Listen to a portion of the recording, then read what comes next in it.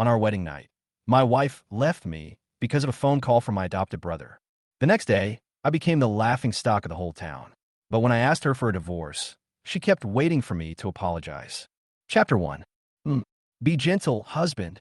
In the bridal room, the dim light emits a faint glow. The red sheet, character hanging on the wall, is still so eye-catching. The festive love knot and the red petals all over the bed create a warm atmosphere. I lower my head and couldn't help but kiss my wife's lips. Although this scene had happened countless times, he still felt hot in his heart at this moment. I felt my wife respond to my passion, and Emma lost herself in the moment. However, suddenly, a rapid phone call broke the silence. A hint of gloom flashed across my eyes, and Emma woke up from her confusion. We both saw the familiar name on the screen. Yes, Oscar, her adopted brother. The person I hate the most. Emma, tonight is our wedding night. Please ignore him.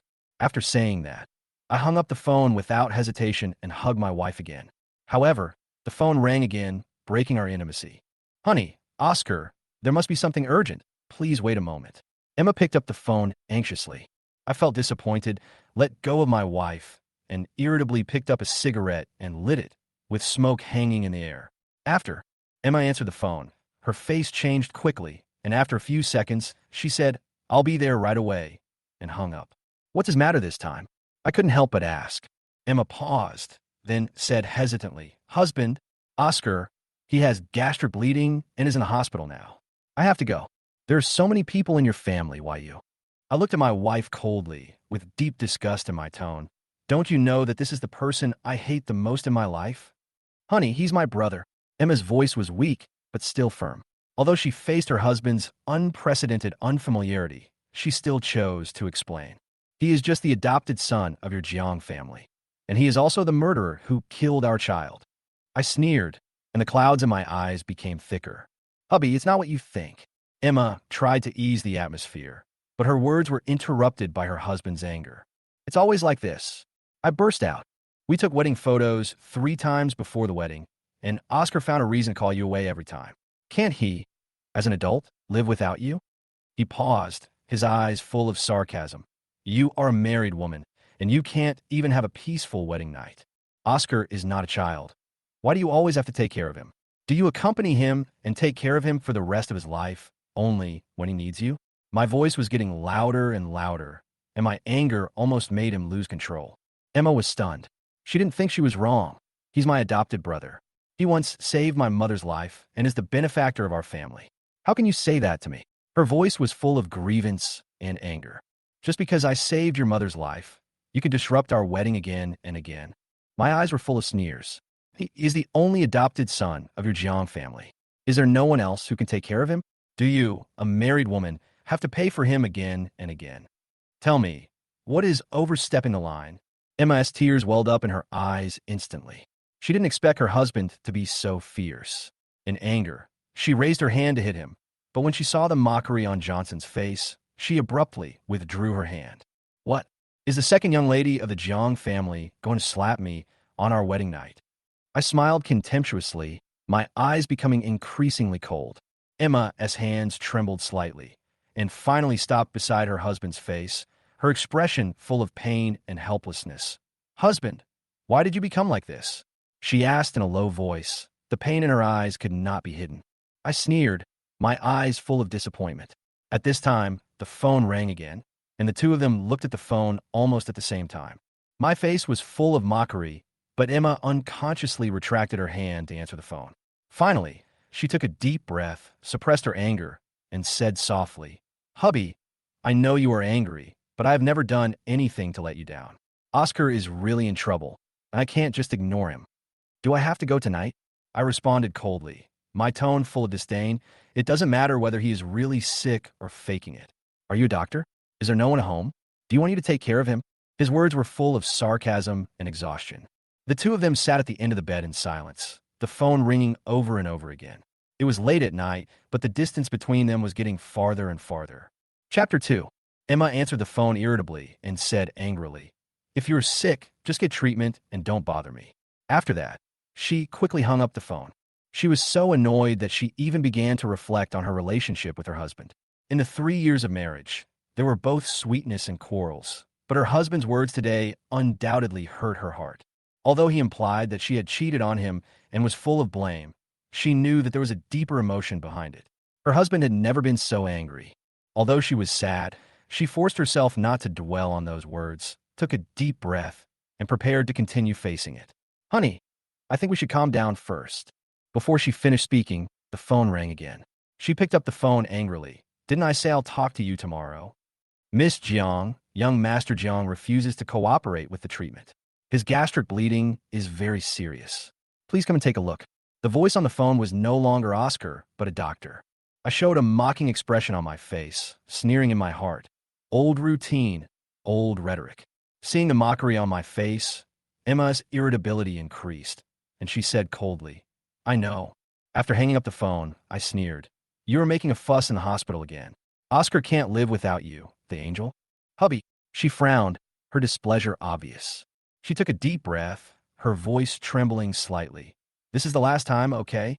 I didn't answer, only feeling cold in my heart. She thought my silence was a sign of agreement, so she sighed and said, Honey, I promise this is the last time. I will keep my distance from Oscar in the future and not make you angry, okay? She walked up to me, gently hugged my head, and kissed the corner of my lips. I didn't respond, just looked at her quietly.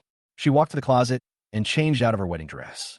Emma is really beautiful, with long hair like a waterfall, skin like mutton fat jade, eyebrows like a painting, and eyes that are clear and deep.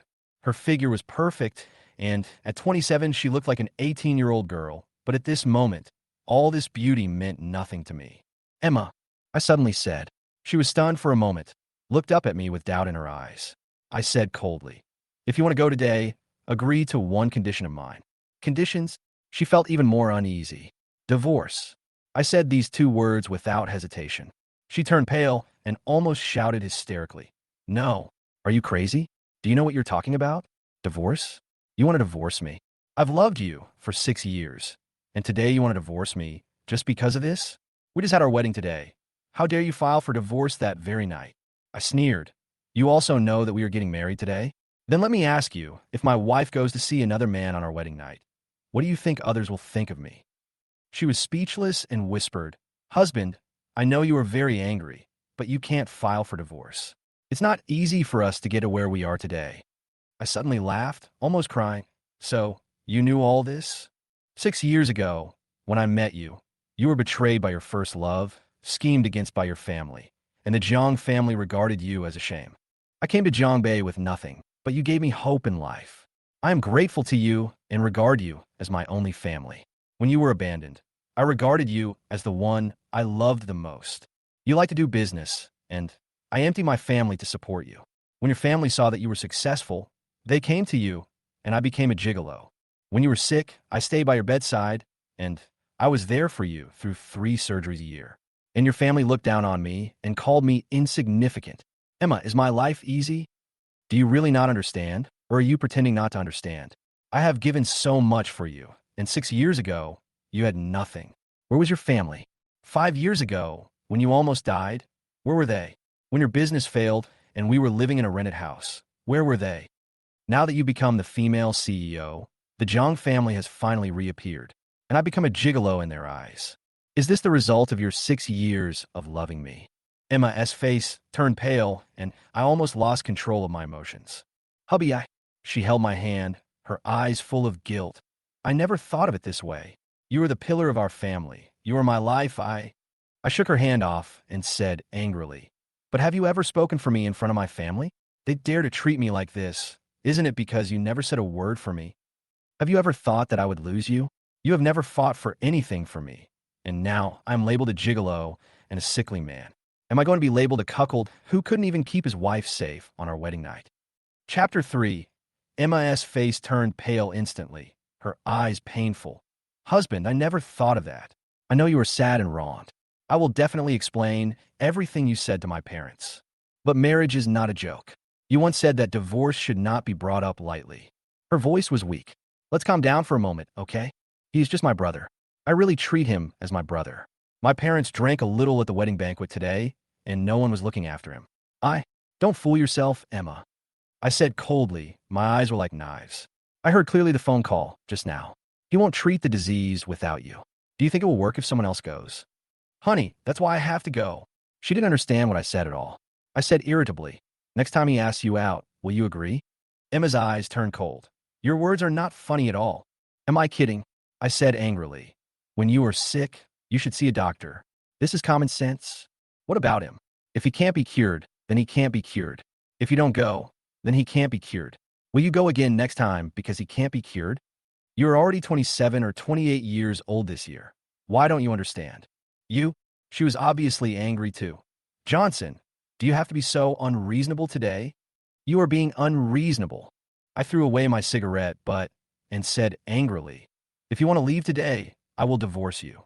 I will prepare the divorce agreement immediately. Pa! There was a crisp sound. I was stunned. Emma was also dumbfounded. She looked at herself blankly. She actually hit me. Honey, I'm sorry. She reached out to touch my face. I slapped her hand away, looked at her deeply, and turned to walk towards the bedroom. Husband. She hurriedly caught up with me, but I forced her fingers apart, and her heart was chilled. You can go today if you want, but I'll keep my word. She wanted to chase him again, but the phone rang again. Obviously, I lost again. My wife's car left. It was her usual car. She finally left. Watching the car go farther and farther away, I trembled in my heart. Those who are favored are always so fearless. Anger gradually devoured my reason. I knew that if Oscar had the chance, he would do everything he could to make his wife stay in the hospital overnight. The Jang family never cared about Emma's identity as a daughter. All they wanted was Emma Technologies' chicken that would lay golden eggs, and I was just a stumbling block between them. No matter how hard I tried, my wife always regarded me as superfluous. Forget it. If I leave this marriage, I will at least feel better. I took a deep breath, suppressed my anger, picked up my phone, and made a call. Nina, today is my wedding night, and I'm actually getting divorced. A lazy voice came from the other end of the phone. Boss, why are you looking for me today instead of spending your wedding night with your wife? Nina, help me draft a divorce agreement. We may also need to prepare for litigation. What? She was stunned. You want a divorce on your wedding night? Yes. I said calmly. It's a divorce. She was obviously frightened. Are you trying to warm up the divorce? I was silent for a moment and said in a deep voice, my wife probably doesn't want a peaceful divorce. But based on the existing evidence, it is impossible to prove that she is wrong, even if the matter between you and the Jang family does not affect your marriage. But she stayed with Oscar all night today. Do you think it could be used as a basis for the trial? What? That green tea guy is causing trouble again. Nina was shocked. Not only will this damage your reputation, but even Emma Technologies' stock will plummet. I said coldly, compared to the money, I hate the internal friction in this marriage more. In the end, there's only endless pain. Johnson, was able to build Emma Technology. How could I be reduced to begging? Nina was silent. Finally, she said helplessly, the boss is generous. Awesome. Chapter 4. Seeing that there was no problem with Nina, I simply said, get ready. I'll message you later about the division of property. When she was about to hang up, Nina shouted, wait. Boss, although tomorrow's news will be overwhelming, after all, that green tea man and Mr. Jiang are siblings. The law recognizes the relationship between half-sisters and half-brothers, but public opinion may not accept it. Once the news breaks, the public will be very discerning. The verdict will be based on the evidence, but public opinion can influence the ruling. You are the living devil of Jiangbei's legal community. You are 100% sure to win. How could you possibly fail in a divorce case? If the case is difficult to win, then let her sign. I didn't give her a chance to talk anymore and hung up the phone. On the other end of the phone, Nina stared at the phone blankly and finally threw it away and collapsed on the bed. It's really difficult. After hanging up the phone, I sent her a message and put away my phone. Looking back at the still festive decorations in the house, I felt a pang of sadness in my heart. Wang Ma was standing behind me, and she also heard the quarrel between the couple. Seeing my cold look, Wang Ma hesitated and said, Sir, a couple quarrels at the head of the bed and makes up at the foot of the bed, you... Andy Wang, I interrupted her, take down all the group photos and wedding photos in the room. Take them down. Andy Wang was stunned and said quickly, you, and the second young lady, it's useless to keep things you don't need, so take them. I didn't say much. Aunt Wang used to work as a nanny in the Jiang family, and later she came back to me because our careers were getting better. But now, her heart has turned to me, and she is more willing to follow my arrangements. Although she didn't want to see this day, she still packed up according to my instructions. The couple had lived in this house for 2 years and had a lot of stuff. Emma obviously didn't want to get a divorce, so I had to be the one to leave. Now that she has made her choice, I don't want to maintain this relationship any longer. Letting go of those unnecessary things is the most appropriate thing to do. Emma rushed to the hospital. Oscar was lying quietly on the bed. Seeing her come in, Oscar wanted to jump up, but soon pretended to fall back in pain. "Sister Emma, you're here." His voice was weak, but his heart was very excited. Smelling the alcohol, Emma looked at him coldly. "So, you drank so much today?" Oscar was stunned. He didn't expect that his sister, who usually doted on him, would be so cold today. "You say it." Emma almost squeezed out 3 words from between her teeth, her eyes burning with anger. "Sister Emma, I'm sorry. I know I shouldn't be so willful, but you're getting married today, and I feel both happy and sad, thinking that you won't be close to me anymore after you get married. Besides, my brother-in-law doesn't like me. He didn't let me go to your house. I was confused for a moment and—" Snap! Emma slapped Oscar hard, furious. "You got yourself into this state because of your confusion. You were confused for a moment, so you didn't go for treatment? You were confused for a moment, so you called me on my wedding night and asked me to leave my husband? Oscar, how long are you going to hurt me? Your brother-in-law and I have been married for 3 years. In the Jang family, except for you, who has been distant to me, I have always treated you as family members and even endured it. I've been thinking about you guys with all my heart, but now is the most important moment for me, and you're asking me to leave my husband." Emma's anger grew more intense, and every word she said cut like a knife. "Because of your willfulness, I lost my first child. Now you want to make me lose my husband." Every word she said hit Oscar's heart like a heavy blow. Oscar stared at her blankly. He didn't seem to feel the slaps that fell again and again. The nurse outside the ward heard the noise and rushed over, pulling her away. "Ms. Jiang, calm down. This is a hospital." "What's wrong with the hospital?" "The hospital is a place to save people, not a place to save this beast." "Miss Jiang." The nurse wanted to persuade her, but Oscar climbed down from the bed, hugged Emma's legs, and cried, "Sister Emma, it's all my fault. It's because I didn't cherish myself. I can't bear to leave you. Every time I think about you not coming back to the Jiang family, I feel uncomfortable. My brother-in-law doesn't like me. He doesn't let me go to your house and wants to kick me out of the company. If this is true, I will never see you again. I can't bear to leave my sister, so I did all this. Don't worry, after today, I will never bother you again. I will resign." Emma listened, feeling relieved. He actually resorted to self-harm just to see me, she thought. But he didn't know this at all. Chapter 5. Emma calmed down. A trace of suspicion flashed in her eyes. "When did your brother-in-law say he wanted to drive you away? How come I didn't know?" "The reason you can be in the company is mainly because the Jiang family has shares here. Apart from the Jiang family and me, your brother-in-law does not have this power. What exactly do you want to do?" Her voice was calm, but full of doubt. To be honest, Emma didn't completely trust Oscar. She knew that Oscar's relationship with her husband had always been bad, especially because of the child. Her husband was resentful of her. The Jiang family has always doted on Oscar. She also knows that whenever Oscar has a conflict with her husband, as long as she takes her husband's side, her mother will constantly complain to her. Once, the mother even scolded him loudly in front of her husband at the company. Emma was unable to find a balance between her mother and her husband, and often thought about asking her husband to give in, believing that once her mother understood her husband better, she would be able to accept him and she would no longer be caught in the middle. But she never doubted that her husband wanted to drive Oscar away. After all, she knew how deep her husband's resentment towards Oscar was. However, as the technical director, the husband has no personnel power and cannot make dismissal decisions. So how can he drive away the people arranged by the Jiang family? Oscar lowered his head slightly. A hint of hesitation flashed in his eyes, and he said softly, "Miss Jiang, Mr. Jiang, if everything is fine, we will leave first. Just a reminder, this is a hospital, Mr. Jiang's health." Emma glanced at the nurse coldly, and the nurse's heart trembled immediately, and she hurriedly left the room. She turned to Oscar and said coldly, "Now there is no one else. You can speak." Oscar finally spoke, his eyes flickering. "My brother-in-law set me up. In the Fatian project, he deliberately made me make mistakes. When the project went wrong, he would have a reason to fire me. The partner has canceled the cooperation. My brother-in-law must have set a trap." "Nonsense," Emma retorted fiercely. "Your brother-in-law never jokes about the interests of the company. How could he damage the interests of the company in order to deal with you? I have evidence. Oscar whispered. Today during the day, I received a notice from the partner canceling the cooperation. Emma frowned slightly. Your brother-in-law is in charge of technology and rarely interferes in the company's affairs. You are in charge of the entire project yourself, and the Fatian project has not yet touched on the technical part. How could it be a trap set by him? Oscar sighed.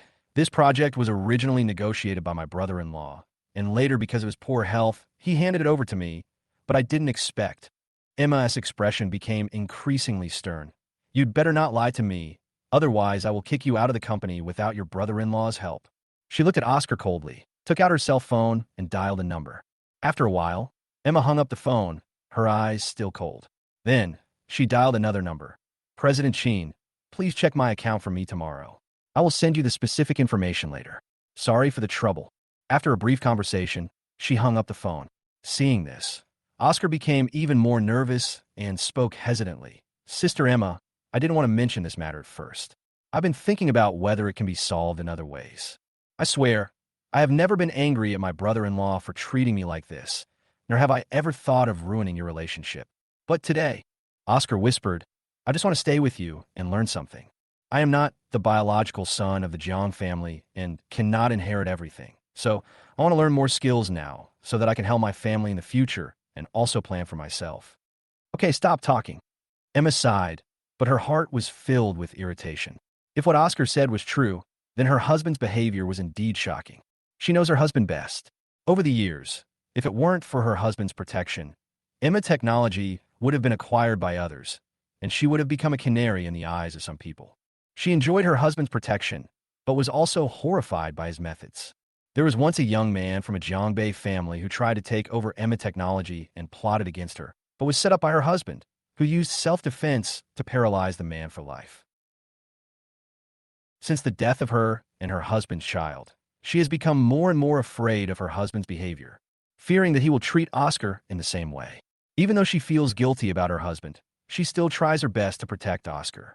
She couldn't bear any harm to the Jiang family or her husband. She looked at Oscar with a complicated look. Would her husband set up a trap to hurt Oscar? She was full of contradictions. Emma technology is the joint effort of her and her husband, but her husband always has a wound in his heart that he cannot get over, the matter of children. Perhaps she could not fully understand her husband's actions, but her compromise might just be the result of the deep pain in her heart. Chapter 6. Oscar looked at Emma's complicated expression. His heart tightened, and he suddenly said, Sister, I don't want to leave the company, and I don't want to leave you. Emma looked at him with doubt in her eyes. If my brother-in-law hadn't pressed me too hard, I wouldn't have told you this. Don't blame him. After all, if I hadn't been impulsive, my sister and brother-in-law's child would have. The self-blame in Oscar's eyes made Emma's heart tighten. This matter has been weighing on your brother-in-law's mind, but so much time has passed. I will deal with it. But is your brother-in-law really going to divorce you? Oscar asked hesitantly. Emma was stunned, and her expression suddenly became serious. Divorce. She looked at Oscar warily. How did you know? Oscar was stunned for a moment. His mind was in a mess, and seeing his sister's eyes locked, he whispered, I accidentally heard my brother-in-law mention divorce on the phone, and something about taking care of someone. Yesterday, Emma felt a chill in her heart. She had never expected her husband to have planned a divorce. It all seemed to have been carefully planned. Emma suddenly felt a sense of betrayal. She had never thought her husband would do such a thing. Oscar, is this true? Emma asked anxiously. I'm not sure, but that day when I was delivering documents to my brother-in-law, I heard him mention divorce. Oscar said in a panic. He said who he wanted to take care of. Emma's heart was shaken, and she wondered if her husband had someone else outside. She once believed that her husband's love belonged only to her, but at this moment, all the trust seemed to become fragile. Angry and sad, she whispered, Oscar, do you really think so? Oscar saw his sister's complicated expression and explained hurriedly, Sister, maybe I heard it wrong. After all, you are having your wedding today. If my brother-in-law really wants a divorce, he wouldn't do it today. Emma interrupted him and said coldly, This wedding is set. If someone breaks the contract, the consequences will be disastrous. What you said is not enough to reassure me. She took a deep breath. Today is not the right time to discuss this. I'll go and ask for clarification tomorrow. Oscar hurriedly grabbed her hand. Sister, we can't go back now. My brother-in-law is emotionally unstable tonight, and going back will only make things worse. Emma thought for a moment and nodded. Maybe you are right. Calm down tonight and talk about it when you feel calm. Oscar smiled with relief when he saw that his sister finally agreed. Emma looked down at her brother's red and swollen face, feeling full of remorse. Although Oscar did some impulsive things, she understood that all of this was ultimately for her good. Does it hurt? She stroked Oscar's face, feeling guilty. I knew you were not in good health, but I still let you. Sister, don't blame yourself. Oscar held her hand, with grievance in his eyes. I was disobedient myself. I can't blame you. Emma shook her head and said gently, Okay, stop talking. Have a good rest tonight. Sister is tired too. She tidied Oscar's quilt and then lay down on the sofa. She was exhausted physically and mentally after the whole day, but her husband's suspected cheating still lingered in her mind. She didn't believe it at first, but her husband filed for divorce on their wedding night, and Oscar's words of setting up made her unable to calm down. The two voices kept fighting in her mind. One voice said that it was impossible for her husband to betray her as he had taken good care of her over the years. Another voice reminded her that her husband's behavior was too abnormal and perhaps the divorce was not a momentary impulse, but was premeditated. The two voices continued to interweave until late at night, when Emma finally fell into a deep sleep out of exhaustion. Chapter 7. Everything in the wedding room was packed. I didn't move the things that should be left, and the things that shouldn't be left were piled in the yard. The brazier was already lit. Late at night, the flames reflected my face, and I recalled the conversation with my wife. Am I not calm? No. At this moment, I am calmer than ever. How could I easily ask for a divorce if it were not absolutely necessary for this woman I have loved for 6 years? I remember when I was 18, before I finished my senior year of high school, I left home and wandered to Jongbei. I was desperate for a while. It was she who pulled me out of the abyss. She took me in and took care of me. She was only 21 years old at that time. Her appearance was like a ray of light that illuminated my dark world. Although she already had someone else in her heart at that time, I could only quietly hide my admiration for her deep in my heart. Perhaps it was destined that 6 months later, Emma suffered the humiliation of her life at her engagement party. Her fiancé abandoned her. Even after so many years, I still remember how embarrassed she was at that time. The Jang family was once a famous family. She was abandoned at the engagement party, which almost put the entire Jang family in trouble. If Emma hadn't insisted at all costs, I think the Jang family would never agree to her marrying me. The words she shouted at that time, I will marry whoever is willing to marry me, made the Jang family lose face. I looked at her eyes with tears in her smile and agreed to the marriage proposal. Because of me, she was kicked out of the Jang family and lived with me in a rented house. At that time, she was only 21 years old and had not yet graduated, and I was no longer an ignorant teenager. She paid for all my living expenses, and her care was completely in line with the Jang family's educational method, which was very standardized. I was talented and learned everything quickly, but soon our money ran out. We survived that difficult time by working part-time while studying. It was not until half a year later that the inheritance left by my parents gave me the startup capital, and Emma began her entrepreneurial journey. Despite her talent, it was not easy to start from scratch. She tried her best, but still saw no results. To make matters worse, she was diagnosed with leukemia. Fortunately, I was a good match and donated my bone marrow to her. After several surgeries, my body was worn out. She finally recovered, but I never fully recovered. 2 years later, the company's drone project helped me turn the company into a billion-dollar enterprise, and she proposed to me after she fully recovered. A simple pair of wedding rings became our wedding night. After marriage, Emma brought Emma Technology into the 10 billion club with her outstanding business talent. Due to health reasons, I spent most of my time at home recuperating. A few years later, the Jang family reappeared in our lives. My wife accepted the Jang family's apology, and the Jang family became one of the shareholders of Emma Technology, and the Jang family's adopted son also joined the company.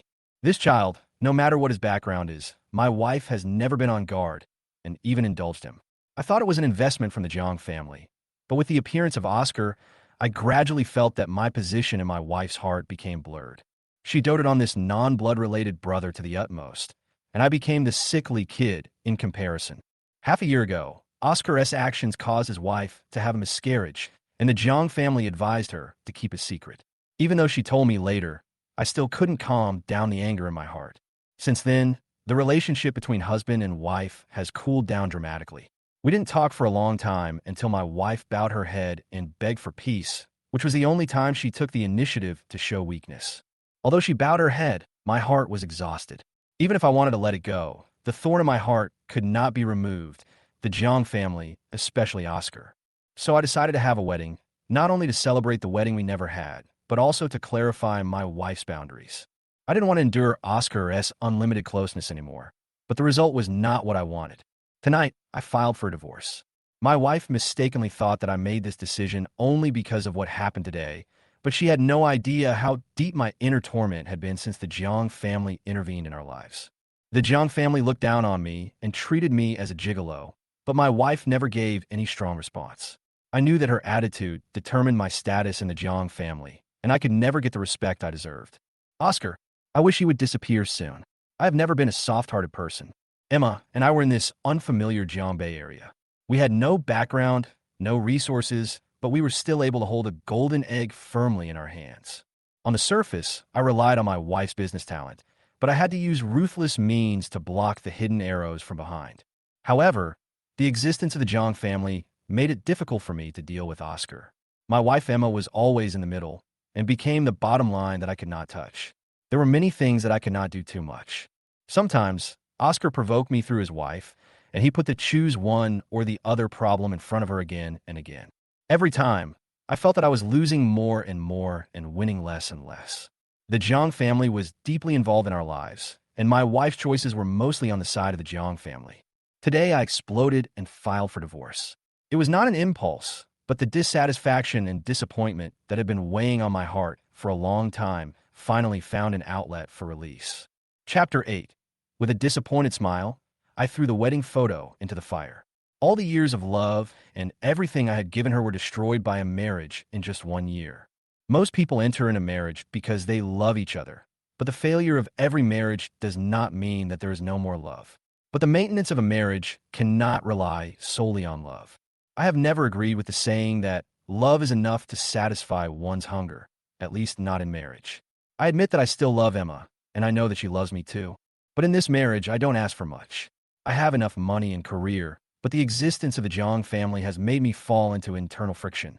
My wife's choice hurt me. It's true that my wife was once pregnant, but the child was lost without her knowing, and I don't blame her. But Oscar, as the instigator of the incident, did nothing except that pale apology, while the Jang family believed that it was just an unborn child. How could it compare to Oscar, whom they had carefully nurtured? I know that all this stems from prejudice.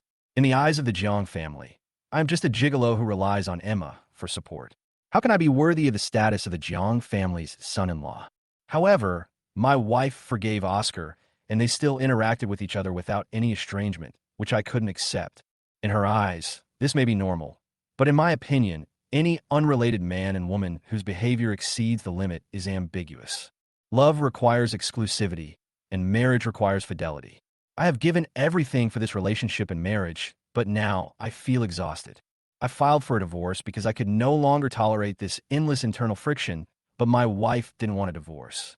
Maybe she loved me and felt guilty, but what I really needed was just her attitude. I still don't understand her choice.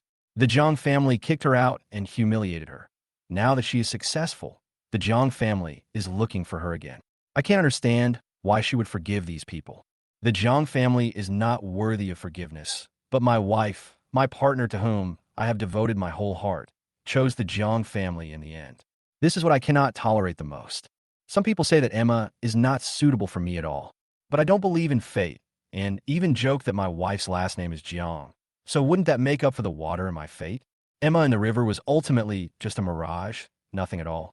The sky gradually brightened, drizzling with rain.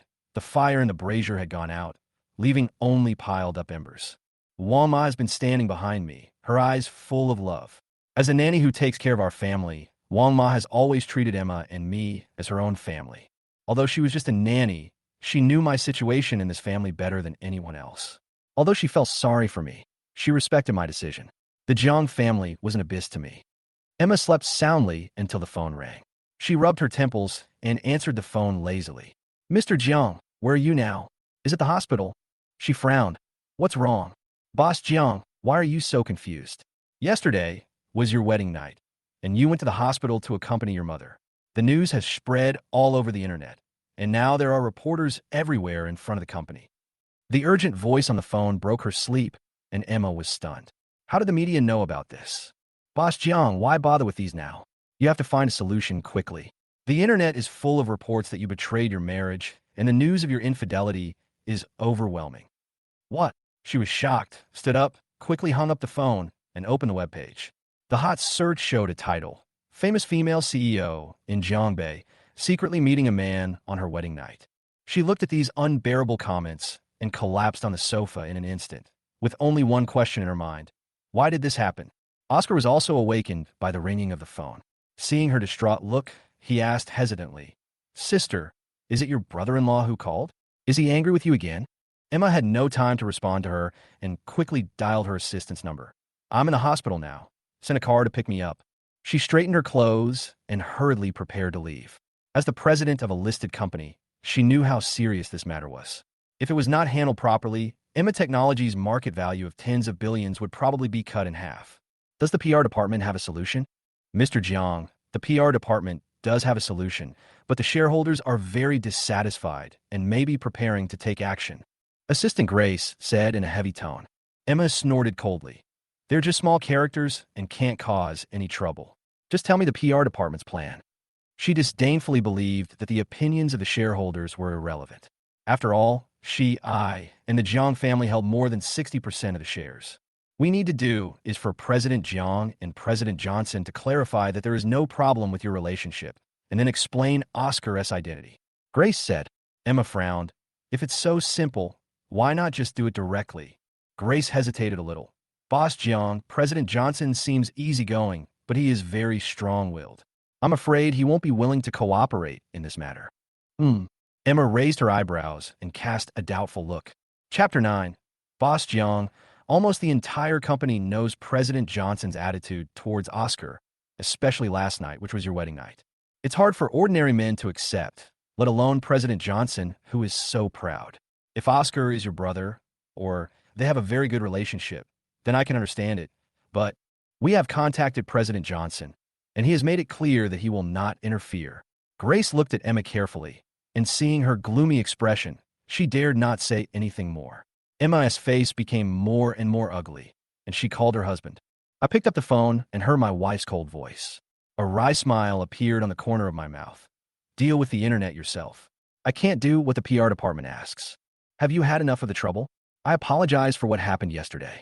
You can punish me in any way you want, but the company's affairs are our years of hard work, like our own children. Beep, beep. There was a busy tone on the phone. Emma slammed the phone down and gasped. Her husband's cold tone and the action of hanging up the phone were like a slap in her face. She felt a pang in her heart. She could understand her husband's anger and regretted her impulsiveness last night.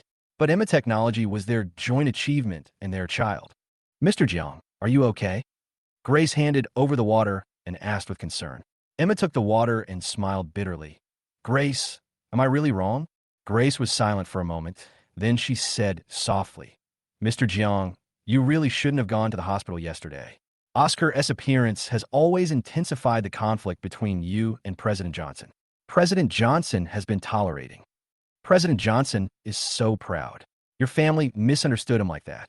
Outsiders don't know, but the old employees of Emma Technology all understand that your favoritism towards the Jiang family has made some employees dissatisfied. After hearing this, Emma's face changed slightly and she sighed. But what can I do? They're my family. I didn't expect that Zhou and them would have such a big misunderstanding. Misunderstanding? Grace sneered. It has always been the Jiang family who provoked President Johnson. What is Oscar capable of? If it weren't for your support, who would he be? Emma was stunned. She didn't expect Grace to say that. Grace looked at her calmly and said bluntly, Mr. Jiang, maybe you don't understand President Johnson's pride. It is a shame for him that you abandoned him on your wedding night.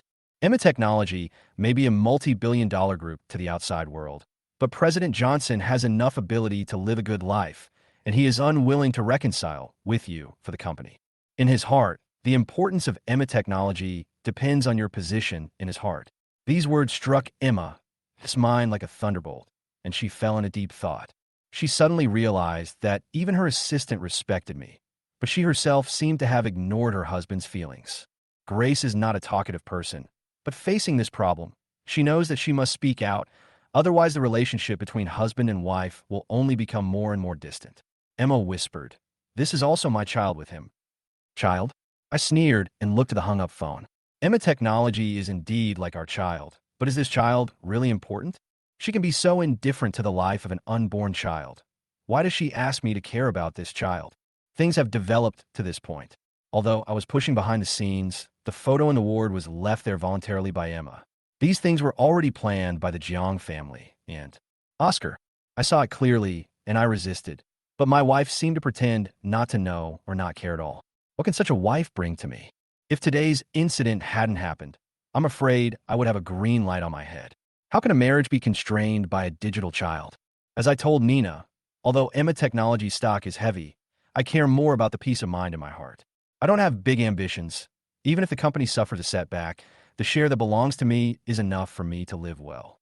As early as when Emma decided to go public, I opposed it because the timing was not yet ripe. Although the technical advantages were obvious, the product had not yet formed a closed loop. If it went public too early, it might just be a castle in the air. Secondly, I don't think it's important whether the company is listed or not. As a technology company, the core is the product. As long as it can maintain its advantages, Emma technology will not fail. Emma was too impatient. The stock price was inflated, and the ability to resist risks was poor. A public opinion storm in the stock market was enough to make this dazzling pearl fall from the 10 billion club. Chapter 10. The photos posted by those marketing accounts are really hard to ignore. Even Emma herself was a little stunned when she saw these photos. She gently stroked Oscar's face, and he put his hand on the back of her hand, his eyes full of tenderness and affection, as if they were really a loving couple. Oscar appeared on the internet, and fierce negative comments flooded the internet. Some extreme netizens even called her fickle, which made her angry and aggrieved. Her husband was still passionate about her last night. So why did he become so cold today and throw all the blame at her? She was indeed sorry for her husband, but she had never been unfaithful. She had her reasons for favoring the Jang family, and her closeness to Oscar was just a simple sister-brother relationship. She didn't understand why others could accept Oscar, but she couldn't. What made her even more depressed was that if what Oscar said was true, it might not be her who cheated, but her husband. The car drove into the Emma Technology building. Facing the crowd of reporters, Emma felt powerless. She had just called her husband several times, but he didn't answer. It seemed that he had decided not to care about these things. "Mr. Jiang," Grace looked at her and said softly, "If you are not ready yet, maybe you can put this matter aside for now. I can ask other people in the company to contact President Johnson to see if he has changed his mind." Emma was silent for a moment and finally said, "Forget it. If that's the case, we might as well clarify it as soon as possible. If this matter is delayed, we will be too late once the stock market opens." She knew her husband's temper and was afraid that he was really angry this time. She was afraid that she would have to face the storm alone. The car door opened and reporters swarmed in. "Is it true that you were intimate with Oscar on your wedding night?" "Boss Jiang, is it true that your relationship with President Johnson has broken down?" "Mr. Jiang, was there any hidden reason why you accompanied Oscar on your wedding night?" The scene was in chaos, and reporters' questions focused on whether Emma had cheated on him. Emma had no expression on her face until the security guards came forward to maintain order. Grace said calmly, "Thank you for the media's attention to our company. President Jiang will clarify the matter. Please maintain order. Thank you." As soon as the words fell, the scene suddenly became quiet. Emma walked into the company's door, turned around, and said coldly to the reporter, "Today, I am here to clarify something about me. First of all, there is no breakdown in my relationship with my husband. We have always had a good relationship, and he is my husband of 6 years. If it was true as the rumors on the internet, he and I would not have held our wedding yesterday. Secondly, Oscar is a manager of my company and also my younger brother. He is in poor health due to work, and as his older sister, I should care about him. As for the online hype, the root cause is that yesterday was my husband and I's wedding night. I should have been with him, but in fact, we have been married for 3 years, and the wedding has been postponed due to busy work. My husband loves me so much that he gave me the same opportunity as any other woman to have a wedding ceremony for me. I will have the company's official website publish evidence to prove that what I said is true. Finally, the rumors about our relationship breaking down are completely nonsense. Please stop making false statements online. Otherwise, I will take legal action to defend our reputation. I have finished my speech. Please give me 3 opportunities to ask questions. After answering them, I will not give any more explanations. I also asked the media not to waste social resources. Emma spoke with certainty and without ambiguity.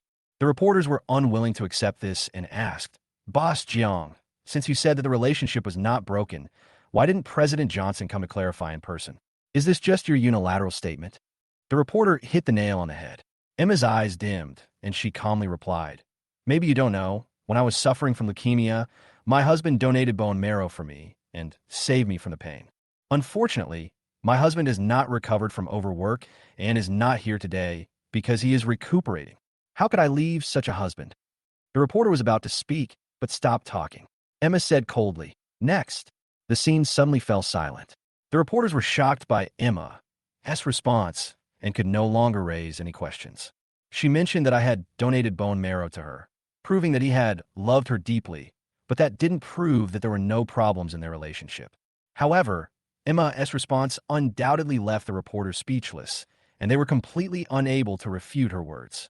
The next reporter continued to ask, Chapter 11, Mr. Jiang, regarding the things circulating on the internet, although you explained that Oscar is your younger brother, most netizens believe that even siblings should maintain a certain distance. You and Oscar clearly go beyond normal sibling behavior. Besides, you come from a Jiang family. Even if Oscar is your brother, you don't have to accompany him on your wedding night, right? Many netizens expressed their incomprehension. As a member of a wealthy family, this behavior is extremely inappropriate. What's more, you stayed in the ward all night to take care of him. Could it be that your husband is not as important as a brother who has no blood relationship with you? Netizens generally believe that this is no different from cheating. How do you explain it? Emma frowned and said coldly, Most of these comments come from male netizens, right? The reporters were stunned, realizing that Emma had cleverly led the topic to gender opposition, created a point of entry for the topic, and cleverly shifted the focus of public opinion. I would like to solemnly declare here that wealthy families also have family affection. Emma continued, Although Oscar is not my biological brother, he has lived in the Jiang family for 6 years and is also a member of our family. He is also my mother's savior. Yesterday was my husband and I's wedding. My family drank a few more glasses and were unable to accompany my brother. I did this out of family affection, not for any other reason. The reporters were speechless for a moment. Although Emma's words were somewhat controversial, they did not seem to have any loopholes. However, a reporter was unwilling to give up and jumped out. Mr. Jiang, there are rumors outside that your husband Johnson has a tense relationship with Oscar and even refuses to let Oscar enter the house. How do you explain this problem?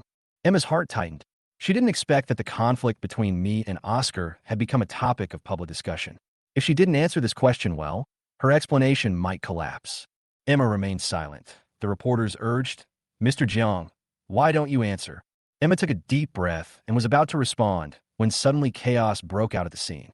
At some point, Oscar appeared at the company's door. Emma frowned, feeling nervous. The reporters quickly turned to Oscar and began to ask, Mr. Jiang, can you explain to us the rumors about your bad relationship with your brother-in-law? Oscar looked ashamed and said with an aggrieved look, In fact, my relationship with my brother-in-law has always been very good. I admire my sister and brother-in-law, which is a big reason why I chose to work at Emma Technology. He paused, and the reporters keenly caught the change in his words. Oscar looked even more aggrieved. Maybe I'm too unpromising and let my brother-in-law down. I haven't achieved much in the company, and my brother-in-law is very strict with me, especially at work. But I know he did it for my own good, so I don't blame him. The reporters immediately asked, Mr. Jiang, are you saying that you were experiencing pressure in the workplace? Oscar hastily denied. No. My brother-in-law is very nice to everyone in the company, but he has higher expectations of me. I don't blame him. On the contrary, I am grateful to him. After all, if it weren't for his strict requirements, others would think that I got into the company because of my sister's relationship. The reporters gradually realized something was wrong and asked, Mr. Jiang, did you just reveal that Mr. Gu doesn't like you? Can we understand that you and Mr. Gu are indeed not on good terms? Oscar covered his mouth instantly. His face turned pale instantly. Emma and Grace's faces also turned pale instantly. The blood color faded, and they couldn't help but feel panic in their hearts. It's over, Emma whispered to herself. Chapter 12. The atmosphere that Emma carefully created completely collapsed in an instant because of Oscar's words, "I don't like it," and the action of covering his mouth. If she had answered appropriately, the situation might have been calmed, but although every word she said was supported by evidence, the only regret was that I was not there. The problem is actually not difficult to solve. Just introduce a few ID cards for veteran employees and guide public opinion a little, and things can be settled. But Oscar's appearance made everyone believe it more, as if it confirmed the rift between us, making Emma's answer no longer convincing. Feelings can grow stronger because of marriage, but can also disappear because of cracks. The past does not represent the present. This interview became a joke and only exacerbated the negative public opinion on the internet. I don't know Emma's mentality, but after watching the interview, I just sneered. From the beginning to the end, I was not optimistic about this press conference. Even if I attend and even show affection with Emma, as long as Oscar shows up, things will go wrong. I can see the Jang family calculations clearly. Emma Technology is the leader in the field of drones. How can the Jang family let it go? It was obvious that Emma had always thought that as long as she and I held the largest shares of Emma Technology, we could control everything. Although I was less involved in the company's affairs, it didn't mean that I was unaware of the developments. Recently, Emma Technology's stock price began to decline due to Oscar's intervention, and the Jang family's purpose was clear. They would not sit idly by and watch the stock price fall. Maybe they planned to push down the stock price, then increase their holdings, force me to compromise, and then raise the stock price. These have nothing to do with me. Emma has made her attitude clear in many choices. She chose to forgive Oscar and accepted the fact that he caused us to lose our first child. If it was just Oscar's problem, I could handle it easily, but the Jang family keeps causing trouble. Oscar's intervention and my wife's hesitation will sooner or later lead to bigger problems. Since she is not on my side, divorce may only be a matter of time. The phone rang. It was Emma calling. I sneered and said, "If you want me to cooperate with the clarification, give up the idea. I'm not used to being cuckolded." After a silence on the other end of the phone, she said, "The company's top management has a meeting about the Fatian project. You have to come over." Fatian project? I was a little confused. This 10 billion order was crucial to the company. It took half a year to prepare. But what disgusted me the most was that I was in charge of the project at first, and then the Jang family kept interfering, and finally Oscar also intervened. I am currently in charge of technical work. Emma mentioned the Fatian project. Is she trying to stabilize the stock price through this? If that's the case, then that's a solution. After thinking about it, I decided to go and have a look, otherwise the Jang family would only benefit in the end. Before leaving, I called Nina and asked her to bring the divorce agreement to the company and formally tell Emma my attitude. But things did not develop as I expected, and Emma obviously had her own plans. Arriving at the president's office, I saw Emma sitting at the table, holding a bank fax in her hand, her face pale and her eyes full of pain. The numbers on the fax let me know that Oscar was not talking nonsense. She closed her eyes in pain, tears falling. "Husband, why is this happening? You are betraying me," she whispered to herself, tears blurring her vision. She wiped away her tears. Her eyes became resolute, and her tone was filled with determination that could not be ignored. "Husband, since you want to betray me, don't blame me." At this time, Oscar walked into the office cautiously. Emma's eyes flashed with anger, and Oscar lowered his head and stood silently. "Why don't you stay in the hospital and go to the press conference?" Emma said coldly, "Do you know? Your words and actions have caused the company to lose so much." Oscar lowered his head and dared not speak. "Sister, I'm sorry. I'm really sorry. I have no experience and shouldn't talk nonsense. I originally wanted to help you and your brother-in-law, but I didn't expect," he said in a low voice. "Pa." Emma slapped the document in his face, and Oscar knelt down in fear. "Will an apology work?" Emma angrily said. "Besides apologizing, what else can you do? The reporters are here. If you keep your mouth shut, who will clean up your mess?" Her tone was as cold as ice. "Don't think that just because the company cultivates you, you can step on my husband to get to the top." Chapter 13. Grace's words hit the nail on the head.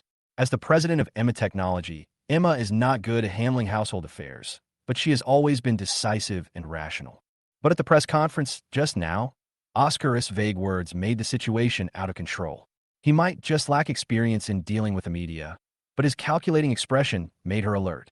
She knew that the Jang family did not like her husband Ajo, and someone even reminded her not to give men too much money.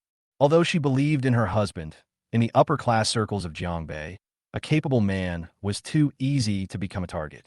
She had heard a lot of criticisms of her husband from her family, especially what Emma's mother said, which she remembered clearly. In order to keep her marriage stable, she made financial trade-offs. When the company was first established and funds were tight, her husband voluntarily gave up his share of the dividends and invested the money in its development. After that, she completely cut off her husband's dividend channel, both to avoid outside rumors and to protect the couple's equity structure. She's been trying to find a balance between family and career, silently bearing the grievances. She also regretted ignoring her husband's feelings. After all, he was burdened with a lot of misunderstandings and accusations. But she never expected that the Jang family would be so cruel and even forced her brother-in-law to engage in workplace bullying, directly tearing apart the last bottom line of this marriage. Emma thought bitterly. How do outsiders view her husband? What did he really do wrong? Has all his contribution to the Jang family been denied? A series of questions made her even begin to doubt whether Ajo had already begun to think about quitting and even tampered with the Fatian project to prepare for his departure. In the office, Oscar knelt on the floor, his expression hard and his teeth clenched without saying a word. Just as Emma was about to start scolding him, the office door was pushed open. Emma's mother rushed in with an unhappy look on her face. "Emma, how could you do this to your brother?" She accused him coldly, helping Oscar up while scolding him. Oscar is also a member of management. You made him kneel in the office. How can he survive in the company if this gets out? Emma sneered and asked back, "Ajo is my husband. Why didn't Mom scold him at the company a few days in advance? He has a higher position than Oscar, and he's your son-in-law. Shouldn't he be decent?" "How could it be the same?" Emma's mother waved her hand in disdain.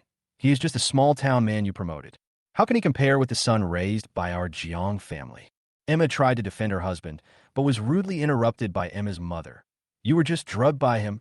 Why didn't he stand up when something happened today? It's all thanks to Oscar." Oscar in the company, and saying that Oscar turned the tide at the press conference. Emma was exhausted after hearing this, but she couldn't say a word. At this moment, a document slipped off the table. Oscar quickly picked it up, frowning. "Sister, brother-in-law, did he really embezzle the fund for the Fatian project?" Emma's mother was stunned when she heard this, and then she exploded. "What? Misappropriation of public funds? This is the pretty boy you protected? How dare he touch the project funds?" Emma hurriedly tried to explain, but was interrupted by Oscar. "Has he been setting up a plan to drive me away? The flying project is the lifeblood of the company. What on earth is he trying to do?" Emma remained silent as she watched the mother and son in front of her act aggressively. She knew that this matter could not end so easily. Emma's mother laughed in anger. "How could I allow such a heartless person to stay by my side? Call a senior management meeting immediately and kick this person out of the company." Emma was stunned for a moment, looking at her mother in disbelief. When did she become so overbearing, as if she had regarded Emma's technology as her own private property? Chapter 14. I parked the car and headed straight to the company's top management meeting room. I knew nothing about what happened in Emma's office. I originally thought that they were just discussing the specifics of the flying project. However, the depressing atmosphere in the meeting room made me feel something was wrong, especially when I saw Oscar was also present. I couldn't help but sneer in my heart. When did the company's high-level meetings become so lax that anyone can come in? I muttered to myself. Seeing Oscar, I couldn't help but speak angrily. "You hide when you should be there and run around when you shouldn't be there. You are not worthy of being here to disgust me." My words were sharp and merciless, regardless of the occasion. The senior executives in the office looked at me in surprise, as if they couldn't believe that I, who is usually gentle and polite, could say such sharp words. Emma's eyes dimmed. I knew she knew that what happened last night had made me lose control of my emotions. She didn't stop me. After all, she was also involved in this matter, and she was sorry for me. Oscar was stunned, his face flushed, his eyes were a little angry. His lips moved slightly, but he didn't say anything. "Brother-in-law," he wanted to explain. "Stop calling me brother-in-law. You are just an adopted son. You are not worthy of pretending to be a young master in front of me." I interrupted him rudely. "Do you think you are the owner of the company? You don't even have basic professional ethics. How dare you hang around here?" Oscar was stunned, obviously. The faces of the company's senior executives also changed. They seemed to have never seen such a straightforward attitude from me. Emma's eyes revealed a bit of complexity, and I noticed a hint of guilt in her. "Can you not be so disgusting when you talk?" I continued to sneer. "You look so disgusting. Are you a man or a woman? You have no backbone at all. No wonder you are neither man nor woman all the time. As soon as I said this, a senior executive sitting in the back row suddenly burst out laughing, and the water almost sprayed out. Seeing the admiration on his face, I didn't feel guilty at all, but felt very happy. Okay, stop talking. Emma finally spoke, a hint of anxiety in her voice. I stopped and noticed that she looked a little bit strange at the moment. In her eyes, I saw a trace of heartache, but also mixed with a hint of anger and disappointment. She was no longer the cold and aloof person she usually was. Today, she seemed to be a little more relaxed. Johnson, she finally handed me a document. What's written here? Aren't you going to give me an explanation? I took the document and took a look. It clearly said that 500 million yuan had been transferred into my account. Behind the document was a checklist from the finance department and the project team. Do you suspect me? I looked cold, and the slightly relaxed atmosphere suddenly froze. Yes, 500 million yuan was transferred into your account. Don't you think you need to give an explanation? Emma said calmly, the finance department and the project team have verified that you were the one who transferred the money into your account. I was silent. It was true that there was an extra 500 million in my account, but I had no idea about it, and I hadn't done anything about it. Even so, I knew that this was not something I could easily explain. You still doubt me? I looked at her calmly. I doubt you have enough power and ability in the company and in this project to do this. Emma looked me straight in the eyes, her tone full of distrust. Hearing her words, my heart felt a little painful. Does she not trust me anymore? I suddenly felt a chill rising from the bottom of my heart. Then call the police, I said coldly, with a hint of anger in my words. Call the police? Do you know what the consequences of calling the police will be? Emma glared at him and slammed the table. If you dare to call the police, you will bear the consequences yourself. Then what can I do? I asked back, my tone becoming increasingly impatient. Investigating the case is the police's job, not my business. If they really find out that I did it, I will admit it. I will accept it even if I'm fired or go to jail. How dare you talk to me like that? You are my husband.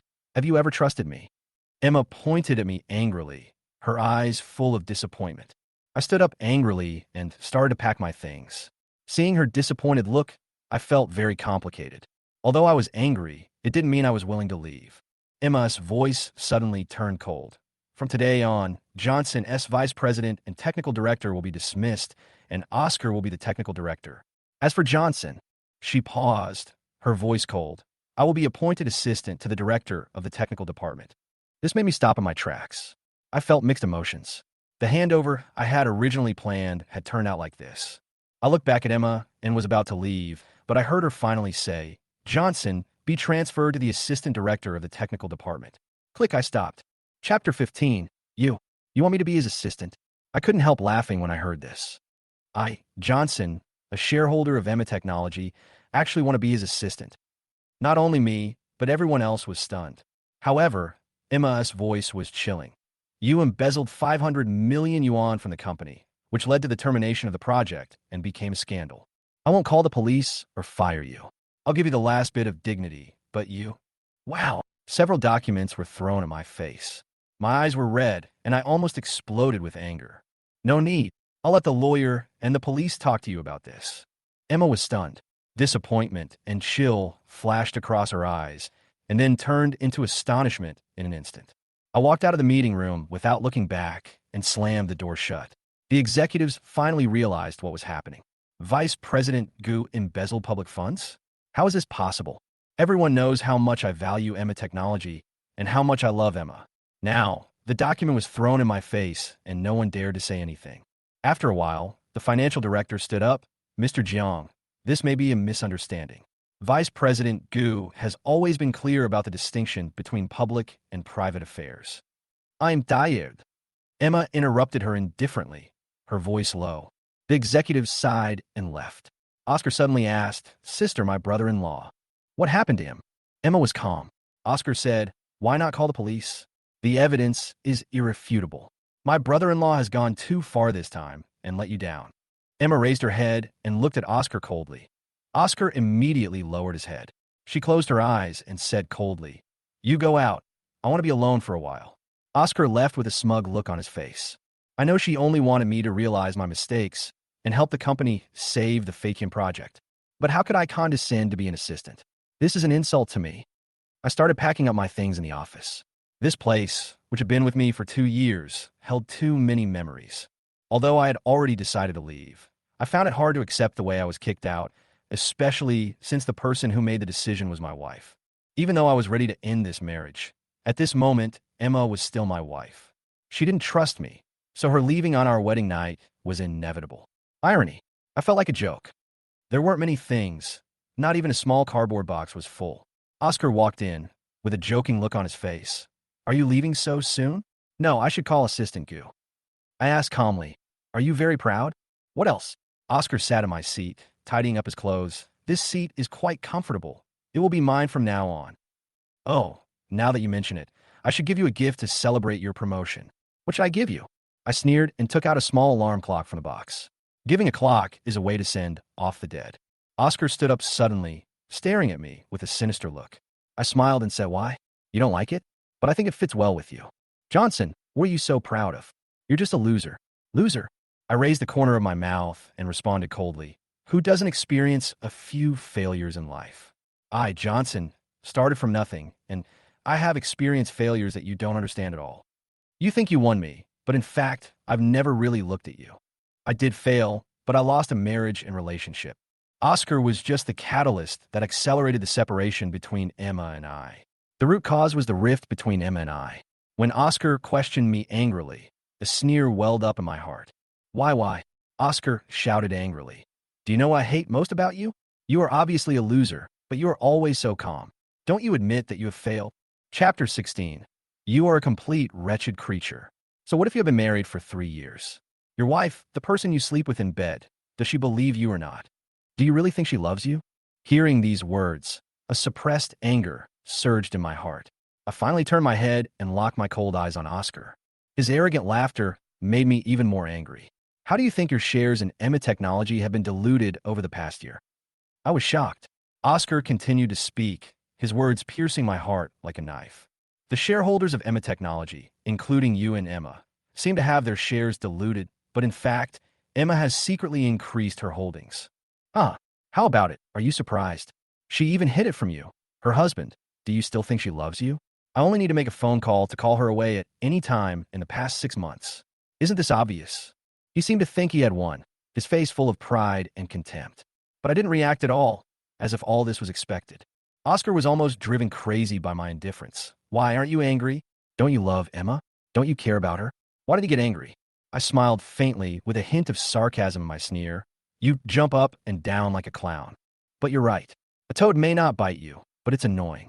You did cause trouble for my failed marriage. So how do you think I will take revenge on you? He was stunned, and the smugness on his face froze instantly. What do you mean? My voice was low, but not to be ignored. Do you really think I don't know everything you do? You are an orphan, but have you found your biological parents? I smiled. My eyes turned dangerous. Those 2 old guys are greedy. If one day they lose their hands and feet and can only beg on the street, what do you think will happen? Oscar's face turned pale instantly, and I continued. And your sister is vain and cares about face. You are the young master of the Jang family now. Why don't you let her become a lady and live in a rich family? How about this arrangement? Doesn't it sound exciting? Oscar's pupils contracted, and a trace of fear flashed in his eyes. I patted his face. I have always warned you not to mess with me. Do you think I am helpless now that I have fallen to this point today? He swallowed nervously and wanted to refute, but I was not going to give him the chance. Today, I will teach you some new tricks as revenge for your previous evil deeds. I picked up the vase on the table. Oscar saw the vase, and his pupils shrank. What are you going to do? What? I smiled, with a cold light flashing in my eyes. At this moment, Emma walked in from outside and saw the vase in my hand, with a hint of doubt in her eyes. I ignored her, turned around, and smashed the vase hard on Oscar's head. Blood immediately flowed from his forehead, and his whole body fell to the ground. Bang! The vase shattered. I put down the vase in my hand, took off my gloves, and showed a cold smile. Emma looked at all this in shock, with a hint of coldness in her eyes. She had never seen me so cruel before. She asked in astonishment, how did you become like this? I didn't respond to her, but just looked at Nina and said, leave it to you. Nina nodded calmly, took my gloves, and said calmly, there is no surveillance here, and there are no fingerprints on the vase. We can say that the injured person accidentally broke the vase. I nodded and looked at her admiringly. Yes, You really look like a top lawyer. Emma couldn't understand it all. Everything she saw was unacceptable to her. She asked angrily, "Are you trying to confuse right and wrong?" Nina said with a playful smile, "But Ms. Jiang is an eyewitness. If she testifies, things will not be easy to handle." Emma froze, clearly unsure how to react. Oscar calmly and said coldly, "The victim and the witness, one falsely accused me of embezzling 500 million yuan from the company, and the other jumped to conclusions without any verification. The two of them are suspected of being in collusion. Do you think their word could be used as evidence?" Buzz. Emma's face turned pale in an instant. Her brain felt dizzy, and she didn't even realize that she had fallen to the ground. False accusation, she murmured to herself. Jumping to conclusions? Her heart began to waver. Her husband had already known about what Oscar had reported. Could it be that there was some hidden story behind his embezzlement of public funds? The chaotic thoughts in her mind became more and more blurred, and her consciousness began to lose focus. At this time, I turned to Nina and whispered, "Chapter 17. When will the police arrive?" I asked coldly, as if I didn't notice Emma's existence at all. Emma felt a little dizzy and suddenly heard Nina's voice. "The police have been called. They will be here soon and may need to investigate your information." "It's okay." I smiled. "It's a citizen's responsibility to cooperate with the police. Since they won't come so soon, let's talk about something else." "Anything else?" Emma was a little confused. It seemed that what I was going to talk about next was related to her. She stood up reluctantly, with doubts in her heart. Her confused thoughts made her not know what to say for a while. Nina glanced at Oscar, who had fainted, lowered her head to look at the blood on the ground, and shrugged. "Don't you want to call an ambulance? If this person dies here, it would be a crime not to save him." "Oh, Oscar on the ground." I smiled lightly, and my tone was still cold. "He is not my brother, so let him die." Emma was stunned, and an indescribable aggrieved feeling surged in her heart. She watched my cold conversation with Nina and knew that I didn't really think Oscar would die.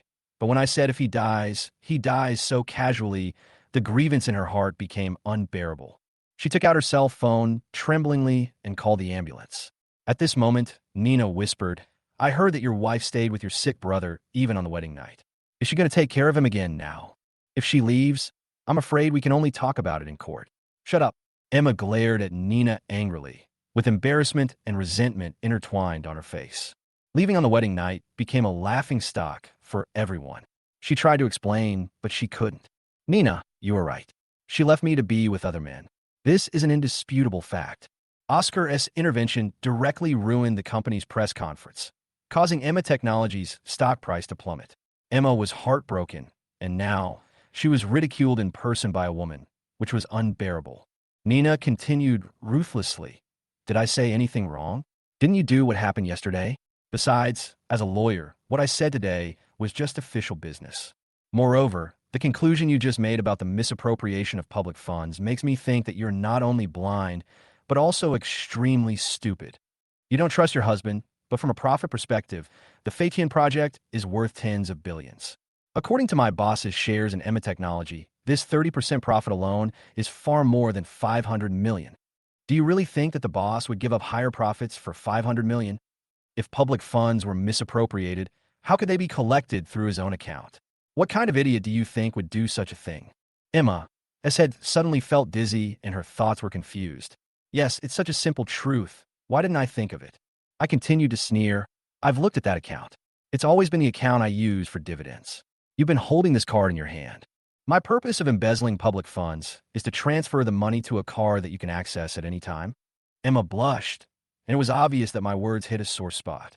"Emma, I have been your husband for 3 years after all. Even if you don't trust me, my ability and status in the company are well known to everyone outside. How can you be so easily convinced by others and jump to conclusions without doing any investigation? Is this a sign of a change of heart?" There was a trace of daze on her face. She suddenly struggled to stand up and said in a panic, "I haven't changed my mind. I have always loved you, but it's you." I interrupted her impatiently. "Me? What on earth are you talking about?" I shouted angrily. "Emma, listen to what you were saying. Such a big thing happened in the company, and you believed the people outside and finally blamed me. It was you. You said you wanted a divorce, and I thought." I growled angrily. "What the hell is going on in your head? Why do I want a divorce? I told you yesterday, you're not a faithful wife. On your wedding night, You actually want to take care of another man. Go out and ask, which man can endure such humiliation? How did I, Johnson, ever let you down? Why do you humiliate me again and again? Your family looked down on me, and you didn't help me, so I put up with it. But you played ambiguously with your so-called brother regardless of the occasion, while saying you loved me. And what was the result? You've let someone take you away with just one phone call, even on our wedding night. Is this your love for me? Now, the whole of Jiangbei, and even the whole of Xia country, knows that I, Johnson, was abandoned by my wife on our wedding night to be with another man. Do you think I have no shame? You keep trampling on my dignity while still proclaiming to others how much you love me. How ridiculous. For a wife like this, you are really lucky that I didn't send you a letter of divorce and didn't let you humiliate yourself. Chapter 18. I got angrier and angrier as I talked, and finally couldn't help but sweep everything on the desk to the floor, smashing it all. Emma sat on the floor in a daze, with a blank look in her eyes. Nina was also frightened. This was the first time she saw me so out of control. She glanced outside the office secretly. Fortunately, there were only two of us in the office on this floor, otherwise it would be a big deal. Watching me and Emma arguing, Nina, as my lawyer, felt a little embarrassed and quietly slipped out. Honey, I really didn't mean to do that. I really didn't mean to disbelieve you. Emma's voice was tearful. After we had an argument yesterday, I was completely confused, especially when you said you wanted a divorce. I couldn't stand it. She held my hand and tears kept flowing. However, I shook her hand off and sneered. Don't you trust someone intentionally or unintentionally? You said that only you and I can use the money in the project account. What about the partners? She was stunned. You mean the money is from the project party? Isn't it?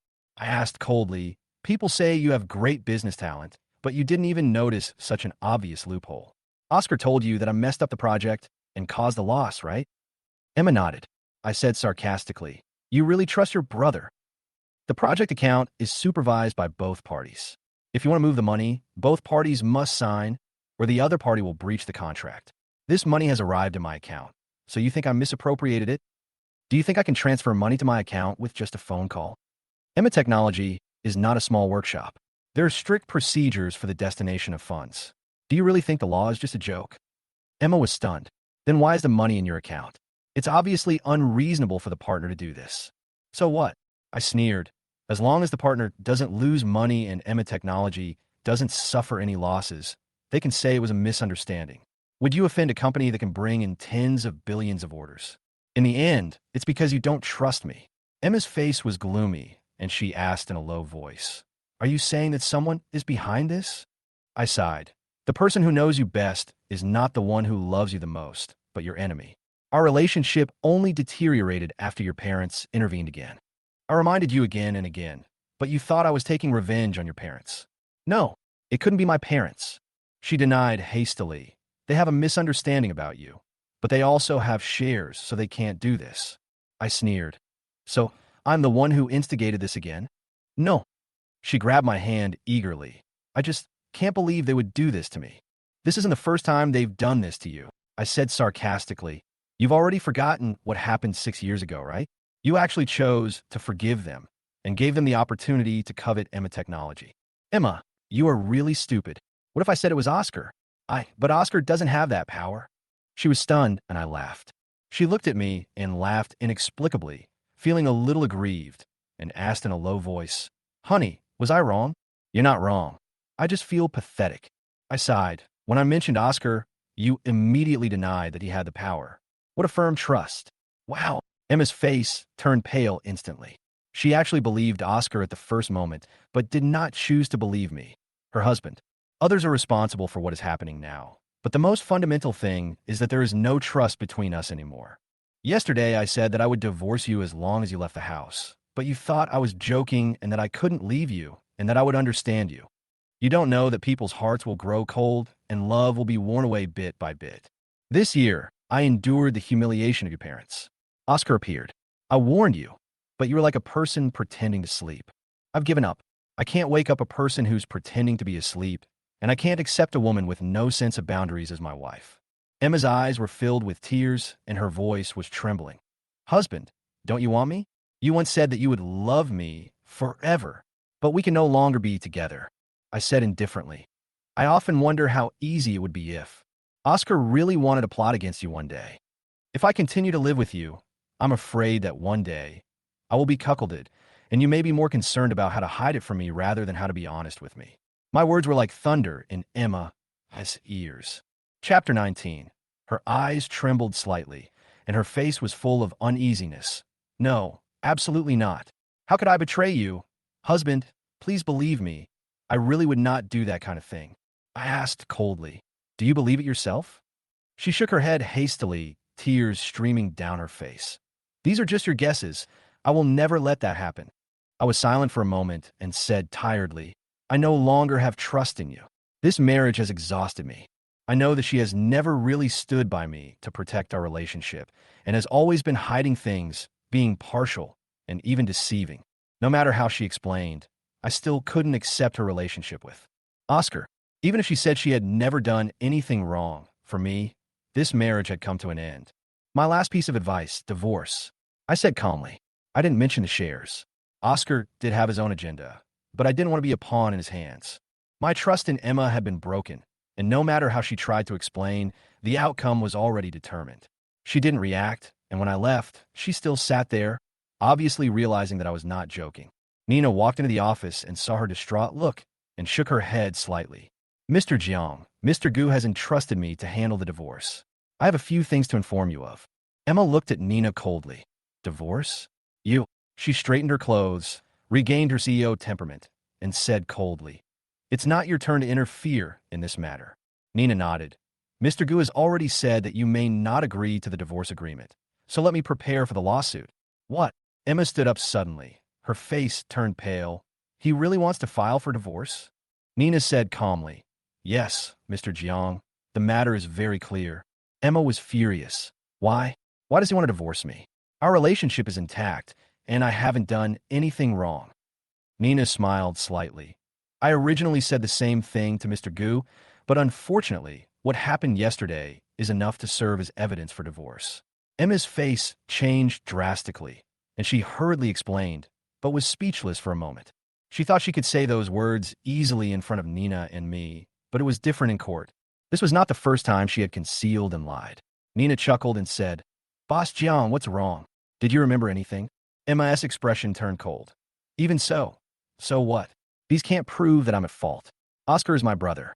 Although these words are unpleasant to hear, they don't constitute a fault. My relationship with Johnson has not broken down. Nina suddenly laughed. Emma's face changed and she asked coldly, What are you laughing at? I'm laughing at you, Mr. Jiang. Nina continued to smile. It turns out that Mr. Jiang also knows that these words are not pleasant to hear, but why do you choose to turn a blind eye to them again and again? Mr. Gu is a man. President Jiang, you know that it's not nice to talk about these things. Why don't you want to think from the perspective of your husband? Let alone Mr. Gu. Any man who marries you would probably find it hard to endure this, right? You. Emma's tone was filled with shame and annoyance. Nina responded calmly. I am not qualified to judge the matter between you and Johnson, but Mr. Gu has helped me and is my boss. It seems reasonable to protect the interests of the boss, right? You. Emma paused, stunned. Chapter 20. Lawyer Nina. Let me remind you that he is my husband. I did not deny it. What do you mean by standing up for a married man? I just said, he is my boss and I am his lawyer. If this were in ancient times, it would be called the master's worry and the minister's humiliation. Emma sneered and said sarcastically, Oh, I didn't expect that my husband would have such a loyal employee. Nina didn't seem to hear the sarcasm in the words and responded calmly. I can't help it. Who asked Mr. Gu to pay? It's about making money. Sorry, there's nothing to be ashamed of. Emma was stunned for a moment and couldn't reply. Facing this indifferent lawyer Nina, she felt speechless for the first time. Nina didn't seem to care about Emma's reaction. She opened the file and said calmly, Mr. Jiang, regarding what my client Mr. Gu mentioned, he believes that your relationship has broken down. Mr. Gu formally entrusted me to express his demands to you. First, he wants to dissolve his marriage with you. Second, you have no children, so the issue of custody no longer needs to be discussed. What remains is the division of property. Nina continued calmly. Mr. Gu's request is very simple. Since the establishment of Emma Technology, Mr. Gu has never received any dividends from the company. Therefore, after the marriage is dissolved, you or the company must settle the undistributed dividends over the years. After my careful calculation, the total amount is 433 million, not counting the fractions. Emma's eyes turned cold, and a sneer rose at the corner of her mouth, and then she sneered. You are very careful. But I still say that you don't need to interfere in the affairs between me and my husband. There is no problem between us. Misunderstanding. Nina laughed. Mr. Jiang, maybe you have a misunderstanding, but Mr. Gu doesn't have many misunderstandings about you. You may be able to explain what happened on your wedding night, but what about the matter of you taking public funds? You don't seem to be showing the trust a wife should have. You even lack the most basic logic. Do you think this is a misunderstanding? Emma's eyes narrowed slightly, but she still said stubbornly, so what? Can these words be used as evidence in court? Of course not. Nina chuckled. But what if we find out that you have been secretly increasing your holdings in Emma Technology over the years? What? Emma's expression changed instantly. The indifference in her eyes disappeared instantly, replaced by astonishment and panic. Nina said calmly, Mr. Jiang, Mr. Gu originally did not ask for your share in the division of property. He only cared about his own share. But just now, Mr. Gu seemed to have learned that you had secretly increased your holdings, and that you had been hiding it from him and all the shareholders, using an external company to increase your holdings in Emma Technology. Nina slowly said, with a heavier tone, without Mr. Gu's knowledge, this can be regarded as concealing the income after marriage, and even suspected of transferring marital property. Mr. Jiang, do you still think you can win? Emma's face changed completely. She fell weakly on the sofa, her eyes blurred and unfocused. Nina sighed and said slowly, Johnson briefly explained a few things outside. I was a little skeptical at first, but I didn't expect that you would reveal your true colors when I asked you. She chuckled and said, but it's not surprising. If it wasn't mentioned, who would have thought of it? But once it's investigated, all the traces will emerge. I turned around and glanced at her, seeing her sitting carelessly in the back seat. I couldn't help but mutter in my heart, if you don't know, you would think you are the boss. Nina rolled her eyes, then smiled even more happily. Speaking of which, boss, I also want to sit in your passenger seat, but isn't that someone's exclusive seat? The corners of my mouth twitched, and my eyes fell on the passenger seat involuntarily. Indeed, this seat should have been exclusive to Emma, but since something happened, no one has sat in it for a long time. Nina became serious and said, I have already explained what you said just now. Your wife wants to explain to you in person. How do you plan to deal with it? Explain? I was silent for a moment. A trace of uneasiness flashed through my mind, and finally decided, tomorrow. Okay, then I'll notify her right away. Nina took out her phone and sent a message to Emma, then put it down and asked, speaking of which, I've known you and your wife for so long, but I didn't realize she was this kind of person. It's true that you can't judge a person by his appearance, isn't it? She paused, then changed the subject. Also, if her explanation satisfies you, will you still divorce her?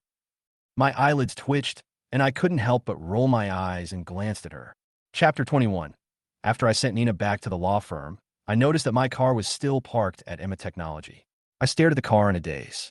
After a while, I took out my cell phone and made a call. After the call was connected, I immediately said, Miss, things have changed a little. Now Johnson is preparing for a divorce, but his wife. I described what had happened in detail to the person on the other end of the phone. There was silence for a few seconds on the other end of the phone, and then he said, I see. I will arrange for someone to assist you. Also, make sure he is safe. After hanging up the phone, I shook my head and thought these two people were really weird. When I returned to the villa, Aunt Wong was standing in the yard, smiling and greeting me. She asked with concern, Sir, are you hungry? Have you had lunch today? I smiled and said, Aunt Wong, just make something simple. After that, I went upstairs to pack some things. Wong Ma looked at my back with distress in her eyes. She shook her head and then turned back to the kitchen. About half an hour later, I went downstairs with 2 suitcases. When Aunt Wong heard the noise, she turned around and saw my packed luggage, and her face changed drastically. Sir, are you leaving? I knew she had not yet fully accepted it. Emma and I had a big fight last night. Wong Ma noticed it, but she still found it hard to accept when I really left. Sir, how could this happen? Is there anything that cannot be resolved between husband and wife? Aunt Wong wiped the tears from her eyes and sighed. How could it come to this? I chuckled and patted her arm. Even you can see clearly, but she can't. No matter how much you talk to her, it's useless. Wong Ma wanted to persuade me, but I waved my hand. Okay, stop talking. This may be my last meal in this family. You won't let me leave hungry, will you? Aunt Wong wiped away her tears and went to the kitchen to work. Soon, the food was served on the table. I ate in silence. Aunt Wong stood by and wanted to persuade me from time to time, but she couldn't say it. I knew she cared about me. Halfway through the meal, I put down my bowl and chopsticks and smiled at her. Here, I won't be back. If she treats you well, you should take care of her. If the Jang family embarrasses you, remember to call me. Aunt Wong wanted to say something else, but then the doorbell rang. She hurried to open the door. It must be the second miss who was back. But when the door opened, Wong Ma shouted with joy, "Second miss. Hey, fourth miss. Why are you here today? Auntie Wong, are my sister and brother-in-law home?" A sweet voice came from the door. A charming figure walked into the room and saw me sitting at the dining table. She widened her eyes and said, "Brother-in-law, are you home?" As she walked, she asked, "Hey, I haven't eaten either, Aunt Wong. Give me a bowl and chopsticks. I'm starving." Victoria, the fourth daughter of the Jiang family, just graduated from high school, lively and pretty. She's the only Jiang family member who is willing to get close to me. "Brother-in-law, my sister is really too much. She actually did such an outrageous thing," Victoria said while eating rice with a fork. "Don't worry, when we get back tonight, I will definitely teach Oscar that green tea a lesson for you." The corners of my mouth twitched, and I responded helplessly, "I'm afraid you don't have a chance today." The little girl's eyes lit up. "Brother-in-law, did you beat him?" I nodded lightly. "Yeah," she said excitedly. "Brother-in-law, you are so handsome. You finally got rid of that green tea. If you ask me, I'm just ignorant. If you had taken action, that green tea would have died long ago." I glared at her helplessly. "You little girl, why do you keep talking about beating people all day long? Either beating them up or talking about whether they will die or not. Can you be more ladylike?" "Tis." Victoria didn't care. "Ladies are like gentlemen. They come after dogs." I was speechless. What kind of logic is this? Victoria suddenly smiled. "Brother-in-law, if my sister refuses to divorce, are you going to sue her? Do you want me to find a lawyer for you?" I was stunned. "Want to find a lawyer for me?" She nodded excitedly. "Yes, I can be awarded to you then, brother-in-law." Chapter 22. Go away. I glanced at my sister-in-law, Victoria, impatiently, my expression full of disgust. "What's wrong?" She pouted and looked at me innocently, then added, "She will only be 18 in 2 months. She's still a minor and needs a guardian." I rolled my eyes. My mood was about to get out of control. "I think you shouldn't be called Victoria. You should be called Book Victoria. The word book is pronounced wrong." She smiled foolishly, seemingly unaware of my anger. "Hee hee, I'm not afraid that you, brother-in-law, will be unhappy about the divorce, so I just want to cheer you up." I felt helpless and even more irritated. Facing this naughty sister-in-law, I really had a headache. Seeing her excited look, I had to urge her, "Eat your meal quickly. Don't wait to catch a cold." "Oh," she responded, grabbed the bowl, and took 2 more bites, then suddenly glanced at the suitcase next to me. Her eyes lit up. "Then, brother-in-law, where are you going to move to?" I glanced at the 2 boxes and said calmly, "There's a house over at Shuiyun Court.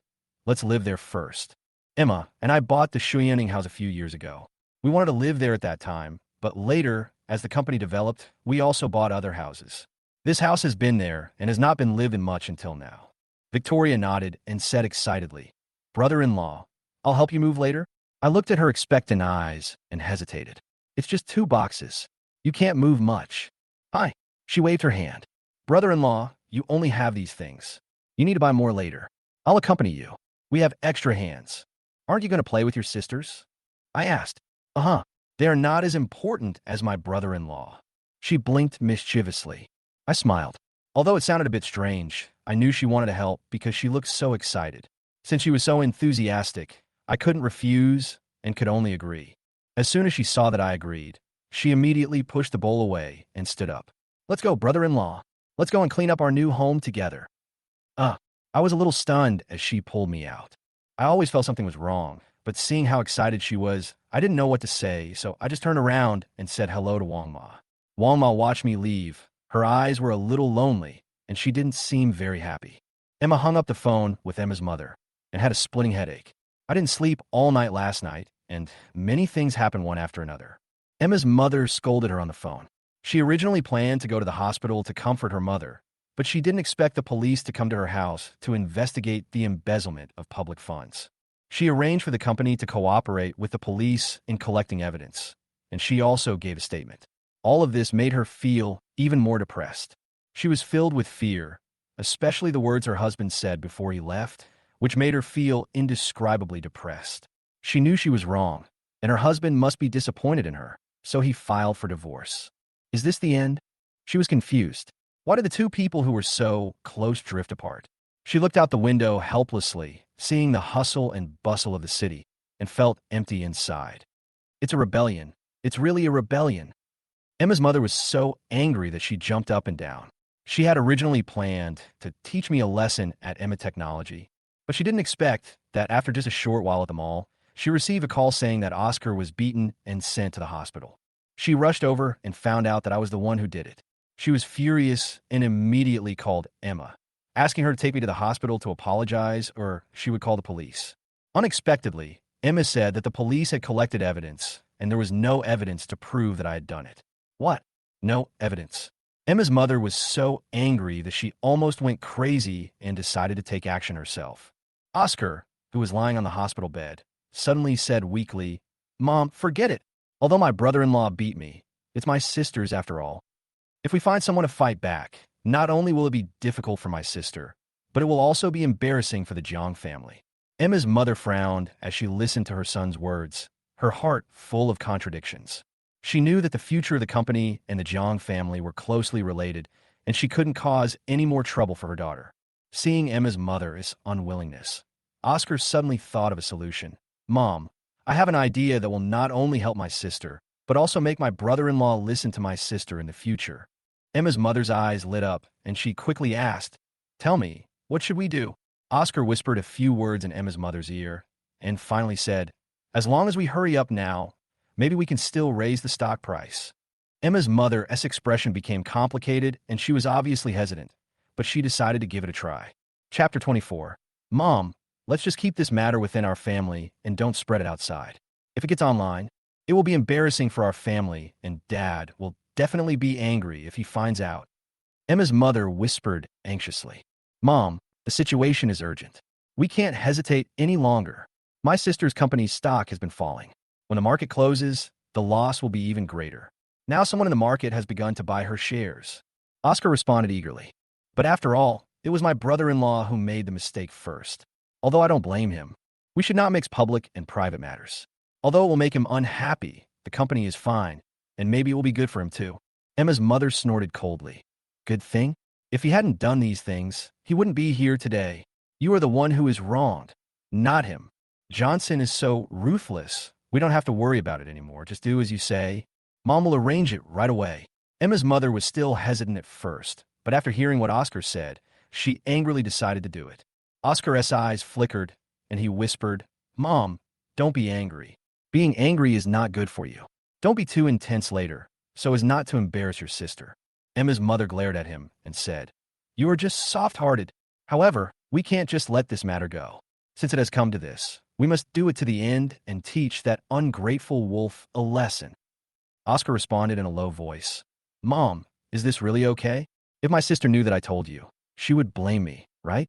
After all, he is my brother-in-law, and my sister has had a relationship with him for so many years."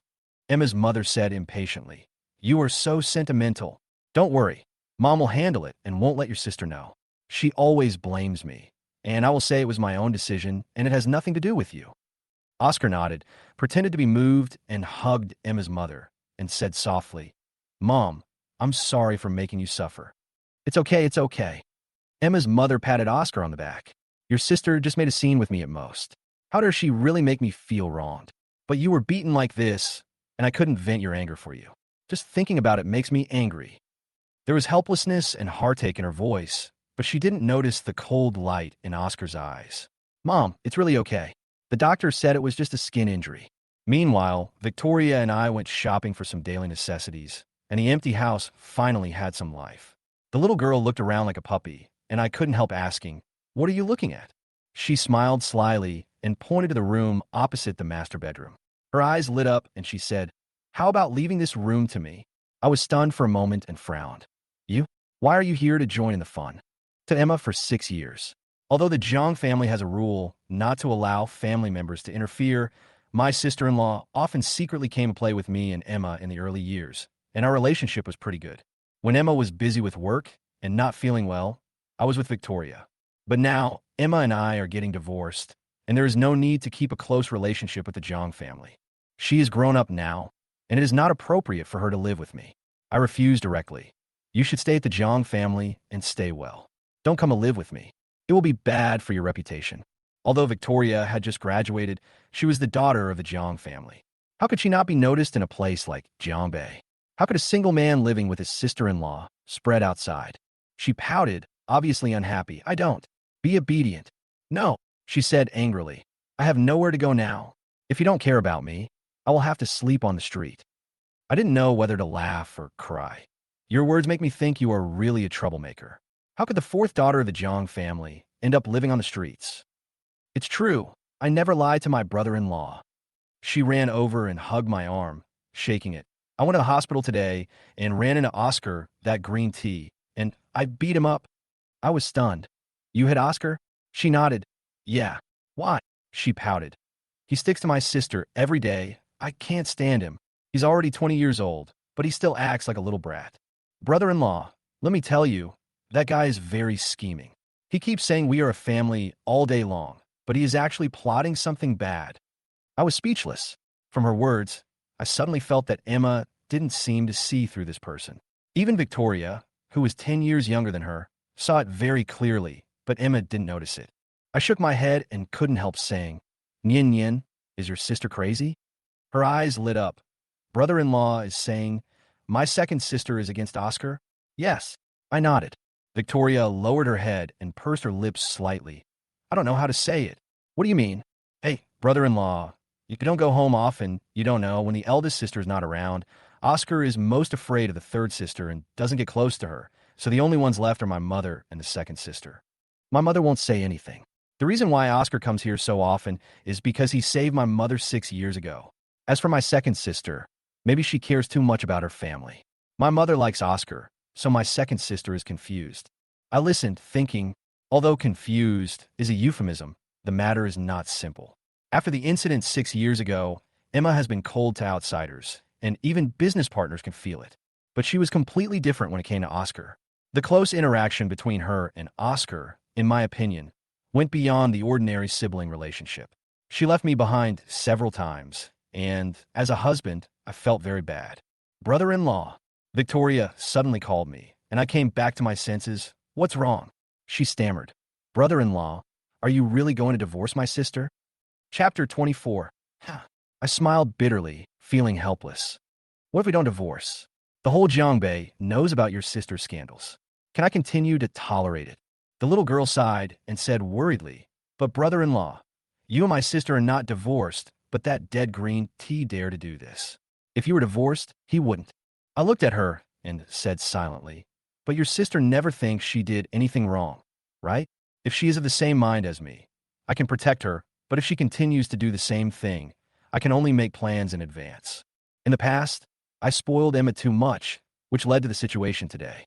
In the past, I never felt tired during those difficult times, but now, facing her, I am really tired. Men should be generous, but who can accept their wives having affairs with others? I didn't say these words, but I'd already made up my mind. If Emma really had a substantial relationship with someone else, it would no longer be a divorce, but a widowhood. I can accept that she doesn't love me, but I will never accept cheating in marriage. Victoria seemed to hear my tone and sighed. It's good that my brother-in-law has made a decision. She showed a pitiful expression. Brother-in-law, you haven't promised me yet. I sighed and said, Nien Nien, after the divorce, the relationship between us, you are at most my little friend. It's not appropriate for you to live here. You can go to your sister's place and keep her company. Emma has always been proud, and what happened today was a heavy blow to her. Perhaps Victoria's presence could bring her some comfort. Although we have decided to divorce, the process will take time, and I don't want Emma to cause any trouble. Victoria shook off my hand. I don't want to. I don't want to be your little friend. I've said before, once you're my brother-in-law, you'll be my brother-in-law for life. She ran away angrily. I opened my mouth, but could only smile bitterly. Although Victoria is no longer my sister-in-law, she's like a younger sister. But I really don't want to have too much involvement with the Jiang family anymore. Oscar provoked me, relying only on the favor of the old woman of the Jiang family, and my foolish wife. If Oscar is to be dealt with, can the Jang family just sit back and watch? The old woman will definitely not let me off easily for the fact that I opened Oscar's head today. What should I do after leaving Emma Technology? Career is extremely important for a man. Although my position in Emma Technology is not low in the eyes of the Jang family, I am still a gigolo. I don't need to prove anything to the outside world, but after the divorce, I don't want to bear the reputation imposed on me by the Jang family. Standing in front of the French window, thinking in my heart, ding dong. My phone rang, and I saw a message. Boss, the old woman from the Jang family is making trouble again. Check it out. I clicked on the link and saw the message content. Johnson is my daughter's gigolo, living off the Jang family. He relies on my daughter's position as the CEO to bully my son in the company. My daughter's so-called abandonment of him on her wedding night and her affair is not what people say. This is completely slanderous. My son did this to expose Johnson. That pretty boy ate my daughter's money and used my daughter's money, but ended up using his power to take revenge on his own and embezzled 500 million yuan of public funds. My son didn't want to make a big deal out of this and ruin the reputation of my daughter and Emma Technology. So he drank and went to the hospital on purpose so that he had the opportunity to disclose this to my daughter alone. In fact, it's not like what people say. My Oscar is protecting her sister at the risk of her reputation and her life. Even at this point, my daughter only demoted that ungrateful man, but didn't drive him away. Our Jiang family has done our best for that ungrateful man. But what about him? He beat my Oscar into the hospital in front of my daughter. Is there still law? Is there any king's law? Emma's mother was in Oscar's ward, talking nonsense and slandering me maliciously, while Oscar looked like a victim and looked extremely miserable. I put away my phone silently, my eyes becoming colder. Oh, you used this trick again? I sneered. I knew the Jiang family would not let it go, but I didn't expect Emma's mother to be so stupid. If she really wanted to take tit-for-tat approach and send someone to deal with me, it might work with the strength of the Jiang family. But she chose to play with public opinion, which is ridiculous. Doesn't she know that she is out of date? She destroyed my reputation so easily, which didn't solve the problem, but gave me more leverage. If I don't teach her a lesson, the Jiang family will probably never know what propriety is. In the past, I have tolerated everyone in the Jiang family, and even felt that I was not as good as a nanny. But now, since I have decided to cut ties with Emma, I no longer care about her feelings. When I came to Jiangbei due to family changes, it was Emma who took me in and helped me through the most difficult times. Without her help, I would never have been able to go back to school, let alone get into college. But over the years, I have repaid her debt of gratitude. We have become an equal couple, and there is no saying that one owes the other. Now that Emma's mother is causing trouble, I don't need to show mercy. Chapter 25, I called Nina. Boss, the old lady from the Jiang family has started talking nonsense again. There are unfavorable comments against you everywhere on the internet. Should we refute them? As soon as the call was connected, Nina spoke rapidly, like beans pouring out of a bamboo tube. I smiled, thought for a moment, and replied, "What is there to refute? Let the bullets fly for a while, and sue directly when public opinion becomes more fierce." Suing again? Nina was stunned. I laughed and said, "What else?" She thought I didn't dare to touch her, so she was so unscrupulous. It's just the opposite. Although there was a smile in my words, it was full of self-mockery. In the past, I compromised too much, and Emma always sided with the Jiang family. The old woman thought that Emma could suppress me, so she dared to be so rampant. She was wrong. Will Emma tell the Jiang family that we are getting a divorce? Even if she did, I'm afraid Emma's mother wouldn't care. Sometimes I really find it ridiculous that the company I worked so hard to build up ended up becoming a gigolo, and a gigolo in everyone's eyes. Boss, these words of hers are completely directed at what your wife said at the press conference. The purpose is obviously to boost Emma Technology's stock price. It's okay, I said calmly. They think I'm the one who embezzled public funds. Everything will be fine once the truth comes out. The Jiang family holds shares in Emma Technology, so it is inevitable that the stock price will rise. Emma was still boasting about our good relationship this morning, but Oscar ruined it, and Emma's mother is now slandering me again. From the outside, it seems that all the faults are mine, which makes Emma seem more responsible. The rumor of cheating on the wedding night was instantly shattered, and I became the target of public criticism. Thinking of this, I couldn't help but laugh. Nina was a little speechless. Boss, the rumors outside are so disgusting. How can you still laugh? Ah, should I cry? I laughed even more brightly. With her IQ, she will fail sooner or later. Nina suddenly realized something. Oscar? That's right. I replied. Then why did he do this? The old lady of the Jang family doesn't know the truth. Shouldn't he know it? If you fight back, Emma Technology's stock price will definitely fall. What good will it do him? I don't understand Oscar's intentions. He has been trying to separate Emma and me. I thought he was a pawn of the Jiang family to get involved in Emma Technology. But now it seems that he has other plans. The drop in stock prices is not good for the Jiang family. Emma's operations have caused a lot of market value to evaporate, and raising the stock price is their goal. But Oscar knew I would fight back, so why did he push Emma's mother to slander me? There must be something wrong. I asked, do you have any way to check Oscar? I'll try. Nina agreed, but boss, you have to consider the scale of the evidence. You have a lot of shares in your hands. If the stock price drops, it will be your interest that will be lost. I was silent for a while, weighing the options in my mind. Who would want to go through the hassle of starting from scratch again? Especially since my current physical condition simply doesn't allow me to expend any more energy. Okay, you decide the scale. I sighed. On the other side, after Emma sent the man in the hat away, she slumped in her chair and fell into deep thought. Although Uncle Hat did not give a clear conclusion, it is basically certain that the embezzlement of public funds has nothing to do with me. Uncle Hat said frankly that the matter was not thorough at all. All clues did not point to me. The only thing related to him was that the money went into his account. But this was not enough to prove that he had done anything. Emma knew that this suspicion was untenable. What made her even more anxious was that the card on the account was not in my hand, but in hers. If she had doubted before, she would understand, but now it all seems unnecessary. From beginning to end, I had no involvement. She knew someone was framing him, as she became an accomplice. As a wife, she did not give her husband enough trust, which was a fatal mistake. She didn't care about the 100 million yuan. She would feel sad if the Fatian project was lost, but she could still make amends. However, others deliberately framed me. She did not trust her husband, but chose to believe the words of outsiders, adding fuel to the fire. The thought of divorce shocked her. Oscar mentioned that I mentioned divorce and who to take care of when I was talking to someone, and she began to doubt whether her husband really wanted to transfer assets. No, this is not my fault, she muttered to herself. I didn't mean to distrust him. After all, which woman wouldn't think too much in that situation?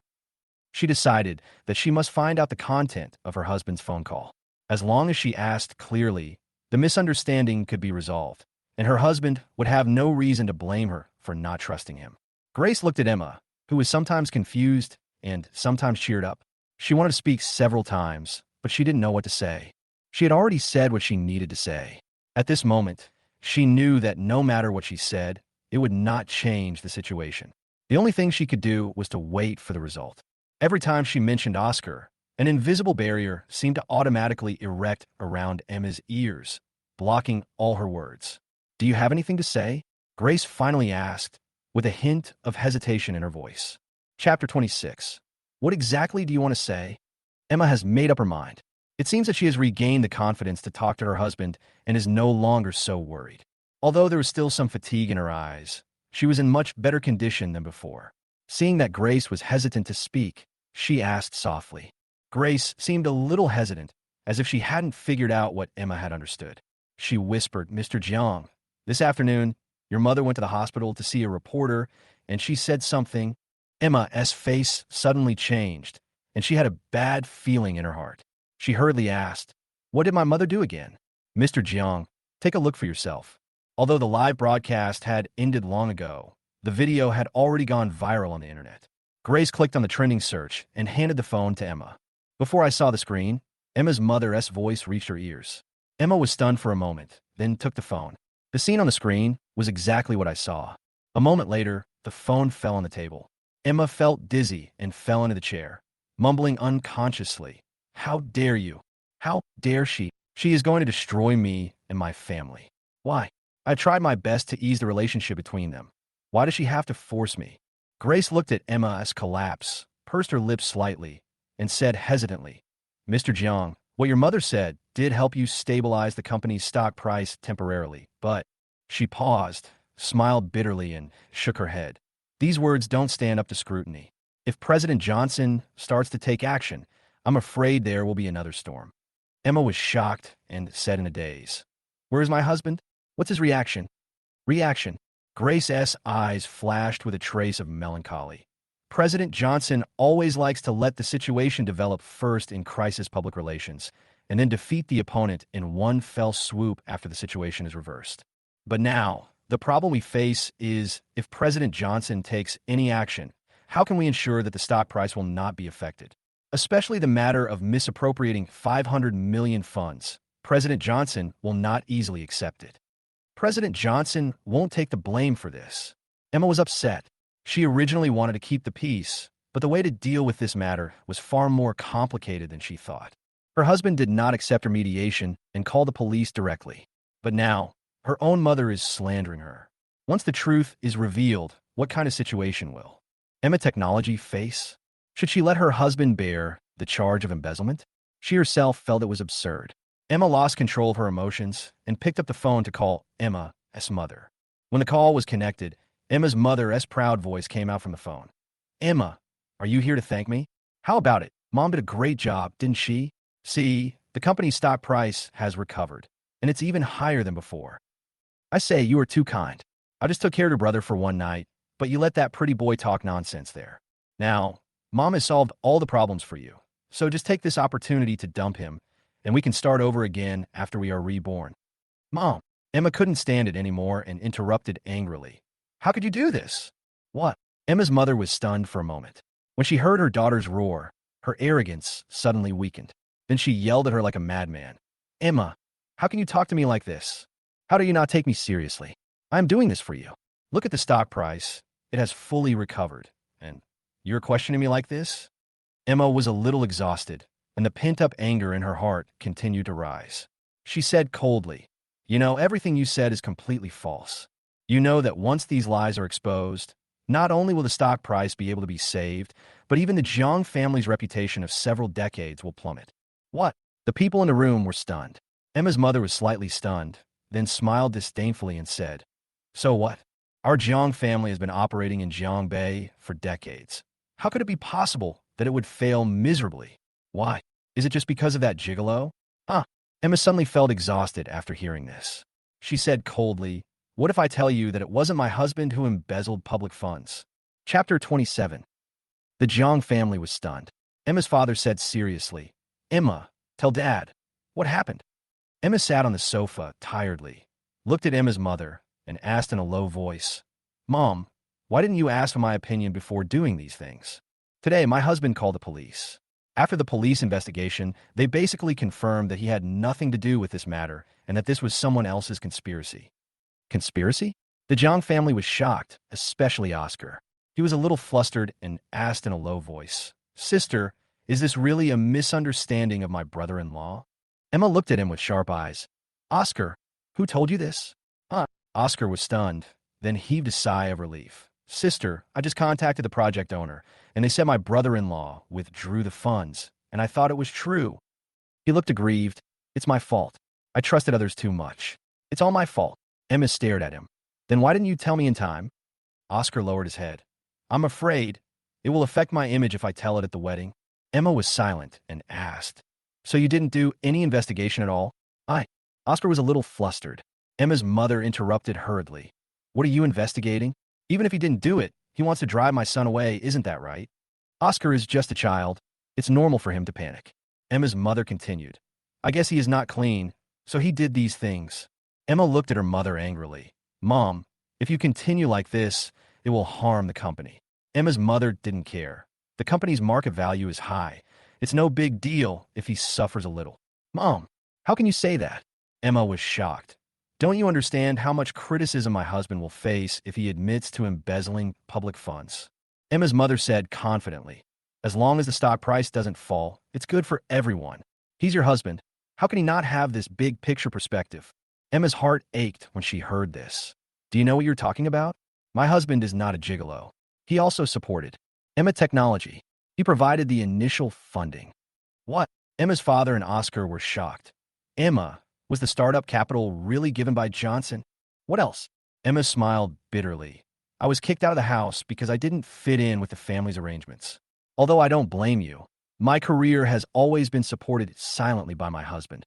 But what about now? For you, I heard him again and again, even apologized to him in person, and never defended him. Emma's mother disappointedly, I never blame you, but you have never looked at my husband straight in the eye. He is right. His position in your heart depends on my attitude. I cared too much about you guys and neglected my own husband. I thought I could solve it by just talking to him, but I was wrong. Dad, Mom, especially you, Mom. Emma's eyes were filled with tears. I don't understand. What hatred does my husband have against you? You always want to break us up. Why do you want to destroy him? She looked disappointed. You said he was a gigolo, but he never supported my career. You said he was sickly, but he ruined his health because of me. I was seriously ill that year, and he took care of all my care and treatment. Are you qualified to say that about him? Emma's tears finally came out. She regretted it. She always felt that she was not wrong, but when Nina stood in front of her, she realized that her husband was really not joking. Chapter 28. Jang's family has always viewed me based on their own assumptions, thinking that I am a gigolo. After all, I came to Jongbei when I was 18 years old, and I was able to successfully enter university entirely with the help of Emma. Even though I started working and earning money after graduating from high school, in their eyes, that money was not worth mentioning at all, especially after Emma was abandoned by the Jang family. I took her away at the engagement party. In the eyes of Emma's father and mother, I was just trying to get close to the Jang family. This perception never changed despite the talents I demonstrated during college. Even when the Jang family appeared in front of us again, they still didn't change their mind. Oscar even thought that I was just a gigolo who was living off Emma. This misunderstanding meant that even after I had worked at Emma Technology for half a year, the Jang family still didn't recognize me as a shareholder. I didn't realize this until one day in a meeting room, and that's why I said those words to Oscar when I was alone with him. I originally thought, even if I have shares, so what? With the Jang family around, Emma will return the shares she gave me sooner or later. But now I understand that the situation is far more complicated than I thought. We're not only husband and wife, but also entrepreneurial partners. I provided almost all of the initial funding for Emma Technology. Can we really get a divorce smoothly when our relationship has reached this point? Will I be willing to give up my shares after the divorce? Obviously not. Oscar lowered his head, thinking about this in his mind.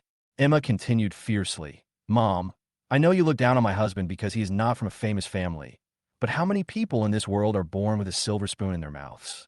The police will soon have a result. When my husband releases the evidence, the label of giggle man you mentioned will be broken. On the contrary, I and the entire Jang family may be called ungrateful people by the outside world. Your reckless behavior will not only fail to save Emma Technology, but will plunge it into the abyss. The Jang family, which my grandfather has worked hard to protect for many years, will also be humiliated because of your words. Her words exploded in Emma's mother's mind like thunder.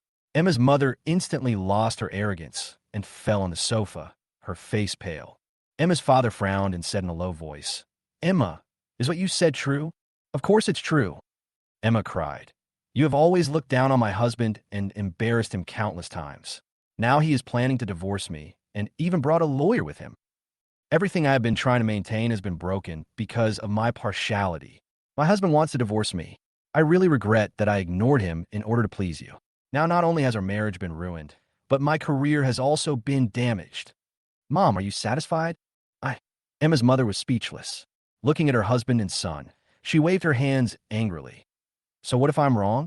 The result is like this. What's the big deal if Johnson admits it?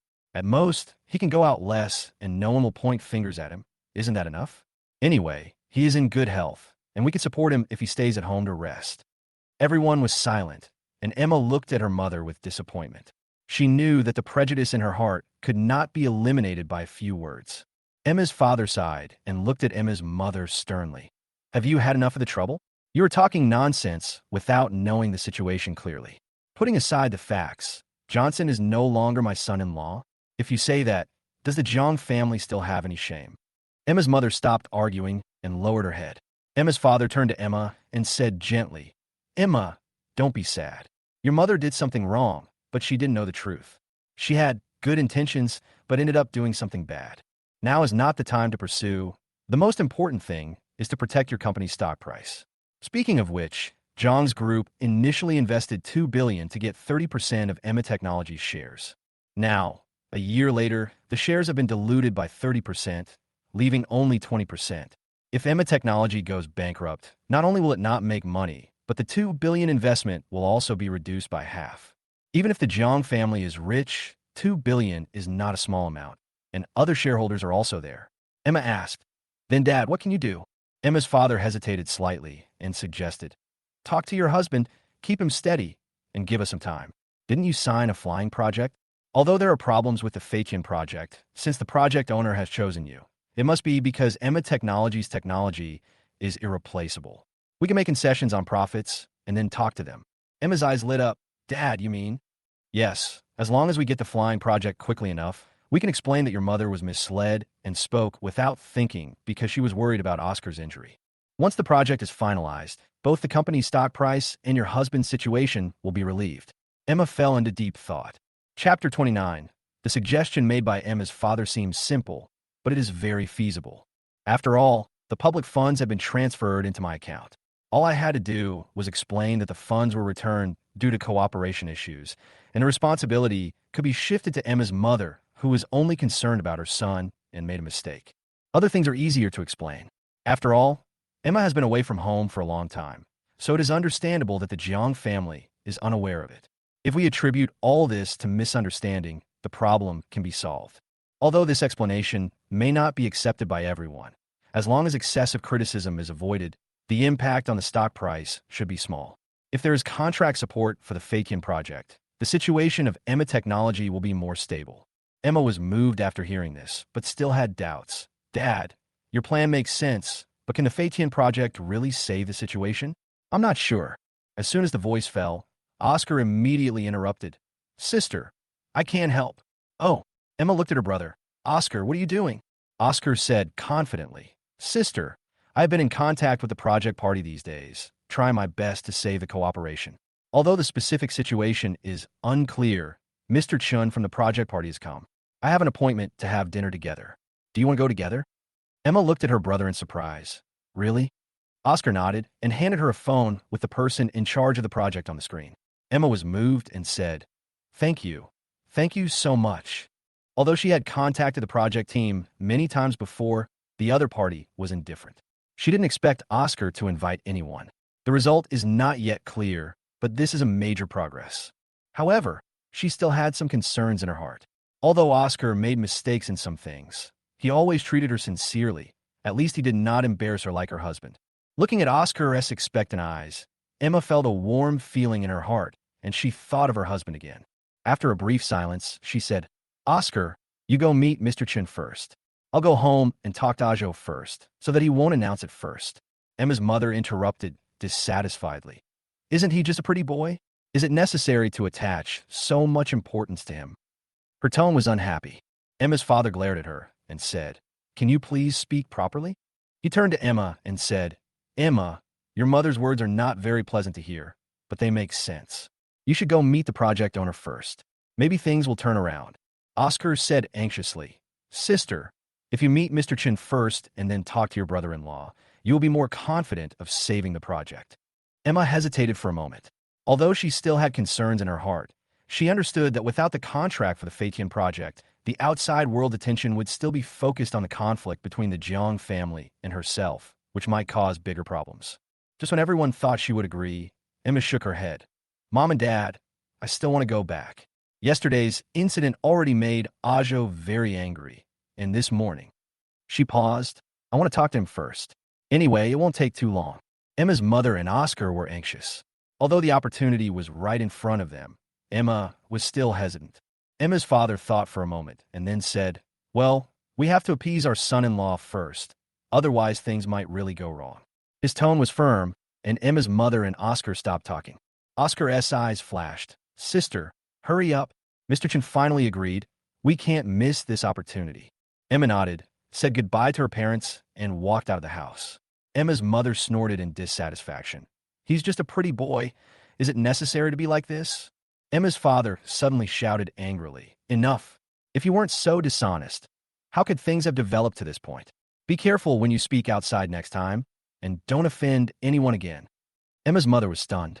She didn't expect Emma's father to be so angry. Emma's father snorted coldly, turned around, and went upstairs. Emma's mother sat back on the sofa angrily and threw away the pillow. Oscar walked up to comfort her. "Mom, don't be angry. Dad only said that because of family matters.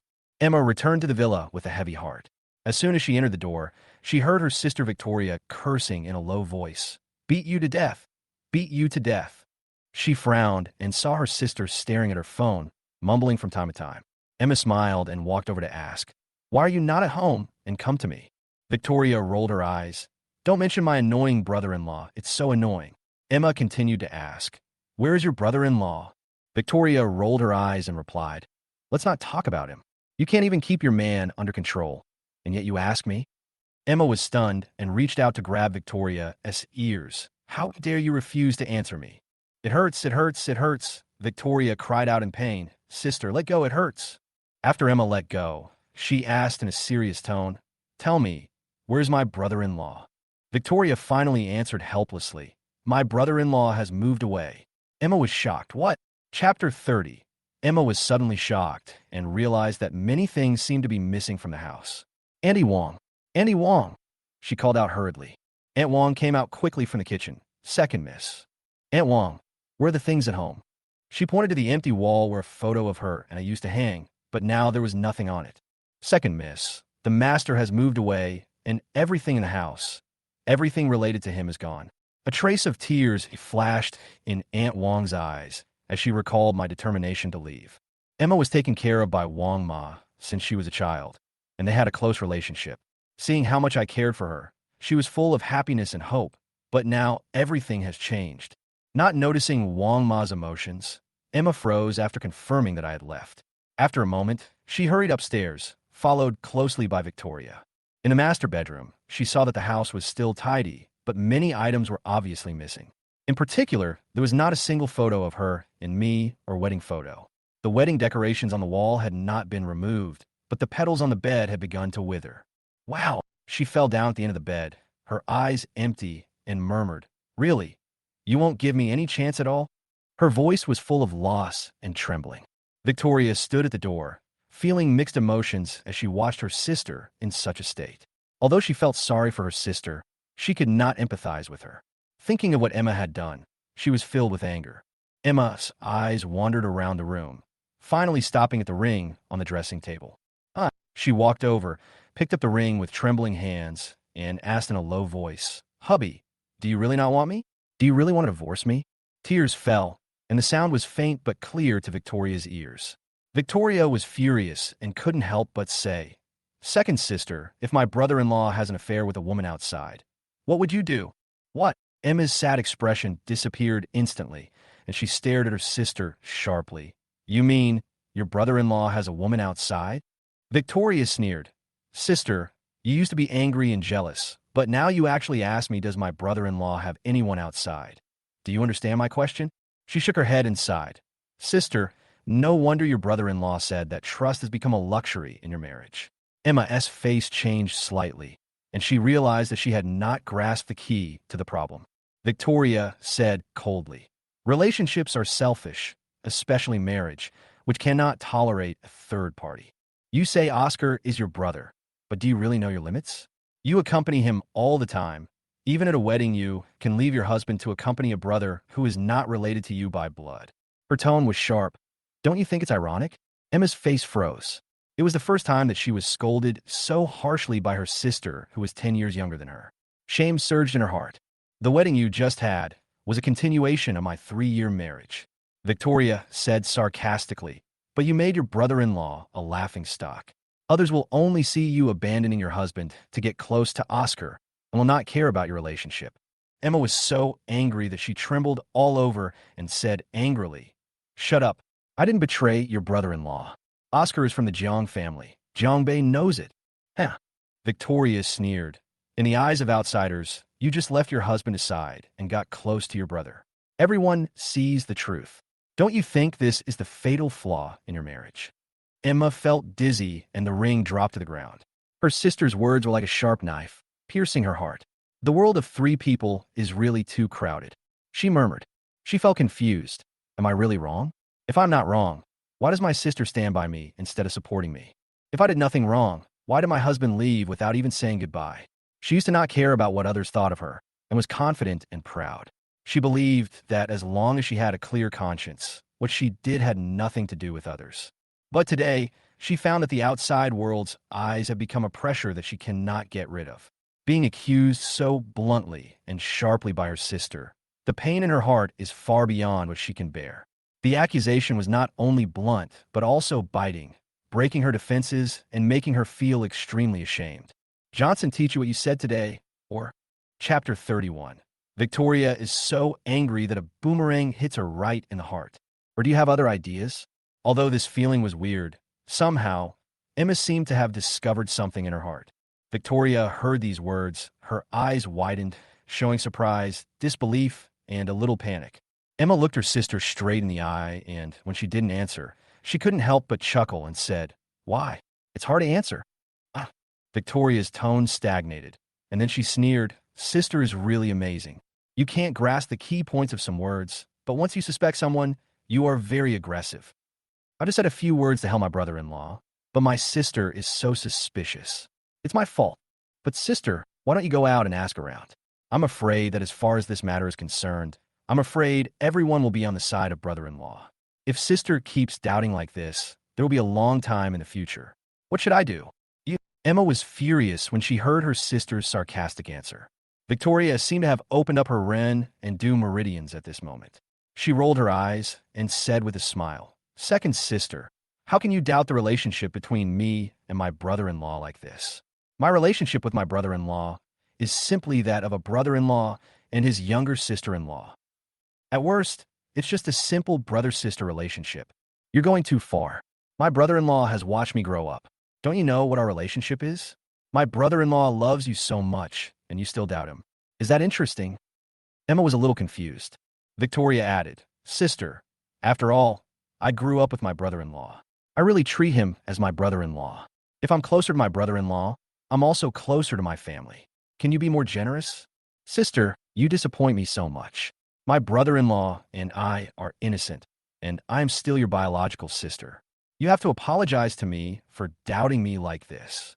As he spoke, he blinked his eyes. Emma looked at Victoria like a silly goose and said dumbly, "You want me to apologize? What else?" Victoria looked at Emma seriously, the smile in her eyes becoming more and more intense. Emma suddenly realized that Victoria was playing a trick on her. "Nian Nian, do you know what you're saying?" Emma's voice was a little cold. Victoria said cheekily, "I know. Isn't this just imitating your way of speaking? Doesn't it sound familiar? Aren't these the words you often say to your brother-in-law?" Emma suddenly covered her chest and came to her senses. Isn't this what she usually says when her husband talks about Oscar to her? The boomerang was so fast and sharp that it stabbed her so hard that she couldn't speak. Victoria continued to add insult to injury. "I just said a few words on behalf of my brother-in-law, and you suspected that there was something else going on between me and my brother-in-law. Think about how these words are coming back to you now. Doesn't it feel good? My dear second sister, have you ever thought about how your brother-in-law feels when you say these words to him?" Thump. Emma slumped down in her chair. "I was wrong. I was really wrong. It turns out that hearing these words is so painful in people's hearts." Emma suddenly ran towards Victoria and grabbed her arm. "Tell me, you know where he is, right? You know where my husband is, right? Sister, you." Victoria was a little confused. Her sister had awakened? Are those few words really that powerful? Seeing Victoria in a daze, Emma shook her arm again. "Tell me where he is." "Ah, oh, brother-in-law is in Shueiyun Court." Victoria gave the answer subconsciously. Shueiyun Court. Shueiyun Courtyard. Emma turned sideways, walked away from Victoria, and ran away. Victoria looked dazed. "Oh no, my brother-in-law said he doesn't want to see my sister right now. Will they fight?" The little girl's confused mind finally cleared up, and she quickly ran to the stairs. "Sister, wait for me. I'll go with you." Water Cloud Courtyard. Johnson, who sometimes doesn't drink, is a little tipsy now. Nina has called, and Uncle Hat has also verified the results, which is that the project party has refunded the money, but it is not clear why it was refunded to Johnson's account. However, these can serve as evidence to prove that Johnson has nothing to do with this matter. However, after all, there was no so-called embezzlement of public funds. At most, it could be regarded as a business activity between the project party and Emma Technology, so the police said that the case could be dropped. Johnson thought about it and said, "Then cancel it." He rubbed his forehead, and he understood in his heart that this was a trap set up for him. Although it was a false accusation, the other party had not violated the law at all. At most, it was a commercial violation, which could even be explained away by the word mistake. The purpose of this game was to drive a wedge between him and Emma. He knew it was a trap, but he still fell into it. The other party had a very accurate grasp of his and Emma's personalities, but he couldn't forgive. Nina heard Johnson's emotions, so she said, "Boss, the other party is afraid that someone is pointing fingers at them. I can't find any weakness in the other party from the evidence investigated by the police." Even, in order to show its sincerity, Emma Technology first deposited the money into the project account, but in fact no contract was signed. Although the money will not be lost, the other party has not breached the contract, and even the liquidated damages do not need to be paid. "No," Johnson sighed. "This matter ends here. Keep an eye on the other party, especially the person who is in contact with Oscar. We must investigate seriously." "Boss, we have started investigating this matter early in the morning. Oscar is really capable. The person in charge of this project just got off the plane and is going to stay at Jiangbei Hotel tonight." "Oh, Chunzian." Johnson frowned slightly. After thinking for a while, he ordered, "Chunzian is coming to Jiangbei. Oscar must be prepared. You find a way. I need to keep track of their actions at all times. Can you do it?" Nina's voice soon came from the other end of the phone, saying, "This isn't difficult. The enemy is in the open, and I'm in the dark. It won't be a big deal." "Oh." Johnson's eyes flickered. Since he met Nina, this seemingly carefree and somewhat sloppy woman always refreshes his perception of her. At first, he just thought she was a very capable lawyer, but as he got to know her better, he always felt that this woman was unusual, or rather, there was something unusual behind her. However, the cooperation between the two had always been smooth, and both sides kept to one line, so he did not ask too many questions. Unexpectedly, today gave him a new understanding. Johnson thought silently, but the other party continued to ask how to deal with the matter of the woman in the Jang family. "How else can we deal with it?" Johnson said. "Throw out the police's conclusions and sue." Nina pursed her lips. "Are you serious? That's your mother-in-law." Johnson's mouth twitched. "My wife and I are ready to divorce. He wants to make trouble for an unwelcome mother-in-law." "All right," Nina responded indifferently, and then the two of them said a few simple words and hung up the phone. After hanging up the phone, Johnson shook the glass and looked at the ruby-red wine in the glass, his mind turning over and over. Chapter 32. Queen Jane of Lingnan. Johnson bluntly said that his wife is biased. He didn't know much about Chunzian, but he knew the Ening Group behind this project very well. At the beginning, it was the cooperation between Jiang Group and Ening Group. Because of Jiang Group's relationship, the Fatian project fell into the hands of Emma Technology. In fact, even though Jiang's company and Ening Group have cooperated for so many years, they have never obtained a contract worth more than 10 billion yuan. However, this line was taken by Jiang Hongli, the third daughter of the Jiang family, which also allowed Jiang Hongli to stabilize her position in Jiang's company. Jiang Hongli and Emma are not on good terms, but when the project fell into the hands of Emma Technology, Johnson did not have much doubt at first. After all, this was a drone project, and Jiang's company was not involved in this field. Since Jiang holds shares in Emma Technology, this project is a natural progression. It's just that this time the problem came suddenly, especially for Ening Group, a big capital with more than 300 billion yuan in assets. It shouldn't be so careless. It was somewhat unusual that the project leader came just as the problem broke out. Chunzian is the son-in-law recruited by the Lingnan giant Ening Group, the Jian family with hundreds of billions of assets, or simply a son-in-law. The Fatian project first fell into Johnson's hands. It was not Chunzian who was in charge of the project. It was only after the Jiang family intervened that Oscar was appointed to be the project's coordinator. It was also at that time that Ening Group let Chunzian take over the project. An adopted son, a son-in-law, the two led the same project. No matter how you look at it, there's a twisted sense of appropriateness. Ening Group is the largest giant in Lingnan, and its journey is extremely legendary. It's mainly because of a woman. She is the founder of Ening Group, Jinning, known as the Queen of Lingnan. This woman built the commercial aircraft carrier of Ening Group in just 24 years and has assets exceeding 300 billion. The key point is that this woman, who is only 42 years old, came from a very ordinary background. She was just an ordinary peasant girl, which is why she seems so legendary. Jianning gave birth to a daughter at the age of 18, who is the current president of Ening, Ening. The group is named after the mother and daughter, with the word E coming first. As Jianning's only daughter, it is enough to show how much Jianning dotes on this daughter. It is said that Jian has great talent in business, but is also extremely overbearing by nature. Johnson really couldn't understand why such an awesome woman would let a son-in-law get involved in a project worth tens of billions. Even though the Ening Group is a big company, tens of billions is no joke. If Chunzian was a very capable person, it would be understandable. But considering the current situation, I'm afraid he is not a person who knows the overall situation. But these things are so confusing that Johnson still can't see through them. But none of this matters anymore.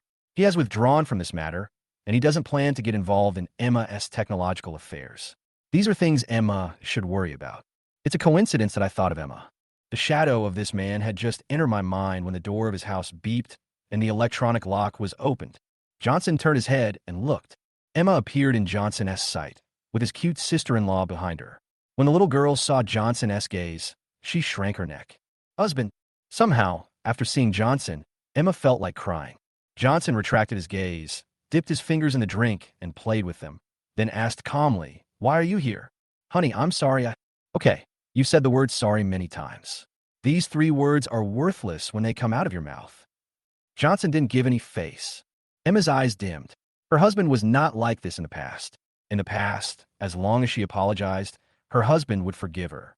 But now, is it true that she and her husband can never go back to the way they were before? Emma gritted her teeth and said, "Hubby, I know what I said before made you feel very uncomfortable. I sincerely apologize to you. I just hope you won't ignore me." Before, Johnson gave her a strange look and said, "You said a lot of things before. What were they?" That's right. Emma didn't know how to answer for a moment. She was choked by Victoria at the beginning. Now, she couldn't open her mouth to say those words to her husband. Johnson glanced at the 2 sisters indifferently, and he probably knew in his heart that they had talked about something. He silently pointed to the sofa.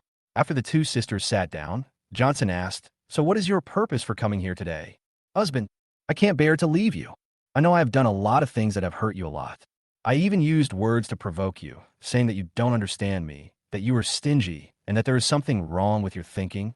These are all my fault. Even, I didn't give you any trust for what happened in the past 2 days. This is all my fault. All right." Johnson put down his glass and interrupted Emma. He said, "If that's all, I don't think you need to say anything more. Because I've heard this a lot, but every time I forgive you, within 2 days, a similar situation will happen again. The ice 3 feet thick doesn't freeze overnight.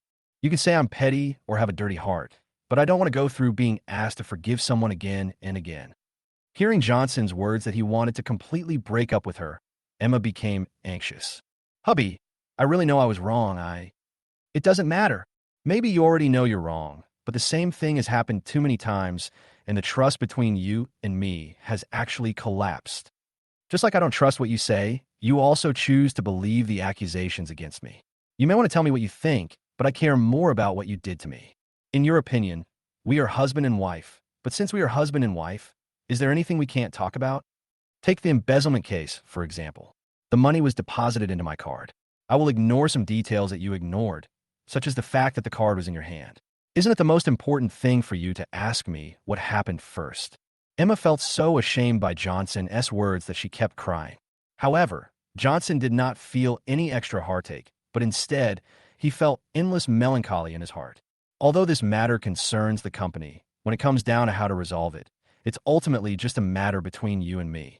Even if we have to handle it impartially in the end, you should ask me first before choosing to call the police or handle it internally. But you abandoned the correct way to deal with it, and instead used the most inappropriate method. You can give many reasons why you did this, but you cannot deny that. The first choice that a person makes subconsciously is the true choice in his heart. Chapter 33. The Jang family in Johnson's eyes, hypocritical and vicious. Emma's heart skipped a beat. She had in winning back Johnson collapsed at this moment. She murmured, "Honey, do we really have no chance of redeeming him?" "Recover." Johnson looked at Emma strangely and said, "If I ask you to announce to the public that you will cut off all ties with the Jang family from now on, and the Jang family will have nothing to do with you from now on, can you do it?" "My husband, they are all my family." Family, Johnson sneered. Among the people in your Jiang family, except for your eldest sister whom I've never met. And Yin Yin, do you really think anyone cares about you? Your father seems to be impartial, but he is actually very concerned about his reputation. Although he has never said anything unpleasant in front of me, it does not mean that he cares about you and me. He just stands by and watches coldly. This is the kind of person I'm talking about.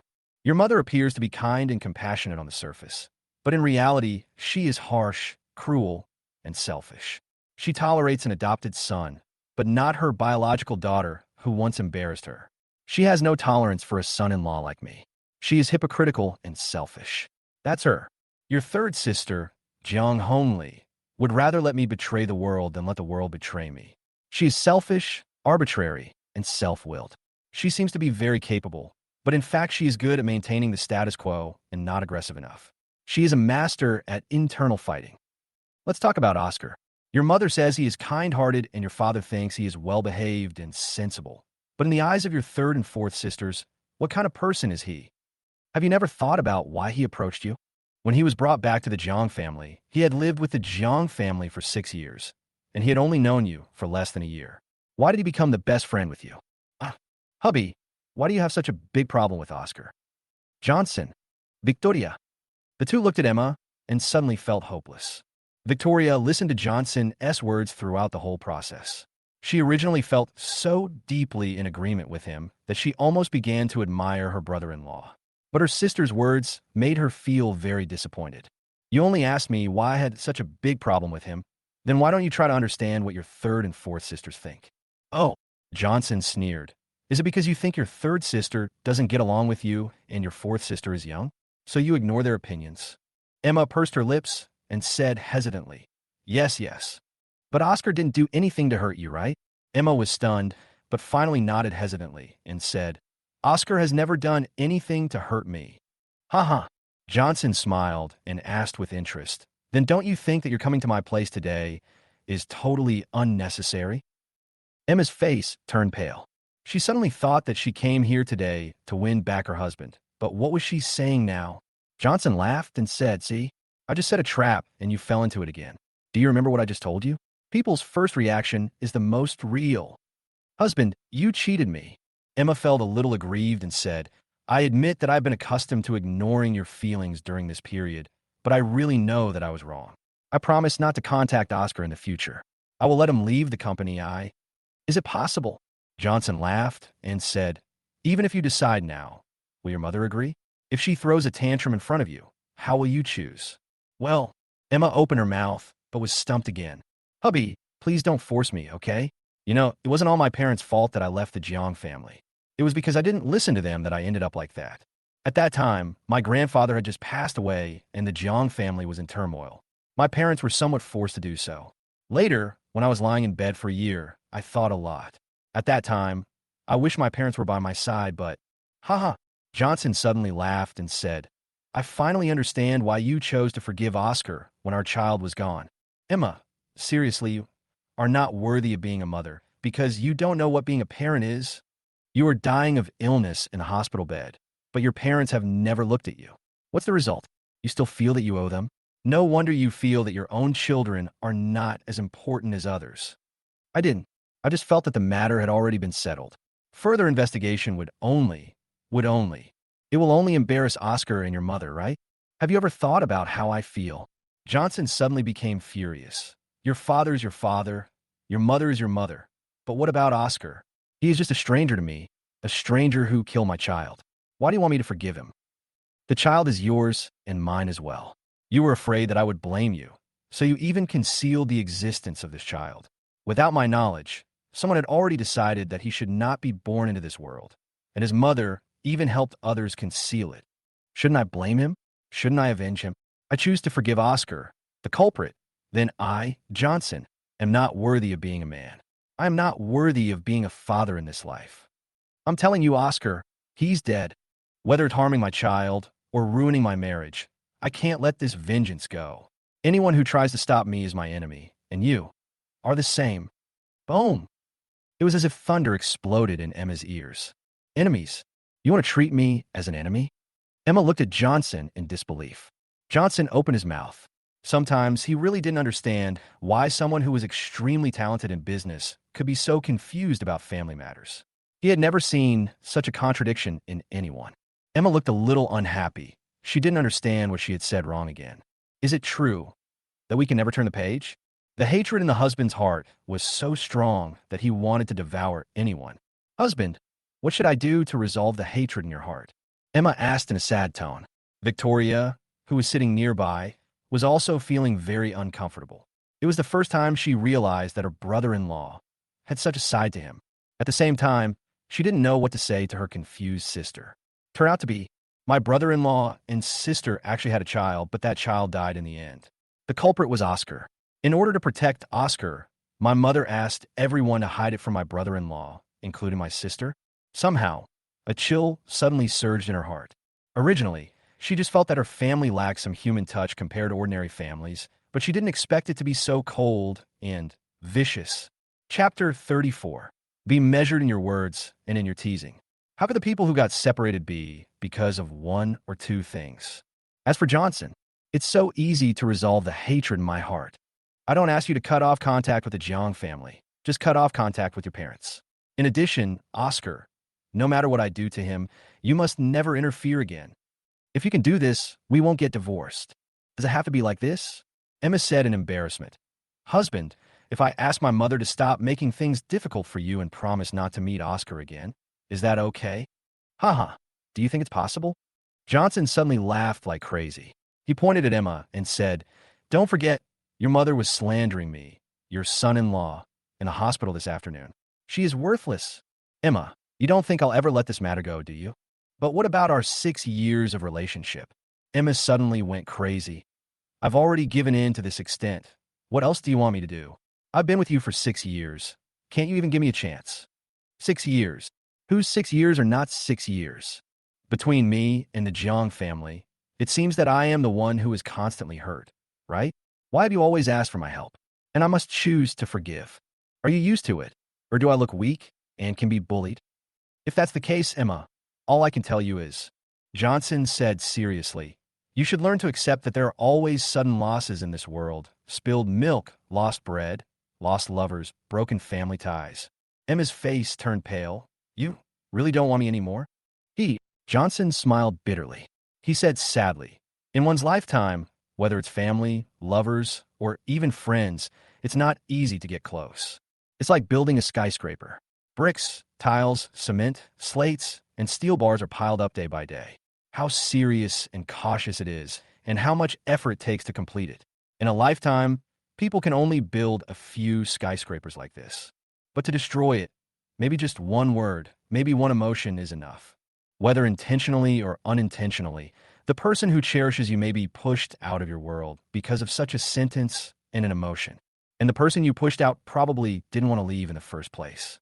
Even though he felt very uncomfortable, he still tried to accept it with a smile. But those words were like a thorn, poking at the most sensitive and fragile part of his heart. It can't be pulled out or dissolved. It hurts when you touch it. After the pain lasts for a long time, your heart will change, and your feelings will naturally no longer be the same as before. The two Jang sisters seemed to be thinking about something. Johnson stared at Emma and suddenly said self-deprecatingly, What's going on between you and me is not as simple as a word or an emotion. You laugh at me for being narrow-minded and petty, but no matter how powerful a person is, they always have their weaknesses and minefields that cannot be touched. But obviously, you have been touching them, and your mother is even more excessive. You keep saying that I am your husband, but have you ever really protected your husband? Don't you think that when you said I was narrow-minded and petty, and when your mother slandered and ridiculed me, and you turned a blind eye, you were actually expressing your dissatisfaction in disguise? Johnson sighed deeply. Emma looked at the tiredness in her husband's eyes and suddenly felt distressed.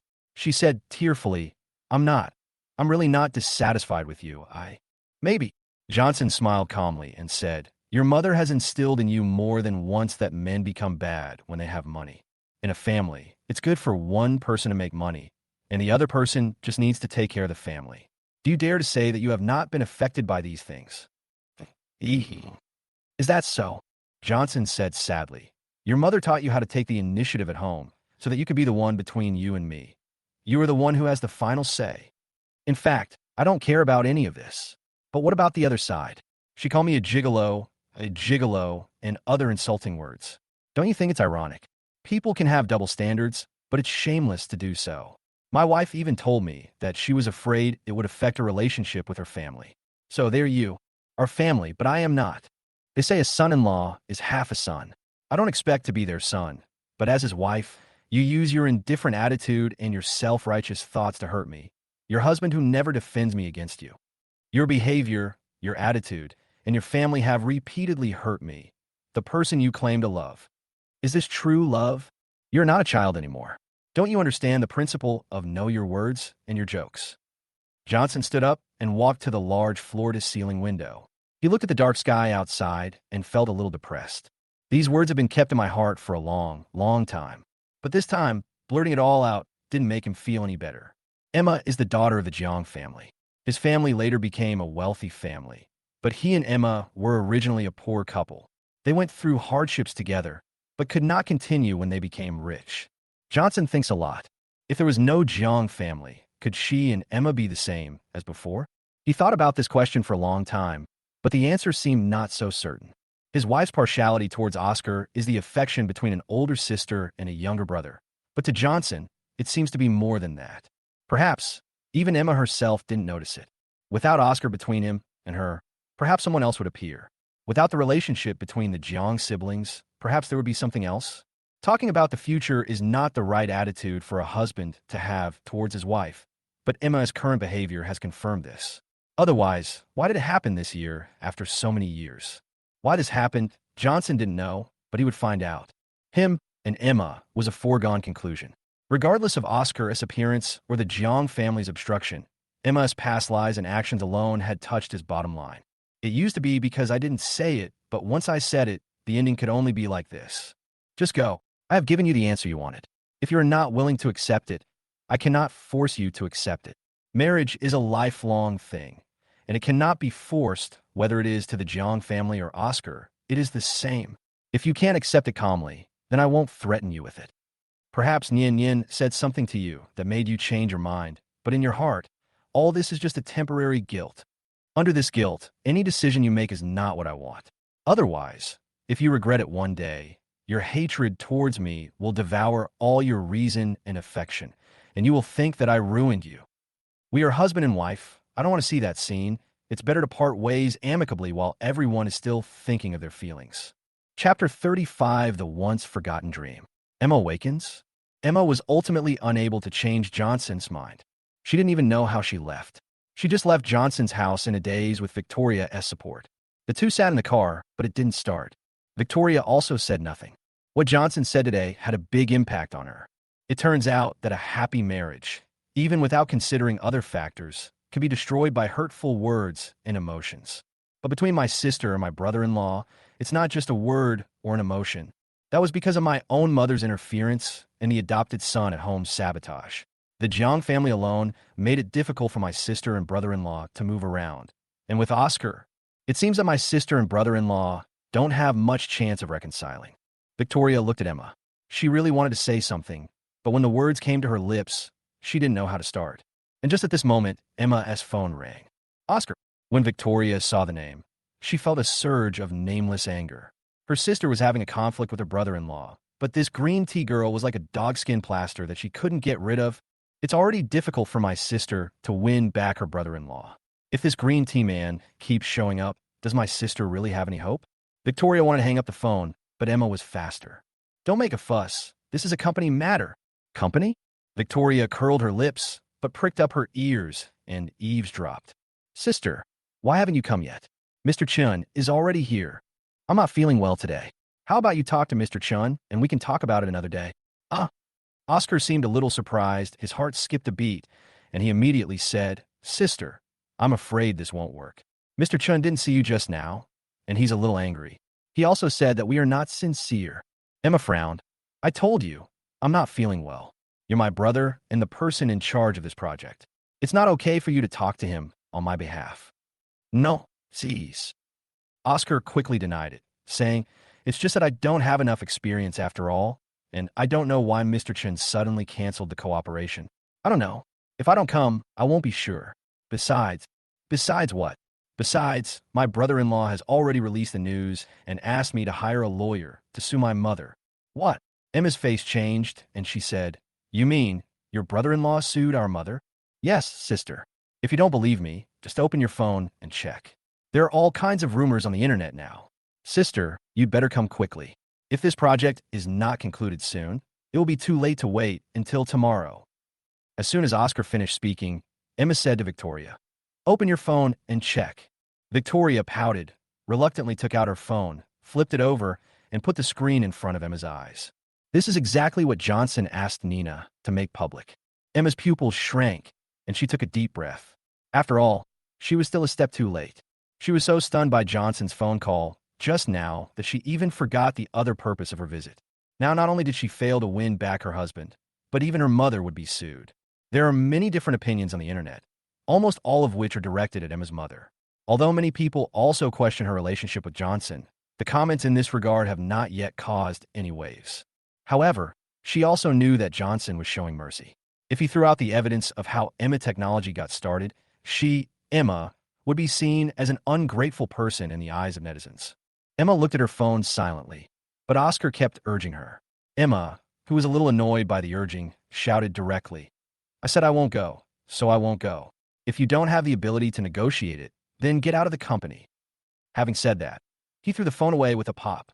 In fact, after hearing what her husband said today, she had no intention of socializing at all. Her husband's departure was an unsolvable knot in her heart. What flying projects? What company market value? Just leave it at that. Just let it be. Over the years, the money she and Johnson earned was enough for the couple to live a wealthy life.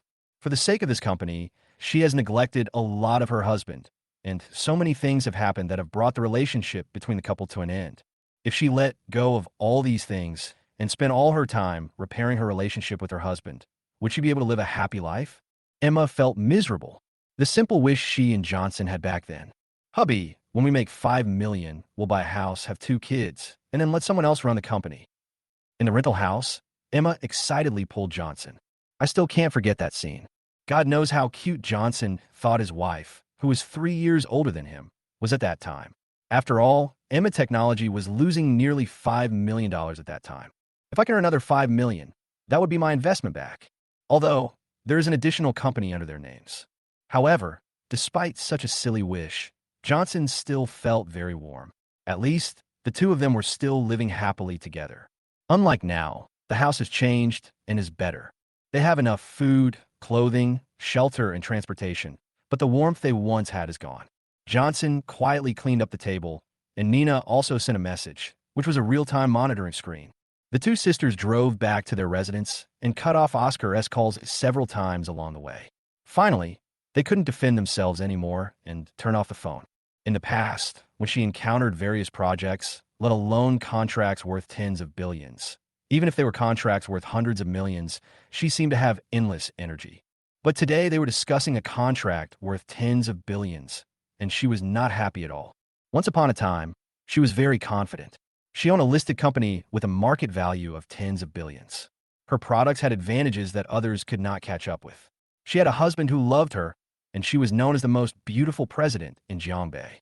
She doesn't care whether she is the most beautiful woman or not. What matters is that she is a beautiful president. The hardships of the past are gradually forgotten, and sometimes these hardships draped over her shoulders seem to set off her present glory.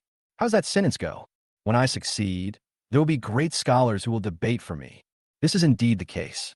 Emma Technology's success and its past hardships are always so inspiring when outsiders talk about them. But now her husband is leaving, and there is no one to share this honor with her. Even if Emma Technology becomes the best in Jiangbei in the future, she will just be a lonely person. Outsiders might say that her husband had no vision and abandoned her, his golden phoenix. But only she herself knew that her husband never cared about these things at all. If it weren't for her obsession, her husband might have a good body now, and although they were not as wealthy as they are now, they must be very happy. Think about the past. She and her husband had just undergone surgery. She was recuperating in bed, while her husband had to face endless company affairs. Every time I touched my husband's face with heartache, he always said the same thing. My wife is the golden phoenix that fell in my arms. If I don't work hard to make money to support her, I would be ungrateful for God's favor. He regarded her as a blessing from God. But now, what had she done? Chapter 36. Only when the swan is covered in dirt, the toad has a chance. That's human nature. Jiangbei Hotel, Changxiangi private room. Why, she won't come. A man with a slightly feminine appearance asked casually. It's Chunzian. Oscar's face was gloomy, and he said silently, It's turned off. I don't know what happened. He originally agreed to it, but suddenly changed his mind. Oh, Chunzian said with amusement. I didn't expect you to be so unique. You can't come for $1 billion contract, if you say so. Well, Oscar asked curiously. Mr. Chun seems to be very familiar with my second sister. Huh. After all, she's the most beautiful CEO in Jiangbei, a celebrity. Although Emma Technology is not large in size, its technology is unique in the country. It is inevitable that our Eaning group will pay attention to it. Chunzian laughed it off, but who is Oscar? Don't be fooled by his usually pretentious appearance. In his heart, he is a Phoenix man who is obsessed with getting promoted and has a pretty sharp sense of smell. He immediately realized that there were many untruths in Chunzian's words. He thought about it, his eyes suddenly turned, and he said, Mr. Chun probably doesn't know that my sister is usually vigorous and resolute, but when it comes to my brother-in-law's affairs, she becomes a little. After thinking about it, I think my brother-in-law had a hand in this matter. Oh, Johnson. Chunzian's eyes changed, but he only took a closer look and could smell the scent. He smiled playfully and said, You look at your second sister, like you have ulterior motives? Huh? Oscar was shocked and said quickly, How is this possible? She is my second sister. Although we have a close relationship, it is only a sister-brother relationship. Yeah. Chunzian didn't believe it. He saw the change on Oscar's face for a moment, but he didn't expose him. Instead, he smiled and said, Johnson is a capable person. Even our Eaning group has studied him. With such an excellent partner, Emma may not be able to tolerate anyone else. He glanced at Oscar, and seeing the latter's expression change slightly, he couldn't help but continue. There's been a lot of noise online these past 2 days, and it seems that there is something wrong between the two of them. But in my opinion, even if there is a problem between them, it will be difficult for others to have the opportunity to pluck this beauty into their hands. So, brother, put away your thoughts. Some people are not something you can control, unless. Oscar asked subconsciously, unless what? Before he finished speaking, he saw a faint smile on Chunzian's face, and he immediately knew that he had fallen into Chunzian's trap. He smiled awkwardly. Mr. Chun, no need to explain. We are all men, I understand. Chunzian patted his shoulder and said meaningfully, A top-notch girl like Emma, I'm afraid there is no man who can't be tempted, right? Oscar's eyes widened. He pointed at Chunzian and said in astonishment, Mr. Chun, you. Chunzian shook his wine glass, raised his eyebrows, and suddenly said, How about we work together? Cooperation? Cooperation on what? Oscar looked at Chunzian in confusion. Chunzian smiled and said, there are some things in this world that are naturally superior. If ordinary people want to get them, they either have to make themselves better and have a status that matches them, or Chunzian's eyes suddenly became extremely gloomy, and his tone was extremely creepy. Either pull him down from the clouds and make him covered in dirt. In this way, he will have no choice. What do you think? When Oscar heard this, his eyes suddenly widened, and his breathing became more rapid, as if a new door had been opened. He understood what Chunzian said. Only, there was a hint of struggle in his eyes. Seeing this, Chunzian said in an extremely bewitching tone, Brother, we are actually quite similar in some ways. My identity as the son-in-law of the Jian family looks glamorous, but in the end, I am just a live-in son-in-law. You are luckier than me. At least you are the adopted son of the Jiang family. But the status of an adopted son alone is not enough. As far as I know, although the Jiang family has no son, the heir of the Jiang family seems to have been decided. Do you think you have a chance to snatch it from Jiang only? The reason you're targeting the second young lady of the Jiang family is because you want Emma Technology. Oscar suddenly felt a little panic in his heart. It seemed that he had no secrets at all in front of Chunzian. The people who can see through him are Chunzian in front of him and Johnson. However, he is not worried at all when facing Johnson. After all, Emma's attitude gives him great confidence. But the Chunzian in front of me, he had no advantage at all. Oscar hesitated for a moment and asked, How will Mr. Chun cooperate? Haha, easy. Chunzian smiled and said, Just let that beautiful flower wither a little. By then, It won't be her turn to decide who is worthy and who is not. What? Oscar was shocked. Mr. Chunyu, you mean? Haha, everyone loves beauty.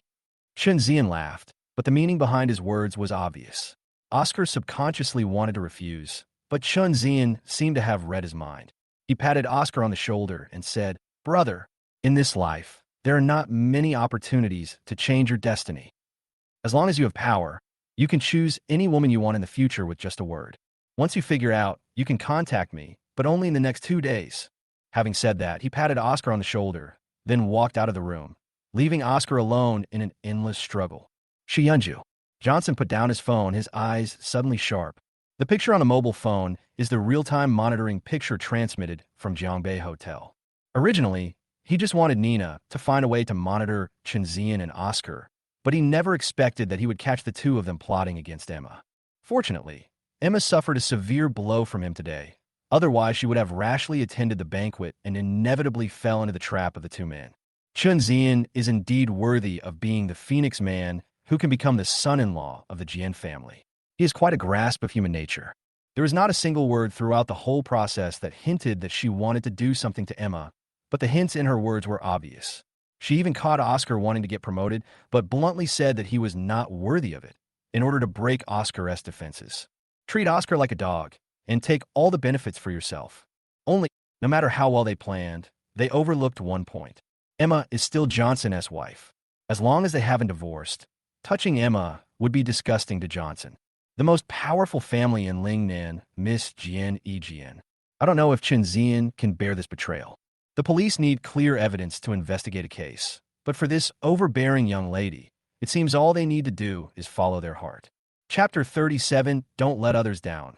Don't let yourself down. Jiang Hongli of the Jiang family. Johnson understood one thing a long time ago. When the emperor was angry, blood flowed everywhere. Now that there are no emperors or princes, the wealthy families have become the ones who make the rules in this world. These people do not care about the thoughts of people at the bottom of society. In their eyes, their interests come first, and their rules are used to restrain others.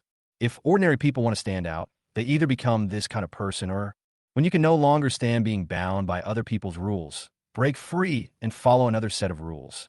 When a common man gets angry, blood splatters 5 steps away. If we must find an equal fairness between the poor and the rich, it is probably that as long as we are human, we have only one life. It depends on who is willing to take the risk. Johnson has always been a man who is willing to take risks. His adherence to the bottom line is the glory of his humanity. His willingness to take risks is the last dignity of his life as a human being. To prepare for a rainy day is wisdom. To burn everything together is courage. Compared to living a miserable life of sleeping on straw and eating bitter food, he prefers to live a free and easy life. Johnson slept soundly that night. But on the internet, a large number of night owls are discussing it with great interest.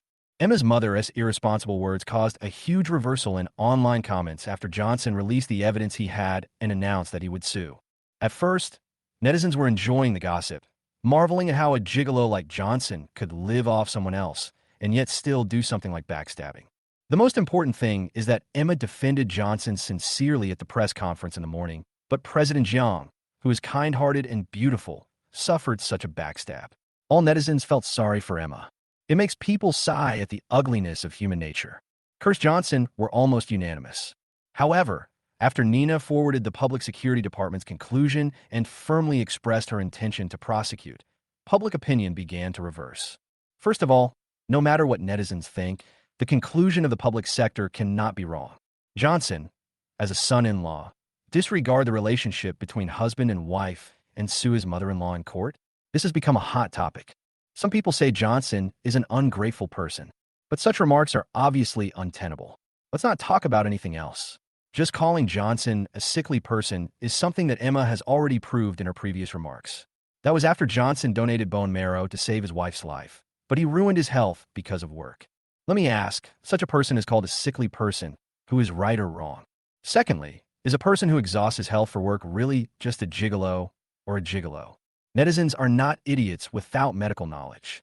Donating bone marrow will have an impact on the body, but it will never reduce one to the level of a sickly person. However, Johnson has dragged himself down to this extent for the sake of Emma technology. Does this look like a gigolo? At least, most people don't believe it. Although many netizens believe that Emma said this to protect her husband, Johnson's determination to sue still makes many people subconsciously favor Johnson. Johnson doesn't have enough confidence, it will not do him any good. There are many different opinions on the internet, but the Jang family is in chaos. Emma's father, Emma's mother, and Jang Hongli, who rarely appears, all appeared in the Jang family compound. Facing the accusations from Emma's father and Jang Hongli, Emma's mother didn't even dare to say a word, especially Jang Hongli, who had a gloomy face the whole time. She wished she could lock this hopelessly stupid mother in the basement for the rest of her life, to keep her company with rats and cockroaches. As the heir of the Jang family, she is arrogant and proud in her heart. In her opinion, no one in the Jang family can compare to her. But the Jang family had Emma, who, in just a few years, turned a husband and wife business into a multi-billion-dollar listed company, which made her feel deeply threatened. After much calculation, Jang finally got the opportunity to intervene in Emma technology.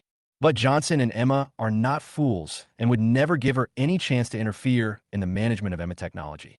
Originally, she planned to spend more time to seize control of Emma technology, but she couldn't stand her mother's constant stupidity.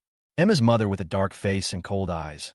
"Mom, I think you need to give me an explanation for this matter." Faced with her third daughter's questions, Emma's mother's momentum obviously weakened. Jang Hongli is not Emma, who could be manipulated by her at will. As the daughter who has always been by her side, Emma's mother knows better how ruthless Jang Hongli is. Even as her biological mother, she is insignificant compared to Jang Hongli's interests. Emma's mother didn't dare to say anything. Jang Hongli said coldly, "Even if my second brother-in-law offended you, with your pitiful IQ, the most you can think of is to find someone to beat him up. I'm very curious. Who taught you to find a reporter?" No one taught me. I just got angry. Johnson is. What has been? A gigolo. Jang Hongli asked coldly. Now that there's a reversal on the internet, what should you say? Now that people have produced evidence to prove that you, the mother-in-law, went there to frame your own son-in-law, what should you say? You really are an eye-opener. People say that wealthy families are ugly, but that's just because of internal power struggles. But which wealthy family would mess with their own son-in-law for no reason? I've been telling you that Johnson is not a softie. My second sister didn't take a penny from the Jang family, but the couple were able to reach this point. Do you really think they're soft persimmons? Unconsciously, Jang Hongli's tone became fierce and overbearing. If you like to be stupid, don't go out and embarrass me. Do you still think the Jang family is the same as it was during Grandpa's time? In the entire Jongbei area, so many people are eyeing our Jang family, wishing they could bite off a piece of our flesh. But what about you? You're just waiting to give them something to hold against you. The Jang family mistress and her son-in-law are fighting. Which mistress is like you, like a shrew? Even the police have not made a conclusion, but you are still making a fuss outside. Are you bigger than the national law? You don't like Johnson, so you can bully him however you want at home. But Emma is the one who can't figure things out. She can't even protect her own husband. They deserve it. But you have to treat Johnson as a wimp and don't drag everyone in the Jang family with you to get into trouble. Do you really think that they have no skills to run such a big business? You know exactly what the Jang family gave them. No one cares if you brag about it and say that you relied on the Jang family's influence. But you are so stupid that you even deceive yourself. You don't even know when Johnson will kill you. I'm telling you, if you want to stay in this house, don't cause me any more trouble, or else don't blame me for kicking you out of the house one day. Bang! Jang Hongli slammed the teacup on the table and went straight upstairs, leaving Emma's father and mother dumbfounded. Chapter 38. Brother-in-law still loves you, but divorce is real. Jang Hongli. As the heir of the Jang family, even Emma's father can't control his daughter. It was indeed the third daughter's methods that were extremely cruel. After the death of the old man of the Jang family, when the power of the Jang family fell into her hands, Emma's father suddenly realized that this daughter actually didn't care about family affection at all. Scenes similar to today's have happened countless times in the Jang family. Emma's father also thought about taking back power, but after several attempts, not only did he fail, but his third daughter also cleared out all his people in Jang's company. Ever since Mr. Jang passed away, the Jang family has been in turmoil, and because of the continuous internal strife, the Jang family has never been stable. Emma technology just happened to be emerging at this time. Emma's father and mother saw that their third daughter had no hope, so they wanted to get some benefits from their second daughter. Jang Hongli also didn't want to see her second sister out of her control, so she took the opportunity to let Emma's father and mother take the lead. Unexpectedly, she actually had the opportunity to get involved in Emma technology. Although I failed to place anyone in the company, I did get the shares. Especially after pushing Emma technology to go public, she has more ways to erode Emma technology bit by bit. However, during this process, she suddenly discovered that Johnson was the biggest stumbling block preventing her from acquiring Emma technology. After much thought, she pushed Oscar over. After all, as a shareholder, it is reasonable to place someone in. To be honest, she looked down on Oscar. Even though Oscar did what she wished and continued to alienate Johnson and Emma, she still looked down on Oscar. If it weren't for the huge potential of Emma's technology, she would be willing to recruit Johnson and use him for her own benefit. God knows how lucky she, the second sister, is. Not only did Mr. Jiang like her when he was alive, but even someone like Johnson likes her very much. The Jiang family didn't know how powerful Johnson was, but Jiang Hongli, who was always paying attention to Emma, knew Johnson's abilities very well. Even knew very well about those people that Johnson had dealt with secretly. Putting aside her own pride, she even felt that Johnson's methods were more sophisticated than hers. Therefore, in order to deal with her second sister, Johnson would be the first one to be driven away. Only when Johnson was extremely disappointed with her good second sister would she have the opportunity to move into Emma technology. Pity, her family is so stupid. Emma's mother's outrageous actions will not only have little impact on Emma technology, but will also implicate Zhang's. Think about it. She made herself a lonely person for the sake of Zhang's power. She poured all her efforts into Zhang's and paid such a huge price. How could she allow others to destroy it? Not even parents. However, Emma's mother did cause her a lot of trouble this time. Johnson's lawsuit against Emma's mother seems to be just a lawsuit for defamation. And at most you have to make a public apology or something, but it is precisely because of this that the problem is serious. After all, for wealthy families, reputation is more important than anything else. If this matter is used by someone with ulterior motives, the Jiang family will inevitably experience a storm. After waiting for a long time for the stock price of Emma Technology to fluctuate, she originally wanted to wave her money around and reap the benefits. But she didn't expect that her mother's outrageous actions would cause her to have to use the funds she had raised to consolidate her own base. This was the fundamental reason why she was furious. Emma had no idea about the Jiang family's affairs. She was currently dragging Victoria out for a drink, but Emma was drinking alone the whole time, with Victoria just accompanying her. Why? Why has he refused to forgive me, even though I've retreated to this point? He wasn't like this before. I really know I was wrong. Nian, does your brother-in-law no longer love me? Victoria was speechless and thought to herself, I just want to be a carefree elf. How could I understand the adult world? But speaking of love, she said, Sister, I think my brother-in-law still loves you. But the divorce is also true. The words on my lips seem to be hesitant, but the words in my heart are firm and certain. Emma raised her confused eyes, as if she was confused and puzzled. But if he loves me, why does he want to divorce me? I've begged him many times. Victoria was very sad. If she wasn't her own sister, she really wouldn't want to bother with her. Sister, you said you begged many times, but when did you talk to your brother-in-law and get the point right? Let's not talk about anything else. Just now, your brother-in-law had already clearly put the problem in front of you, but you were just making excuses for others from beginning to end. You always tell him the reasons why you do this, but don't you think that those reasons you told him are actually forcing your brother-in-law to accept things that he doesn't want to accept, and even things that hurt him all the time? You kept saying you wanted to get rid of Oscar, but when we left and he called you, what were you thinking? Didn't I agree to go? Emma tilted her head and looked at Victoria in confusion. Victoria pursed her lips and said, You didn't go, but I don't see the attitude you showed when answering the phone is consistent with what you said in front of your brother-in-law. Sister, you keep saying that your brother-in-law doesn't understand you now, but how many times have you understood him? A decision like divorce cannot be made in one go, and the disappointment in a person's heart cannot be accumulated in one go. Although I'm not in a relationship, this is the same as making friends. Even the best friends will leave when faced with repeated bias and distrust. After all, I treat you as the only one or the best one, but in your heart I am not, so I won't force it. Emma was startled. She asked, You said that the decision to divorce can't be made in one go. What else? Victoria's checked. Marriage is a big deal. In my opinion, unless someone is caught cheating in bed. Generally speaking, it's impossible to get divorced just because of one or two things, right? Emma was stunned after hearing this. Victoria looked at her sister curiously and waved her hand in front of her eyes. Sister, what are you thinking about? E. E. Emma was a little hesitant. Oscar had told her in the hospital before that Johnson was talking to someone on the phone about divorce, which made her feel very conflicted. She thought about it and decided to tell Victoria what Oscar had said before. Victoria got angry when she heard this. She said sullenly, Sister, I feel more and more that it makes sense for your brother-in-law to divorce you. Emma.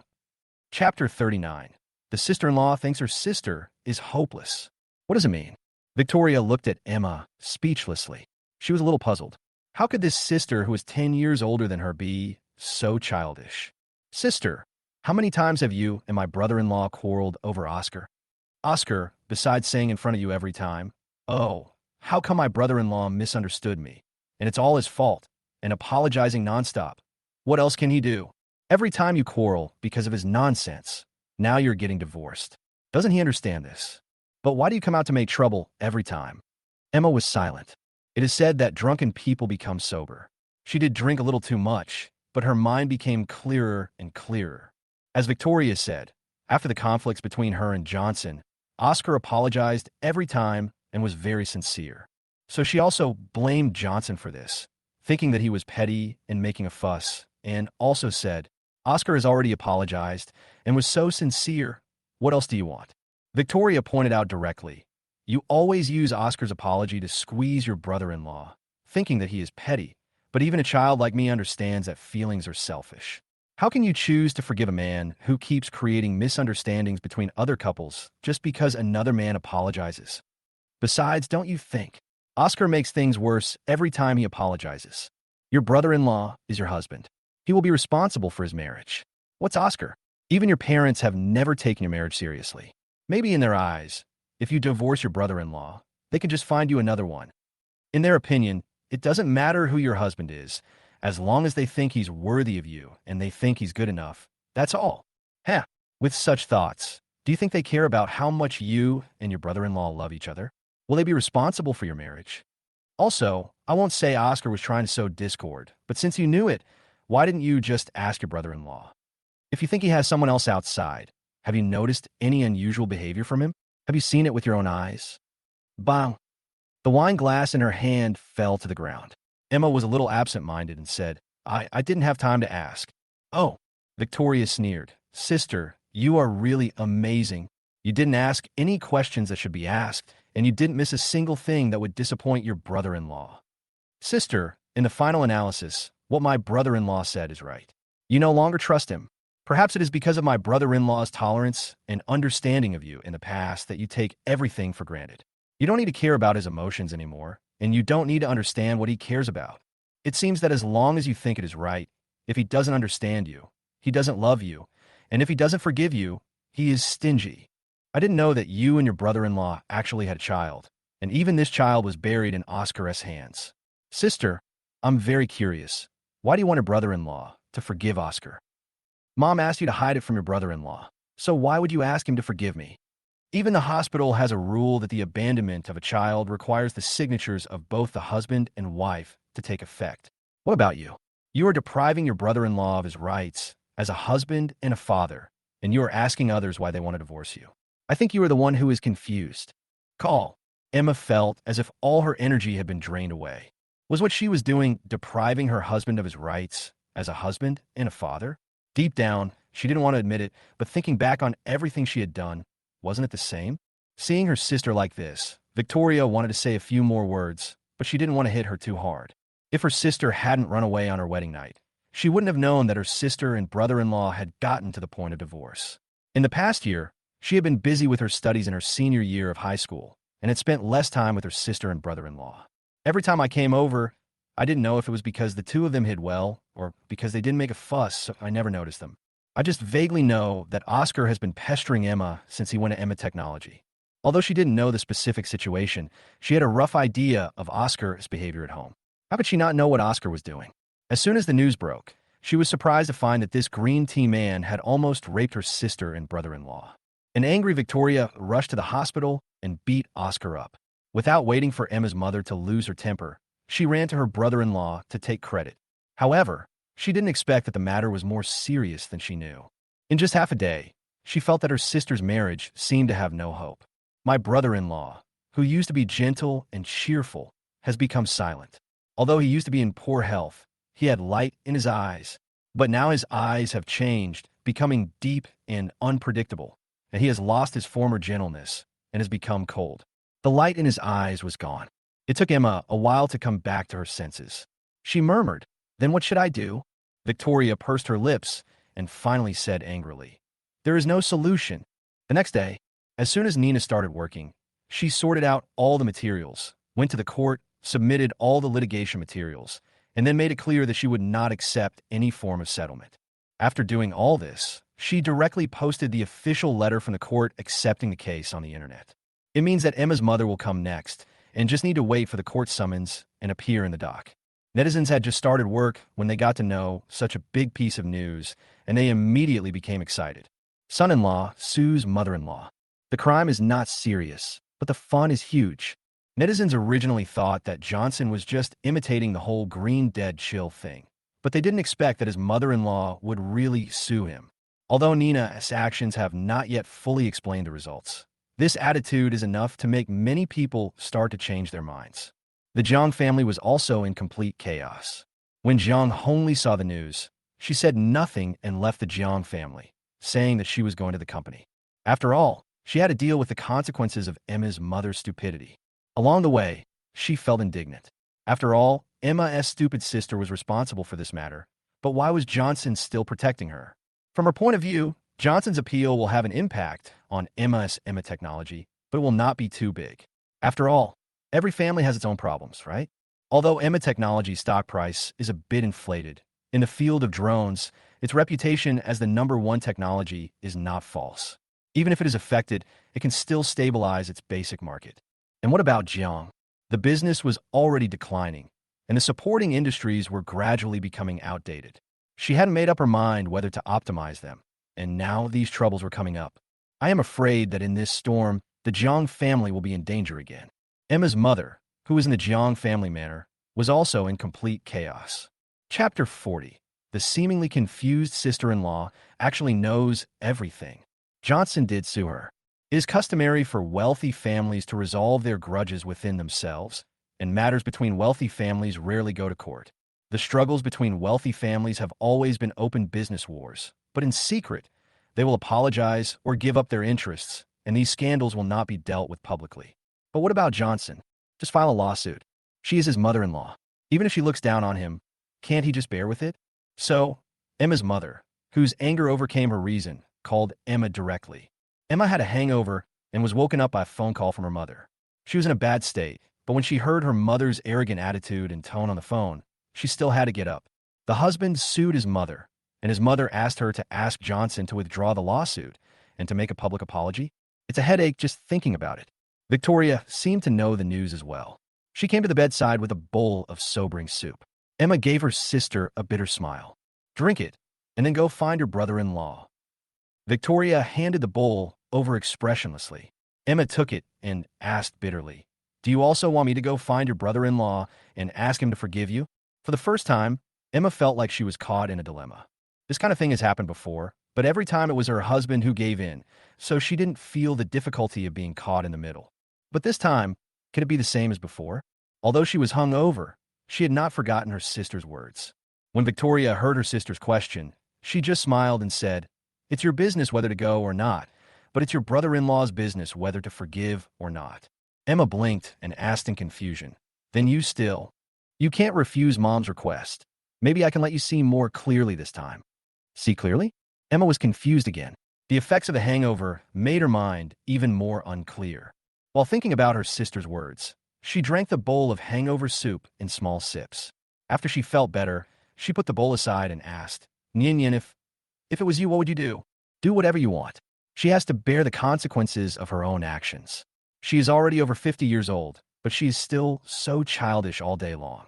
It would be better if someone could teach her a lesson. Victoria said bitterly. It is said that the eldest child is the most valued, The youngest is the most pampered, and the one in the middle who is not loved or cared for is the most embarrassing. But as the youngest daughter of the Jang family, she only enjoyed the love and favor her grandfather had when he was alive. Her eldest sister had not returned to the Jang family for nearly 7 years, and her second sister was the unfavored one. Third sister, she didn't like her, but she relied on tricks to get what she wanted, and even her parents were inferior to her. After Oscar arrived at the Jang family, some of the attention was diverted away from this young girl, which is also the reason why she later became close to her second sister and brother-in-law. Emma gets, the more she feels the difference in her mother's favoritism. Originally, she just thought that her mother loved Oscar because he saved her life and because she felt sorry for him. But later, she found that her mother's love for Oscar never diminished, but increased day by day. Her little daughter has an increasingly less sense of existence. Emma's mother loves her adopted son more than her biological son, and she is extremely disappointed. My father always acted like the breadwinner.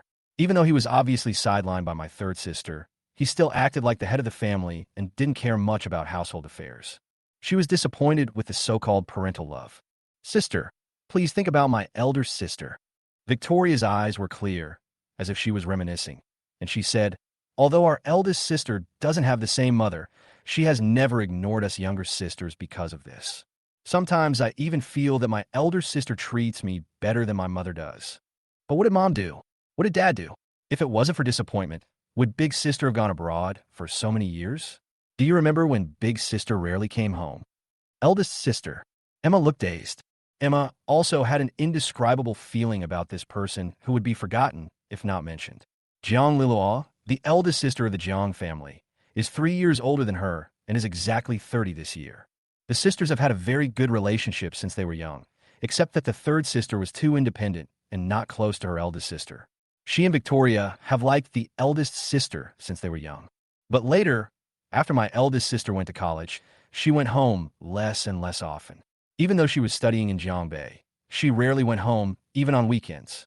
After graduation, under the auspices of my grandfather, my eldest sister joined Zhang's company.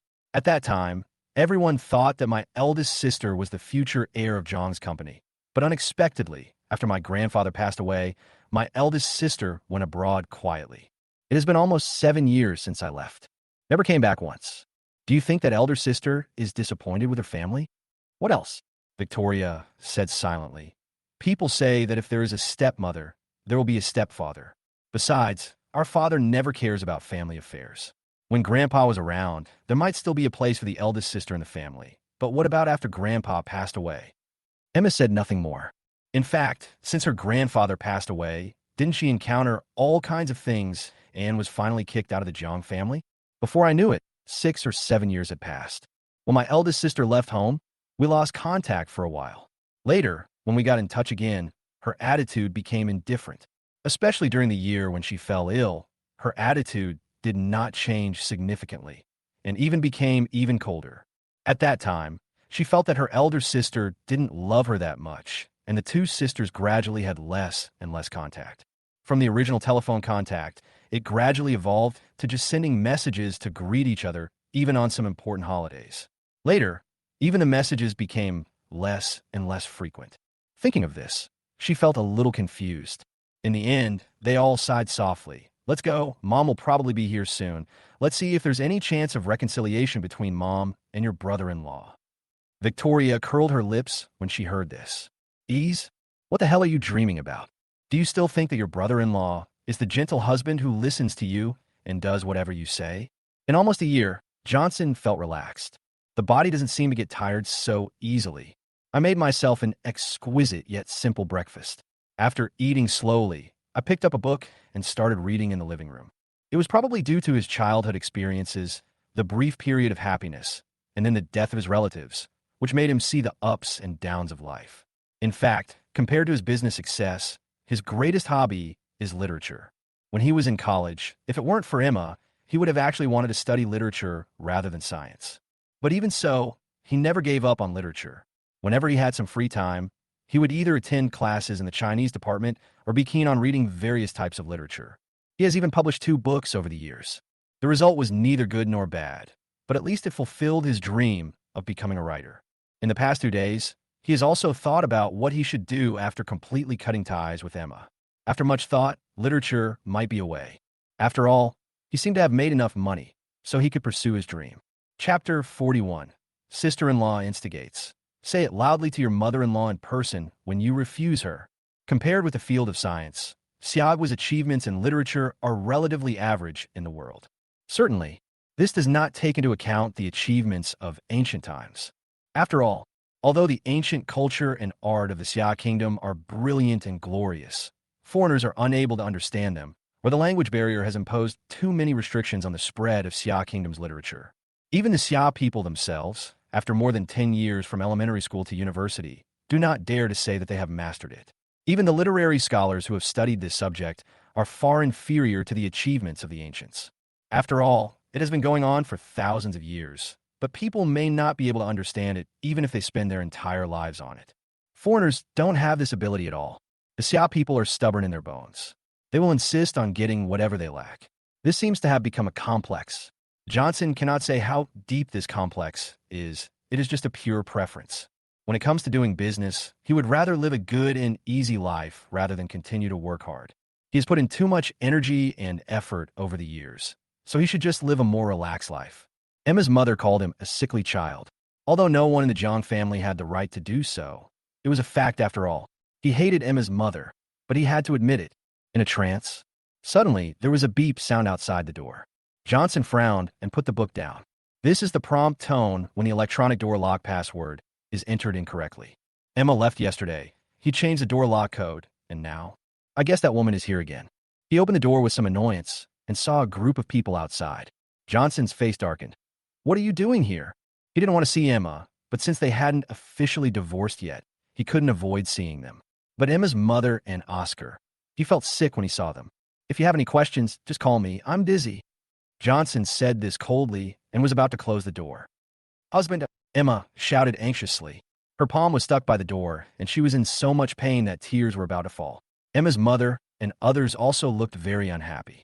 The old woman was about to start cursing when she heard Johnson yell, "You're crazy." The voice was so loud and the face so gloomy that Emma's mother was frightened and dared not speak. As for Emma, her forced smile was uglier than crying. Honey, I'm not in pain. Johnson moved his lips, but in the end he could only say, come in and apply some medicine first. As he said this, he stepped aside. Emma was really happy now. My husband still cares about me. But the grinning look is very funny. Johnson turned his head away, not wanting to look at her like this. He just said to Emma's mother and Oscar with a dark face, for Emma's sake, I'll give you a chance today, but if you want to talk, you have to speak nicely, otherwise don't enter this door. Johnson, you put. Bang. Johnson pulled Victoria into the house and then slammed the door shut. Idiot. Emma. Victoria. Emma's mother, Oscar. I've already told you that others are afraid of blood, but I'm an idiot. You're still barking like a dog. Do you really think you're a human being? Seeing the embarrassed expressions on his wife and Victoria's faces, Johnson just said lightly. Emma's mother, who was outside the door, only reacted when she saw the closed door. Johnson, you beast. How dare you do this to me? I'm your mother-in-law. Are you going to rebel? You ungrateful bastard. If you scream again, I'll call the police. Johnson roared. Really couldn't tolerate Emma's mother's polite greetings. Emma heard her mother calling outside the door and couldn't help but say, Hubby, how about my mom going first? If you don't want to take the medicine, get out. He didn't have much patience for his confused wife. Emma pursed her lips aggrievedly, but didn't dare to say anything more in the end. She and her husband had a lot of misunderstandings that had not been resolved, and her mother was still making trouble. Seeing that her husband was about to drive her away, she dared not speak anymore. Johnson walked towards the room and came out with a medical kit in a few minutes. The Jang sisters were sitting on the sofa.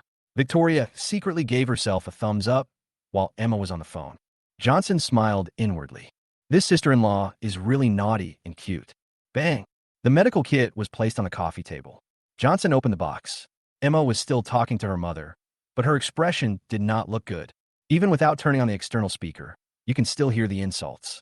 I don't know if it came from a phone or from outside the door. Johnson snatched the phone and threw it aside, then took Emma's slightly swollen hand and said, If you want to ask for help, you should behave like one. Otherwise, just get out of here. It's not me who will be embarrassed after the court hearing anyway. Huh. It was as if the pause button was pressed on the other end of the phone, and it became quiet outside the door. This, Emma screamed subconsciously as she felt the pain in her hand, only to see Johnson applying medicine to her while rubbing the back of her hand. His expression was the same as always, except that the pain that could not be expressed in words was missing. But Emma was very happy because her husband still cared about her. And my husband is so good at dealing with his mother, isn't he? Why didn't I see it before? How could she know that Johnson would have a way? It was just because he had no intention of continuing their marriage with her, and he certainly didn't need to be cautious with someone who was not important. He doesn't even care whether Emma will be caught in the middle. To Emma, maybe I still love her. Unfortunately, love is not everything in marriage. Even when it is time for one person to leave, this love cannot stop it. Victoria sat aside, feeling a little redundant. At the moment when her brother-in-law applied medicine to her sister, she even felt that the couple had reconciled. Sitting here, she felt more like the one who was dragged in to be fed dog food. The entire back of Emma's hand was rubbed red, and the redness and swelling were gradually cut away, and Emma felt less pain. Hubby, my mom. Johnson paused, then loosened his hand and took a tissue to rub the remaining medicine stains on his hands bit by bit. Seeing her husband didn't say anything, Emma quietly pushed her sister. Victoria immediately pouted and looked at her sister, somewhat unhappy. Emma glared at her. The little girl then reluctantly said, "Brother-in-law, I think it's better to talk it out. Even if you still insist on suing my mother, just tell her your answer directly so that she will give up completely and you can vent your anger, right?" Emma, she glared at her sister, as if to say, "Did I ask you to say that?" Johnson was stunned, and then almost laughed out loud. This sister-in-law is so cute. Nyen Nyen is right. Some things really need to be said. Chapter 42. Without his wife standing in front of him, Johnson simply couldn't bear it. Victoria saw her brother-in-law give in, so she ran over and opened the door. Emma's mother walked in from the door with a dark face, followed by Oscar. Emma's mother came over arrogantly and sat down on the sofa. Oscar next to her also wanted to sit down. Johnson glanced at her and said in a tone that did not allow rejection, "Stand." He raised his eyes and looked at the two of them. "Even if I don't want to admit it, you are Emma's mother after all, and you have a place today. But Oscar, who the hell are you? Are you worthy of sitting in my house?" Suddenly, Oscar's face flushed. Johnson's light words were not very hurtful, but they were extremely insulting. He stood there hesitantly. Even though he was so arrogant when he was alone with Johnson, his fear of Johnson reached its peak ever since he was beaten by Johnson. Especially when he learned that Johnson was determined to divorce Emma. He no longer had anyone to rely on. He even regretted coming along today. He originally wanted to discuss Johnson, but when he found out that Johnson didn't even give face to Emma's mother, he couldn't help but think too much. If what he had said to Johnson was exposed, Oscar's mind raced, but Emma's mother couldn't stand it. She said angrily, "Johnson, I am your mother-in-law after all. I'm giving you face by coming to your house in person today. Don't go too far." "Oh." Johnson smiled and said, "Then you don't have to come. I didn't ask you to come anyway." Emma's mother's face changed drastically. She pointed at Johnson and was about to curse him, but Johnson's voice suddenly became louder. "If you don't want to talk, get out. Anyway, I have no interest in communicating with idiots." "Gah." Mother Emma choked again. "Husband." Seeing her mother in trouble, Emma pulled Johnson's hand. Johnson threw him away and asked coldly, "You can't stand this? When you were making things difficult for me, did you ever think that this day would come?" The Jang family's faces changed. Johnson looked at Emma's mother and said coldly, "Fu Hanyan, do you still think that your mother-in-law's identity is useful to me? Think about how you treated me in the beginning. Do you still think that I, Johnson, will take you seriously? How dare you, Johnson, call me by my name? If I don't call you by your name, am I calling you an idiot?" Emma's mother's tone paused. Somehow, she realized that Johnson had really changed and was no longer the cowardly Johnson. He wanted to yell at him rudely, but when he saw Johnson's cold eyes, he remained silent. "Do you remember the last time I attended your Jiang family dinner?" As soon as Johnson opened his mouth, everyone except Victoria's face changed drastically, and Emma turned even paler. That incident eventually led to a complete break between Johnson and the Jiang family. Since then, Johnson never went to the Jiang family again and no longer allowed Emma's father, Emma's mother, and Oscar to enter his house. "Husband." Emma tried to hold Johnson's hand again, but Johnson dodged her and scolded her, "Don't talk." When Emma heard this, she immediately retracted her hand, her face full of misery. Victoria looked at the faces of the Jiang family members and vaguely knew that there was a story behind it. However, she was a little confused. Which family dinner was it? The Jiang family has a rule that they usually hold a family dinner once a month. Unless there are any unexpected events, all members of the Jiang family, even those who are married out, will attend as long as there is nothing else to delay them. Could it be that it was just those times when I didn't attend?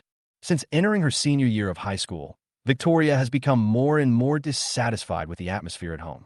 Occasionally, she would skip the meetings using the excuse of being busy with homework. Until one day, she never saw Johnson again, and she realized something was wrong. But every time I ask about it, my family always talks about him. Victoria's mind was spinning, but she saw Johnson's face full of mockery. This is a family banquet for a wealthy family in Jiangbei.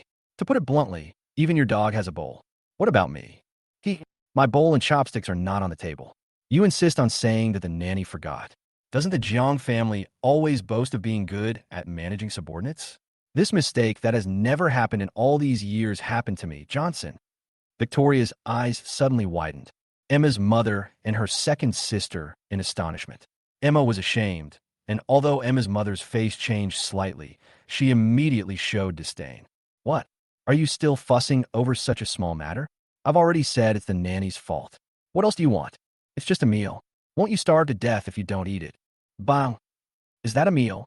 Johnson slammed the table and suddenly roared, frightening Emma's mother. Johnson, do you have any manners at all? Rule. This is my house. My words are the rules. I'm warning you. Fu Hongyan, don't put on airs in front of me because you're from a famous family in Jiangbei. I'm bringing up this whole matter today because I want to ask you, how did you have the nerve to come to me today and ask for a settlement after you did such a ruthless thing before? What? Emma's mother was stunned when she heard this. Johnson is asking, how can she have the nerve to come to him and reconcile? Emma's mother's eyes widened, as if she couldn't believe that such words came from Johnson's mouth. But after repeated confirmation, it was Johnson who said this, so Emma's mother slammed the table, stood up angrily, and shouted, Johnson, you are so rebellious? As a junior, how dare you talk to me like this? Do you still respect me as an elder? I just said a few words to you, but you disregarded the Jiang family's reputation and made a scene known to everyone. You are so disobedient to your own mother-in-law. Aren't you afraid of being criticized? Do you believe that I will let Emma divorce you right now? Divorce. Johnson was slightly stunned. Is there such a good thing? Emma's mother looked at his stunned expression and thought she had grasped Johnson's pain. She said triumphantly, Emma is my daughter, and she listens to me the most. She will marry whoever I tell her to marry. If I tell her to divorce you, she will definitely divorce you. Johnson was going crazy because of this woman's stupidity. He turned his head to look at Emma and said, Your mother wants you to divorce me. Emma was also a little confused. It's true that she is obedient, but who said that she has to listen to Emma's mother when it comes to marriage? Victoria also looked at her mother with a strange expression and suddenly felt that her mother was really so stupid. Let's not talk about whether my sister is so obedient. If she is, then wouldn't she help my brother-in-law? My brother-in-law and sister are getting divorced now. Oscar, on the other hand, heard what Emma's mother said, and his eyes flashed with joy, and then he pretended to be worried and said, Brother-in-law, please don't make Mom angry. Otherwise, Mom will really make you and sister divorce, and then it will be irreversible. Brother-in-law, you should apologize to Mom. That's right, Emma's mother said proudly. You must apologize to me and hold a press conference to make it public. Also, you have to apologize for hitting Oscar. Not only should you apologize privately, but you should apologize publicly. You are just jealous of my Oscar. Ahem. Johnson couldn't bear to listen any longer. He turned his head and looked at the Jiang sisters. Your family has inherited mental retardation from generation to generation? The Jiang sisters were first shocked by their mother's stupidity, and then they were stunned by Johnson's question. After a while, Chapter 43, Brother-in-law. It's my mother who is mentally retarded. What does it have to do with us? Victoria suddenly shook her head. No, brother-in-law. My mother's surname is Fu, not Jiang. This is the ancestral name of the Fu family. Emma's mother, who was feeling very proud, was also a little dumbfounded by this interruption. But when she heard what her daughter said, she immediately became furious. Victoria, what nonsense are you talking about? That's right. The sister-in-law said, Mom, don't you care about the Jiang family's reputation the most? It has to be the Fu family at this time. Otherwise, we Jiang family members will lose face because of you. Johnson was so happy when he heard what his sister-in-law said. The Jiang family members were also shocked. What the hell is this? An appraisal from a family member? Emma's mother yelled madly. Rebellious girl, that's enough. Johnson suddenly shouted. Fu Hongyan, this is my home. It's not your turn to act like a spoiled child here. Also, if you really think you're that awesome, then wait until the court opens. Take your subpoena, sit in the dock, and let people see you, the Jiang family mistress, as a shrew. Johnson's sudden outburst stunned everyone, especially Emma's mother. When she heard Johnson asked her to wait for the court session, her arrogance disappeared. Victoria, on the other hand, could hear her brother-in-law's strong protection for her, and she felt sweet in her heart. After all, her brother-in-law was good to her, and it was worth it for her to ask the lawyer to award her to her brother-in-law. The sister-in-law, who was sometimes lucid and sometimes confused, was suddenly caught up in the overbearing protection of her brother-in-law. Emma felt overwhelmed watching her mother and husband arguing, especially the look on her mother's face. Even though she herself was a little confused, she now understood clearly. You are a person who came to your son-in-law to seek reconciliation. Who gave you the courage to ask someone to apologize to you publicly? Isn't this a disguised way of telling outsiders that everything you said is right? If that's the case, why will my husband take you to court? Don't you know what your identity is? The defendant. Mom, that's enough. Emma looked at her mother and said, I have my own say in my marriage. It's okay for me to call you Mom, but that doesn't mean you can dominate my marriage. I only love my husband in my life, and there's no way I can divorce him. If that's the case, don't say it again, or I'll never care about you again. Do you think third sister will tolerate your nonsense? Emma's mother was a little overwhelmed when she suddenly realized that her daughter, who had always been the subject of her PUA, was disobedient. Emma sighed and asked, Husband, don't argue with my mother. Let's talk about business first. What do you want me to do to forgive my mother? Forgive? What can I do to forgive her? Johnson's face suddenly turned cold. Forgiving her means that I have to admit everything she said. But ask yourself, is this what I should bear? I'm not her father. Why should I spoil her? Should I always put others in a difficult position just because of her stupidity? I have to tell you, I will pay her back little by little for what she did to me in the past. If you want to reconcile, you're dreaming. The tone was so powerful that Emma was once again at a loss for words. She suddenly realized that when her husband wanted to reject her, he could be so resolute. It seemed that the more tolerant he had been, the more resolute he was now. Really, there is no possibility of reconciliation? Emma murmured. This sentence seemed to be asking Johnson, but also seemed to be asking herself. Johnson sneered. If you are willing to sign the divorce agreement, I can't consider withdrawing the lawsuit. Divorce? Emma panicked, and her heart skipped a beat. Emma's mother also looked at Johnson in surprise. She was a little unsure. What had she just heard? How dare Johnson divorce his own daughter? Is there such a good thing? Emma's mother perked up. Emmy, shut up. Emma suddenly became furious. I can't get a divorce, and I will never agree to a divorce. Don't even think about using my marriage as a bargaining chip. Mom, you have to solve the problem yourself. If you can't make my husband change his mind, you can sit in the dock yourself. What? Not only Emma's mother, but even Johnson was a little surprised. My wife dares to confront her mother? After Emma finished her words, she picked up her bag without paying attention to her mother and husband's shock. I have something else to do at the company, so I'm leaving first. Having said that, he left as if escaping. She was afraid that she would cry again. Her husband kept wanting to divorce her, and for this, she was even willing to reconcile with her mother. You know, the people her husband hates the most are Oscar and her mother. Now, in order to get a divorce, she is willing to forgive her mother and confirm her reputation as a gigolo and a gigolo. She would never agree, even if her mother was sued in court. The amazing mother just apologized publicly, but this is her marriage and her husband. Johnson looked at his wife, who left in a hurry, feeling somewhat puzzled. Normally, his wife, who was confused when it came to the Jang family, seemed like a different person these days. It seemed that whenever divorce was mentioned, she would wake up. Only, get lost, both of you. Emma just left like that, and it seemed pointless for him to continue talking. Hearing Johnson's order to evict her, Emma's mother thought about her own business and was about to speak, but she heard Johnson say, If you don't leave, I'll call the police. Johnson, no matter what, I am your mother-in-law now. Will it be any use if you call the police? Why don't you try it? Johnson snorted coldly and said, Don't forget, you and I are currently involved in a lawsuit. I'm going to tell the police that your purpose of coming here is to force a settlement. Do you think they will believe me? You. Emma's mother was angry again. She raised her hand and was about to punish Johnson. As the mistress of the Jang family and the young lady of the Fu family, she had never been manipulated like this in her life. Johnson ignored her like this today and provoked her again and again. She really couldn't stand it. However, Oscar was quick to act and grab her. Mom, don't be impulsive. As for Johnson being slapped, he would be happy to see it happen, but he didn't dare to take Johnson's words as a joke. Johnson is a man of his words nowadays. If he really calls the police, they may not get a good result from this matter. They came to his house today to ask Johnson to withdraw the lawsuit. Now the goal has not been achieved. If this slap continues, coupled with what happened before, I'm afraid that the fake will become real. At that time, Emma's mother will not only be charged with defamation, but also with obstruction of justice. If Johnson had been more ruthless and posted the scene online, the whole network would have known about it, and his Oscar-esque gossip would have been judged by netizens. I miscalculated today. There is surveillance in this room. As a last resort, Oscar could only stop Emma's mother.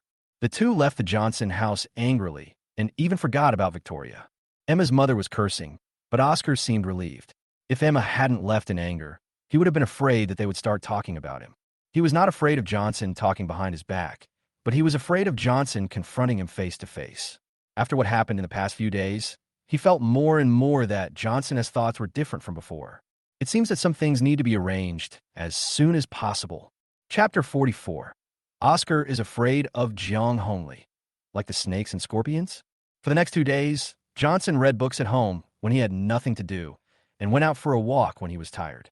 His life was very relaxing. The rest was left to Nina. It's no wonder that this somewhat careless and sloppy female lawyer is quite capable. Not only can she win the case, but she also does a good job in handling the tasks that Johnson asked her to do. Johnson is very satisfied, but I still kept an eye on it. It's not that he was suspicious, but this woman, he found her increasingly mysterious. But when the two met, Nina was very tight on money every month. Although she was very famous, she was somewhat of a black celebrity. After she became Johnson's personal lawyer, many things that were not allowed to be made public were done under her personal guidance. This also meant that although Johnson had a reputation of being ruthless in Jiangbei's upper-class circles, he always remained clean. But these past few days, he had some other ideas. Just ask, how could a woman who had to pay off her mortgage and even had to make ends meet dare to investigate the affairs of the Jian family in just a few years? And she was able to find out a lot of things. The most important thing is that Johnson had asked her to find a way to keep an eye on Chunzian, and this woman even had a way to install surveillance cameras directly in the Jiangbei hotel. Not only the private rooms, but also Chunzian's room could be monitored in real time. This is not something that ordinary people can do. Hotels, especially 5-star hotels, are actually not something that ordinary people can get involved in or build. First, it requires huge investment. Secondly, 5-star hotels have very high asset costs, but they don't really make much money if they rely on hotel services. This is mostly because the government needs such landmarks, while developers pay more attention to the value brought by real estate, as well as some implicit policy values. Therefore, these two items alone are not areas that ordinary wealthy people can get involved in. Anyone who can build a 5-star hotel has people behind them who are not so easy to offend, and Nina's action is actually very offensive. But she dared to do it. This made Johnson suspicious. But he didn't have anyone who was more capable than Nina at the moment, and after thinking about it, there didn't seem to be anything about him that was worth Nina's covetousness, right? Speaking of money, including the shares in Emma Technology, he does have some money. But it doesn't seem worth it to take such a big risk and offend the people behind Jiangbei Hotel, right? As for the Jiang family and Emma, Emma has completely given up on the Jiang family's affairs. Even when she received phone calls in the past 2 days, the two of them ended up chatting unhappily. 3 days have passed. Nina has submitted their divorce lawsuit to the court and is waiting for the trial. Johnson's lawsuit against Emma's mother was filed earlier than their divorce case. In the past 2 days, both Emma and Jiang have been greatly affected. Although Johnson's move did not cause a sharp drop in Emma Technology, it still fell a lot compared to before the wedding. Emma's full energy in the past 2 days has been on finding ways to stabilize Emma Technology. Oscar, on the other hand, repeatedly urged Emma to meet with Chunzian, but Emma repeatedly stated that if they wanted to discuss cooperation, they should come directly to the company to discuss it. Perhaps some of Johnson's previous words had worked. Although Emma's attitude towards Oscar did not change much, she did not agree to go out for social events.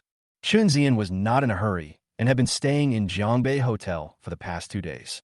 However, the son-in-law of the Jian family became bolder when he came to Jiangbei. It seemed that he had become a little unscrupulous since he had left the Jian family's territory. The Zhang family suffered the most. Johnson had blocked Emma's mother's phone calls.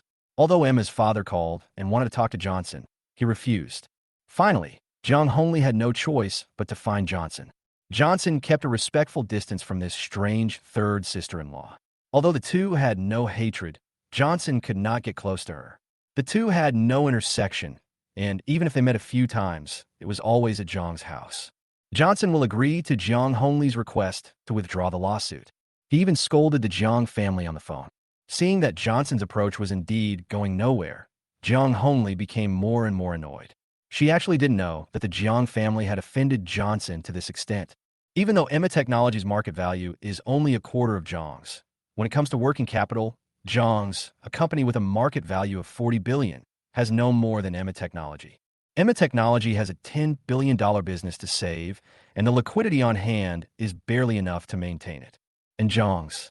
Since Zhang Hongli took over Zhang's group, she has spent most of her time on internal fighting and sorting out internal industries.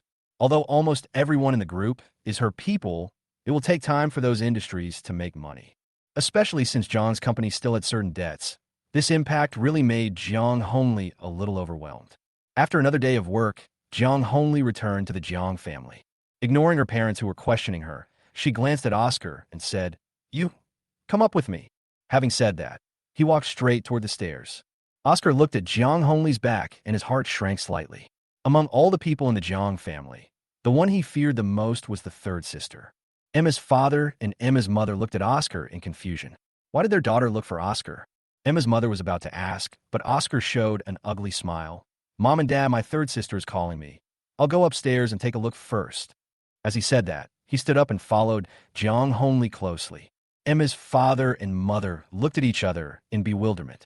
What were the two children who were the least close to each other on weekdays doing now? They were never seen alone together, especially the third daughter. No matter how Oscar tried to please her, she remained indifferent. Not to say that she kept him at a distance, but at least she didn't show any attitude that seemed close to him. Not to mention being alone like this. Oscar went upstairs somewhat nervously. Seeing that the light was on in Zhang Hongli's study, he calmed himself down and walked in. As soon as he entered the door, he saw Zhang Hongli sitting on a chair, looking at him expressionlessly. Third sister, why did you call me over here? Why? Are you afraid that I'll eat you?" Zhang Hongli curled the corners of his mouth and revealed an inexplicable smile. "Why are you so far away from me? Come closer." Oscar became even more frightened when he saw this. However, he did not dare to disobey Zhang Hongli's words. As a green tea girl, he knew better than most people who had the final say in this family. Oscar tiptoed up, but who knew? Bang! Zhang Hongli slapped Oscar hard on the face. Chapter 45, another slap in the face. Oscar is nothing in front of Miss Jiang San. Oscar tilted his head, with a trace of blood on the corner of his mouth. There was an obvious slap mark on his face, which soon became slightly swollen. Oscar's eyes darkened, but he stood in front of Zhang Hongli even more respectfully, not daring to show any dissatisfaction. "What? In half a year, even your ambition has started to swell." Zhang Hongli's beautiful eyes flashed with coldness, as if she was ready to kill Oscar immediately if he dared to show any dissatisfaction. Oscar lowered his head and said, Third sister, I dare not." "Don't dare? I think you are very brave. You even dare to hit on Emma. What else are you afraid of?" Zhang Hongli sneered.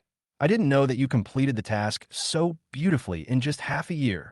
Third sister, Bang! Another slap came. "Did I tell you that you have only one goal, to drive Johnson away? As for other things, you can't have any ideas?" Zhang Hongli's voice was so cold that Oscar shuddered all over. Third sister, I did everything according to your wishes." I didn't. Really? Then was it her idea to let Mom slander Johnson?" Zhang Hongli narrowed her eyes. The meaning of her words was self-evident. What? Can't tell. Jiang Hongli suddenly stood up, grabbed Oscar by the collar, and pulled him over. Don't forget, I could let you into the Jiang family, but I could also kick you out. I said, you only have what I give you. You can't take what I don't give you. You were so good, relying on those little tricks to make trouble again and again. It would have been fine in the past, but you even dared to use those little tricks at their wedding. Don't you know that this will cause Emma Technology's stock to plummet? How dare you encourage me to tell lies to others? What did I tell you in the beginning? E. E. Oscar was extremely frightened. The pair of eyes in front of him were filled with madness, like a man-eating beast. I asked you to go to Emma Technology to find a way to break up the couple and make Johnson leave Emma Technology. I didn't ask you to destroy Emma Technology, and I certainly didn't ask you to win the beauty. You are a piece of trash from the bottom of society. Do you really think you are worthy of my Jiang family's noble daughter? Giving you the status of young master of the Jiang family is a compliment to you, but it doesn't mean that you're truly young master of the Jiang family in this family. Don't think I don't know what you are planning. Aren't you trying to drive away Johnson as colleagues and become the master of Emma Technology? To be honest, are you worthy of it? Jiang Hongli swung Oscar hard, and he fell to the ground.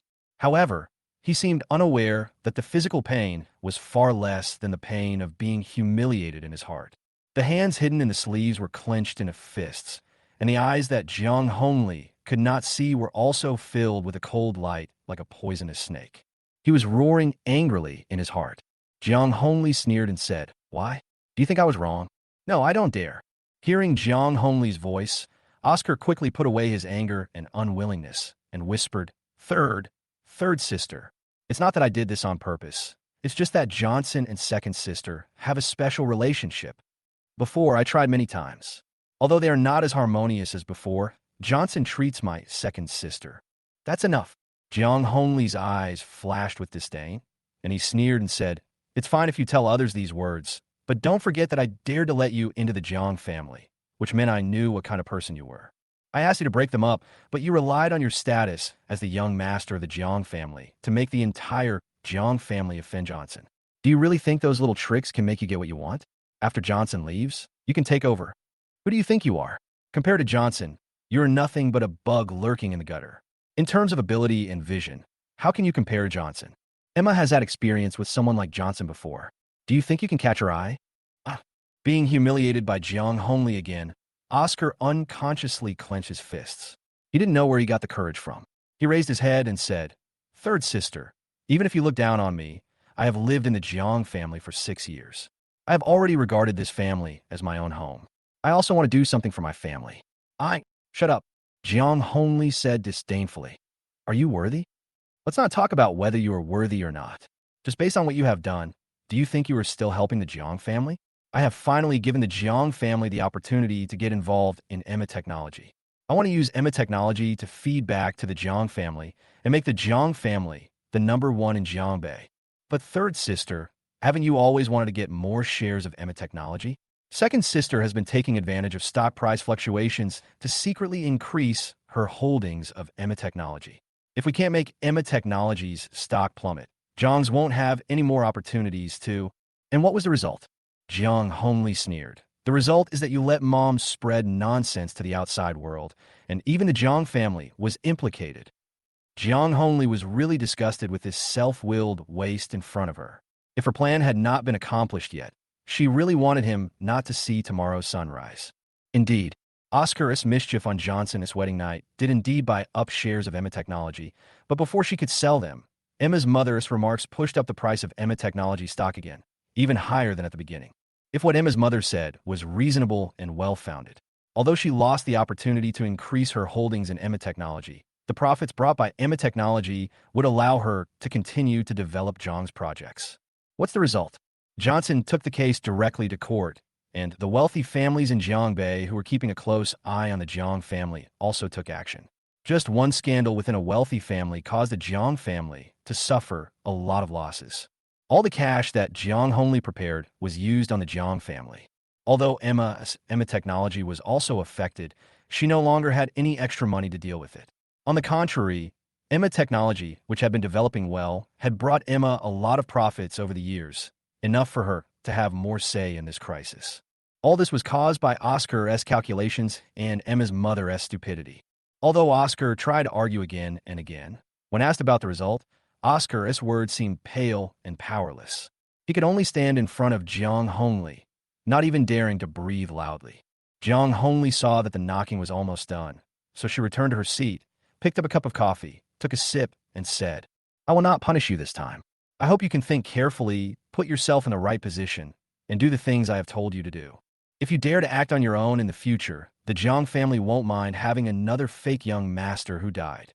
Oscar with a pair of eyes without any emotion. Oscar's heart suddenly shrank. He lowered his head and said softly, "I know. Third sister. I will do the next thing as soon as possible." Jiang Hongli said, and then put down the cup. "Go away." Chapter 46. Miss Jiang sees Oscar as a starving wild dog. Oscar returned to his room silently, and when the door closed, "Johnson, you again. How can I be inferior to you?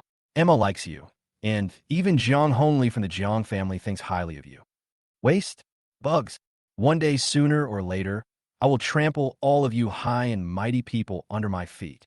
Without Jiang Hongli by his side, Oscar, his inner viciousness and madness were no longer concealed, and the darkness in his heart that had been suppressed with all his might was revealed at this moment. He roared in a low voice and punched the floor again and again, full of anger and unwillingness. He knew that in Jiang Hongli's eyes, he was just a hungry dog and a mad dog. He had been working for Jiang Hongli, but Jiang Hongli treated him like a starving wild dog. No matter how satisfied Jiang Hongli was with what he did, Jiang Hongli would never feed him enough at once. Because he knew that once a starving wild dog was fed, it would lose its motivation. So Jiang Hongli kept him hanging like this. He was given an identity, but despite his bright appearance, he was never satisfied. As time went by, his uncontrollable ambition grew like weeds. Especially after he went to Emma Technology, he secretly made up his mind that he would not only destroy and drive away Johnson, but also replace Johnson. Only in this way can he be truly confident and achieve a real class leap, rather than being a young master of the Jiang family, with only a title but no substance. But Jiang Hongli's words today made him suddenly wake up. Johnson was gone. Oscar could not replace Johnson, because he was not Johnson. In other words, not only was he not as good as Johnson, but without the identity of a young master of the Jiang family, he was even worse than an ordinary college student. He spent 6 years in the Jiang family, which can be said to be the golden years of his life, receiving the best education from the Jiang family. And what about Johnson? It's just that Emma was cultivated by the impoverished young lady of the Jiang family, and all the resources she had were simply incomparable to the famous Jiang family in Jiangbei. However, Johnson assisted Emma and created a multi-billion-dollar enterprise. After seeing the scenery of the upper class, who would care about a piece of rotten trash? Perhaps Emma treats him just because of the Jiang family? Or maybe Emma needs such a person to provide emotional value. Similar, but not quite. If it was just because of this, then why would Emma be so confused about such important things as wedding photos and wedding? In fact, part of the reason why his ambition grew was mainly because Emma gave him the opportunity. Just imagine, anyone would have second thoughts about a woman who could leave her husband behind time and time again to stay with her husband. The madness in his eyes gradually faded away, and sanity gradually returned. Oscar kept thinking about all this in his mind. As for Jiang Hongli, even though he had promised nicely, things had come to this point and there was no turning back. How could he give up everything that was about to be in his hands? What's more, Johnson will not let him go. Jiang Hongli just treated him as a dog that could be abandoned at any time. Without Emma as protection, he could not cope with Johnson's calculations at all. After all, the wealthy families in Jiangbei had precedence. So, Oscar's eyes turned crazy again. Emma and Johnson didn't know what happened in the Jiang family. Chunzians coming to Jiangbei delayed Johnson's plan to deal with Oscar. He was a little unsure. What on earth was Chunzian doing in Jiangbei? The Fatian project was about to be signed. In fact, according to the original progress, it didn't matter whether Chunzian came or not. But the project was suspended halfway, and Chunzian came to Jiangbei and even made a plan with Oscar. Although the target of this plan was Emma, Johnson always felt that it was not that simple. Others may not know how much Oscar has in his head, but he knows it very clearly. Although Chunzian is just a son-in-law, he is also a son-in-law of the Jian family. He is even capable of managing projects worth tens of billions of dollars. It seems that he has some skills. How could such a person not see through Oscar's true colors? But he still chose to cooperate with Oscar, although the content of the cooperation may not be the flying project. However, he always felt it was unusual. Although he already had a basic idea of Oscar as purpose, the contradictions exposed by Oscar always made him feel that there was someone planning something else behind this matter. In short, no matter what the plan is and who is behind it, Johnson will not let it go easily. Only, he should have some people under him to do the work. There is a big difference between a person holding a huge amount of cash and a person holding a huge amount of property. In this world, after all, value is the standard for measuring everything. As he was thinking, Johnson suddenly felt a little hungry. Looking at the empty kitchen, he actually missed the time when Aunt Wong was around. Although he can cook and doesn't mind treating himself well. After all, it seems that not many people really like cooking, right? Johnson got up with a bit of disappointment, thinking about what to eat in the evening. The phone is ringing. He glanced at the note on the phone. Well, don't think about it. He answered the phone and smiled. Brother, you call me at this moment. Are you back home? Haha, looks like you found me. The other party laughed heartily and said, It's not a coincidence that your wedding was held at that time. I happen to have something to do abroad. I just came back today, and I thought I should make up for it for you. Brother, you are too polite. If we're talking about making up a game, it should be me. Johnson smiled.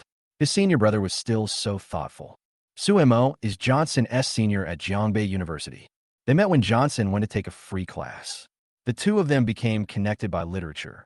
Suemo recommended Johnson to become a student of Professor Song Huijin of Chinese Studies, and the two of them have since become a well-deserved master-disciple relationship. After graduation, Suemo stayed in Jiangbei and founded Mo Ran Culture, which mainly engaged in publishing and distribution. The two are friends and brothers. They are the only ones among Johnson's early acquaintances who stayed in Jiangbei to develop, so they have a very good relationship. Hearing Johnson's words, the other party seemed to be in a good mood. He laughed and said, Haha, there's no need to be so polite between you and me. It's just a simple meal anyway. Why don't we go to Lao Mo Fish Restaurant? Then let's go to Lao Mo Fish Restaurant. Johnson immediately laughed. My senior brother is a person who believes in fate very much. Because of the homophonic word Mo, the Lao Mo Fish Restaurant has become a gathering place for the two brothers. To talk about this fate, we have to talk about Sumo's wife, Su Moyen. When Su Mo pursued Su Mo Ran, it was because of this name. He stubbornly believed that this was a fate given by God. This caused Su Moyen a lot of confusion for a while. His senior brother's journey to pursue his wife was full of ups and downs. After 4 years, the two finally got married. Just thinking of the previous phone call, Johnson fell silent. Chapter 47. Help senior brother take care of sister-in-law? In fact, when Su Mo pursued Su Moran, Johnson was not optimistic. He always feels that if someone makes you pursue her for 4 years, you're not the one that the other person truly likes, regardless of whether the person is a man or a woman. Love is a heart-pounding feeling. Spending 4 years to pursue someone is enough for the other person to understand what kind of person you are, but it still took that long. The result can only be that you may be suitable, but the other party may not truly love you. Johnson arrived at Lao Mo Fish Restaurant. He just got out of the car and saw his senior brother standing not far away and waving at him. The two hugged each other as soon as they met. Good boy. I haven't seen you for a while. You look much better. People are in high spirits when they are happy. You are right. Johnson just smiled when he heard this. Seeing this, Su Mo seemed to understand something. He put aside the original topic and said with a smile, Let's go in first. I didn't make it to your wedding today, so I specially booked a table. I have to have a few more drinks later.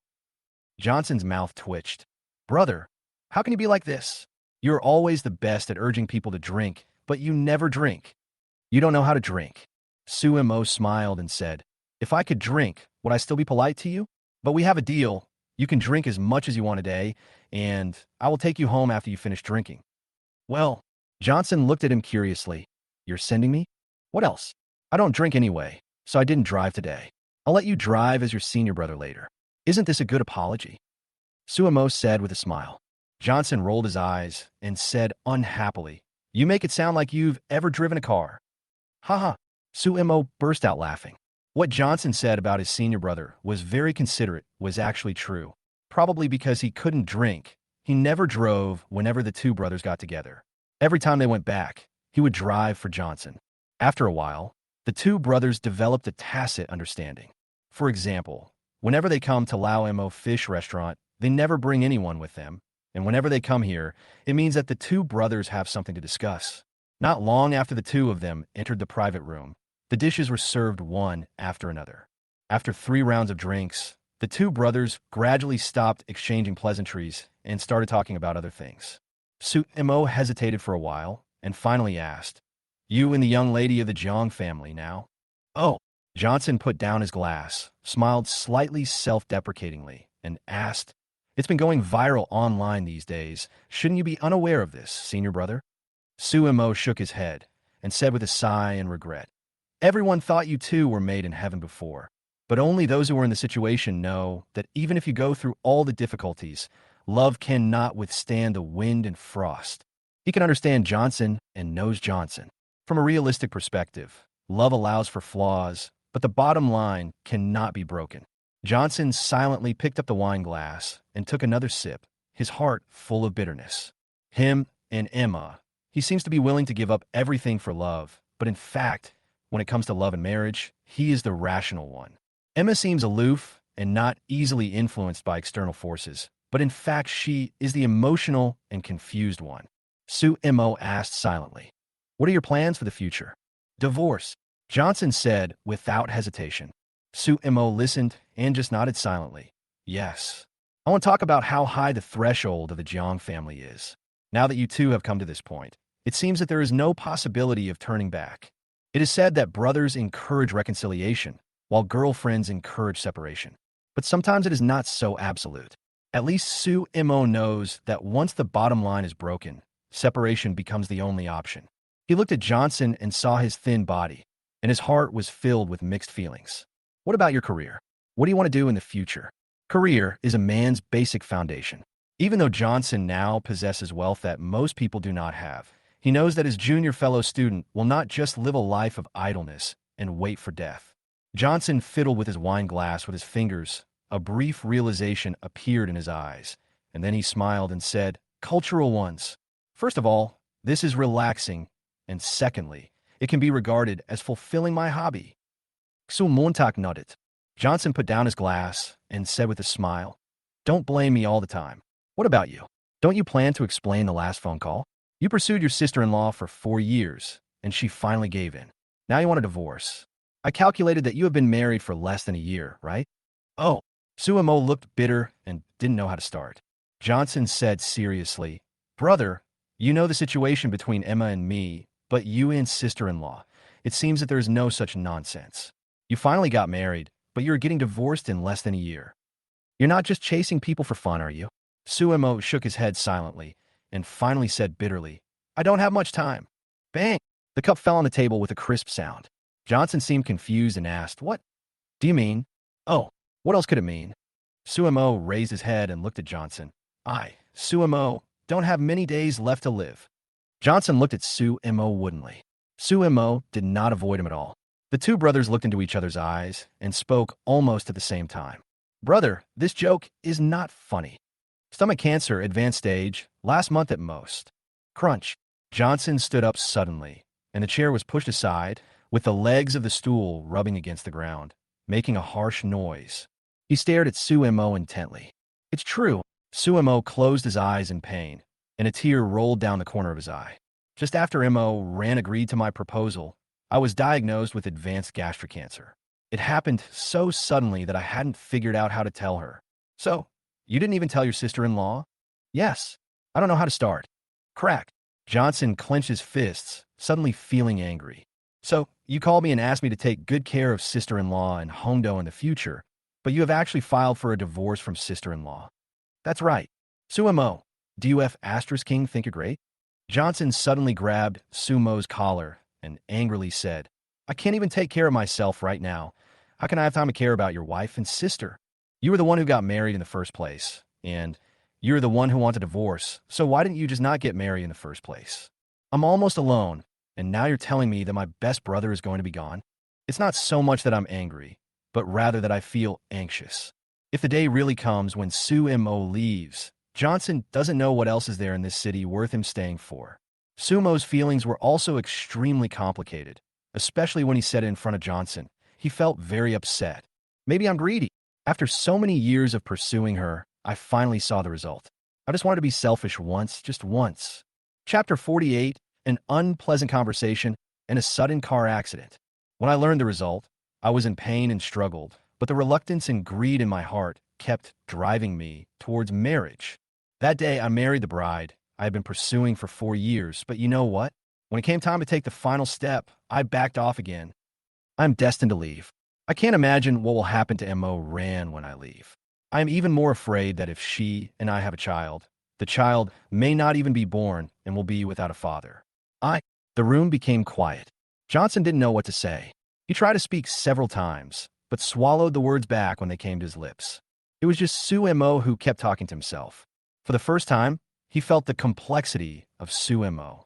Every word he said sounded very considerate and seemed very great, but in Johnson's opinion, this behavior was really selfish. As a husband, Su Mo did not inform Su Moran as soon as the diagnosis was confirmed. This was not only irresponsible, but more importantly, he deprived Su Moran of the right to choose whether to get married. For nearly a year after that, I chose to keep it secret because I didn't know how to start the conversation. Even when I was about to divorce her, I never said it out loud. This may seem like no delay, but in reality, it leaves people with endless regrets. At least, Su Moran didn't even know why he was divorced. Su Mo's choices to Emma's in some ways. Just as Su Mo deprived Su Moran of the right to choose marriage, Emma deprived Johnson of his rights as a husband and father. People always tend to choose an option based on their own cognition, which seems to be good for others, but is actually the most hurtful. They think they are helping others, but in fact, it is a reflection of their selfishness. Johnson didn't know how to judge this senior brother who took such good care of him. Admittedly, he was sorry to Su Moyan, but he had never been sorry to Johnson. But Johnson could not agree with Su Mo's approach. Especially when there are similar cases, he feels very confused. The private room became increasingly quiet. After a while, Johnson put down his glass and sighed. "Forget it. Let's stop here today. I can't drink any more." As he said this, he was about to stand up. Suemo suddenly grabbed his shoulders. Etc. Johnson looked at Suemo. Suemo said seriously, "Ajo, you may think I am ruthless or selfish. Senior brother has never asked you for anything, but today, get lost. I don't want to take care of others. If you can't let it go, just say it directly. She, Suemo Ran, is also an adult. Why does she need to be taken care of by others? You hid it before you got married, and you hid it after you got divorced. Now, you're dying, but you still find a man to take care of your wife. Suemo, are you crazy? In this marriage of yours, have you ever given Suemo Ran any chance to choose?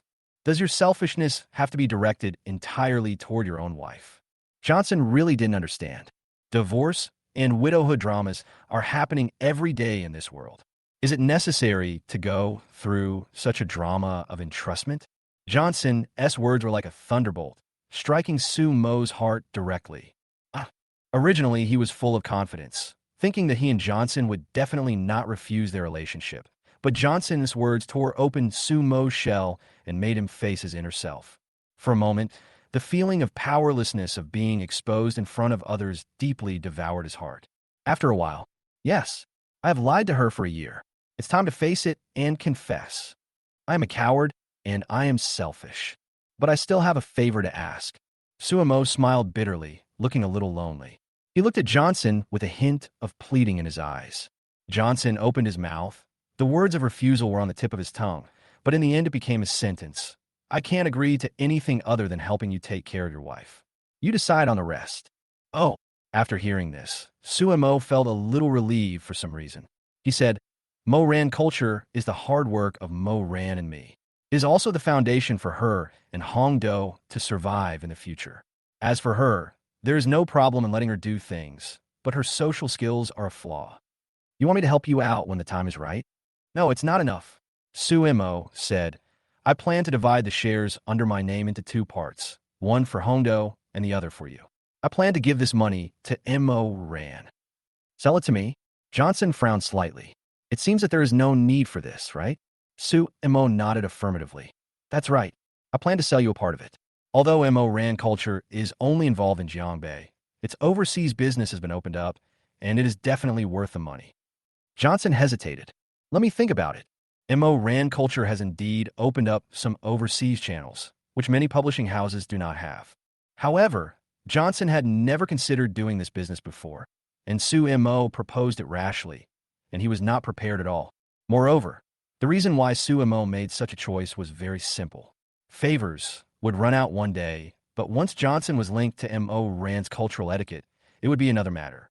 Su Mo did have his own thoughts, but even if he really took it, he would not lose out. But he hasn't decided whether to do it or not.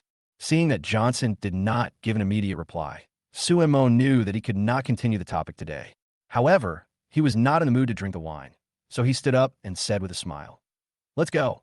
I'll take you home first." Johnson nodded, but did not refuse. Johnson did not agree to any of Su Mo's requests today on the spot. If he refused now, Su Mo might think too much. On the way back, Johnson and Su Mo both tactfully avoided the previous topic and chatted about other things.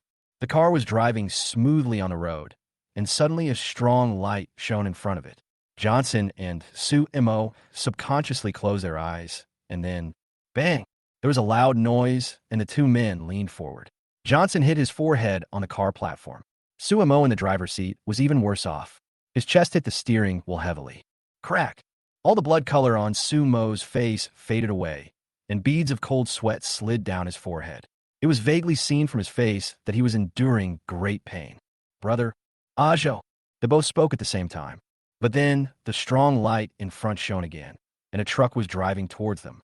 Su Mo's face changed drastically. "Quick, jump out of the car." Johnson, who was sitting in the passenger's seat, was startled awake. There was no sign of drunkenness on his face.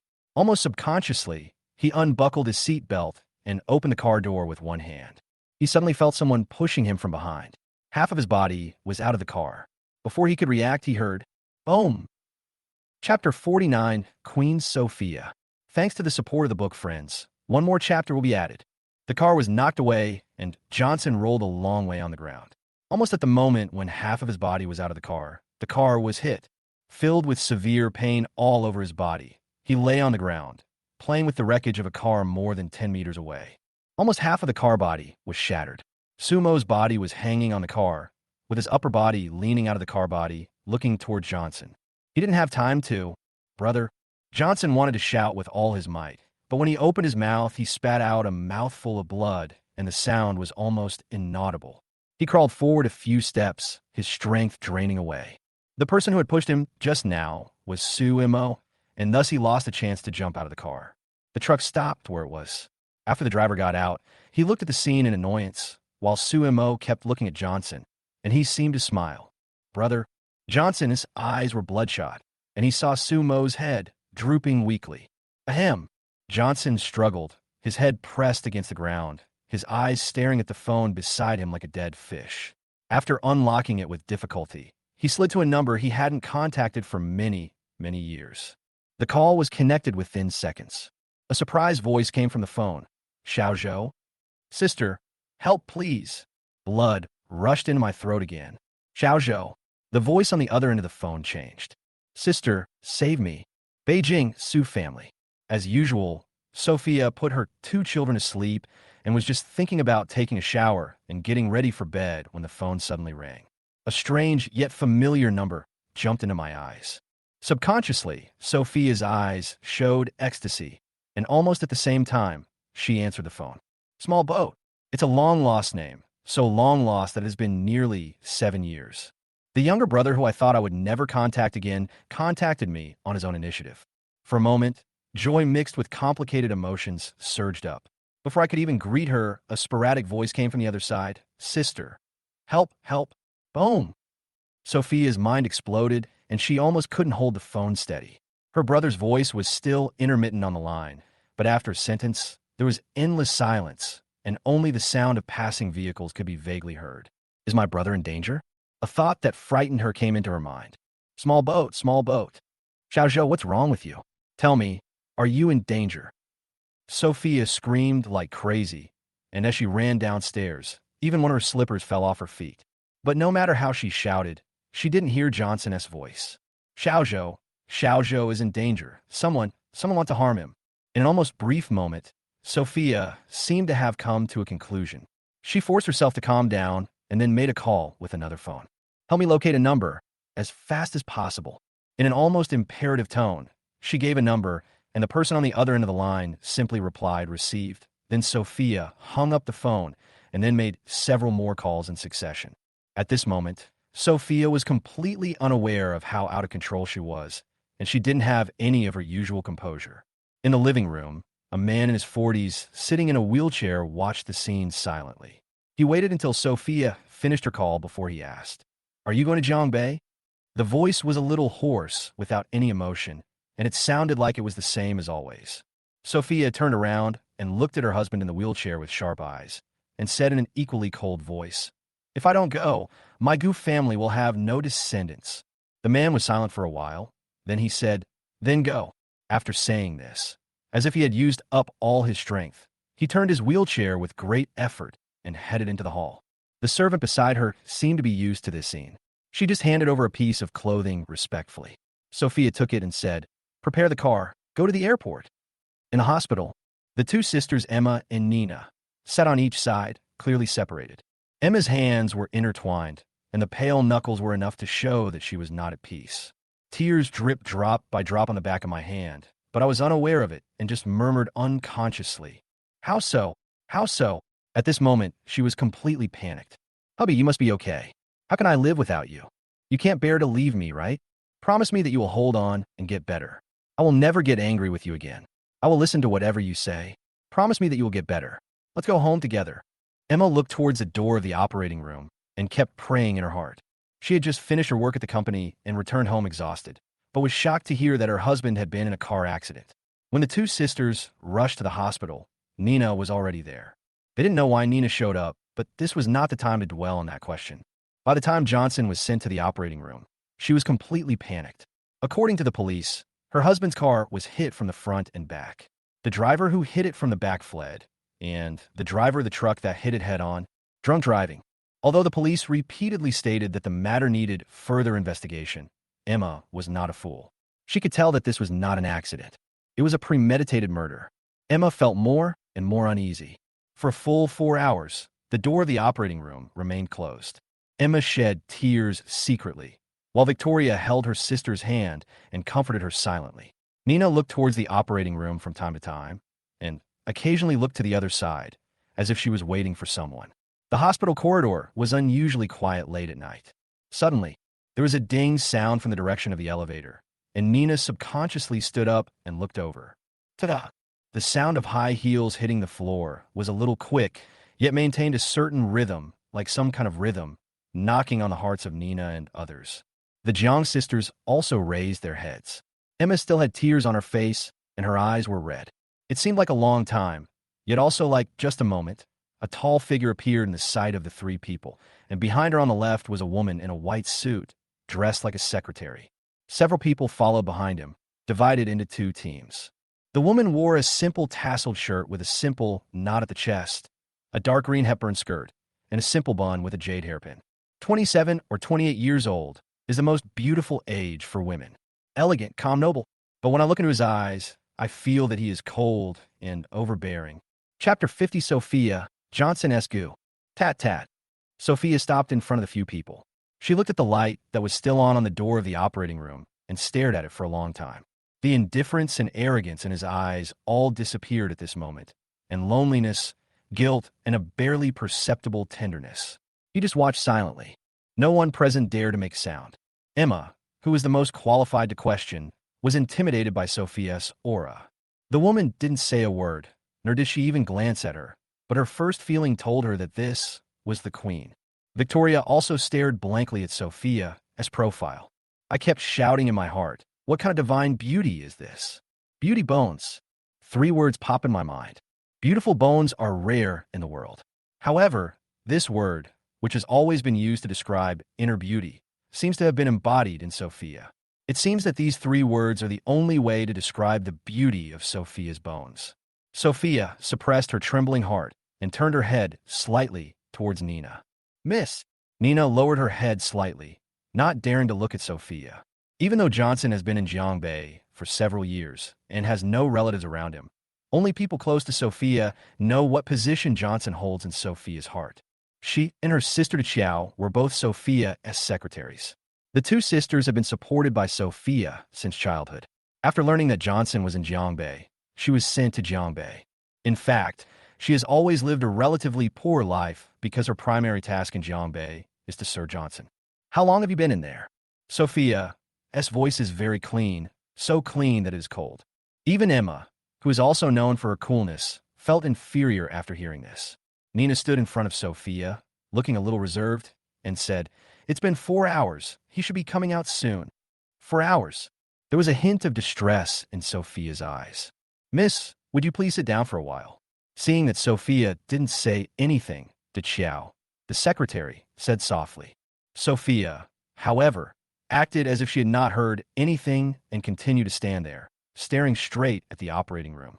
The Jiang sisters were sitting nearby, seemed very awkward. It felt as if, since Sophia was standing, there was no reason for them to sit. Victoria was simple-minded. She pulled Emma and stood up. "This, sister? Who are you?" Victoria spoke crisply. Although she was a little afraid of her sister, she couldn't help wanting to get close to her. "I really like this kind of sister." Sophia glanced sideways, and the indifference in her eyes faded a lot. The corners of her lips curled up slightly, as if she was smiling, but also as if nothing had changed. "Are you Victoria?" To Nina's surprise, Sophia actually responded. Victoria nodded her head like a chick pecking at rice, looking incredibly well-behaved. "Sister, you can call me Yin Yin." Thinking, what a well-behaved child. Sophia raised her eyebrows slightly. "My name is Sophia Johnson-escu." "Johnson-escu? That's not my brother-in-law's." "Sister, are you my brother-in-law's?" "Elder sister." Sophia's answer was still cold, but the Jiang sisters took a deep breath. "Elder sister? My brother-in-law, husband, has such an amazing sister? How come I have never heard of it before?" Victoria's eyes widened and her mouth slightly opened. After hearing what Sophia said, she did realize that this queen's sister seemed to be a bit like her brother-in-law. Compared to Victoria, who was just there to watch the fun, Emma was also surprised, but she was actually panicking deep down. "My husband actually has such a sister. If she knew what happened during this period, wouldn't I be doomed?" Although she didn't know the identity of this sister, her aura alone showed that she was not an ordinary person. Even their Jiang family, the most powerful old man Jiang in her impression, didn't seem to have this kind of aura. "Sister," Emma subconsciously wanted to call for help, but Sophia gave her a sidelong look. Emma seemed to be strangled by someone and couldn't even utter a word. Sophia turned her head, and Emma relaxed slightly, but the panic in her heart became more and more obvious. Her husband's sister, her sister-in-law, doesn't like her. Emma's body was a little shaky, and she felt more and more that this sister might have known about everything that happened in Jiangbei. After all, from the looks of it, Nina was Sophia's person. But does my husband know all this? Emma was a little uncertain, but the fear and worry in her heart became more and more obvious. Fortunately, at this moment, the lights in the operating room suddenly went out and the doctor walked out. Everyone rushed over. "Doctor, don't worry, don't worry. The operation was successful and the patient is in good condition." Although he was somewhat curious about the sudden appearance of Sophia, he had a vague feeling that this incredibly beautiful woman seemed to be the one in charge. When Emma heard the doctor's words, the breath she had been holding on to suddenly relaxed. She fell into the chair, then covered her face and sobbed.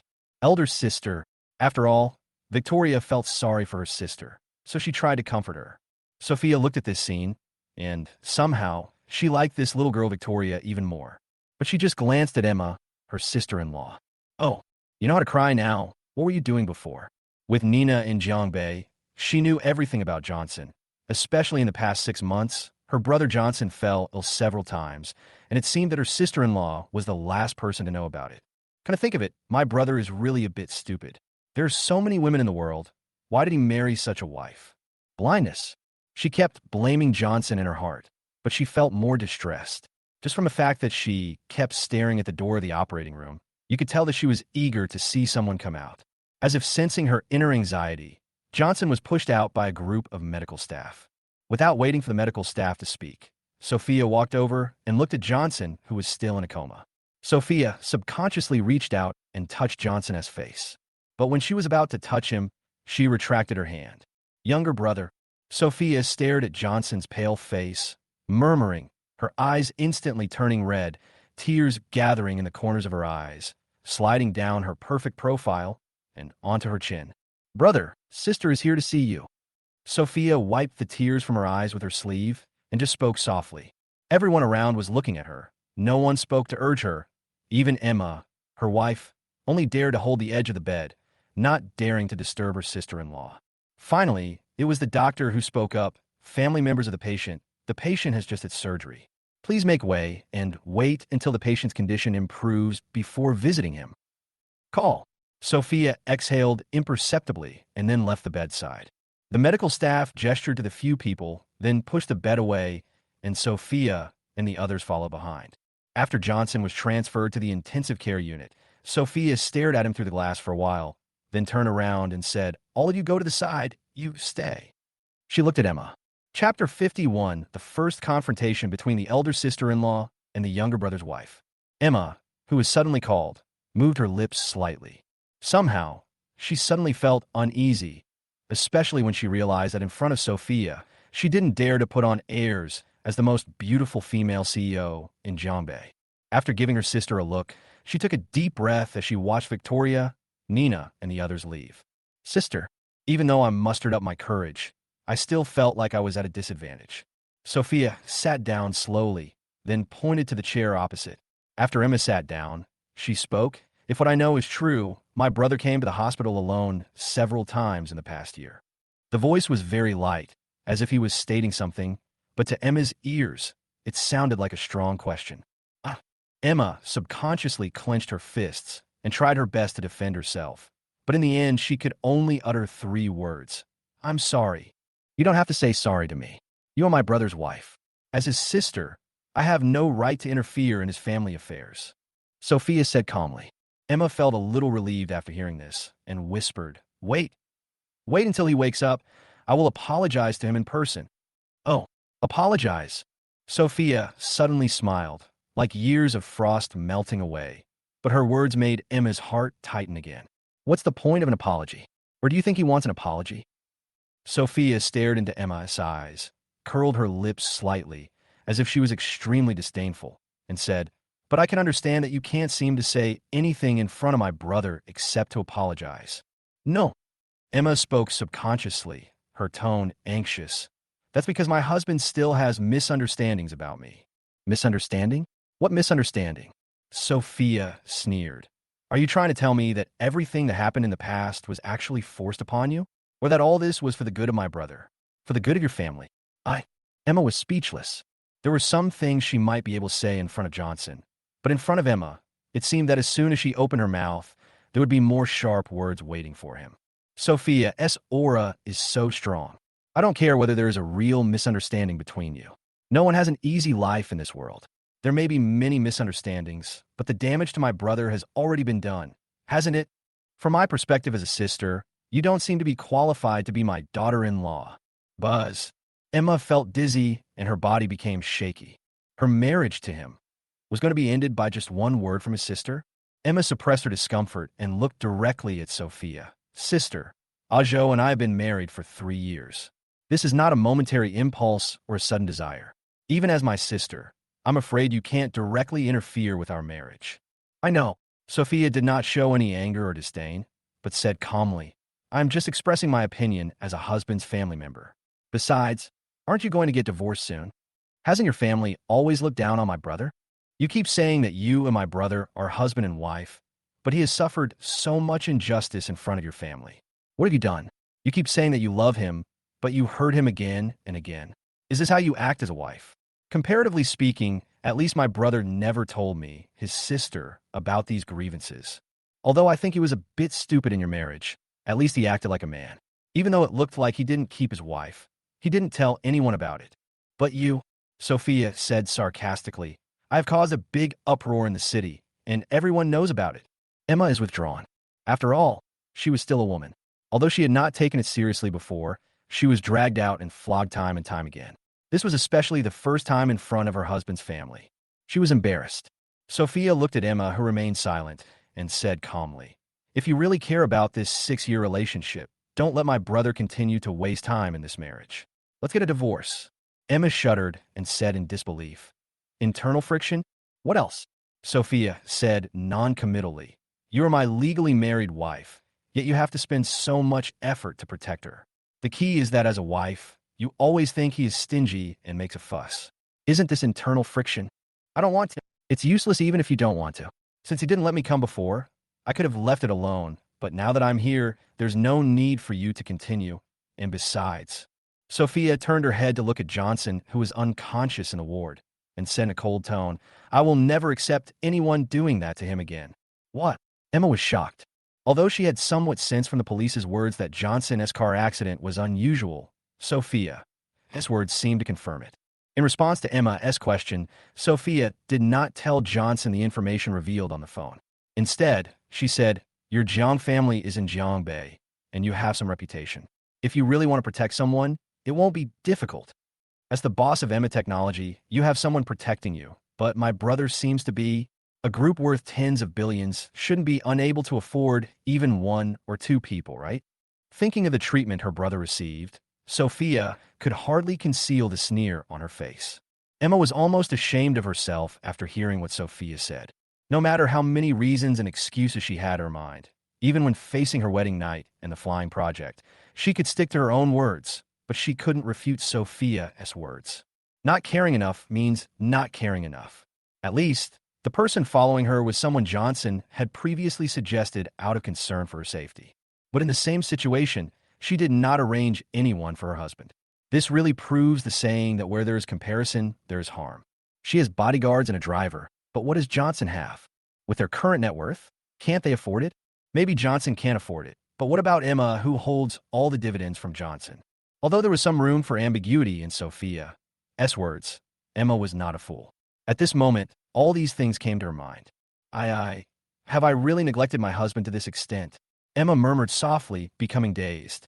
She is the beneficiary of this marriage. Although Johnson is a few years younger than her, he has always taken care of her and spoiled her. But what did she give to Johnson? In terms of material things, it seems that Johnson can live well with his abilities.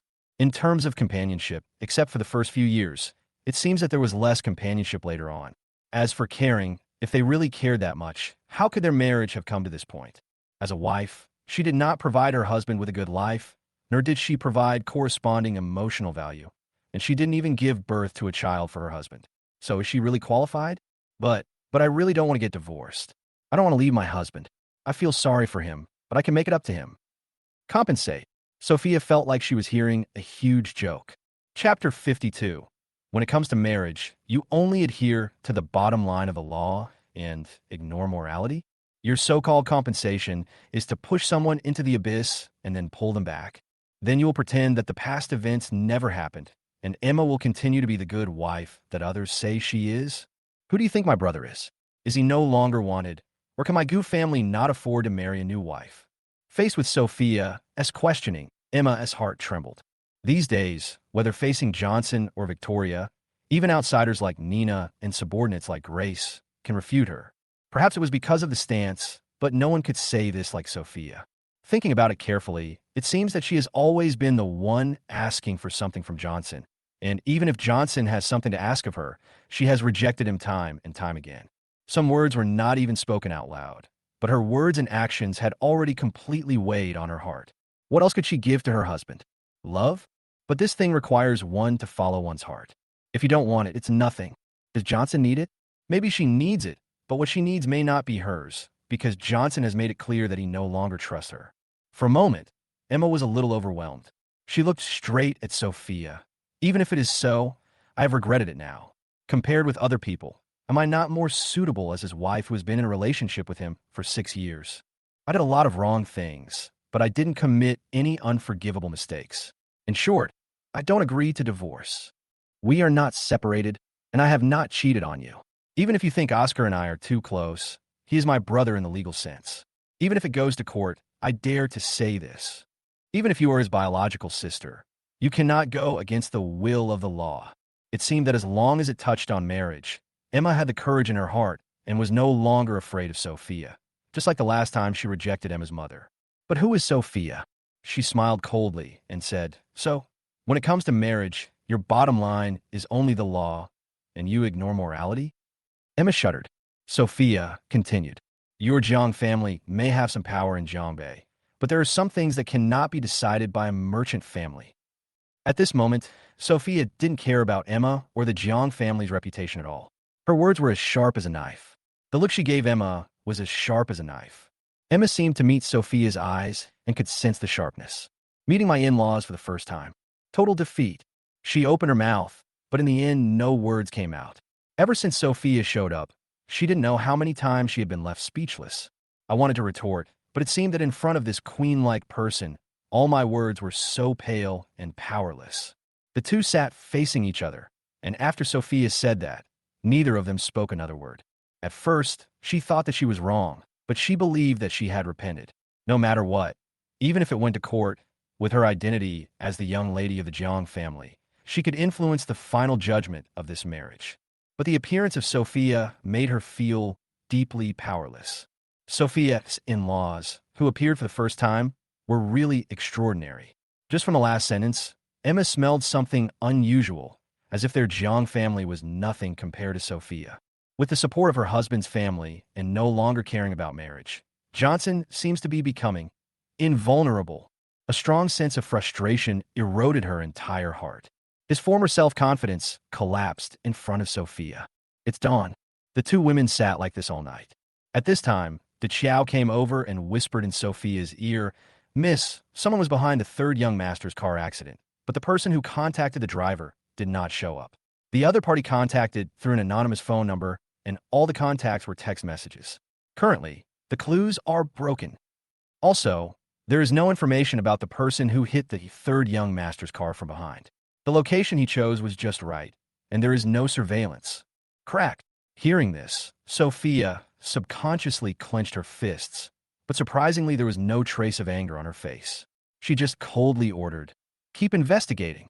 The Chow's words also reached the ears of the Jiang sisters. After hearing them, their faces turned pale.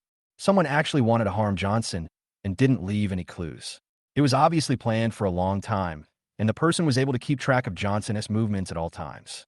Such a person cannot be an unknown person in Jiangbei. Sophia obviously thought of this. She looked at Emma calmly, then asked the Chow, "Anything else?" "Well," the Chow hesitated for a moment and said, "The man with you was one of your few friends in Jiangbei. He died on the spot. Have you ever checked on the other party?" "We've checked. This person's name is Su Mo. He was your senior in college. You have a close relationship with him. He has a terminal illness. The hospital's answer is that he only has 3 months to live." "Oh." Sophia frowned subconsciously. Seeing this, the Chow quickly said, "But Suemo has no motive." "No motivation." Sophia lowered her head, thinking silently. Naturally, she would not doubt the Chow's words, and the people investigating the matter were all experts in this field. As the most trusted team, these people would not dare to deceive her. Sophia was anxious but helpless as she couldn't get any more answers. She gently waved her hand, signaling the Chow to leave. The Chow opened her mouth, as if she was a little hesitant, but seeing Sophia like this, she still said, "Miss, you haven't slept for a day and a night. Why don't you take a rest first?" "I'm not sleepy," Sophia said softly, but her eyes were now bloodshot, and she looked a little haggard.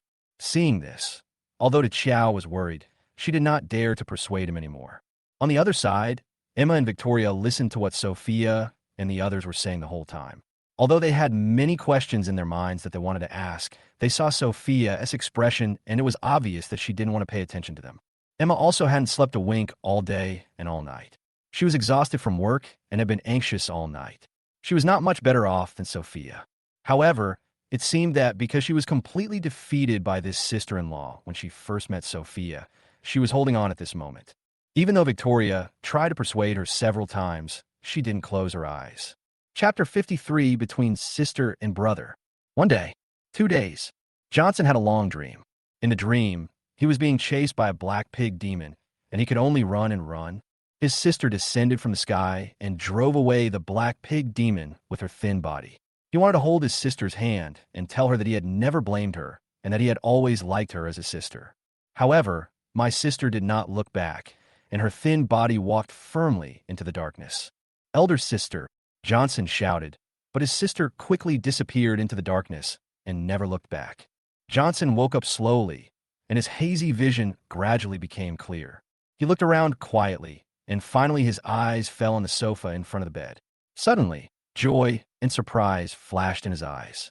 "Sister," Perhaps it was because of the dry throat. His voice sounded stiff and difficult, but even so, a smile appeared on Johnson's face. Even after not seeing each other for so many years, Johnson recognized Sophia at first sight. Over the years, my sister hasn't changed much, except that she looks much more haggard. Although Johnson's voice was weak, Sophia was still awakened from her sleep. She opened her eyes and met Johnson's gaze. Suddenly, tears welled up in my eyes. Small boat. Sophia left the sofa, squatted in front of the bed, and cried with joy. Xiaozhou, you finally woke up? Sister, you're crying. Johnson stretched out his hand and tremblingly helped Sophia wipe away her tears. Sophia shrank her nose, wiped her tears with her sleeve, and said, Don't move. I'll call a doctor for you first. As she spoke, she tucked in a quilt for Johnson, then stood up and walked out of the ward. Johnson looked at his sister's departing back, a faint smile on his lips. In my impression, my sister never cries. Even when our parents passed away, I never saw her cry. Maybe it was because she didn't cry in front of him. The most vivid memory was when he was 14 years old. His parents and second brother were in a car accident on their way back from a business trip. The car accident left his family torn apart. I still remember that time. He squatted at the door of the hospital like an abandoned kitten. Sophia appeared in front of him. She stretched out her hand to smooth the boy's frown. Johnson looked at Sophia with resentful eyes and suddenly punched Sophia in the face.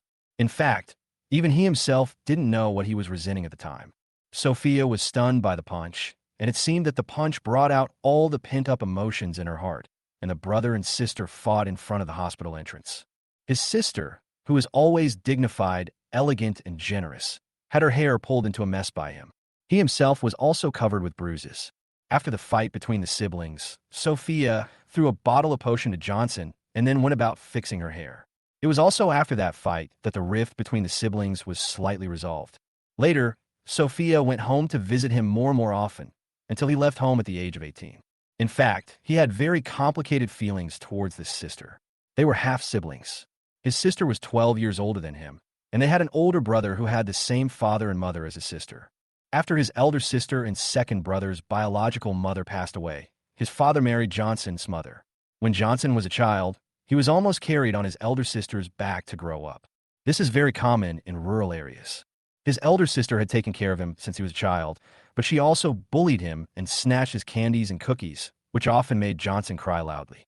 Then his father would come out and punish his elder sister. The eldest sister feels that her father is partial. One year, the sister was playing too much and didn't keep an eye on Johnson. As a result, Johnson fell into the river and nearly drowned. The father beat the sister severely, and even Johnson felt heartbroken when he saw it. After that, my sister became taciturn and stopped talking to my father. It was not until my grandfather couldn't stand it anymore that he took his eldest granddaughter with him. From then on, the siblings became much more unfamiliar with each other. Thinking back on the past, it was both warm and sad, but Johnson never blamed his sister. He even felt distressed. His thoughts were interrupted when Sophia came in with a doctor. After cooperating with the doctor to check and give him some more instructions, Sophia looked at Johnson and asked, "Does it still hurt?" Johnson shook his head slightly. "Sister, how is Suemo?" "He's dead." Sophia shook her head slightly and said softly. When the doctor went there, he found that he was already. "Xiaozhou, don't be too sad." After hearing this, Johnson just lay there in a daze, with tears from the corners of his eyes wetting the pillow. "Sister, do you know? He was the one who pushed me out of the car, otherwise I would have." Thinking of Suemo with half of his body hanging on the broken car, Johnson couldn't help choking up. Even though Suemo told him that he wouldn't live much longer, and even though he had scolded Suemo a lot during their last conversation, but Suemo never owed him anything. It was hard for him to imagine whether he would have survived if he had been in the car at that time. After all, it was a head-on collision and his car was shattered into pieces. Sophia pursed her lips, not knowing how to comfort him.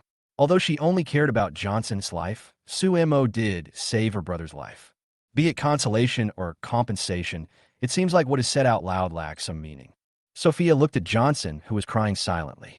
She could only pick up the tissue and wipe his tears silently. She said softly, "His wife took the time to visit you a few days ago. If you want to repay them, get better as soon as possible. You just had the surgery. Don't be too happy or too sad." "Sister, I want to go see him." "No." Sophia flatly rejected the suggestion. "You just woke up and are still weak. The most urgent thing is to take care of yourself. When your condition gets better in a couple of days, I promise you that I will let you go and see him off for the last time. You just woke up, so you should stop talking.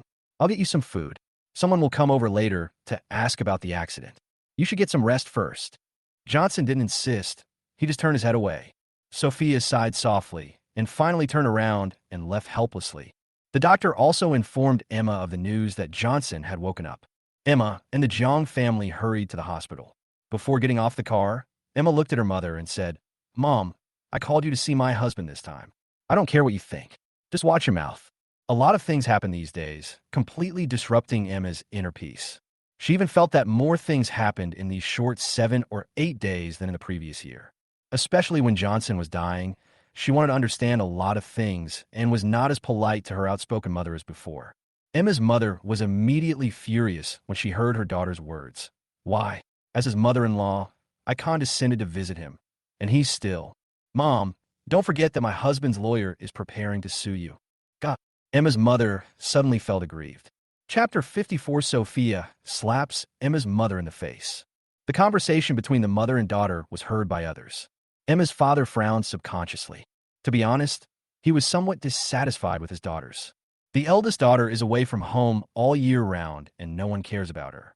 The youngest daughter becomes more and more rebellious as she grows up, not to mention the third daughter. Now, in the entire Jang family, even he, the father, has little face in front of these daughters. The second daughter is obedient, but these recent events.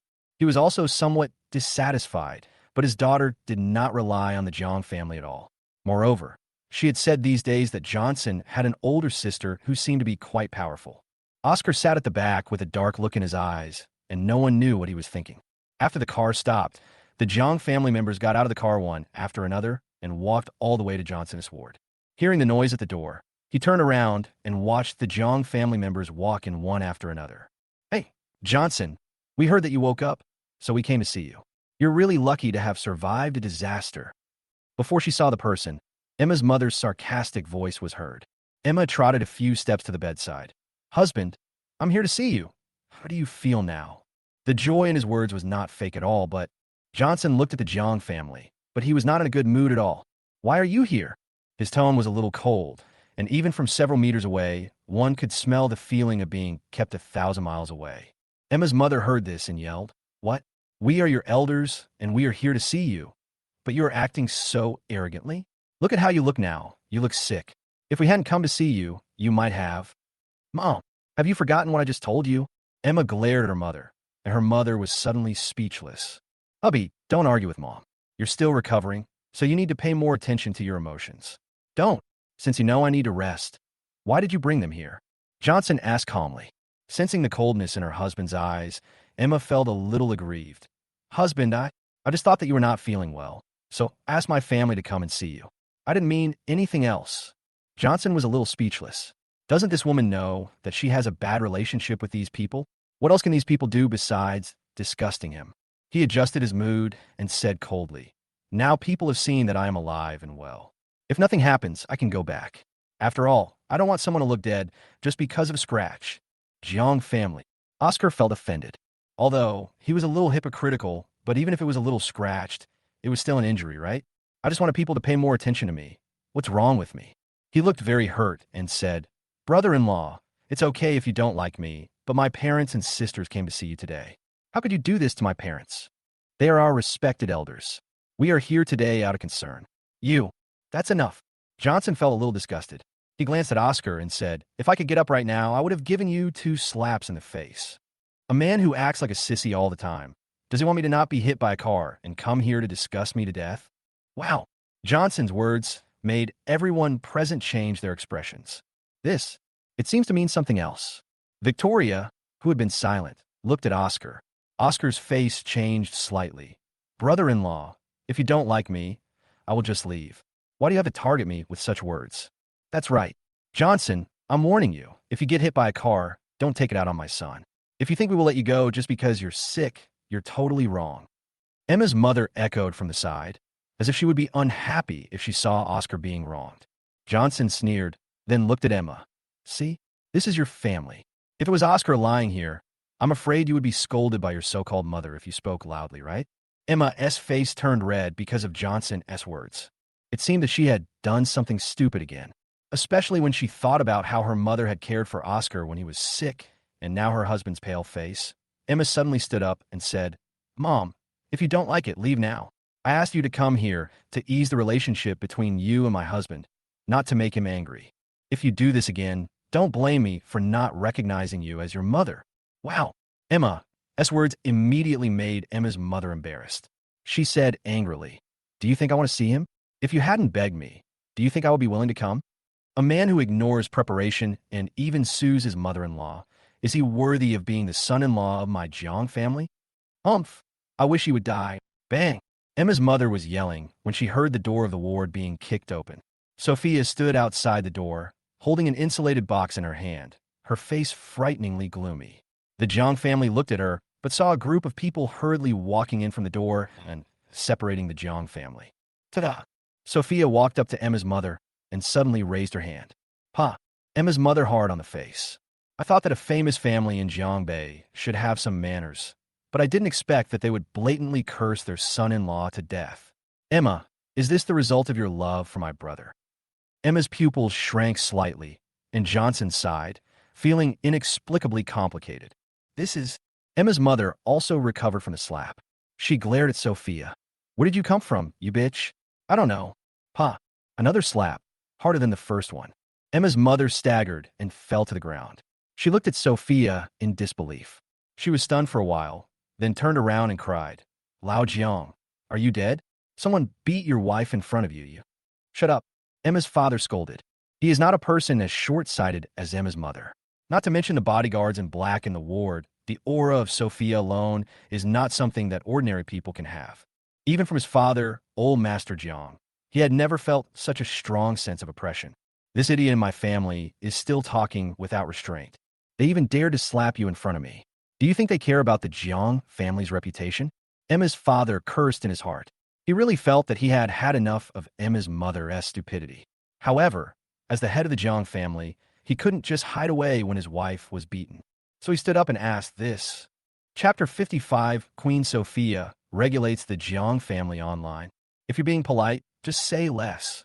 Before Emma's father could finish his words, Sophia interrupted him coldly. She walked to the bed, placed the incubator on the cabinet, and then pulled Emma aside. The Chow moved a chair to the bedside. Sophia bent over and smoothed her brother's hair. "Are you hungry? How about you eat first, and I'll help you vent your anger." Johnson's mouth twitched slightly, and he was a little speechless, but he liked this domineering elder sister from the bottom of his heart.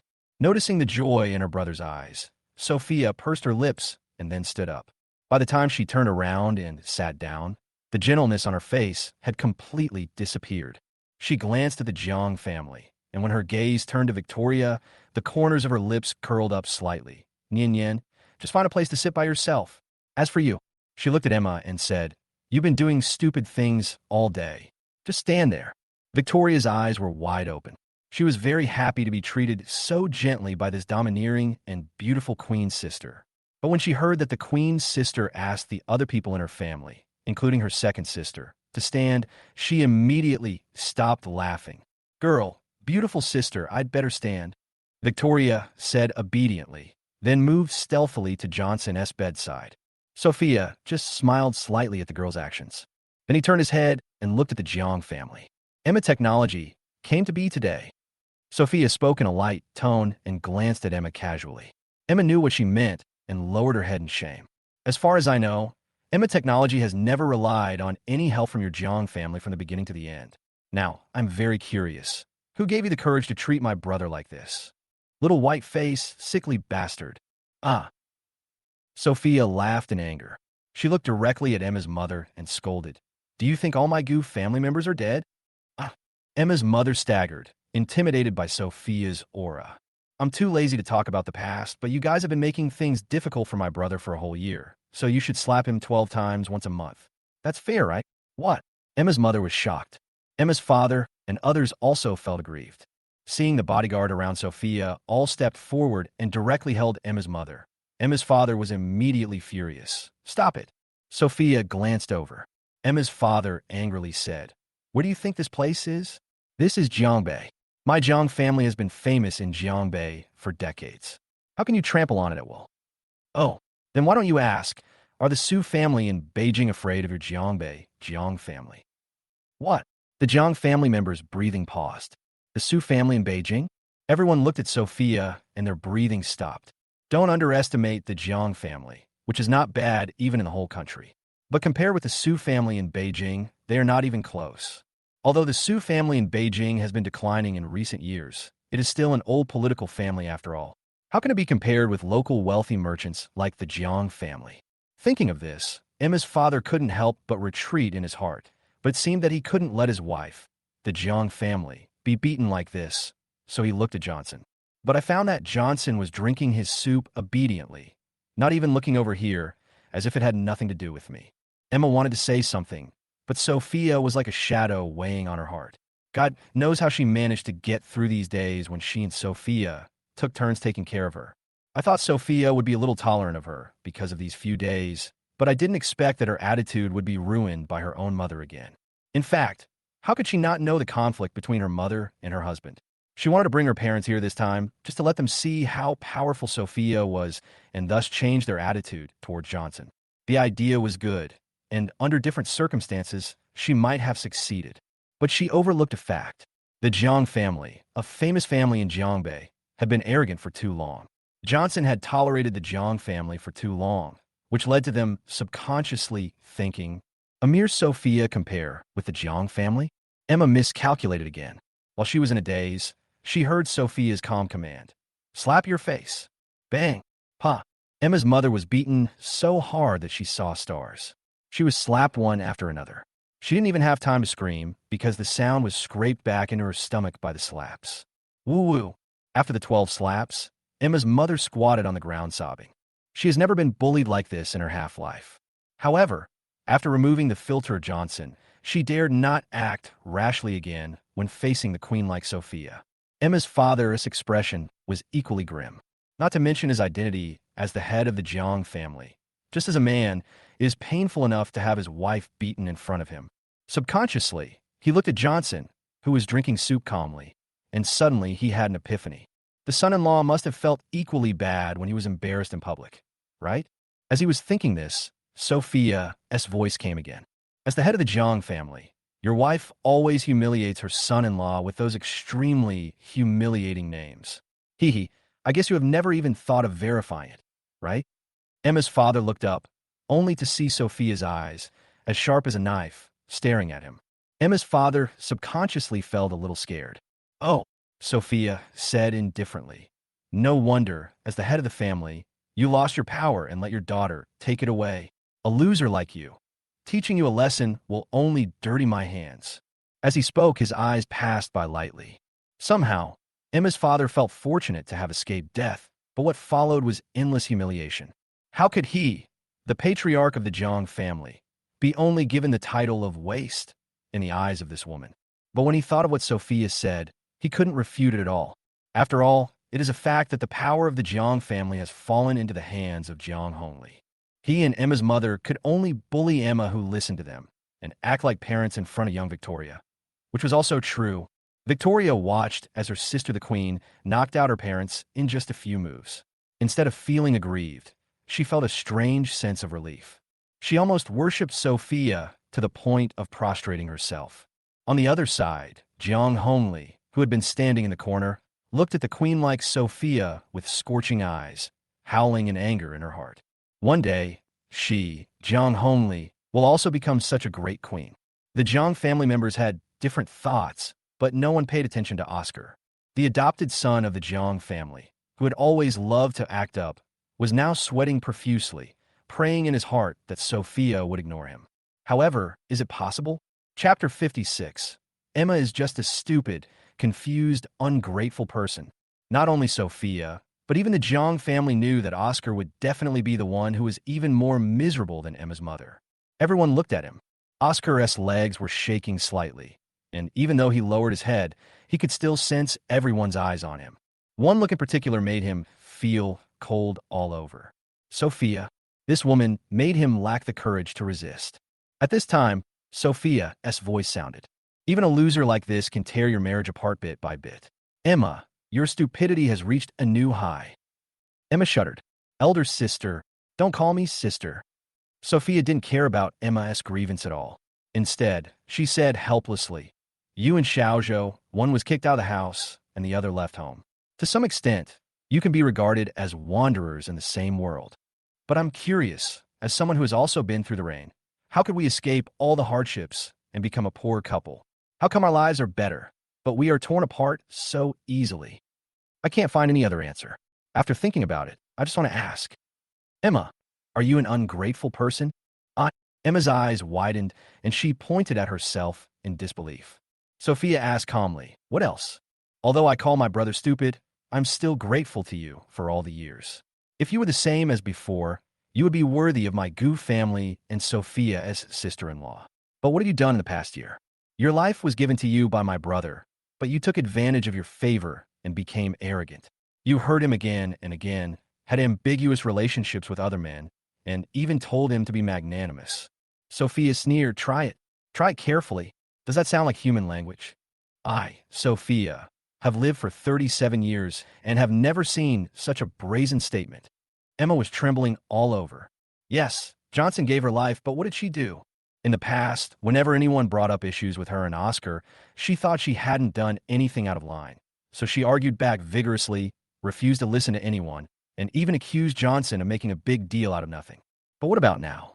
What happened in the past few days, whether from the results and consequences, or the people around her, have never said anything wrong about Johnson, but instead blamed her openly or secretly.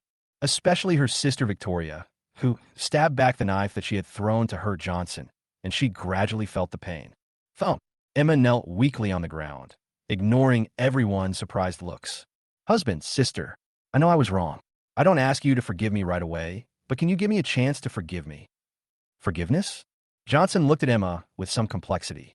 He knew very well how proud his wife, whom he had loved for 6 years, was in her heart. Thinking back to when she was abandoned at the wedding banquet, facing the accusations from the Jang family and the ridicule from the guests, she was still able to suppress the humiliation in her heart and said to the audience in a neither humble nor arrogant manner, if there is someone willing to marry her, she is willing to marry. In the days that followed, no matter how difficult it was, she never gave in. But now, he felt extremely complicated. He admitted that he softened his heart at this moment, but thinking of the repeated deceptions and abandonments, his heart grew cold. Emma. Johnson suddenly spoke.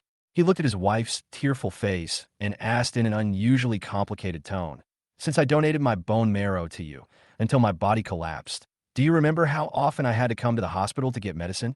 In the past 6 months, I have been to the hospital several times. Do you know?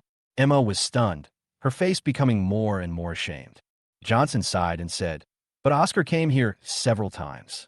I think you remember it, because every time he was in the hospital, he would definitely see you. It seems that this is the only time you appear in front of me, right? Boom! Emma's body went limp, and she sat down on the ground. The courage and faith she had mustered up with great difficulty suddenly collapsed. You, how can I decide to give you a chance to redeem yourself? The ward suddenly became quiet. To be honest, even Victoria and Jiang Hongli looked at Emma with complicated expressions. They didn't even know that Emma had such a big secret. One of them could barely be considered a younger brother, and the other was her husband who had supported her for 6 years, from falling in love to getting married. But even though these two people have such different identities, whenever the fake brother falls sick, Emma is always there. But her husband never accompanied her when he came to the hospital. If the car accident had not been so serious, they really couldn't imagine whether Emma would show up. A big question mark appeared in the minds of the two. Johnson closed his eyes tiredly and whispered, from now on, I won't mention your kindness in taking me in and supporting me, and you don't have to remember my kindness in saving your life. You and I are husband and wife, so let part ways in peace. If you are willing to sign the divorce agreement, we can divorce peacefully. If not, we can still file for divorce. The court will be going to court soon anyway, so let's save some face. This is the only respect I can give you as your husband, but, Oscar. Johnson suddenly opened his eyes, his gaze as fast as lightning, shooting straight at Oscar. Crack! 2 bodyguards dragged him out directly, and one of them kicked him in the knee. Oscar fell heavily to the ground, and the severe pain from his knee made him cry out in pain. I am warning you today in front of everyone in the Jiang family. If I find out that you were involved in this car accident, even just a little bit, I will make sure your entire family is killed without a burial place. If the Jiang family wants to interfere, I will eradicate the Jiang family from Jiangbei and will not tolerate it. The voice was loud and clear. Hearing Johnson est out, the Jiang family. Even Emma seemed to no longer trust him. Oscar looked terrified. Sister, brother-in-law, it's not me. How dare I harm you, my brother-in-law? I'll know if it's you after checking.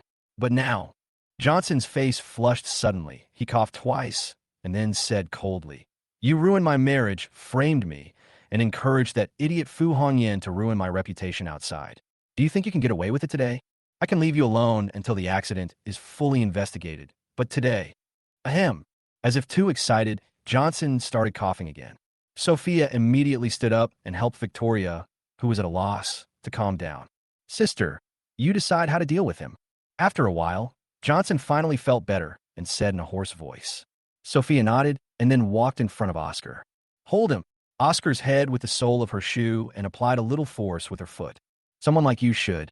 Sophia's eyes became sharp, and then she stepped hard. That's how it should be. Boom. Oscar's head hit the ground heavily. It hurts. Oscar screamed. Sophia ignored Oscar, who was yelling, and said to the two black-clad bodyguards, With this strength, either you knock me 100 times or you knock me until I pass out. Chapter 57 Analysis of the Siblings and the Person Behind the Scenes. The Jiang family rarely came, but in the end they left with a heart full of humiliation. Emma also left in a daze. Everything that happened in the ward today had a great impact on her. She urgently needed to calm down and sort out her thoughts. Victoria wanted to stay, but was pulled away by Jiang Hongli. After the Jiang family left, Uncle Hat happened to come again. They asked Johnson about the circumstances of the car accident, and Johnson answered truthfully. Johnson himself did not notice anything unusual before and after the accident, and the entire accident process was extremely quick from beginning to end, and no useful information was found at all. After the uncles and Hats left somewhat disappointedly, Sophia sat in front of the bed and helped to straighten the quilt. Don't think too much about it. Just take a good rest first. Johnson shook his head slightly. Sister, who do you think is behind this? Sophia paused when she heard this, then glanced at him nonchalantly and said, Don't you already have a suspect in your mind? You called me the first time you were seriously injured. I guess you don't trust your wife that much anymore, right? Johnson was silent. Just as Sophia said, the moment the car accident happened, he knew it was not an accident. He just didn't know who did it. But at that time, he didn't dare to trust anyone easily, not even his wife, whom he once trusted wholeheartedly. The only one is the elder sister who has always been in my address book, but I haven't contacted her for many years. However, Johnson shook his head slightly and said, I really can't trust her completely now, but this matter should have nothing to do with her. So, you call me just in case? Sophia raised her eyebrows, suddenly interested. Johnson smiled bitterly and said, When I first met Nina, she was a small lawyer who was always worried about her mortgage. Although she was very famous, I guess she didn't have much money in her pocket. But she is someone who always gets things done as I ask her to do. If she says there's no one behind her, no one will believe her. Then how can you be sure that she is mine? Sophia smiled but did not deny it. Johnson sighed and said, It can only be yours. After all, if Nina hadn't helped me with what I've done over the years, I'm afraid I wouldn't have gotten away with it. I can't think of anyone else who can do this. Johnson didn't know what his elder sister did before. It was just the few times of contact in previous years, but every time my eldest sister came to see him, there seemed to be different changes.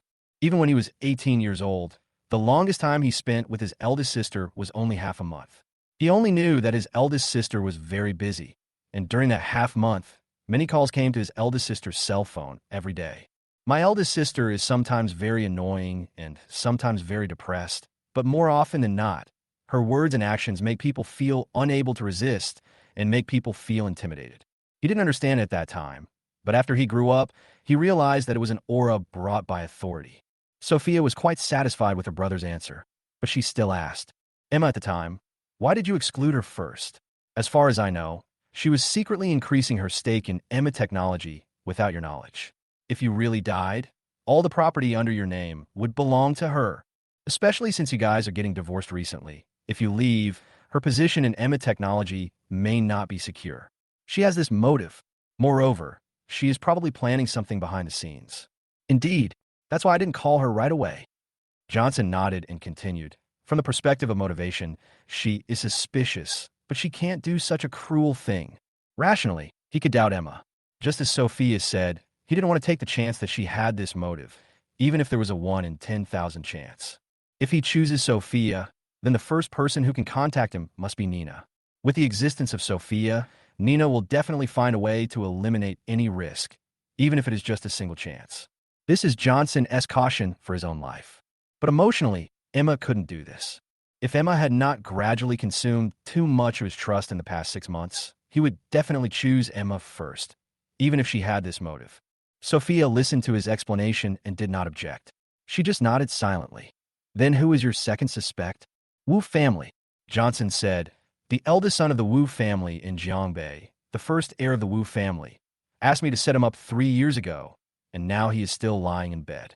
If there is anyone in this Jiangbei area who wants to kill me, the Wu family is definitely one of them. But you are hesitating. Sophia did not comment. Johnson sighed, yes. The Wu family is indeed a big suspect, but it has been 3 years since this happened. If they want to retaliate, they don't have to wait 3 years for the same plan. So, after all, the person you ultimately suspect is Oscar, right? Speaking of Oscar, Sophia's face turned cold. Your wife, she's not an ignorant person. Why did she lose her composure when she met Oscar? Johnson was a little embarrassed. After all, his wife did a lot of stupid things. He could still pretend in front of outsiders, but he couldn't pretend in front of his own sister. He could only change the subject and said, if we talk about motives, Oscar is probably the one with the deepest motives among all people. Emma technology and the Jiang family into consideration, but Oscar won't, whether Johnson is willing to admit it or not. To some extent, the existence of the Jiang family does put a certain amount of pressure on the Wu family. After all, he is Emma's husband. If the Wu family touches him, no one can be sure whether the Jiang family will take advantage of the situation. After all, wealthy families have their own rules. If these rules are broken, other wealthy families will not just abide by the rules and do nothing. After all, the eldest son of the Wu family broke the rules first, so he was treated so badly by Johnson. If the Wu family really used this method to deal with Johnson, the Jiang family might not help him get justice, but he is the son-in-law of the Jiang family after all. It is possible that the Jiang family would take advantage of the situation and want to gain benefits from the Wu family. There is no need to guess about this. It will definitely happen. And what about Oscar? Johnson said, Oscar seems to have been raised in the Jiang family for 6 years, but he has not learned the survival rules of the rich at all. The most important thing is that everything in the Jiang family is controlled by Jiang Hongli. Although the other daughters of the Jiang family have no say in the Jiang corporation, they still have a share. And Oscar, he is just an adopted son. Jiang Hongli will never be willing to give him a share. If he wants to truly achieve a class leap, Emma technology is his goal. Chapter 58. Is there an ulterior motive, or do you simply like the ambiguous feeling? Sophia nodded and said, that's true. He went to great lengths to alienate you and Emma. Isn't he just trying to get rid of you, so he can take over? This is indeed Oscar's idea. Thinking of the things that Chunzian had done to tempt Oscar some time ago, he suddenly said, Sister, if you have someone on your hands, it's best to keep an eye on Emma during this period of time. Sophia frowned and said, You are worried? No. Johnson recounted the previous conversation between Chunzian and Oscar. Sophia understood immediately, and she suddenly sneered. Your wife is really contradictory. For what you said, it's obvious that she doesn't like Oscar, but she's flirting with him. What is her ulterior motive? Or does she simply like this ambiguous feeling? Women's minds are indeed very complicated. At least, Sophia has seen some women who, while staying married, like to have ambiguous relationships with others. As for Emma, she has the cover of her relationship with Oscar as a sibling. If she really plays with ambiguity, she will have a clear basis for advancing and retreating. Okay, I'll have someone keep an eye on her. At least before you get divorced, she won't do anything out of line, and no one will plot against her before then. At this moment, Sophia somewhat understood Johnson's thoughts. A marriage that requires constant precautions is indeed too tiring.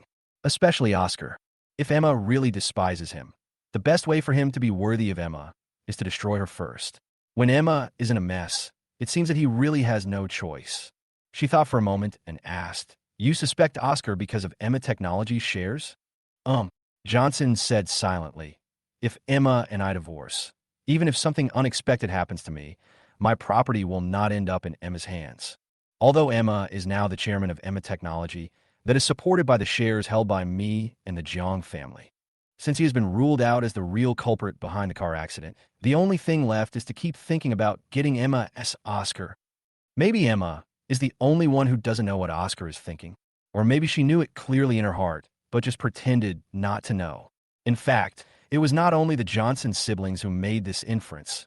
Emma also began to doubt it. Ever since their family left Johnson's ward, they had gone through the admission procedures for Oscar.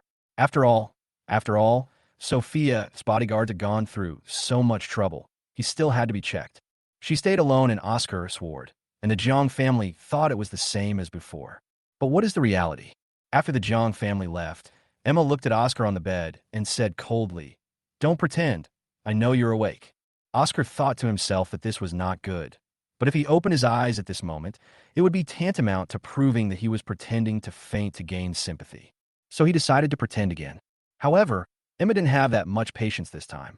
She said coldly, "Oscar, if you keep pretending, don't show up in front of me again." Well, Oscar knew he couldn't pretend any longer, so he pretended to wake up slowly. As soon as he opened his eyes, he immediately said happily, "Sister Emma? It's really you who is calling me. I thought you were going to hiss. My head hurts so much, sister. Can you help me?" Emma looked at Oscar coldly. The indifference and alienation in her eyes made Oscar, who was talking to himself, feel awkward. After closing her mouth awkwardly, Emma said indifferently, "I just want to ask you, did you have anything to do with the car accident?" Car accident? Oscar's face suddenly changed, as if he had suffered a great injustice, and he said, "Sister, this matter really has nothing to do with me. I admit that there are many misunderstandings between my brother-in-law and me, but how dare I do such a thing to murder someone? It's really not you." Emma stared into Oscar's eyes. "Sister Emma, I admit that I am jealous of my brother-in-law, but I really don't dare to do anything that would harm someone's life. Besides, I don't have the ability to do it." Oscar still had a wronged look on his face and spoke in a very sincere tone. Emma saw that his expression was not false, and a trace of doubt flashed in her eyes, but when she thought his words, she couldn't help but ask, "You said you were jealous of your brother-in-law. What are you jealous of?" Oscar looked up at Emma's face, as if he couldn't say anything. Emma's face fell. "Why? Is this question difficult to answer?" "No, that's not it. I just think my brother-in-law is very good and can help my sister at work. Unlike me, I only cause trouble to my sister. So that's why I'm jealous." "Yeah. Yes. This is what I really think." Hearing this, Emma looked at him deeply and said calmly, "You are still young and a college student. It is normal that you are not as capable as your brother-in-law. What is there to be jealous of?" Oscar began to hesitate again. Emma seemed to like this very much, and without thinking, she asked again, "Anything else?" Oscar looked at Emma, who was looking over, as if he had made up his mind. He gritted his teeth and closed his eyes. I like my sister, so I am jealous of my brother-in-law." Emma's face changed drastically when she heard this. "Nonsense. I'm your sister. How can you have such inappropriate thoughts? What's more, I'm already a family person. You. So what?" Oscar retorted. "I just like Sister Emma. I have been in the Jiang family for 6 years. Third sister doesn't like me, and Yin doesn't like me either. But Sister Emma, you are good to me, and I am a sister to my brother. This is family love." I thought so at first, but later I found out that it wasn't true. Every time I saw my sister and brother-in-law together, I couldn't help but feel jealous. At that time, I knew that this was a relationship between a man and a woman. I had grown up. "Shut up." Emma was furious. "From the beginning to the end, I only have a sister-brother relationship with you. I don't know what caused you to have such a misunderstanding, but I must tell you, while I can dispel those unrealistic thoughts in your mind so that I will still recognize you as my brother, otherwise don't come to see me again in the future. I don't want it. We are not related by blood. I just like you. What's wrong with me?" Emma's tone paused. She looked at the somewhat unfamiliar Oscar, as if she was meeting him for the first time, especially the possessiveness in his eyes, which made her feel a little uneasy. The most important thing is that at this moment, she suddenly thought of Johnson's words and then thought of Oscar's actions. I couldn't help but feel a little cold in my heart. She stared into Oscar's eyes and asked again. Chapter 59, The Golden Finger Scent by Sophia. "Since you have ill intentions, Do I have reason to believe that you were the one who planned the car accident? Huh. Oscar was dumbfounded. He originally wanted to change the subject. What he just said was actually what was in his heart. However, he didn't expect that Emma, who used to believe everything he said, would now seem to have come to her senses. He originally thought that after saying this, even if Emma would not agree to him immediately, she would at least act shy or secretly rejoice in her heart and finally stop questioning him about his thoughts. But unexpectedly, his confession became the motive for causing the car accident. Looking at Emma's cold eyes, he felt terrified. He knew that if he couldn't answer this question, it would be impossible to dispel Emma's doubts. His eyes turned, and suddenly he saw the fruit knife on the cabinet. Sister Emma, if you really think I did it, I won't defend myself anymore. Although I can't prove my innocence now, I can guarantee with my life that I definitely didn't do it. As he said this, he picked up a fruit knife, gritted his teeth, and cut his wrist. The bright red blood immediately stained the entire wrist. Emma's face changed. You are crazy. As she spoke, she hurriedly grabbed a handful of tissues to help Oscar press on the wound, while shouting out the door, Doctor, doctor! Johnson naturally had no idea what was happening in Oscar's ward. Now that he has woken up, Sophia said, I will help you keep an eye on the next thing. Since you are awake, I have something to go out for a while, so you should rest well. You just woke up, you're still a little weak, don't keep staying up, get some rest first. Johnson nodded and said, Don't worry, sister. I will take good care of myself. Sophia nodded slightly, then waved to Nina, who came over with something in her arms. These were handed over to you by a comrade from the Public Security Department. They said they were found at the scene of the car accident. They're all your things. Take a look and see if they are correct. Johnson took a look and found that it was indeed the things he took with him when he left the company. They had been left in the car, and he had not had time to take them home. He looked at one of the long boxes, and his heart moved slightly. Nina, open the box. Nina didn't understand, but she still opened the box. Sophia looked at the things in the box and was suddenly stunned. She reached out and touched the object in the box, her voice trembling as she said, No, I didn't expect you to have this thing with you. There was an indescribable complexity in his tone.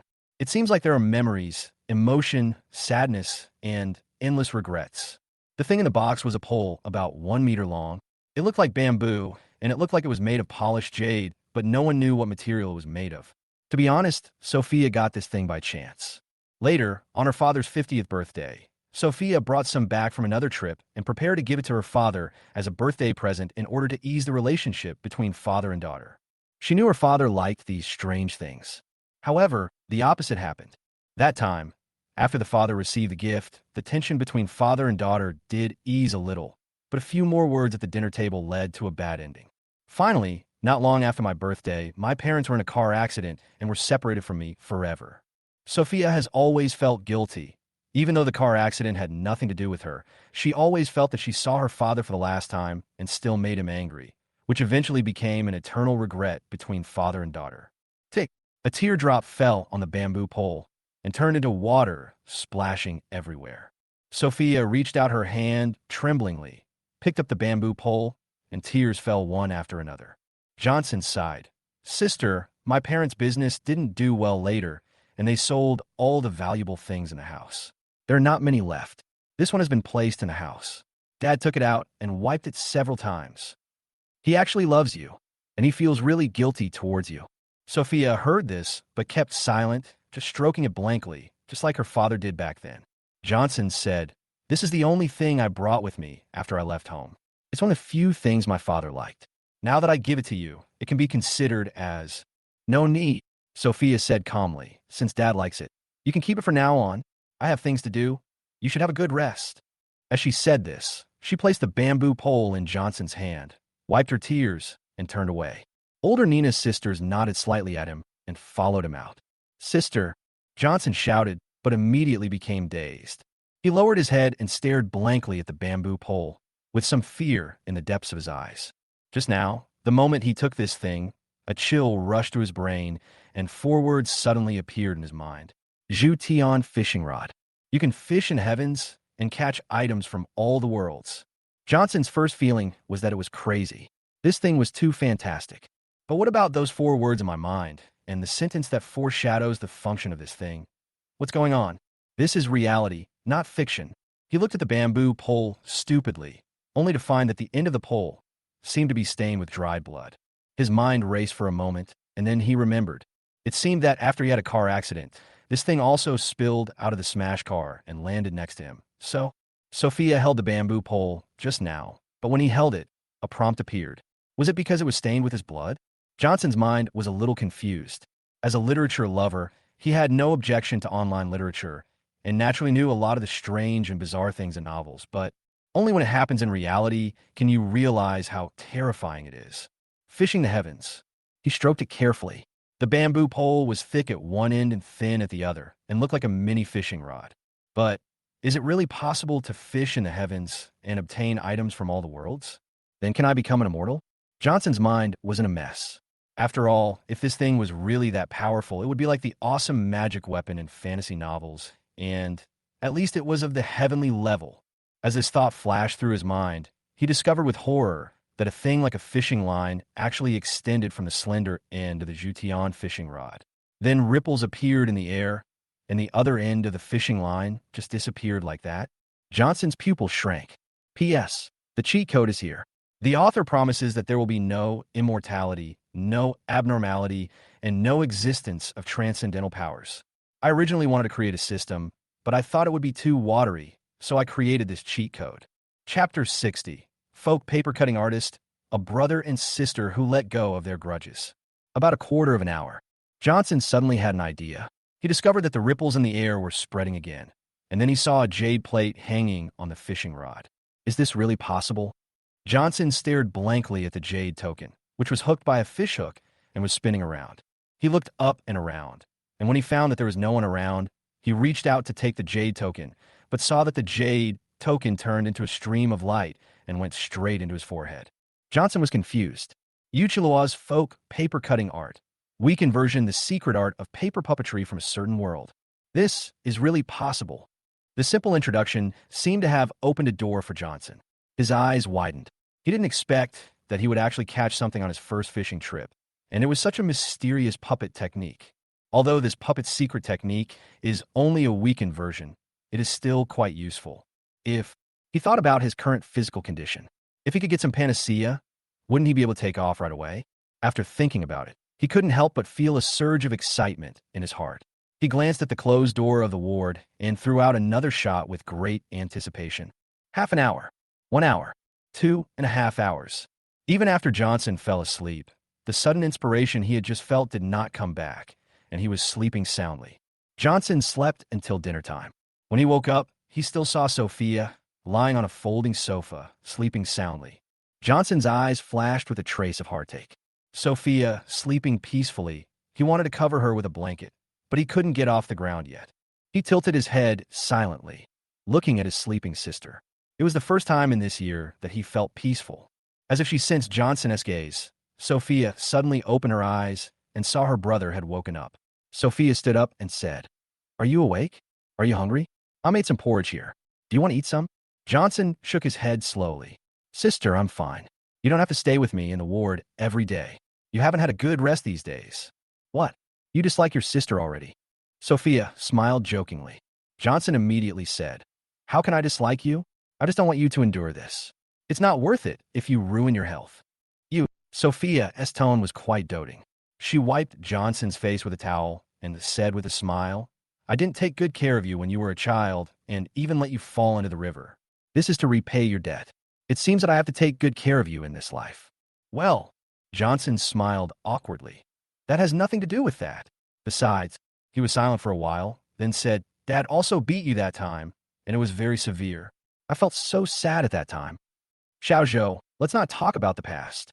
Sophia suddenly interrupted him. Johnson moved his lips, but didn't know what to say. For a moment, the brother and sister became silent. After a while, Johnson broke the silence first and asked, "Sister, you blamed me at that time, right?" Sophia retracted her hand. Johnson knew the answer when he saw this. He said quietly, "Although I was a little confused that day when I saw the slap my dad gave you, I regretted going to the river. That year, the family was harvesting rice and the adults were busy. Even my second brother, who was only 7 years old, was helping work in the fields. My sister happened to be feeling unwell that day, so my parents didn't let her go out to work. Instead, they asked her to stay at home with 3-year-old Johnson." Sophia, who has gradually become sensible, has always had conflicts with her younger brother Johnson since childhood. When she was 10 years old, her biological mother died of illness. Less than a year later, Johnson's father married his mother and had Johnson. Gu's father was not good at expressing his father's love. He didn't realize that Sophia had emotions after marrying Johnson's mother. Being between the age of being sensible and not sensible, Sophia is conflicted about her newborn brother Johnson. She knew that Johnson was her younger brother and wanted to be close to him, but in her heart, the family's attention was diverted to Johnson. As the eldest sister in the family, she not only had to help with farm work, but also did not receive much love from her father. Some children in the village laughed at her for having a stepmother. Even though Johnson's mother treated Sophia and her second brother Guyenjo as her own children, Sophia was still very resistant. This contradiction was transferred to Johnson. Although she had taken care of Johnson since he was a child, she also liked to bully this youngest brother. When Johnson fell into the water, it was precisely because of this contradiction that she ran out to play. Johnson went to the fields to find her parents and fell into the river while crossing it. Father Gu, who had already worked on the farm all day and was exhausted, slapped his daughter. The thin Sophia hit her head on the edge of the well and bled a lot. The grandfather loved his granddaughter so much that he not only taught Gu's father a lesson, but also took his granddaughter away. Since then, Sophia has lived with her grandfather. After entering high school, she went home less and less until her family started a business and life became better. Sophia never asked her family for money. Until her grandfather passed away, Sophia seemed to have no connection with this family anymore and could hardly come back twice a year. In fact, Johnson always felt guilty towards his sister. So even though Sophia was not very close to him later, he liked to stick to her every time he saw Sophia come back. In Sophia's heart, she always felt sorry for her brother. She knew that it was her father's fault, but she couldn't help but take her anger out on Johnson. It wasn't until the death of Gu's father, Gu's mother, and her second brother Gu Yunzhou that the siblings finally calmed down. However, at that time, Sophia had also settled in Beijing and had her own family. Sophia's in-laws had never visited the Gu family. Johnson didn't quite understand it at first, but he gradually understood it. Thinking back to Sophia at that time, with almost no smile on her face, he understood. After many years, Johnson saw his sister again. Although the two siblings still didn't talk about anything about Sophia's in-laws, he was not worried anymore, because he found that his sister, who came back this time, seemed to be more powerful than before. Watching his sister pouring porridge into the bowl spoon by spoon with a calm face, Johnson suddenly grinned and said, "Sister, actually, after fighting with you that time, I regretted it very much."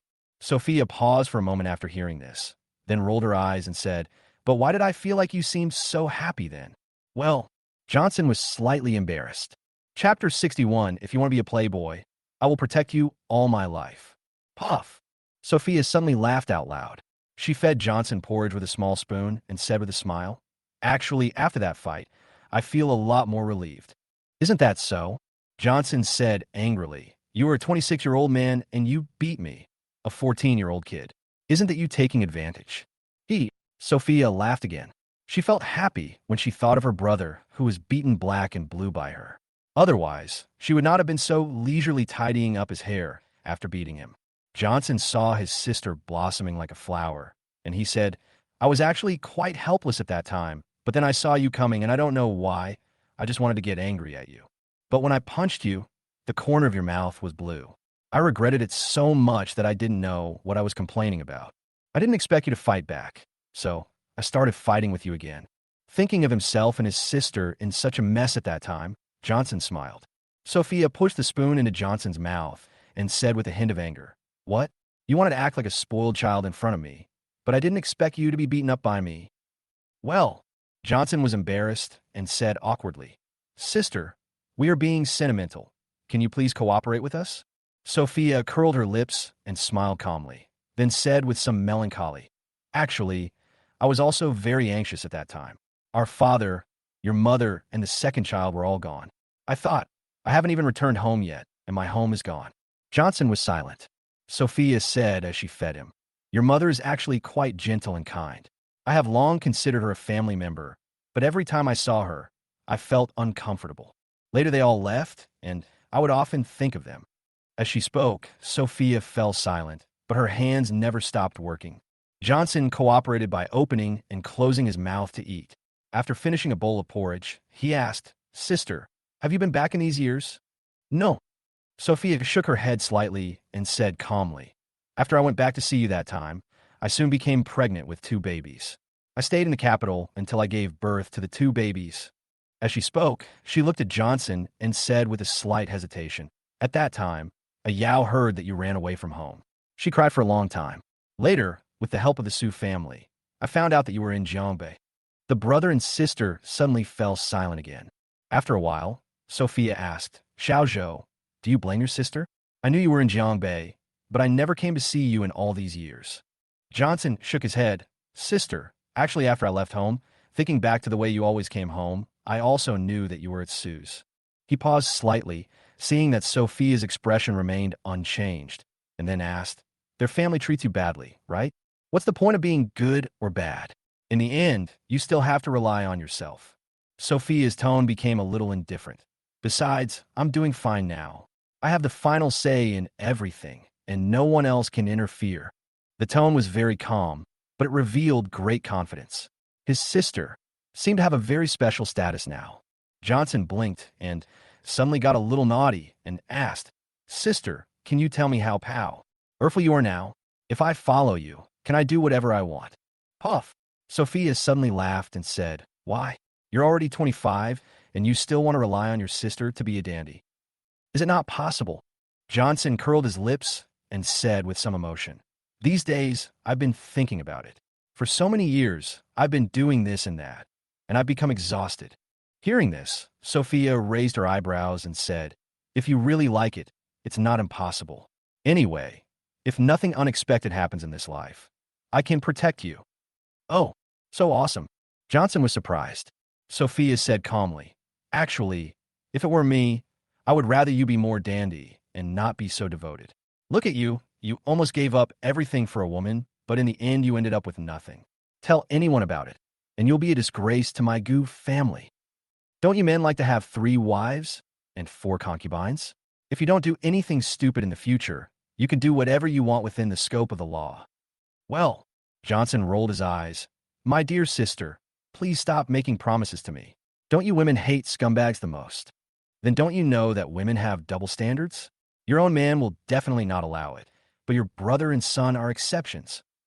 "Okay, you win." Johnson's mouth twitched, and then he said, "Sister, how about you tell me about my 2 precious nephews? They're twins, a boy and a girl." When talking about her children, Sophia's eyes lit up.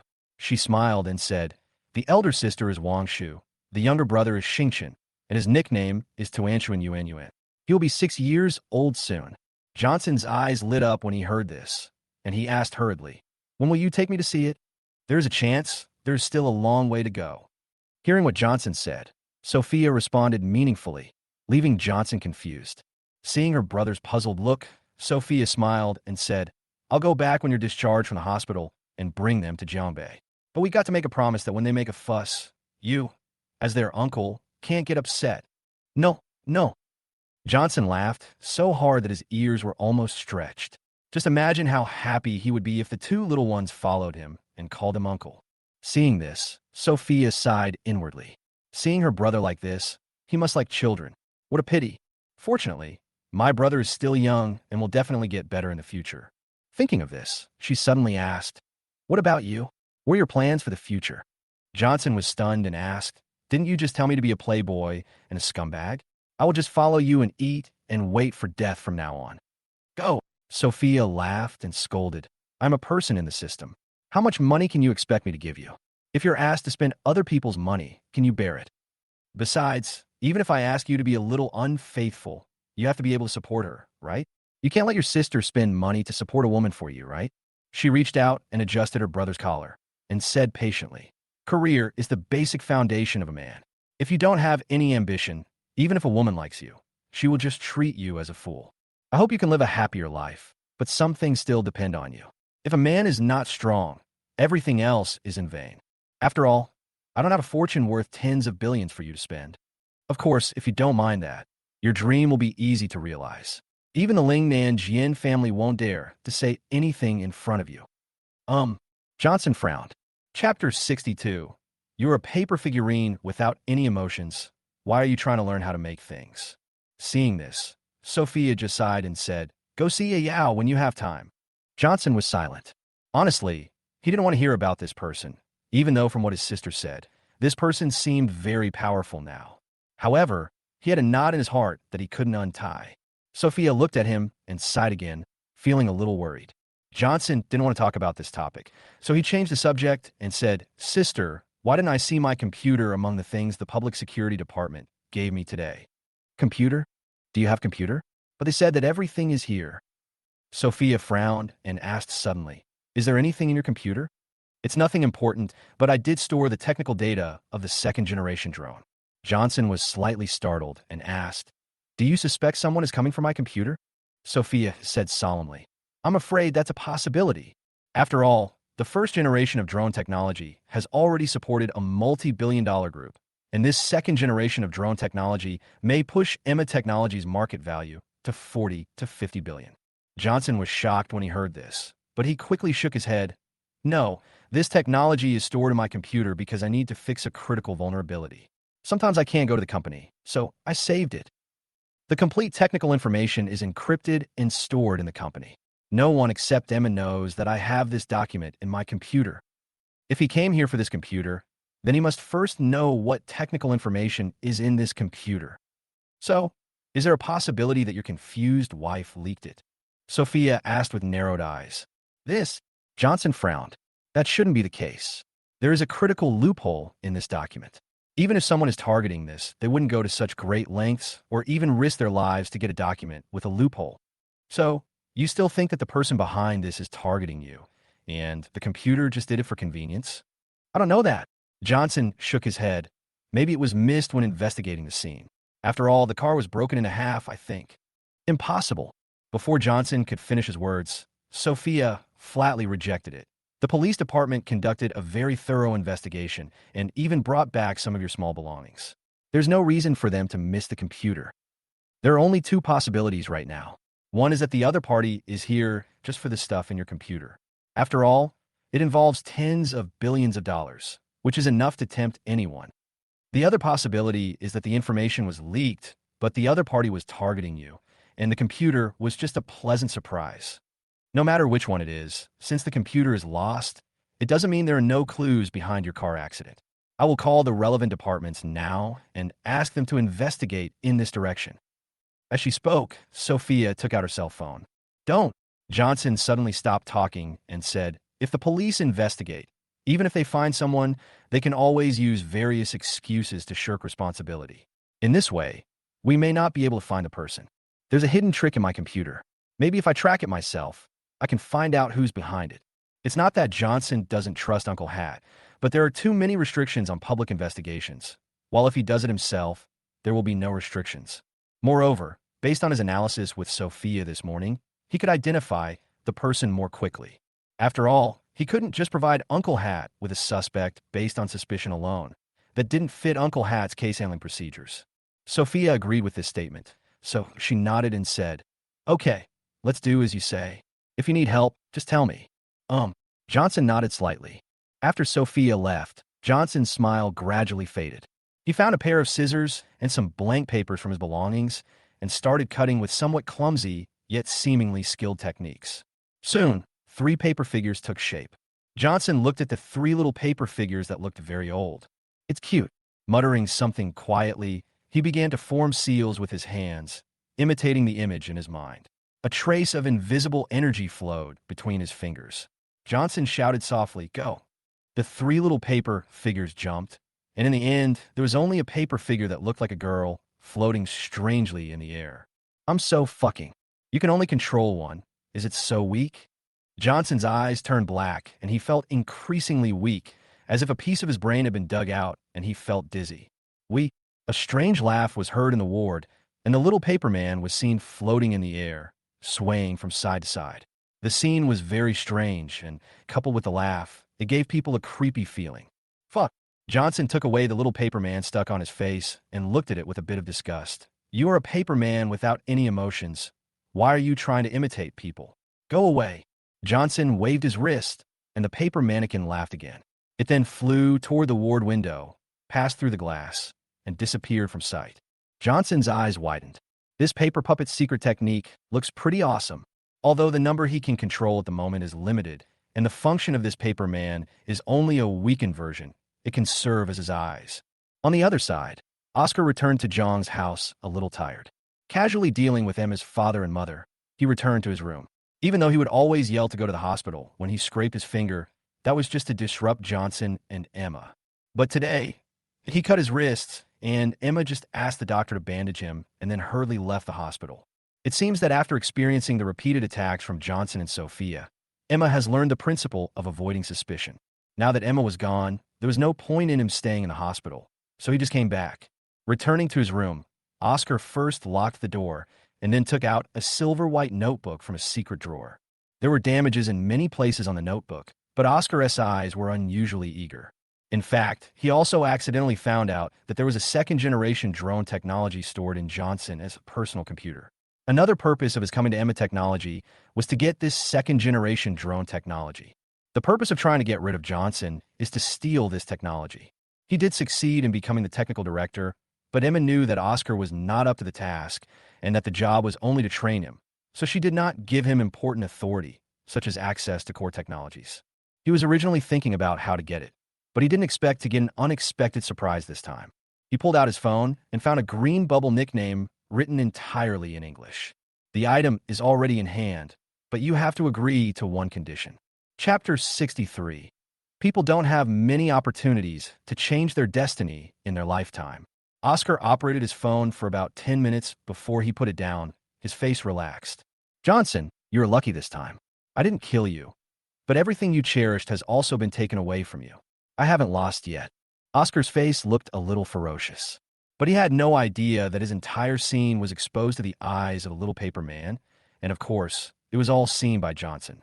He just said to Sophia about leaving a hidden trick in the computer was indeed true, but Johnson didn't hold out much hope. After all, if the computer was not connected to the internet, he could do nothing about it.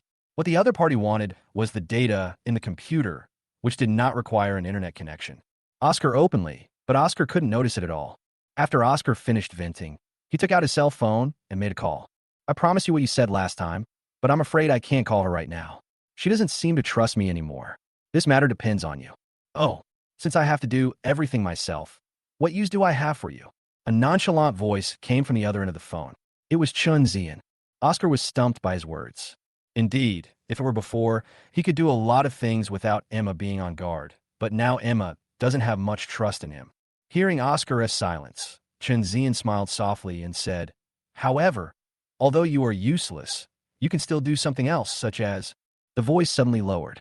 Oscar heard this and his eyes widened. You want me to do this? What else? I can't let you take advantage and do nothing, right? Oscar looked a little struggling, but thinking of his current situation, he gritted his teeth and said, okay, let's meet at the old place. Chunzian chuckled and said, let's go to Juinhao. The other side. Emma saw that it was almost 7 o'clock in the evening, so she stretched her muscles and prepared to go back and rest. These days, a lot of things have happened in her marriage, family, and company, which has caused her to be very tired these days, especially since her husband was hospitalized after a car accident. At the beginning, the domineering sister-in-law allowed me to take care of my husband alternately during the day and at night. But after my parents went there once, the two families completely fell out. She felt that she had done something stupid again. She wanted to win back her husband, but she also wanted to use Sophia's hand to suppress the arrogance of her family members and make them accept her husband. But she guessed the beginning, but not the ending. Sophia did put pressure on the Jang family, making them all feel fearful, but their relationship became worse and worse, and even her husband didn't want to see her anymore. You want both? It won't work. Grace. After greeting her assistant, Emma prepared to go home and rest after work. Grace pushed open the door and came in, her face looking a little grim. Boss Chun from the project called again. He said that the project has been delayed for too long, and Eaning Group is a little dissatisfied. Mr. Chun has booked a position at Juinhao and wants to invite you to have a talk. If it's the same as before, he'll be looking for another company. Emma frowned subconsciously. Is there anyone in the entire Xia country who has a more advanced drone than ours? Mr. Jiang. Grace opened her mouth and said hesitantly, our drones have been out for several years. If they hadn't been constantly optimized, other companies' technology would have been unable to keep up, and I'm afraid someone would have spent a lot of money to crack them. But now President Johnson is. Several shareholders called today.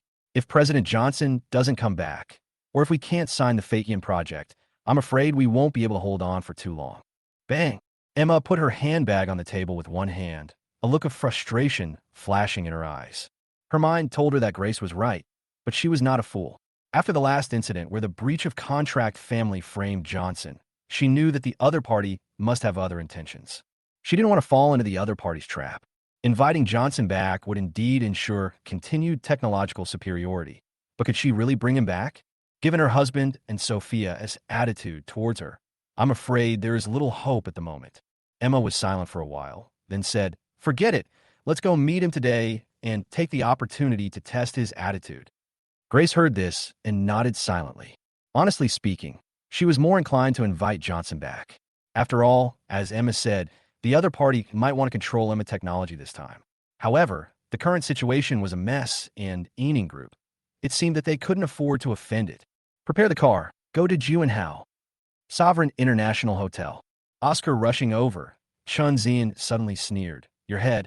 It's only been a few days since it recovered, and now it's injured again. Brother Jiang, do you have a grudge against your head? Well, Oscar was a little embarrassed. He glanced at Chunzian and changed the subject. Mr. Chun, does she agree to come? Of course she has to come. She has no choice. Chunzian smiled softly. These days he could call the shareholders of Emma Technology one by one and direct the conflict towards Emma overtly or covertly. Now he had issued an ultimatum, and Emma had no choice but to agree. Oscar felt extremely complicated when he heard this. Chunzian patted him on the shoulder and said, Brother, those who achieve great things don't care about trivial matters. She's just a woman. When you have power and influence, won't beautiful women be available to you at will? Your sister is just carrying the halo of being the most beautiful CEO in Jiangbei. As long as you become strong, this halo will have no appeal. Look at Johnson, he just threw it away. Oscar pursed his lips. That's what I said, but I just don't want to give in. Chunzian just smiled faintly, then took out a small package from his pocket and handed it to Oscar.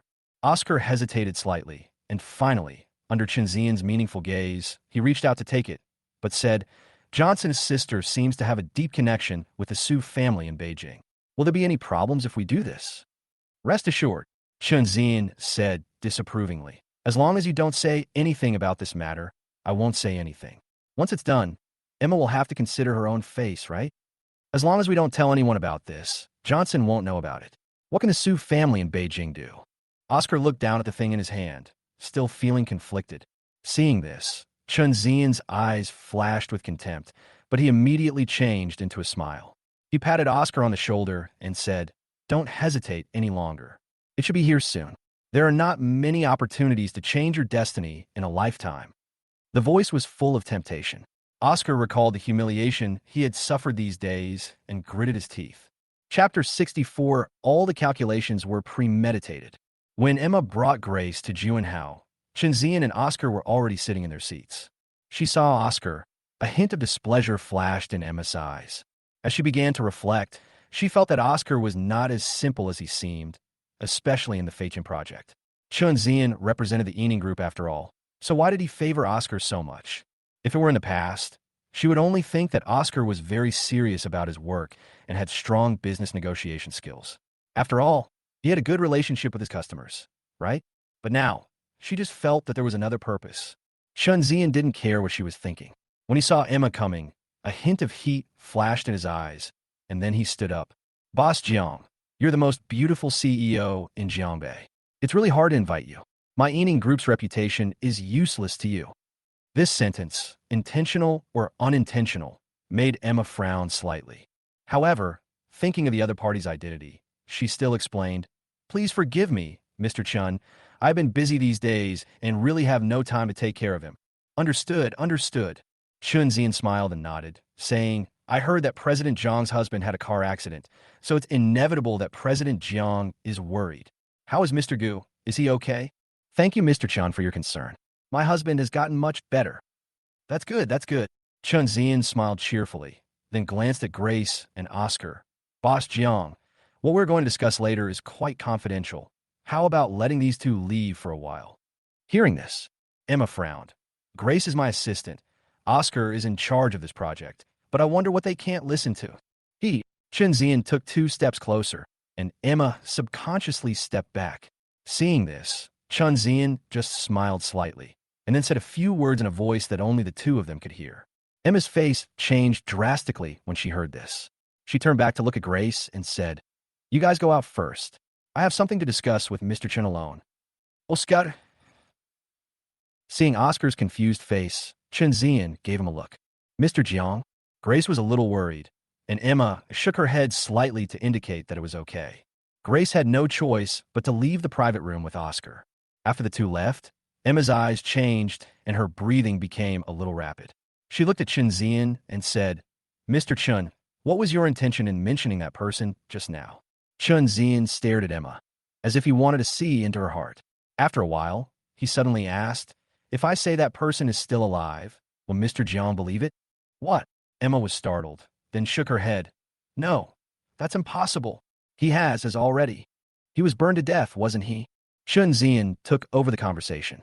Emma trembled all over and said in a daze, "Impossible. This is impossible. The fire was so big. I saw him become a charred corpse with my own eyes. It's impossible." "Emma," Chunzian suddenly called out in a very gentle voice. The voice made Emma tremble all over, and she became quiet. She stared at Chunzian blankly with a confused look in her eyes. "Emma, do you still remember the moonlight by the Qingning Lake when you were 18? Boom!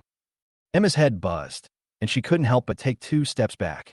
She pointed at Chunzian and asked tremblingly, "You, how do you know? You, who are you?" In fact, in Emma's heart, or rather, there are people and things that she can never forget, but with the fire, everything has become a thing of the past. She originally thought that she would never think of those things again, but she didn't expect that the person in front of her, when she was 18, the moonlight over Qingning Lake was very beautiful.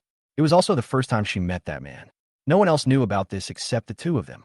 Hearing Emma's question, Chunzian took 2 steps forward. "Emma, I'm a Jing." "A Jing? A Jing? Are you Jing?" Emma's eyes lit up, but when she looked at Chunzian's unfamiliar face, she suddenly shook her head. No. You can't be him. He's dead." "You can't." "I'm not dead," Chunzian said gently. "Someone rescued me from that time, but my face was burned and changed my appearance." Impossible," Emma suddenly shouted. "That place is so remote, and you are just—" "I'm just an insignificant person. No one would care whether I live or die, right?" Emma shuddered, but didn't know how to answer. Upon seeing this, Chunzian immediately said, "Emma, I didn't lie to you. I really am Ah Jing. You're Ah Jing. When we met, you were exactly 18 years old. We were at Qingning Lake. The moon was bright at that time. You were looking at the moon by the lake. I mistakenly thought you were going to commit suicide, and—" Chunzian told Emma several things that only the two of them knew. The more Emma listened, the more frightened she became. She looked at Chunzian. Are you really him?" "Yes." "Then your face has a voice." "My face is burned and my throat is damaged." "Can't. It was your third sister who saved me." Jiang Hongli. Emma's eyes suddenly flashed with resentment, and then she roared. "Since you betrayed me because of her, why do you still appear in front of me?" I was forced." Chunzian sighed softly. "After I was with you, your third sister found me and forced me to be with her because she wanted to—" Humiliating me? At this point, Emma was already in tears. In fact, ever since she was abandoned 6 years ago, she knew who was behind it. She and her third sister Jiang Hongli have never been close. From childhood to adulthood, her third sister would snatch almost everything from her, including Jiang, who was snatched away from her by Jiang Hongli. Later, it became her first love. She finally got the consent of Emma's father and mother to allow her to be with Chunjing and let Chunjing marry into the Jiang family. But unexpectedly, on the wedding day, Chunjing disappeared. When they met again, the fire had happened and Chunjing was burned to death in it. She never thought that after many years, the man who was supposed to be dead would actually stand in front of her alive and tell her that he was his first love, the man who almost became her husband. Emma stared at Chunzian and suddenly asked, "Since you survived, why did you become like this? Also, how did you become the son-in-law of the Jian family?" "The Jian family." Chunzian's eyes flashed with resentment. "Emma, can you believe it? I didn't want to do this, and Jian that woman, has a very bad temper. She just treats me as a substitute who can be beaten and scolded at will. Chapter 65. Rekindling the past relationship? Substitute? Emma was a little confused. As if thinking of what he had gone through over the years, Chunzian clenched his fists and gritted his teeth as he said, "Yes, he is a substitute. He beats and scolds me, and even sent me to the hospital several times." This, Emma frowned. Why is this happening? Although the doubts in her heart have not been completely eliminated, Emma didn't think it sounded fake, so she asked. Chunzian's eyes were filled with anger. "You'll have to ask your good third sister about this. Back then, she threatened me to leave you. She chose the wedding day specifically and had my parents kidnapped. Emma, my parents didn't agree with me being a live-in son-in-law, so no one from our family was present that day." Emma's eyes darkened when she heard this. Chunzian's words were not false. "I didn't dare to attend the wedding, and later I kept looking for a chance to explain to you, but Jang only told me that the Jang family had lost so much face that they would never let me go. I don't believe it because I know you will protect me, but she told me that you got engaged to someone else in anger." Emma was silent. After a while, she asked, "Then why did you appear in that abandoned factory?" "Jang only brought me there. In fact, she was the one who designed the fire. Her purpose was to threaten you and make you call." Emma's legs went limp and she fell into the chair. Turned out to be, all of this was a play designed by his good third sister, whose purpose was to create the illusion that he had set fire to and burned his first love to death, so as to threaten him to transfer his shares in Zhang's, killing people and destroying their hearts. Her good third sister is really good at tricks. Emma sat there in a daze. For a long, long time. Then why did she save you? The voice was a little hoarse and weak. Chunzian hesitated for a long time, and finally said under Emma's questioning eyes, "Because she wants me to be like this now? Identity." Emma suddenly sneered. "Who is the Jian family? Who is Jian? You. Am I not already one now?" Chunzian asked back, and Emma was suddenly speechless. "Emma, if you don't believe me, why don't you think about it? Why was Jiang Hongli the one who promoted the Fatian project? Jiang Hongli and Jian are classmates. She knows Jian too well. She has always known that Jian has someone in her heart.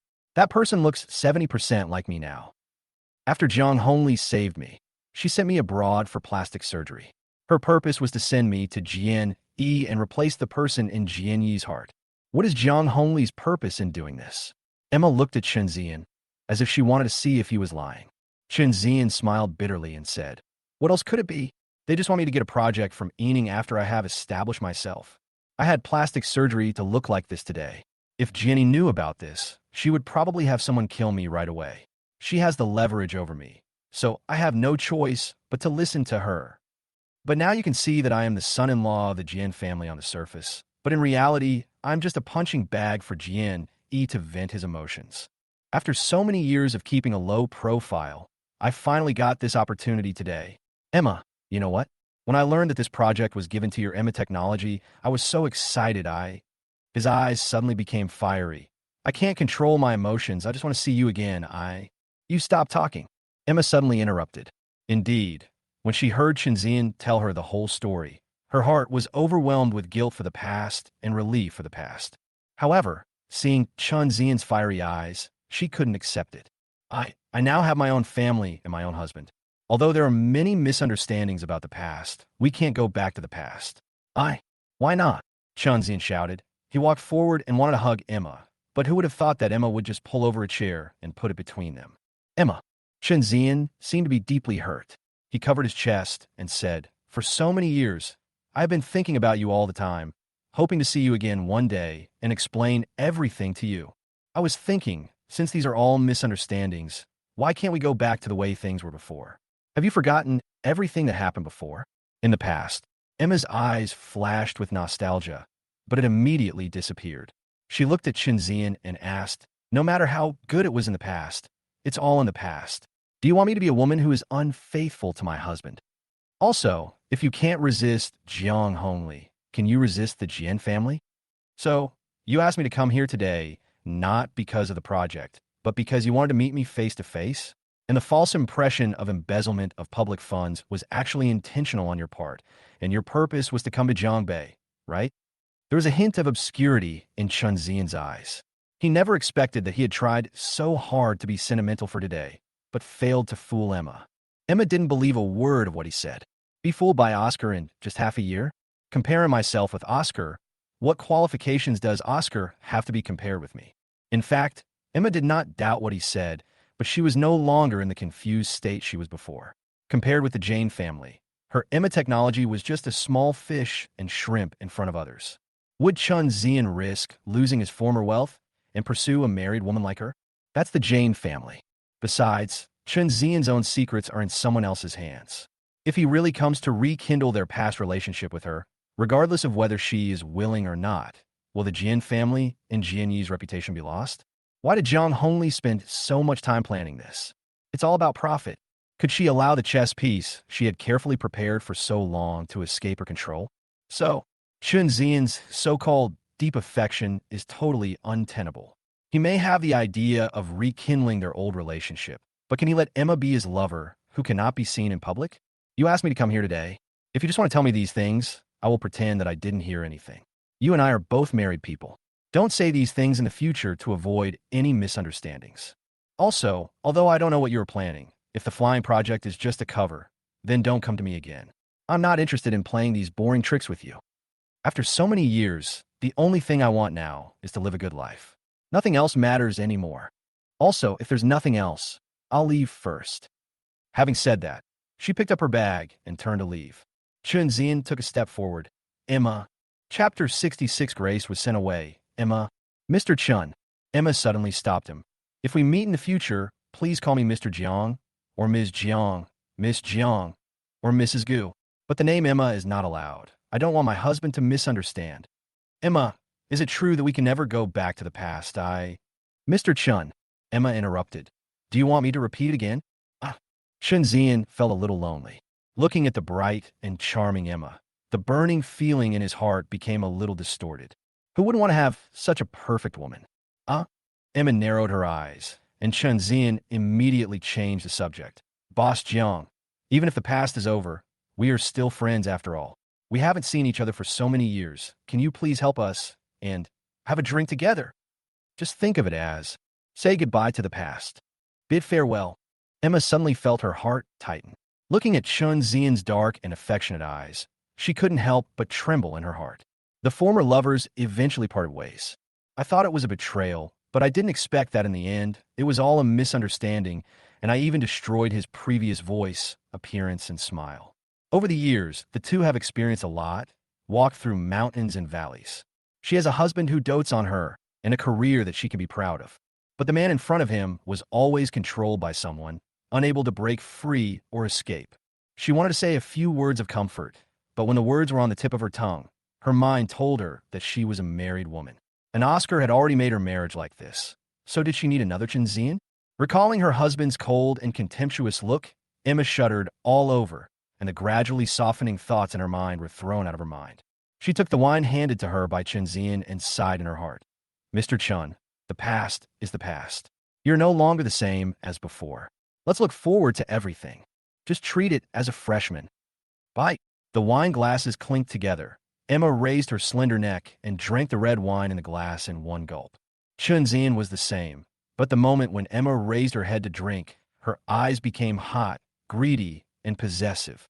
If you have any work-related matters in the future, you are welcome to come to Emma Technology to find me, Mr. Chun. As for other things, especially private meetings, it is better not to do so. Saying, Emma picked up her bag and prepared to leave. Chunzian smiled meaningfully. Are you leaving now? Can you leave? As this thought flashed through her mind, Emma paused and felt a strong sense of dizziness. Chunzian stepped forward and held Emma with one hand. Emma, I said that I want to continue our relationship. How can I bear to let you go? Emma looked at him confusedly and fainted. Outside the private room, Oscar's cell phone suddenly rang. He picked up the phone and looked at it. His eyes suddenly became gloomy. After struggling for a few seconds, when he looked up again, his face was filled with joy. Grace! A trace of disgust flashed across Grace's face. She stared at Oscar and said coldly, We don't seem to be that familiar with each other, right? Just call me by my title. If you call me by that, I will feel that my name is not clean. Oscar's cheek twitched slightly, and a hint of gloom flashed deep in his eyes. Bitch, you were just an assistant, and you dare to give me the cold shoulder? Just wait. When I capture your master, I will see how you can still act arrogantly. When the time comes, I will make you kneel down and talk. Her heart was filled with resentment, but her face was only embarrassed for a moment, and she smiled and said, Assistant my sister asked you to go get the contract. I guess Mr. Chun has agreed. Oh, a hint of doubt flashed across Grace's face.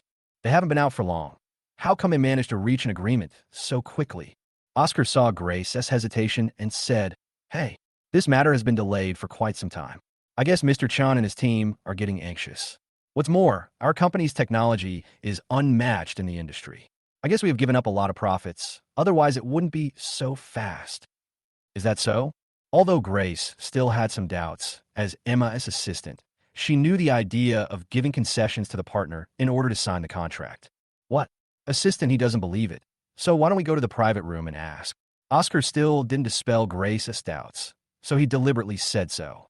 Sure enough, Grace just frowned and said, Forget it, I'll get it. It's just a matter of getting a contract. It won't take too long. What's more, Emma's attitude towards Oscar, although she didn't like it, it was her boss's own business after all. If she ran in and asked now, it might make the partner unhappy. Now all the shareholders of the company are putting pressure on President Jiang. If her sudden action makes her partners unhappy, it will not be worth it. Grace glanced at Oscar, then walked away in her high heels. Oscar looked at Grace as departing back, his heart in turmoil. Humiliation, unwillingness, struggle, and relief. As soon as Grace left, Oscar ran to open the door of the private room. As expected, Emma was lying on the table, and Chunzian had a smile on his face. Seeing Oscar coming over, he said with satisfaction, Brother Jiang is indeed a man who can do great things. He will definitely have a bright future. Oscar looked at Emma lying on the table, and his heart struggled again. Seeing this, Chunzian smiled meaningfully. Why? Do you regret it? Call. Hurry up. Grace will be back soon. To avoid unnecessary trouble, let's leave here first. Oscar looked away and smiled awkwardly. Chunzian smiled and said, Then could you please help your sister, Mr. Jiang? Oscar's mouth twitched. He knew that after he learned about Chunzian's plan, there was no turning back for him. As for him to help Emma, he was Emma's nominal brother after all, and even if he met someone, others probably wouldn't say much. In addition, I'm afraid there is also humiliation for Chunzian involved. After all, this would be equivalent to asking him to give the woman he likes to another man. Even though this woman was someone else's wife at the moment, she was someone he had coveted for a long time. He thought that if he could get rid of Johnson, he could have Emma all to himself. But fate played a huge joke on him. Before getting this woman, he actually had to let others. Oscar silently helped Emma up. Not long after the three of them left the private room, the hotel door was suddenly opened, and Nina walked into the hotel with a group of black-clad bodyguards, followed by a few uncles in hats. When the hotel lobby staff saw it, they were shocked. Chapter 67 Brother Jiang. Will you just guard the door tonight? VIP 888 suite of Sovereign Hotel. Oscar helped Emma into the room. Chunzian stood at the door of the room and suddenly smiled strangely. Brother Jiang, please guard the door first. Chunzian. Oscar suddenly shouted loudly, his face full of shame and anger, and even his hands were clenched tightly because of anger, making a creaking sound. I can help you do all this, but that doesn't mean you can humiliate me at will, you know? Know what? Know that you like her. Chunzian suddenly said disdainfully. You don't seem to know your position clearly? Who do you think you are? Asking you to guard is my reward to you. Do you understand? Chunzian slapped Oscar's face, making a loud slapping sound. You! Oscar was furious. What's wrong? Do you regret it? Chunzian smiled contemptuously and said disdainfully. Think about your situation in the Jiang family. If those two old guys in the Jiang family die, will you still be the young master of the Jiang family? Crack! Oscar clenched his fist again, wanting to hit that annoying face hard, but he doesn't dare.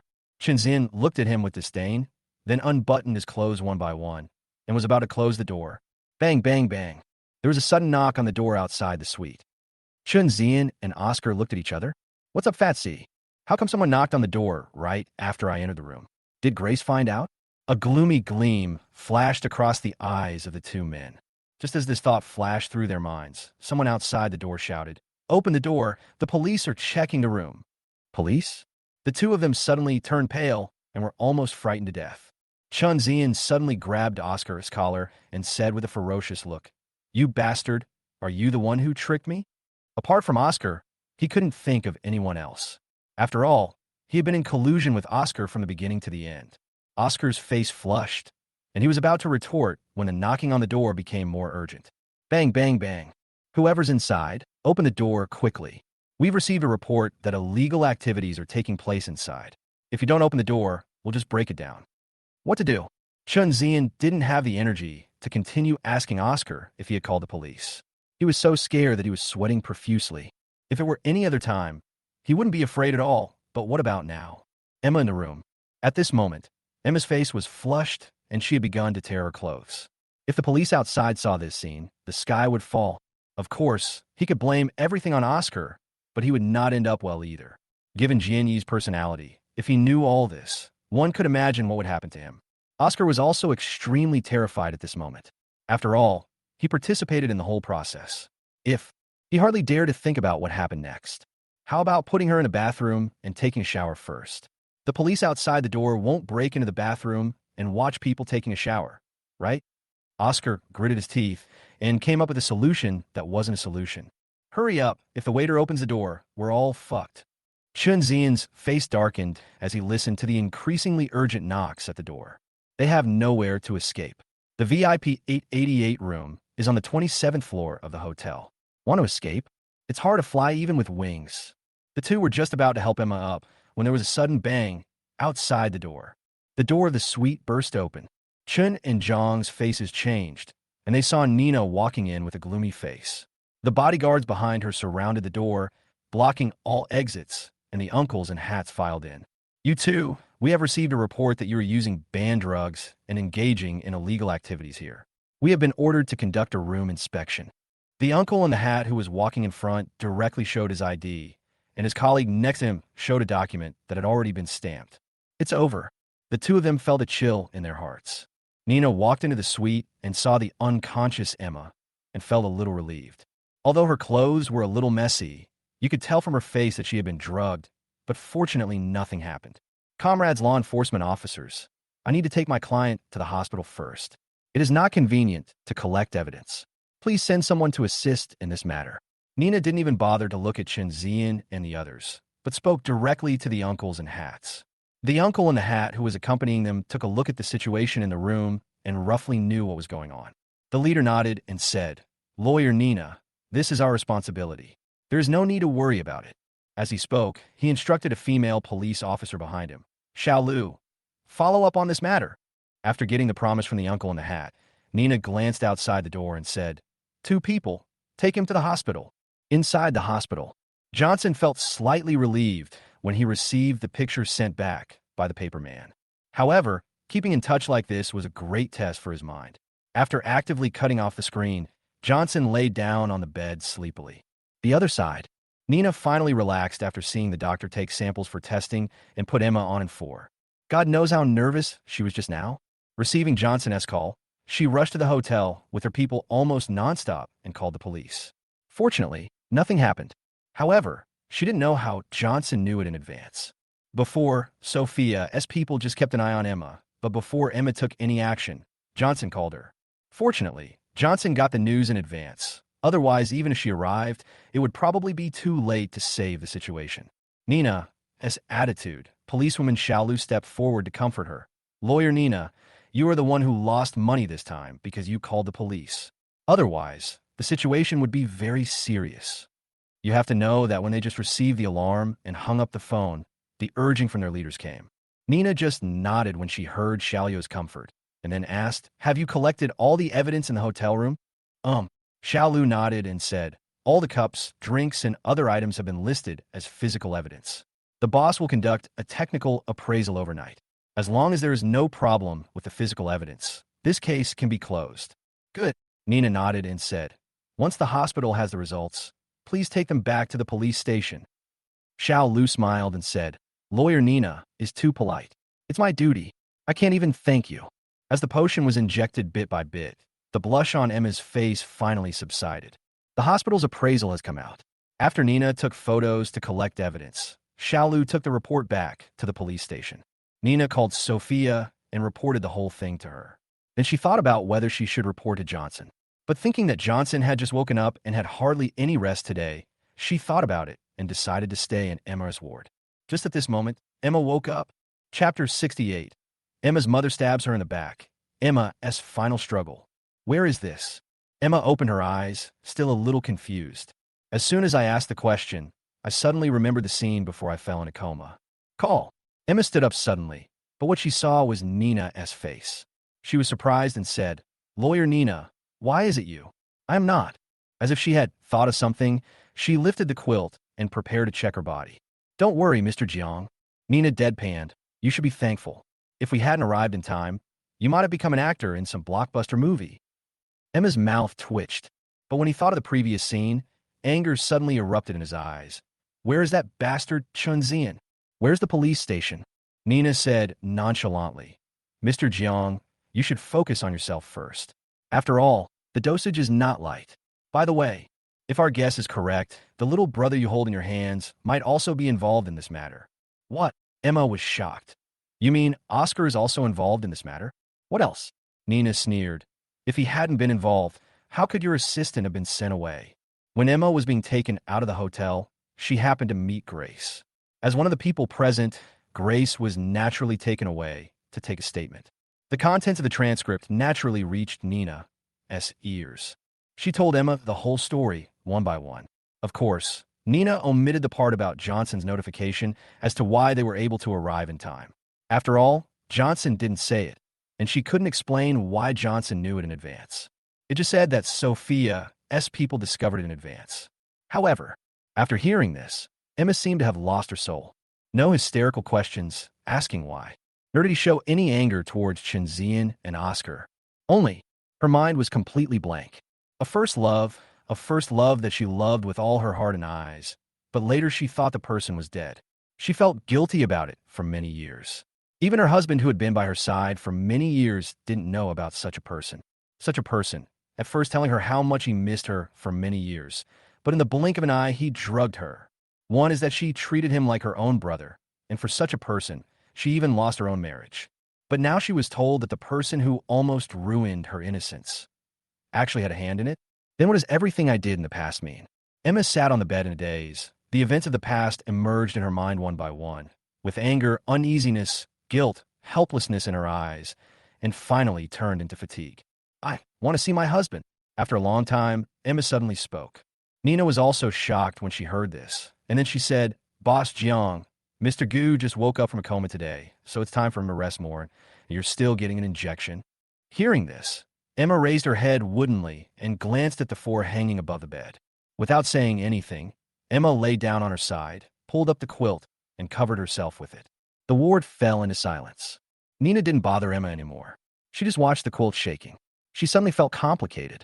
From Johnson's perspective, she didn't think this woman deserved sympathy.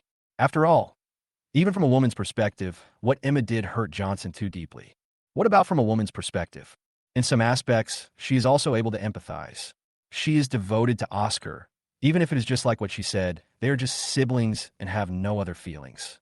However, Oscar's behavior is equivalent to giving her to another man. What kind of harm is this? Of course, empathy does not mean understanding. At least it seems more like it's one's own fault. Think about it. Under Johnson's protection, had Emma ever encountered such a thing? She forced a husband who loved her to divorce. And then the people who protected her treated her like a trading item. It was clear who was good and who was bad.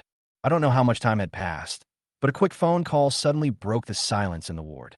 Emma picked up the phone and saw that it was Emma's mother. Without thinking, she hung up. But just as the call was disconnected, it rang again. Emma was furious. She answered the phone directly. Just as she was about to speak, a voice that made Emma feel uncomfortable for the first time rang on the phone. Nina wasn't close, but she could still sense that the voice on the other end of the line was annoying. In just a few seconds, Emma yelled, Can you please stop telling me this?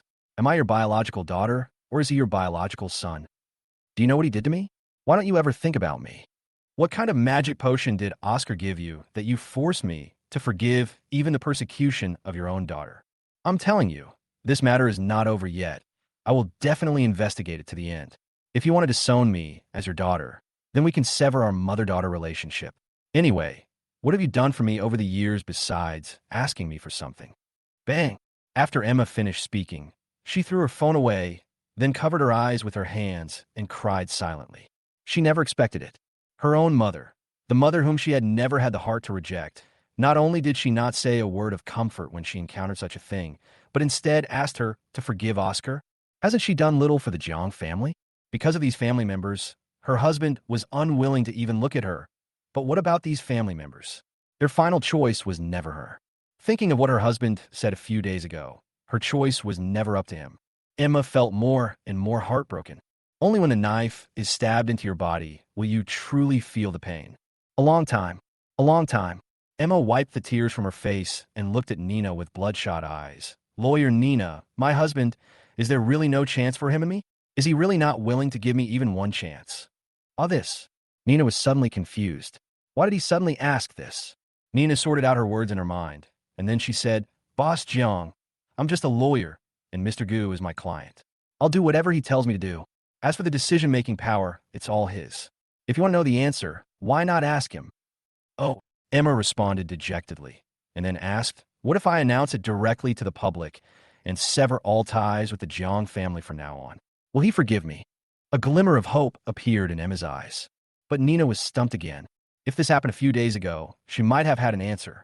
But now, this is no longer a matter between Johnson and Emma.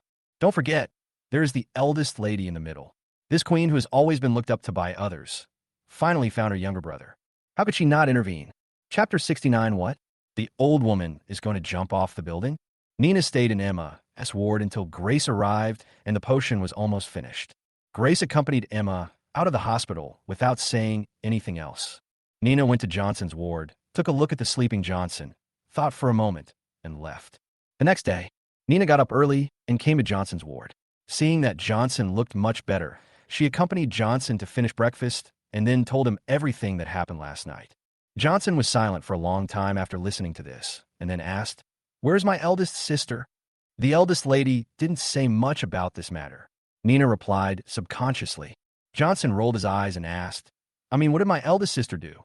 Well, Nina was stunned, then smiled bitterly and said, How dare we, as subordinates, ask about the whereabouts of the young lady? All right. Johnson was a little helpless. In the eyes of others, the eldest sister who is arbitrary, resolute, and full of queen temperament is just a sister to him. In a few years, the woman will be 40 years old. She will cry, complain, and feel helpless. She is always domineering to outsiders, but to him, she fulfills all his expectations of a sister. Thinking about yesterday in the ward, she alone intimidated the entire Jiang family. I guess there weren't many times in my sister's life when she would act like this, especially for an institutional cadre who is well versed in the doctrine of the mean within the system. They would never use their tyranny to oppress others at will, right? Since he couldn't find out where his eldest sister was, he changed the subject. Did they tell me when I could be discharged from the hospital? To be honest, although he knew that his current physical condition was not suitable, he still felt uncomfortable staying in the hospital. Sure enough, Nina said angrily, Boss, you were in a car accident. You spent more than 4 hours in the operating room. Even if it's a cut, it will take several days to heal, right? Johnson opened his mouth, as if this question shouldn't be asked. Skipping this topic, he asked, What about Fu Hongyan and Emma? When will the court session begin? Nina heard it. Right, that's what you should ask. She said, The old woman's case will be heard tomorrow. I can go there directly then.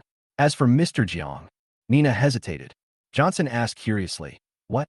Something happened? Not really. Nina said, Although your health does not allow it, it doesn't matter if you don't appear in court at that time. However, Mr. Jiang has found a lot of people these days. If the eldest lady does not intervene, we may not win the case. Johnson frowned subconsciously. Nina added, There is no 100% chance of winning this case. At most, there is a 70% chance of winning. Although Mr. Jiang's behavior is very criticized, Oscar is indeed Mr. Jiang's brother in the legal sense. So, if we just look at it from a legal perspective, as long as there is no substantial evidence, it is possible that it will be considered an act between siblings. Johnson's eyes darkened slightly. Nina nodded. Especially since President Jiang has found someone to build connections these days. Whether it is the Jiang family or Emma Technology, they are both powerful families and companies in Jiangbei. Sometimes we do have to take these factors into consideration, and it is possible to show some bias. Then what about my elder sister? Hey, Nina said jokingly. The eldest lady could use her connections to intervene. That's going to cost you? Maybe. After all, the young lady is not from the Jiangbei system. So this is hard to say. Let me think about it. It doesn't seem worthwhile to let his elder sister owe him a favor because of something like divorce. Although he didn't ask Sophia what position she held, favors within the system cannot be treated the same as other favors. Nina looked at Johnson, who had fallen silent, and thinking of Emma's state yesterday, she couldn't help but ask, "Boss, do you really not have any attachment to Mr. Jiang?" Johnson was silent for a long time, and then said, "The human heart is the softest, but marriage is not the love in youth, which is unforgettable. The most obvious sign of growth is thought.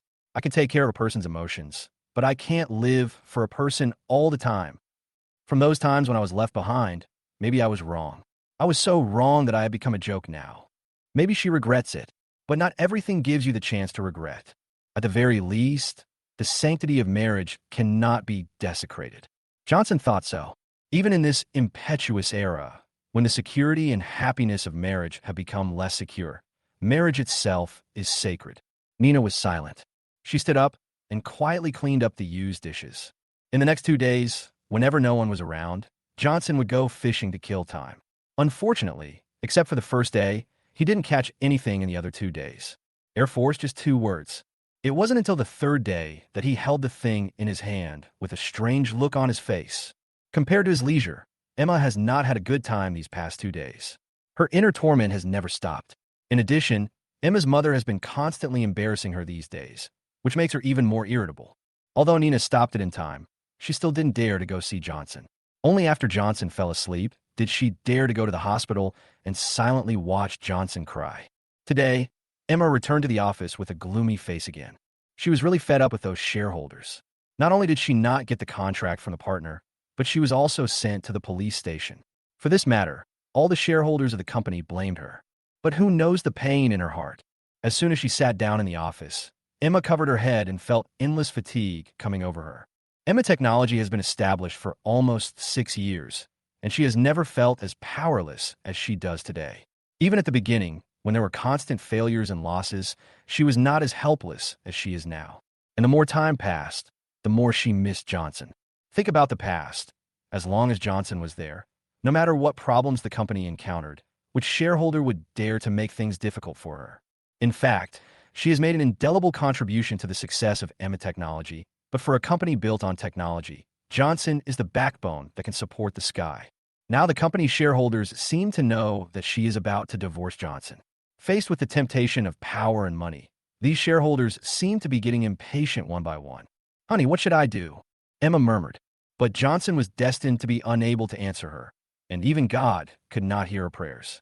Johnson did not show up, but Grace, who was out of breath, came instead. "Boss Jiang, no, this is not good. Your mother is on the rooftop of the company, threatening to jump off the building." "What?" Emma stood up with a whoosh. "P.S. Hey.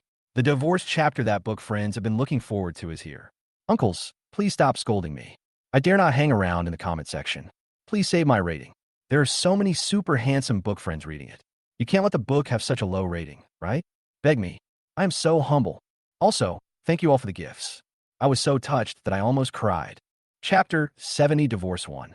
Emma Technology Rooftop. Emma's mother sat on the edge of the rooftop. There are already quite a few people standing there. Emma's mother shouted, "Hurry up and let that unfilial daughter come out to see me, or I will jump from here." Seeing this, none of the security guards at Emma Technology dared to step forward. After a while, Emma's figure appeared on the rooftop. She looked at Emma's mother, and her expression immediately collapsed. "Mom, why are you making trouble again? Don't you think I'm in trouble enough? What do you want me to do before you let me go?" Emma screamed hysterically. Emma's mother saw her daughter's collapse, and a trace of pity flashed in her eyes, but she immediately said firmly, "If you promise me to sign the letter of understanding, I will go back immediately and never force you again." "Impossible," Emma yelled. "I used to listen to you in everything, which made everyone think I was weak and could be bullied. Don't you know what Oscar did?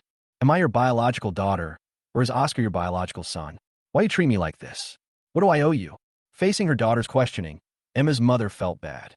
Thinking of Oscar's grievances in the detention center these 2 days, she immediately threw away the reluctance in her mind and said forcefully, "If you don't sign, I will jump from here, and you will be the murderer who forced your own mother to death." As she said this, she sat down on the edge of the rooftop. Ha! Ha! Emma suddenly laughed crazily, and she found that her living heart suddenly died. She really wanted to ask what she had done wrong to deserve her own mother's indifference to her, and to the point of trying to commit suicide. Although, she knew that her own mother would definitely not dare to jump. But now that things have come to this, does it matter whether you dare or not? Emma laughing crazily. Although they didn't know what happened, they were very sad that the biological mother of the child was forcing her daughter in this way. This is a fucking wealthy family. Emma's mother looked at Emma and felt sorry again. But she and her daughter had come to this point. If there was no result, wouldn't all her efforts be in vain? That's all. After all, she is my biological daughter.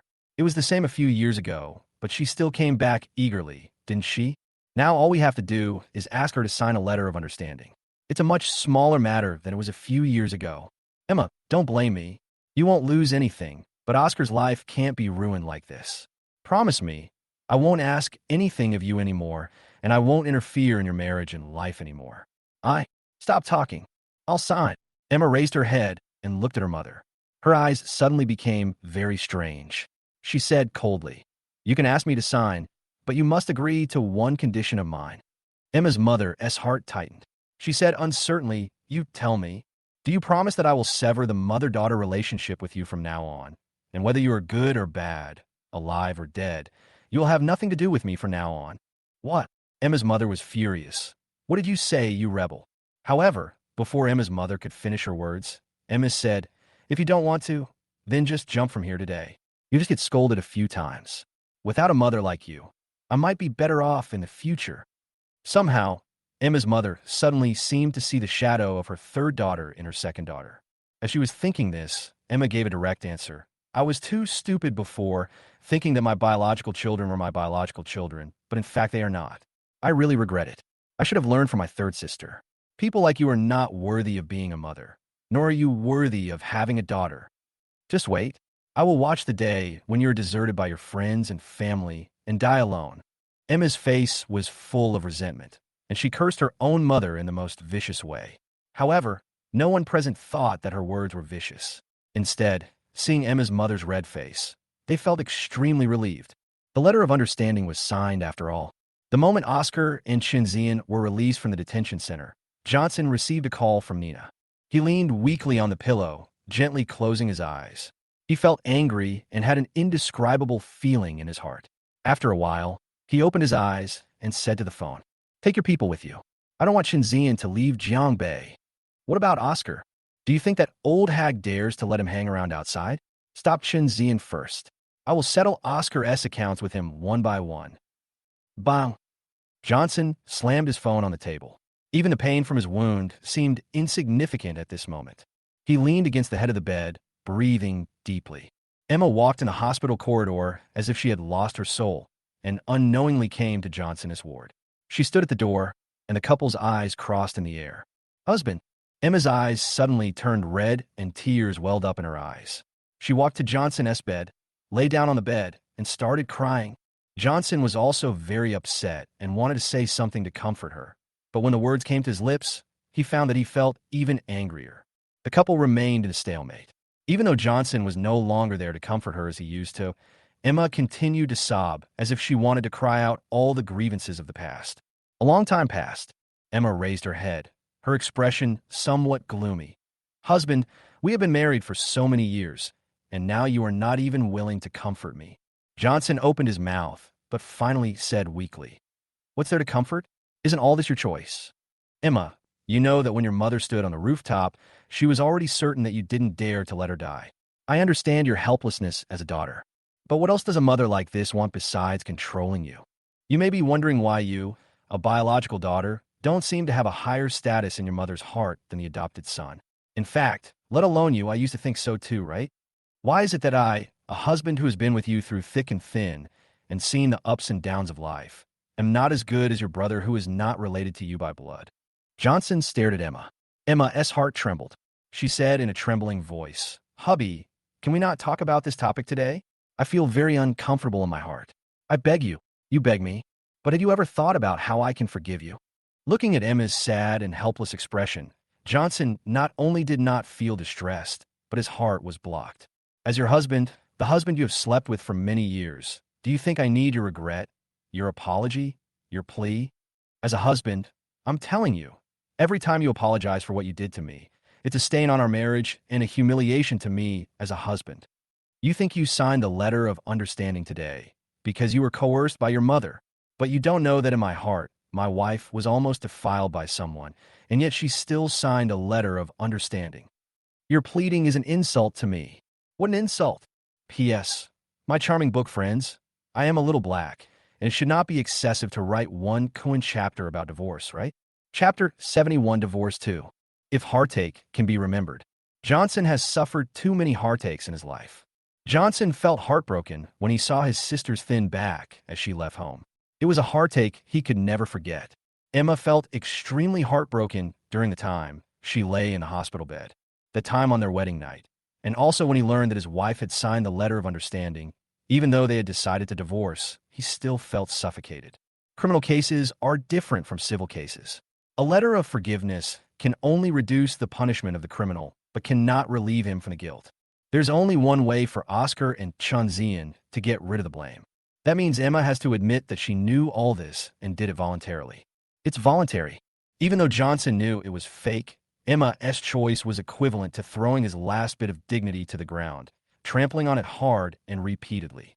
He closed his eyes, and a voice in his head told him that his wife had been drugged and almost raped, but his wife told law enforcement officers that she volunteered. What shame this is! Emma slumped on the ground, her eyes unfocused. She thought Johnson would be angry that she gave up the right to pursue responsibility for her mother, but she didn't expect Johnson to think this way. Call. Johnson let out a long breath, and he seemed to have no strength left. Even speaking became a problem. I really can't imagine an Oscar, the one you owe me so many times, such a person, wants to give you to a strange man. How can you choose to forgive? Chunzian, a strange man, is going to destroy you. How did you manage to sign it? Your mother. It's been so long. Don't you understand? Every time you encounter something, has she ever done what a mother should do? Take what happened today, for example. Don't say that she is reluctant to die. Even if she really died, I, Johnson, am here. No matter how much gossip outsiders say, I can guarantee that no one can hurt you. Emma, I always seem to be the one being sacrificed when it comes to helping others. But for you, I have nothing left to sacrifice for you. He took out a divorce agreement from under his pillow. In fact, this was Nina's last attempt to save Emma after seeing her vulnerability. Yes, the only time Nina did not do what Johnson wanted after she followed him was when she tried to persuade Johnson to give up his request for divorce and instead give him a divorce agreement. Because of the divorce litigation, once the court session begins, there is no way to back out. As for the divorce agreement, he can choose to sign it or tear it up. Emma looked at the divorce agreement. Her pupils shrank subconsciously. She covered her chest and felt a twitching pain. Her mother's coercion forced her to go against her will once again. She wanted to seek comfort in her husband's arms, even if she was scolded again. But the result, it caught her off guard. She held the divorce agreement in her hand in a daze, with tears as big as beans dripping on it. She wanted to tear it up, but it seemed as if there was an invisible force restraining her. Old, husband, can we not sign it? Can, Johnson said silently. If you don't sign and the court doesn't withdraw the lawsuit, then it will just be a little more trouble for the two of us. I know you have found some connections these days and want to interfere with the outcome of the verdict. If it was before, I might have to pay a certain price, but today, it seems to be no longer needed. Emma slowly raised her head and looked at Johnson with a hint of confusion in her eyes. Johnson said sadly, in fact, after you signed the letter of understanding, it was equivalent to giving me evidence that our relationship had broken down. Hearing this, Emma's mind went blank. In fact, if she doesn't sign and Johnson wants a divorce, he might have to ask Sophia to step in. But she signed it. In court, the letter of apology can be used as evidence. Emma knew that the other party had drugged her, but she still voluntarily drank the spiked wine. This means that if she has sex with the other person, it is her voluntary act. This is cheating. Having come to this point, it would be a lie to say that he had no feelings in his heart, but Johnson knew that he no longer had any reason to be soft-hearted.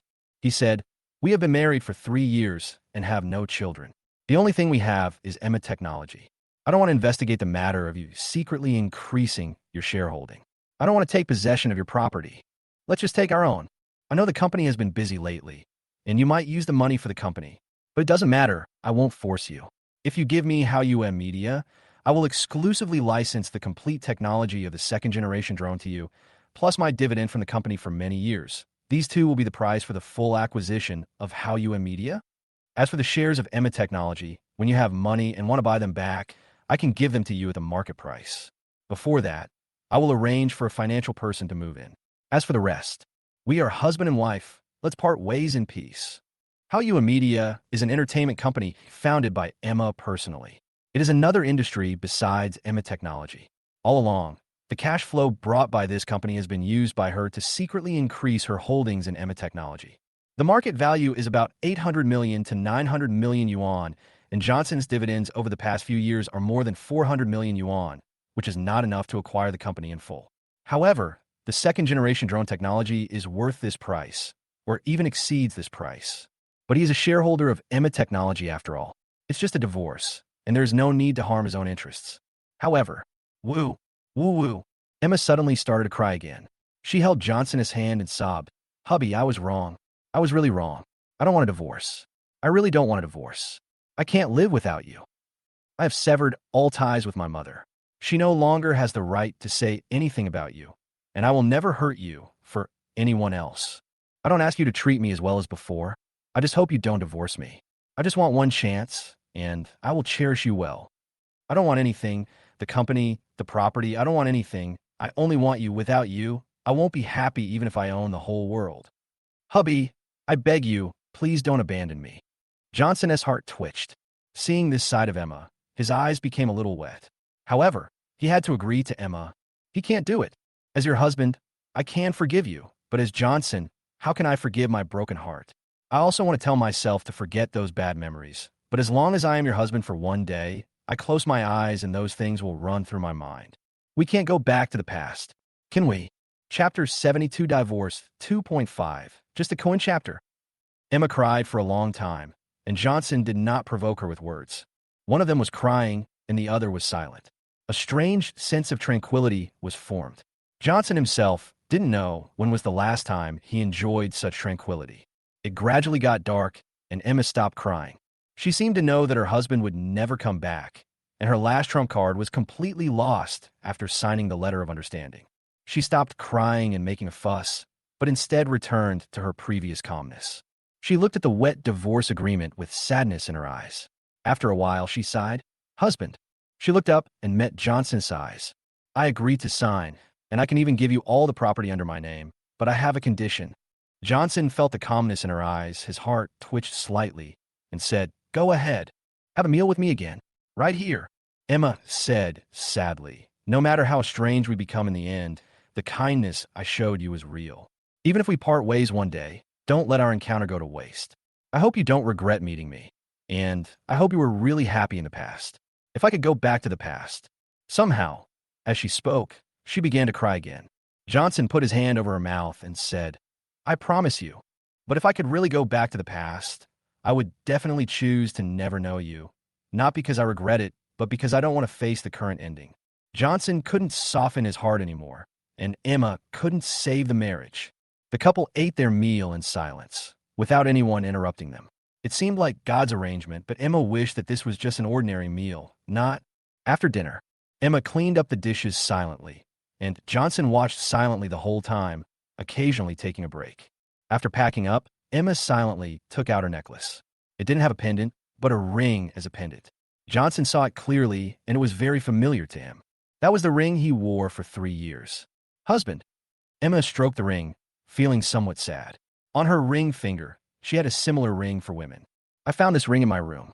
I have been carrying it with me, thinking that one day I will be able to put it back on you." Now, she knew Johnson wouldn't want to put it back on. "Can I put on for you again?" Emma said, almost begging.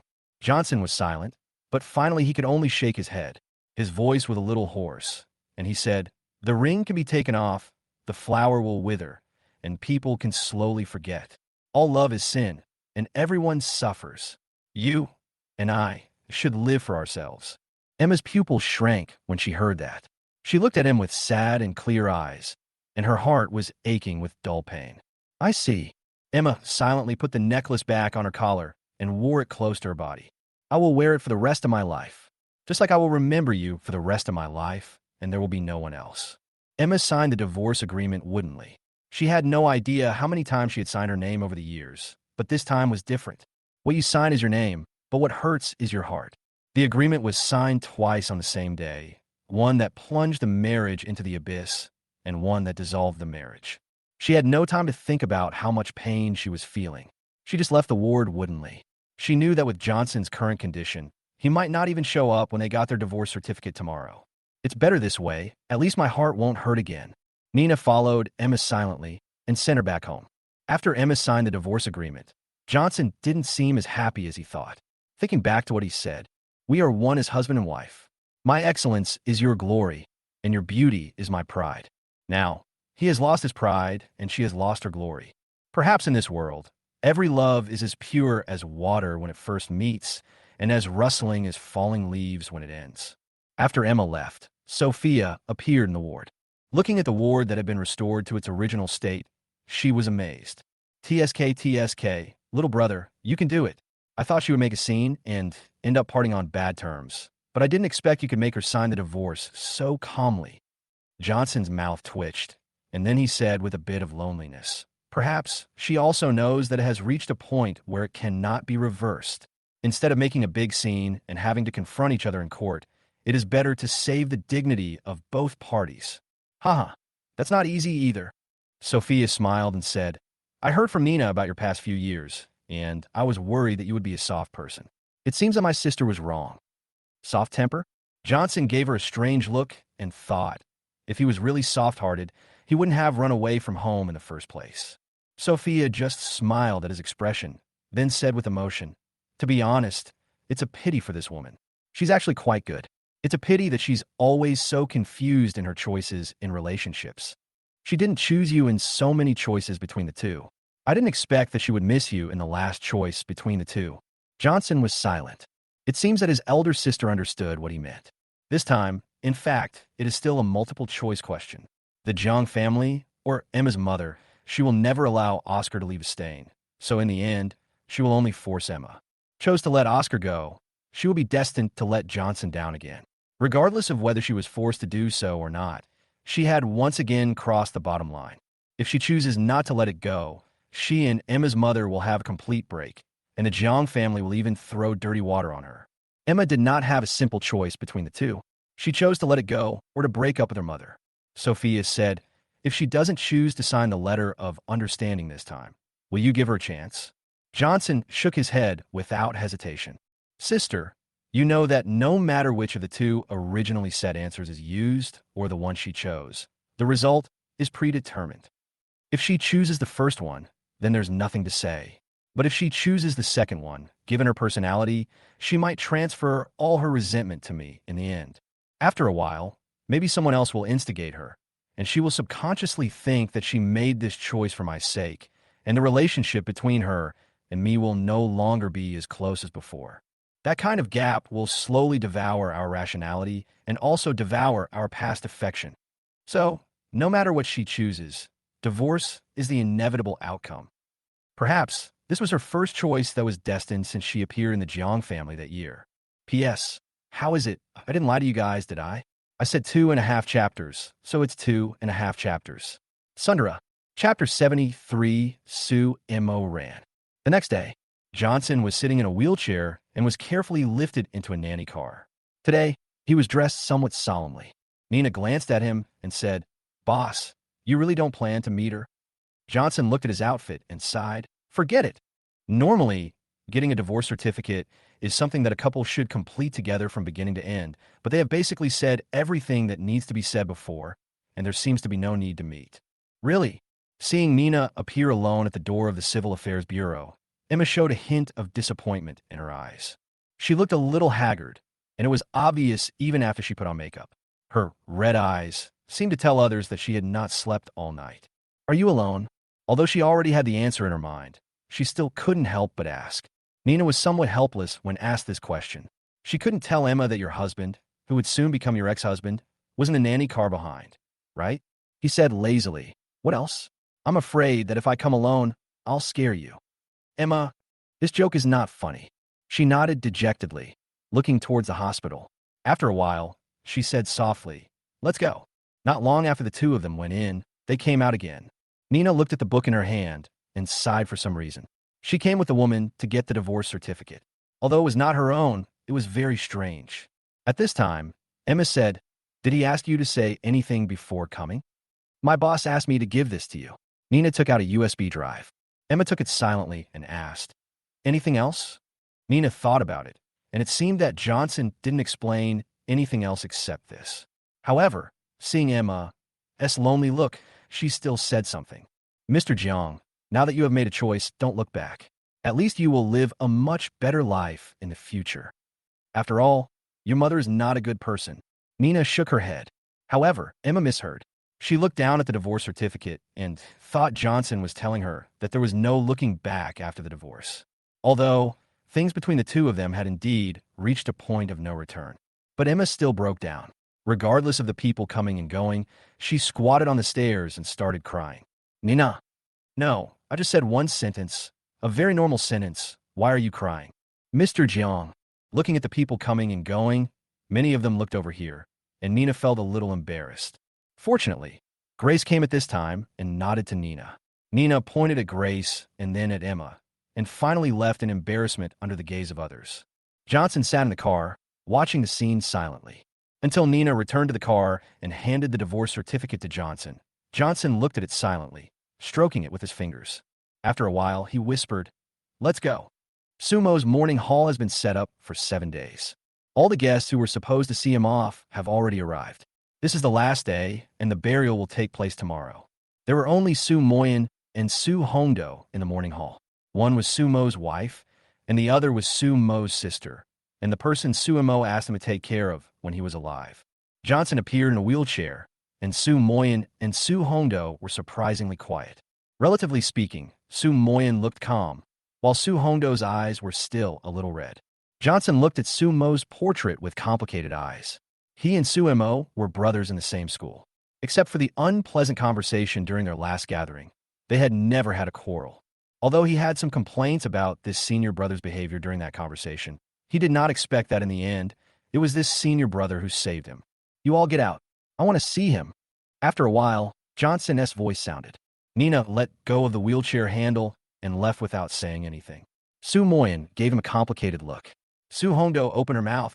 Subconsciously, I wanted to call him as I did every day, but I couldn't utter the word brother. Let's go. Su Moidan Bulet Su Hongdao. After everyone left, Johnson looked at the black and white photo of Su Mo, and his eyes slowly turned red. Brother. With just one word of address, Johnson suddenly collapsed.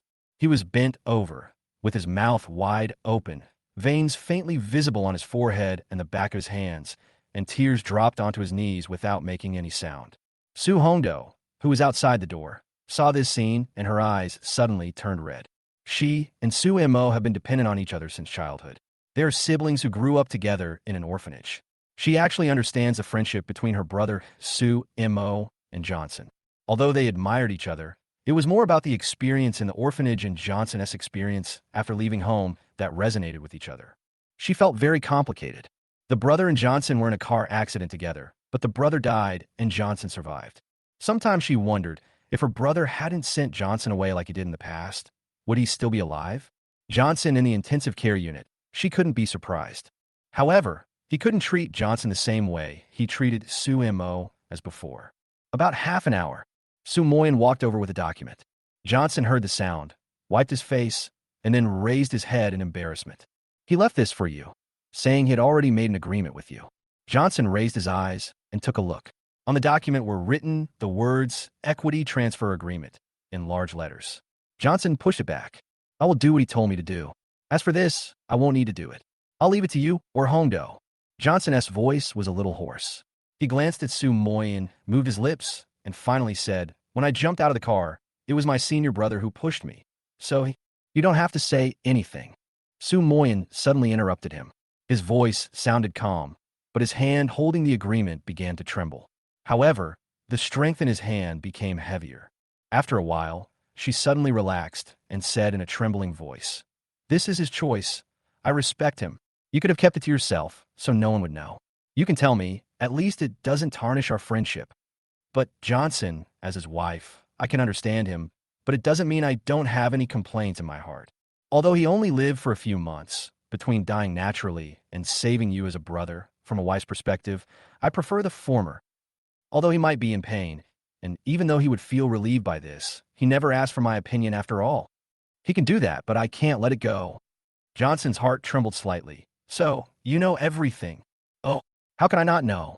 She looked at Sumo's photo, her eyes slightly moistened, and her tone fluctuated. "He pursued me for 4 years, and I accepted his proposal. But after marriage, he never slept with me, either using the excuse of socializing or going on business trips. I'm not stupid." Chapter 74, The Hurdle in My Heart. Highway interception. I asked the doctor and found out the result. I kept waiting for him to speak, but I didn't expect that in the end. I saw a suicide note when I was sorting through his belongings. I hate that he pursued me for 4 years, but never wanted to give me a happy ending. I wanted to tell him that even if he didn't have much time left to live, I was willing to give birth to his children, but I was always conflicted. I was conflicted because he had been diagnosed with a terminal illness before we got married, but he never wanted to tell me, his wife, the truth. I have thought several times that if he confesses, I will tell him that I am willing to continue the fruit of his and my life for the sake of this family.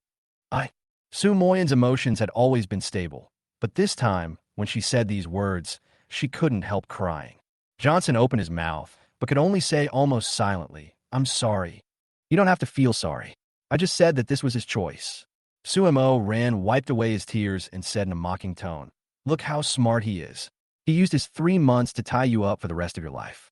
Don't fall for his trick." Although she said that, she kept wiping away her tears. Johnson was silent for a while. Then he said, "If there's anything you can't solve in the future, just call me. It seems that Sumo really understands you." Sumo smiled sadly. "It's just that, Johnson, the business world has always been a place where people eat each other. How many times can you help? Or how much energy can you have to help all the time in the future? Goodwill will eventually run out. Instead of letting it run out, you might as well keep this bit of goodwill. At least it will help you and him become brothers. Or maybe..." She raised her hand, and the share transfer agreement was picked up again. "If you sign this, you and Sumo will talk about the favor 100 years later. Between you, me, and Hondo, it's more reassuring to have a bond of interest." Johnson took the agreement, opened it, and took a look, then closed it again and said, "Let me think about this." It's not that he's being pretentious. Sue Moyen's method is actually the most long-term one, but he can't get over it in his heart. Besides, he is a little short of money at the moment. He got divorced, and his property was divided, but he didn't have much cash. Emma used all the cash flow of MANHUA Media. In this agreement, Sue Moyen did not sell it to Johnson at the market price as Sumo said, but only charged a symbolic $1. But Johnson would not do such a thing as to destroy his entire family.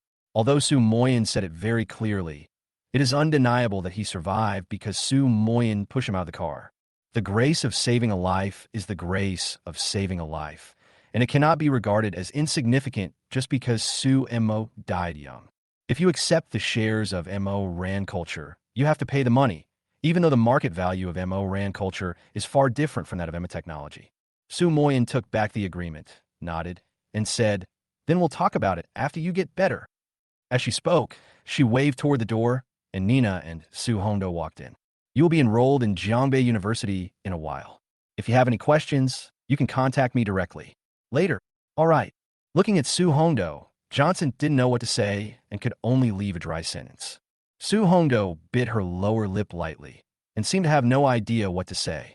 In the end, she only said in a complicated way, "I will, and you should also take good care of your injuries, Brother Gu." Johnson nodded somewhat sadly, then said to Nina, "Let's go." Jiangbei Airport Expressway intersection. Chunzian couldn't help but breathe a sigh of relief as he was about to pass the level. He never expected that his mere plot against Emma would cause such a big stir that he almost couldn't get out. If it weren't for his identity as the son-in-law of the Jian family, and if it weren't for Jiangbei's intentional cover-up, he would have been dug out and criticized by now. But even so, he couldn't escape being interrogated by Jian. He was about to leave Jiangbei, but he had to go back and explain to the overbearing woman at home. Chunzian was a little overwhelmed. But he had to go back, because when he was in the police station, someone had told him that he had offended a big shot, and he could only be saved by returning to the Jian family. Therefore, Chunzian couldn't wait to leave Jiangbei. However, the car had just driven off the highway when it suddenly braked. Squeak! Chunzian was caught off guard and almost bumped his head against the back of the person in front of him. How would you drive? Chunzian, whose thoughts were disrupted, cursed angrily.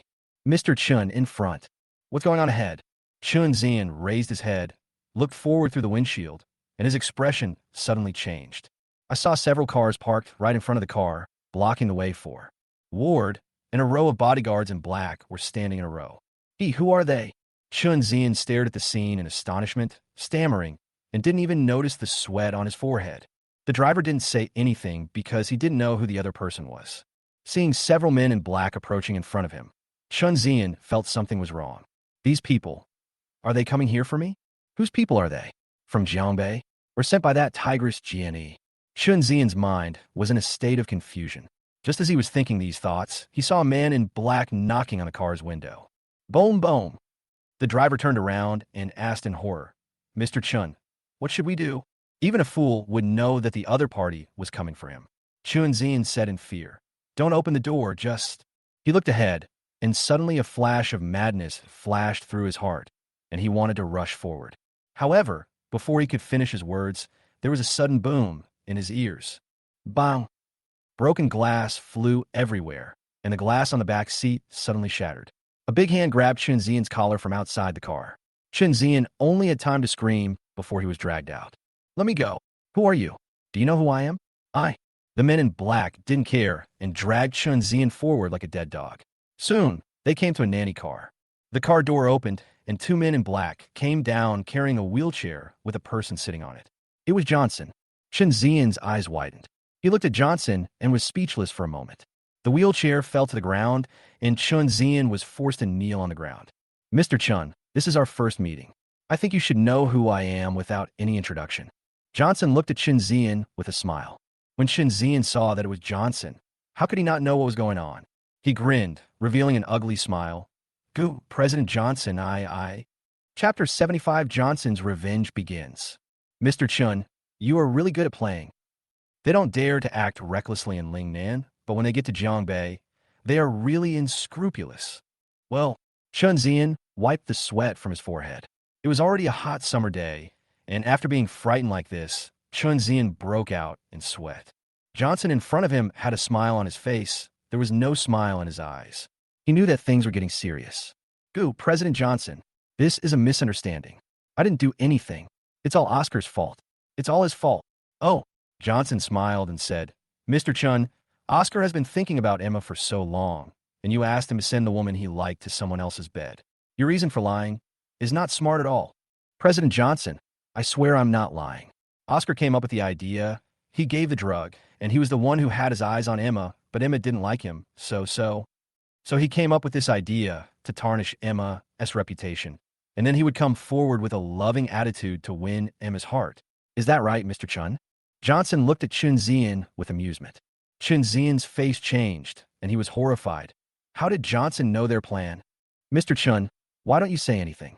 Did I guess wrong? Hearing the interrogation again, Chunzian quickly responded, No. President Johnson guessed correctly. Oscar had this idea. I was also bewildered for a while. That's why. Oh. Johnson looked at him with disdain and then said in a cold voice, Then, Mr. Chun, did you never think about what kind of relationship Emma has with me, Johnson? Or, Mr. Chun, do you think that you have the support of the Jian family? Johnson, or even the entire Jiangbei, are nothing more than an ant in your eyes. No, it's not. President Johnson, this is such a misunderstanding. Misunderstand? Johnson suddenly smiled. He reached out and grabbed Chunzian's hair, leaning forward slightly. Mr. Chun, if one day I use the same method to get Jian into my bed and then tell you that this is a misunderstanding, will you believe it? Chunzian's pupils shrank. He didn't know whether what Johnson said could be done, but this sentence was equivalent to telling him that Johnson didn't believe a word of what he just said. Goo, President Johnson. Bang. Johnson's smile disappeared, and he raised his hand and slapped the man hard. Chunzian, do you really think I don't know what's going on in your mind? Johnson's eyes suddenly became dangerous. From the time you change your mind and cancel the cooperation, to the time you rush to Jiangbei without stopping, to the time this happened, do you really think that everyone else is a fool? Chunzian was stunned by the slap. Is it you? Or is there someone else behind all this? Before Chunzian could come to his senses, he heard Johnson asking again. He was startled for a moment, but when he thought about the planning of this matter from beginning to end, he remained silent. Johnson saw this and knew that he would not be able to get anything out of him. He looked around and said softly, "Let's go. Take the person back first and ask him slowly." What? Chunzian's face changed drastically, and he screamed, "Johnson, no matter what, I am a member of the Jian family. If you dare to do this, the Jian family will not let you go. If you let me go back now, I can pretend that this matter cannot be talked about otherwise. What else? Is Jian personally bringing people to rescue you?" Johnson sneered. "That's good. I was just wondering how to take revenge. If Jian comes, do you think she will save you or kill you?" Chunzian's body went limp, and he collapsed to the ground. He originally thought that after he moved out of Jane's house, Johnson would be more cautious. However, he didn't expect that Johnson didn't care at all. First, he openly stopped his car on the road, and after he moved out of Jane's house, he dared to kidnap him openly. Now, they're clamoring to welcome Jian to Jiangbei. How dare he? Chunzian was escorted into the car, and Johnson returned to the nanny car again. However, after a while, all the cars and people on the road disappeared, as if nothing had happened, except for Chunzian, the driver who is still confused. The other side, Emma returned home in a daze, feeling a wave of loss. In the past, when she came home, Johnson would either wait for her to eat or sit in the living room reading a book. She felt at ease every time she saw him there. This is true even if the two of them have an argument. But perhaps she was used to it. She used to think of it as a natural thing. Now that she has lost it, she realizes that it is a huge sense of gap. Emma, who went upstairs as soon as she came back, and sighed helplessly. As a nanny in the family, it was not easy for her to say too much about the affairs of the master's family. Xiao Ninian seemed a little melancholy and regretful. I don't know whether it was because the two divorced peacefully that she lost the chance to be awarded to her brother-in-law, or whether she really felt sorry for her sister and brother-in-law's divorce. After Emma came to the room, she lay directly on the bed, crying silently. She kept thinking about every detail of her and Johnson's acquaintance.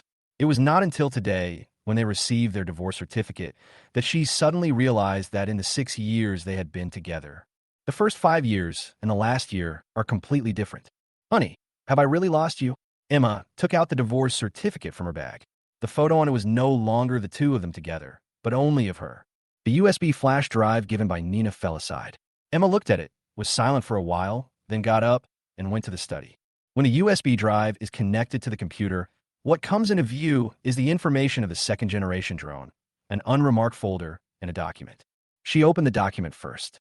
The file contains the complete technology of the second-generation drone. I think you know how to use it.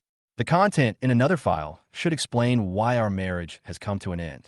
Emma's heart skipped a beat. She moved the mouse to the file with trembling hands and opened it.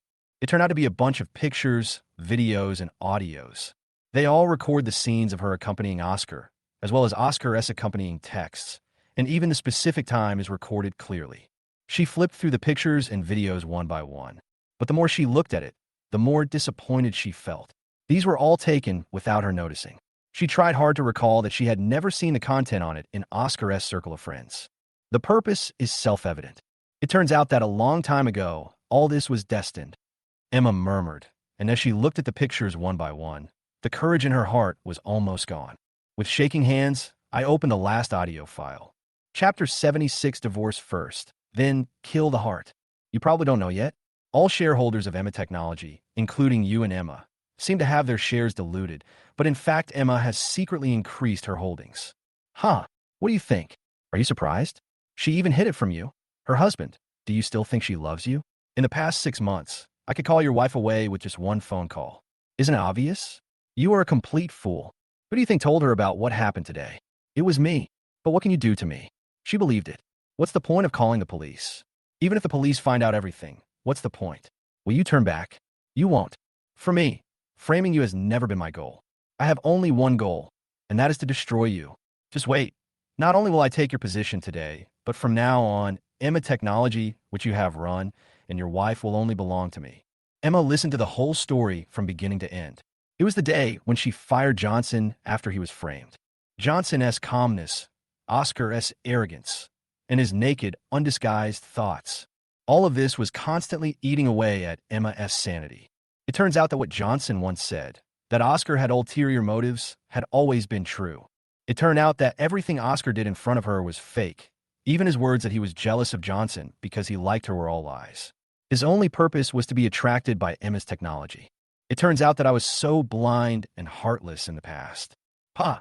Emma grabbed the water glass and threw it to the ground angrily. Why? Emma suddenly burst into tears. Why didn't you tell me earlier? Why did you wait until after the divorce to tell me all this?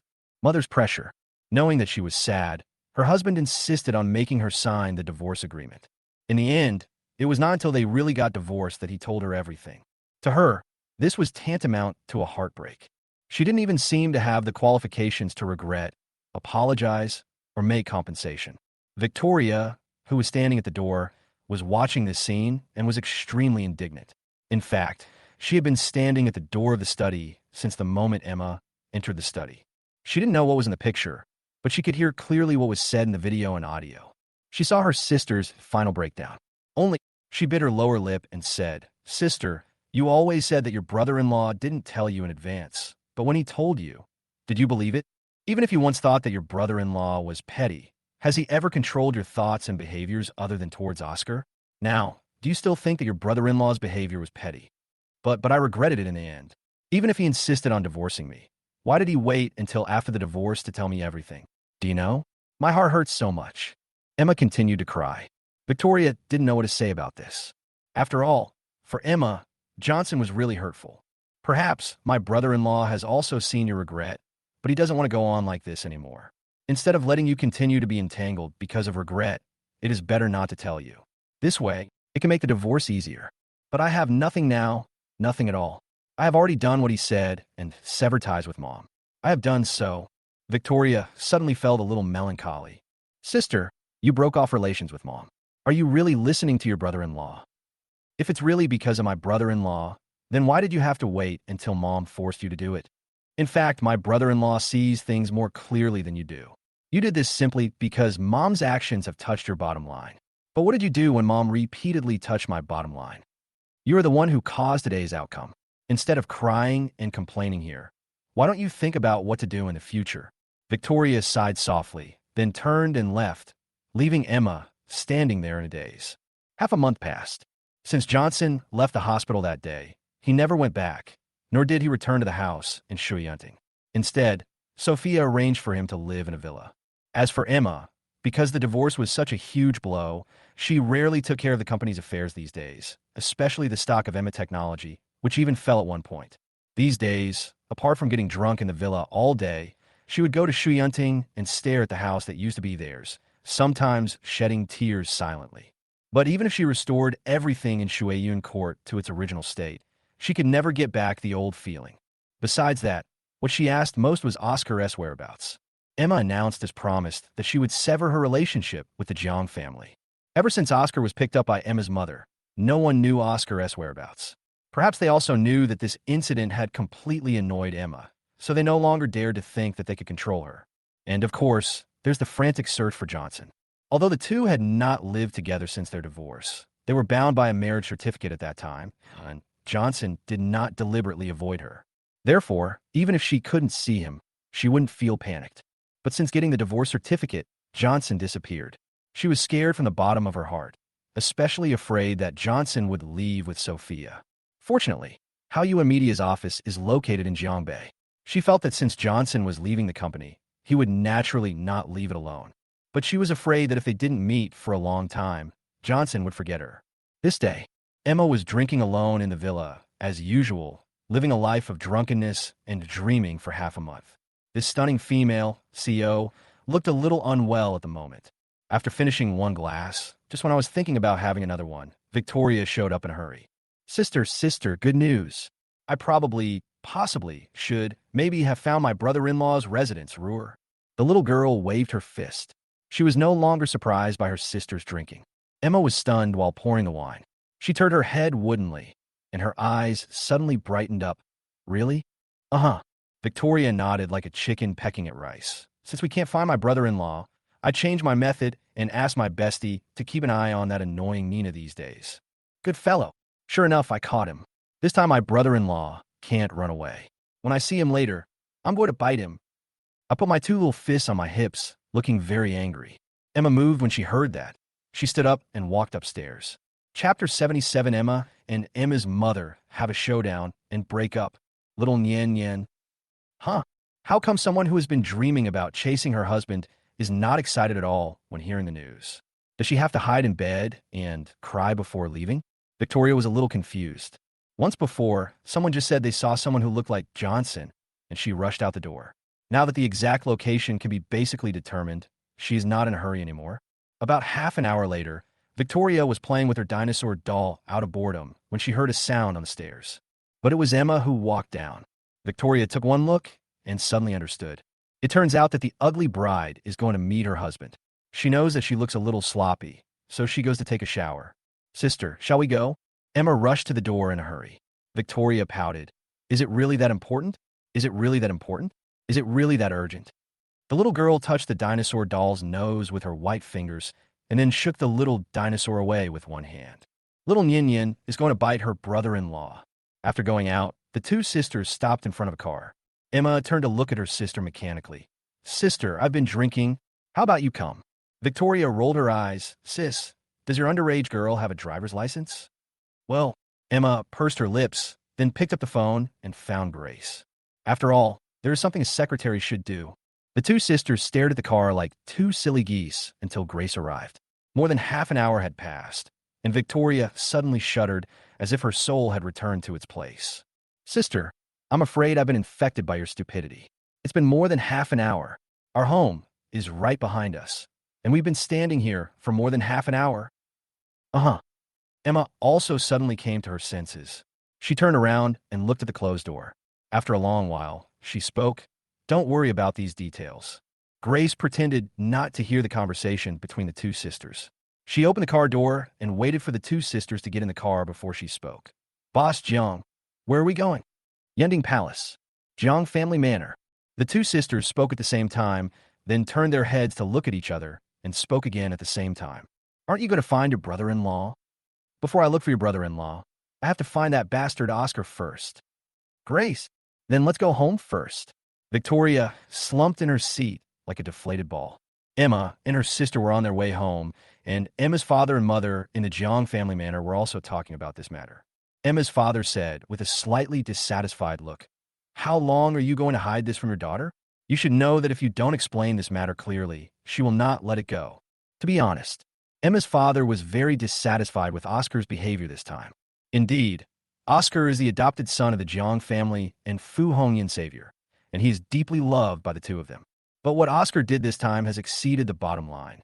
Emma's father has developed a sense of disgust towards Oscar. You are an adopted son, you eat and live in my house, and our Jiang family has never treated you as an outsider. But you schemed against my daughter and gave her away as a tool to please others. No matter how selfish Emma's father was, this matter touched his bottom line. When Emma's mother heard Emma's father asking about this, she immediately said in dissatisfaction, So what if she won't give up? Didn't she declare to the public that she has nothing to do with our Jiang family? What does it matter whether we tell her or not? Emma's father was furious when he heard this. Is your Fu family mentally retarded? Emma is our biological daughter.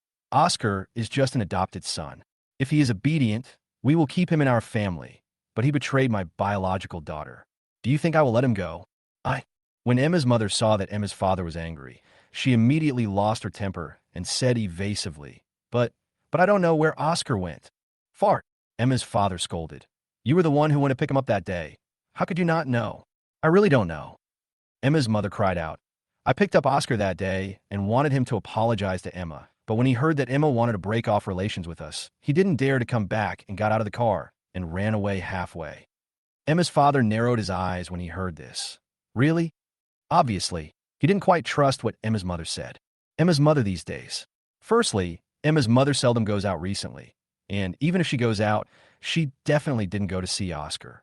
Moreover, he had someone check every transfer and expenditure on her bank card, and it was indeed found that they had nothing to do with Oscar. For a moment, he was unsure whether what Emma's mother said was true or not. After a moment of silence, he suddenly said, "You've gone too far this time.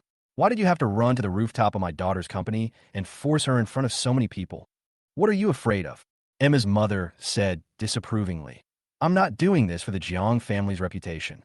If outsiders knew that we, the siblings, had such a scandal, then our Jiang family's reputation in Jiangbei for decades would be ruined. Besides, the second child is the most obedient. As long as I apologize to her for what I did in a few days, she will come back naturally." Yeah. Before Emma's father could say anything, he heard a cold voice coming from the door. Then came the sound of thump-thump footsteps. Sisters Emma and Victoria appeared at the Jiang family. When Emma's mother saw her daughter suddenly appear, a trace of embarrassment flashed across her face. Then she stood up and said enthusiastically, "Oh, your heir is back. Come and let me see you. I haven't seen you for many days. You have lost weight." "I see. Mom, whose mother are you?" Emma didn't give any face at all. She directly stroked Emma's mother's hand and said coldly, "I think I made it very clear before. I will sever the mother-daughter relationship with you from now on, and I will not have any contact with the Jiang family in the future. Emma, don't even have a mother like you. Your hypocritical attitude is really disgusting." "You?" Emma's mother's face flashed with anger, and she immediately exploded. "What? I, as a mother, just wronged you a little, and you dare not acknowledge me as your mother? What else? Do you think you are worthy of being someone else's mother?" Emma looked at her mother sarcastically, and then said self-deprecatingly, "I shouldn't have listened to you at the beginning. My husband always said that you are not worthy of being a mother. It's a pity that I didn't listen to him. And this is what happened today." Thinking of what Johnson had said more than once, Emma's eyes reddened, and she was about to cry again. Emma's mother was furious when she heard this, especially when I heard Johnson and thought of how miserable I looked sitting in the dock a few days ago. I became even angrier. Okay. Since you don't recognize me as your mother, then I don't have a daughter like you anymore, and you don't have to come back to this house anymore. Besides," Emma's mother turned her head and looked at Victoria. "Fourth child, you..." Little Nian hid behind her sister, with a look almost written on her face. "Don't get close to me." Chapter 78. The truth is revealed. Emma starts to fight back. Victoria dodged, and Emma's mother became even angrier. "Well, you all have grown up, right? Lao Si, don't you want to return to this home?" Emma's mother's words immediately angered Emma's father. "Bang!" Emma's father slapped the table and said, "Fu Hongyan, you really take yourself seriously, don't you? Don't forget, this is the Jiang family." The sudden noise scared Emma's mother. She turned her head and saw Emma's father with an angry face. She felt indescribably aggrieved. "Why? As a mother, can I say a few words? I carried them for 10 months and gave birth to them. Can I? Just because you carried them for 10 months and gave birth to them, do you have to let me beat and scold you?" Emma's father was furious. He didn't even give Emma's mother a chance to finish her words. He angrily asked, "Besides giving birth to these sisters, are you a mother in any other way? The second and third brothers don't recognize you anymore. Are you going to use the same method to deal with the fourth brother? My Jiang family only has these few daughters. Are you trying to tear down my Jiang family?" Emma's mother was speechless. Emma's father's words reminded her that the third child, Jiang Hongli, did not take her as a mother seriously at all, and the second child was now heading in the direction of the third child. The youngest, the fourth? If he wasn't so young, he would have run away from home. Emma's father saw that Emma's mother was stunned, and then looked at his two daughters, his face a little gloomy, and said, "Emma, what are you doing here this time?" "Nothing." Emma walked to a sofa and sat down. "I wanted to see if you would remember our past friendship and tell me Oscar's location, but from what I can see right now, you don't seem to have this idea." Emma's father's face darkened, and he said in a muffled voice, "I don't know where Oscar is. I have asked people to check these days, but they didn't find any useful information." "Oh," Emma sneered. "It seems that the Jiang family has indeed fallen. It's no wonder that we can't even find the trace of a person. I was almost dying outside, and you never showed up." Emma's father looked a little embarrassed. Emma saw this and felt a deep disappointment in her heart. She glanced at the Jiang family and suddenly said sadly, "Since you don't want to tell me where Oscar is, then there is no relationship between you and me. I came here this time to make a break with the Jiang family. From now on, I, Emma, will no longer call myself the daughter of the Jiang family, and I will never allow you to claim that you have any relationship with me. Just treat it as me cutting myself off from the family from now on. How do you say that? Emma looked at Emma's father and Emma's mother with cold eyes. Emma's father only felt as if thunder roared in his ears. He stared at Emma blankly. You? Are you going to break off relations with me too? What else? Father. Emma sneered. In an avalanche, no snowflake is innocent. I once brought shame to the Jang family because of myself, and I've always felt guilty about it. So in the past year since I met you again, I've been obedient to you almost everything you said, but in the end I realized that I was naive. In your eyes, I have always been just a tool. For this, I lost my marriage and my company has become half dead. I really regret that I lost the person who loved me the most for a family like you. I've been thinking a lot these days. You said you gave birth to me and raised me, but only now do I realize that the Emma you gave birth to actually died in that serious illness 5 years ago. My current life was given to me by my husband, and it has nothing to do with you anymore. As for the grace of raising me, after all, before you kicked me out of the Jang family, all of us sisters, including you, were dependent on Grandpa, right? So, I should know the Jang family anything, right? Then why don't we settle the accounts? Emma's voice fell clearly into everyone's heart. Emma's father became slightly angry when he heard this. Just as he was about to speak, there was a thump-thump sound of footsteps outside the door. Everyone turned around and saw Jiang Hongli, dressed in bright red, appear in front of them. She said with a half-smile, "Second sister, what do you want to settle?" "Oh," Emma sneered and said, "It's just right that the third sister is back. There are indeed some things that need to be settled." Jiang Hongli didn't care at all. Her smile was still so gentle and charming. She found a sofa and sat down, crossed her legs, and said, "Then why don't you just say it?" Emma glanced at everyone indifferently and said, "First, I don't care where you hide Oscar. You'd better hand him over to me now. We can't just let go of what happened in the past. Of course, you can refuse, but you'd better pray that I can't find him in this lifetime. Otherwise, if I find out that he is hidden by the Jiang family, I will fight to the death with the Jiang family, even if I have to sacrifice everything I have." Crack. Emma's first sentence dealt a heavy blow to the Jiang family. The fight continues until death. Everyone had different expressions. Emma's father looked gloomy. Emma's mother looked dazed, but Jiang Hongli still had a smile on her face. She said, "Second sister is really courageous, but I really don't know where Oscar is. Second sister, why don't you talk about something else? After all, this cutting is probably not as simple as just an Oscar." Snort. Emma snorted coldly and said, "Second, I want to take back all the shares of the Jiang family in Emma Technology." "Oh." Jiang Hongli rolled his eyes and said with a smile, "Sure. But how much money do you plan to pay, second sister?" "Money." Emma curled her lips. "Third sister, I think you misunderstood. When I said I would take it back, I meant to take it back. As for the money, you won't get a penny." Jiang Hongli frowned. "Second sister, this is not how you do business." "Then third sister, tell me, how should this business be done?" Emma sneered. "I will never forget how my third sister took 5% of Jiang's shares from me 6 years ago. Grandpa transferred 15% of the shares to my name. My third sister is very cunning. Not only did she take 5% from me, she didn't even give me any dividends in all these years. According to Emma Technology's current market value, I think this 5% stake and 6 years of dividends should be worth a lot, right?" Jiang Hongli narrowed her eyes when she heard this. "Second sister, are you going to fight to the death with me?" "Third sister, you don't have to threaten me. Let's not beat around the bush. I think you know exactly who Chunzian is, right? Tell me, if I go to Lingnan, I wonder what will happen. After all, as a divorced woman, it seems reasonable for me to go traveling to relax, right?" Chapter 79. The fish is dead and the net is broken? "No, Jiang Hongli, you lose." Other members of the Jiang family. Somehow, they could hear every word of the conversation between the two sisters clearly, but when they put them together, they couldn't understand it anymore. Jiang Hongli, on the other hand, no longer had the confident look she had before. Although she did not lose her composure, her peace of mind was finally disturbed. She never expected that the former Qinjing, now Chunzian, actually told Emma everything. Cursing inwardly, Jiang Hongli calmed down and said, "Second sister, what are you talking about? I don't understand." It doesn't matter if you don't understand, as long as Lingnan understands, right?" "Third sister."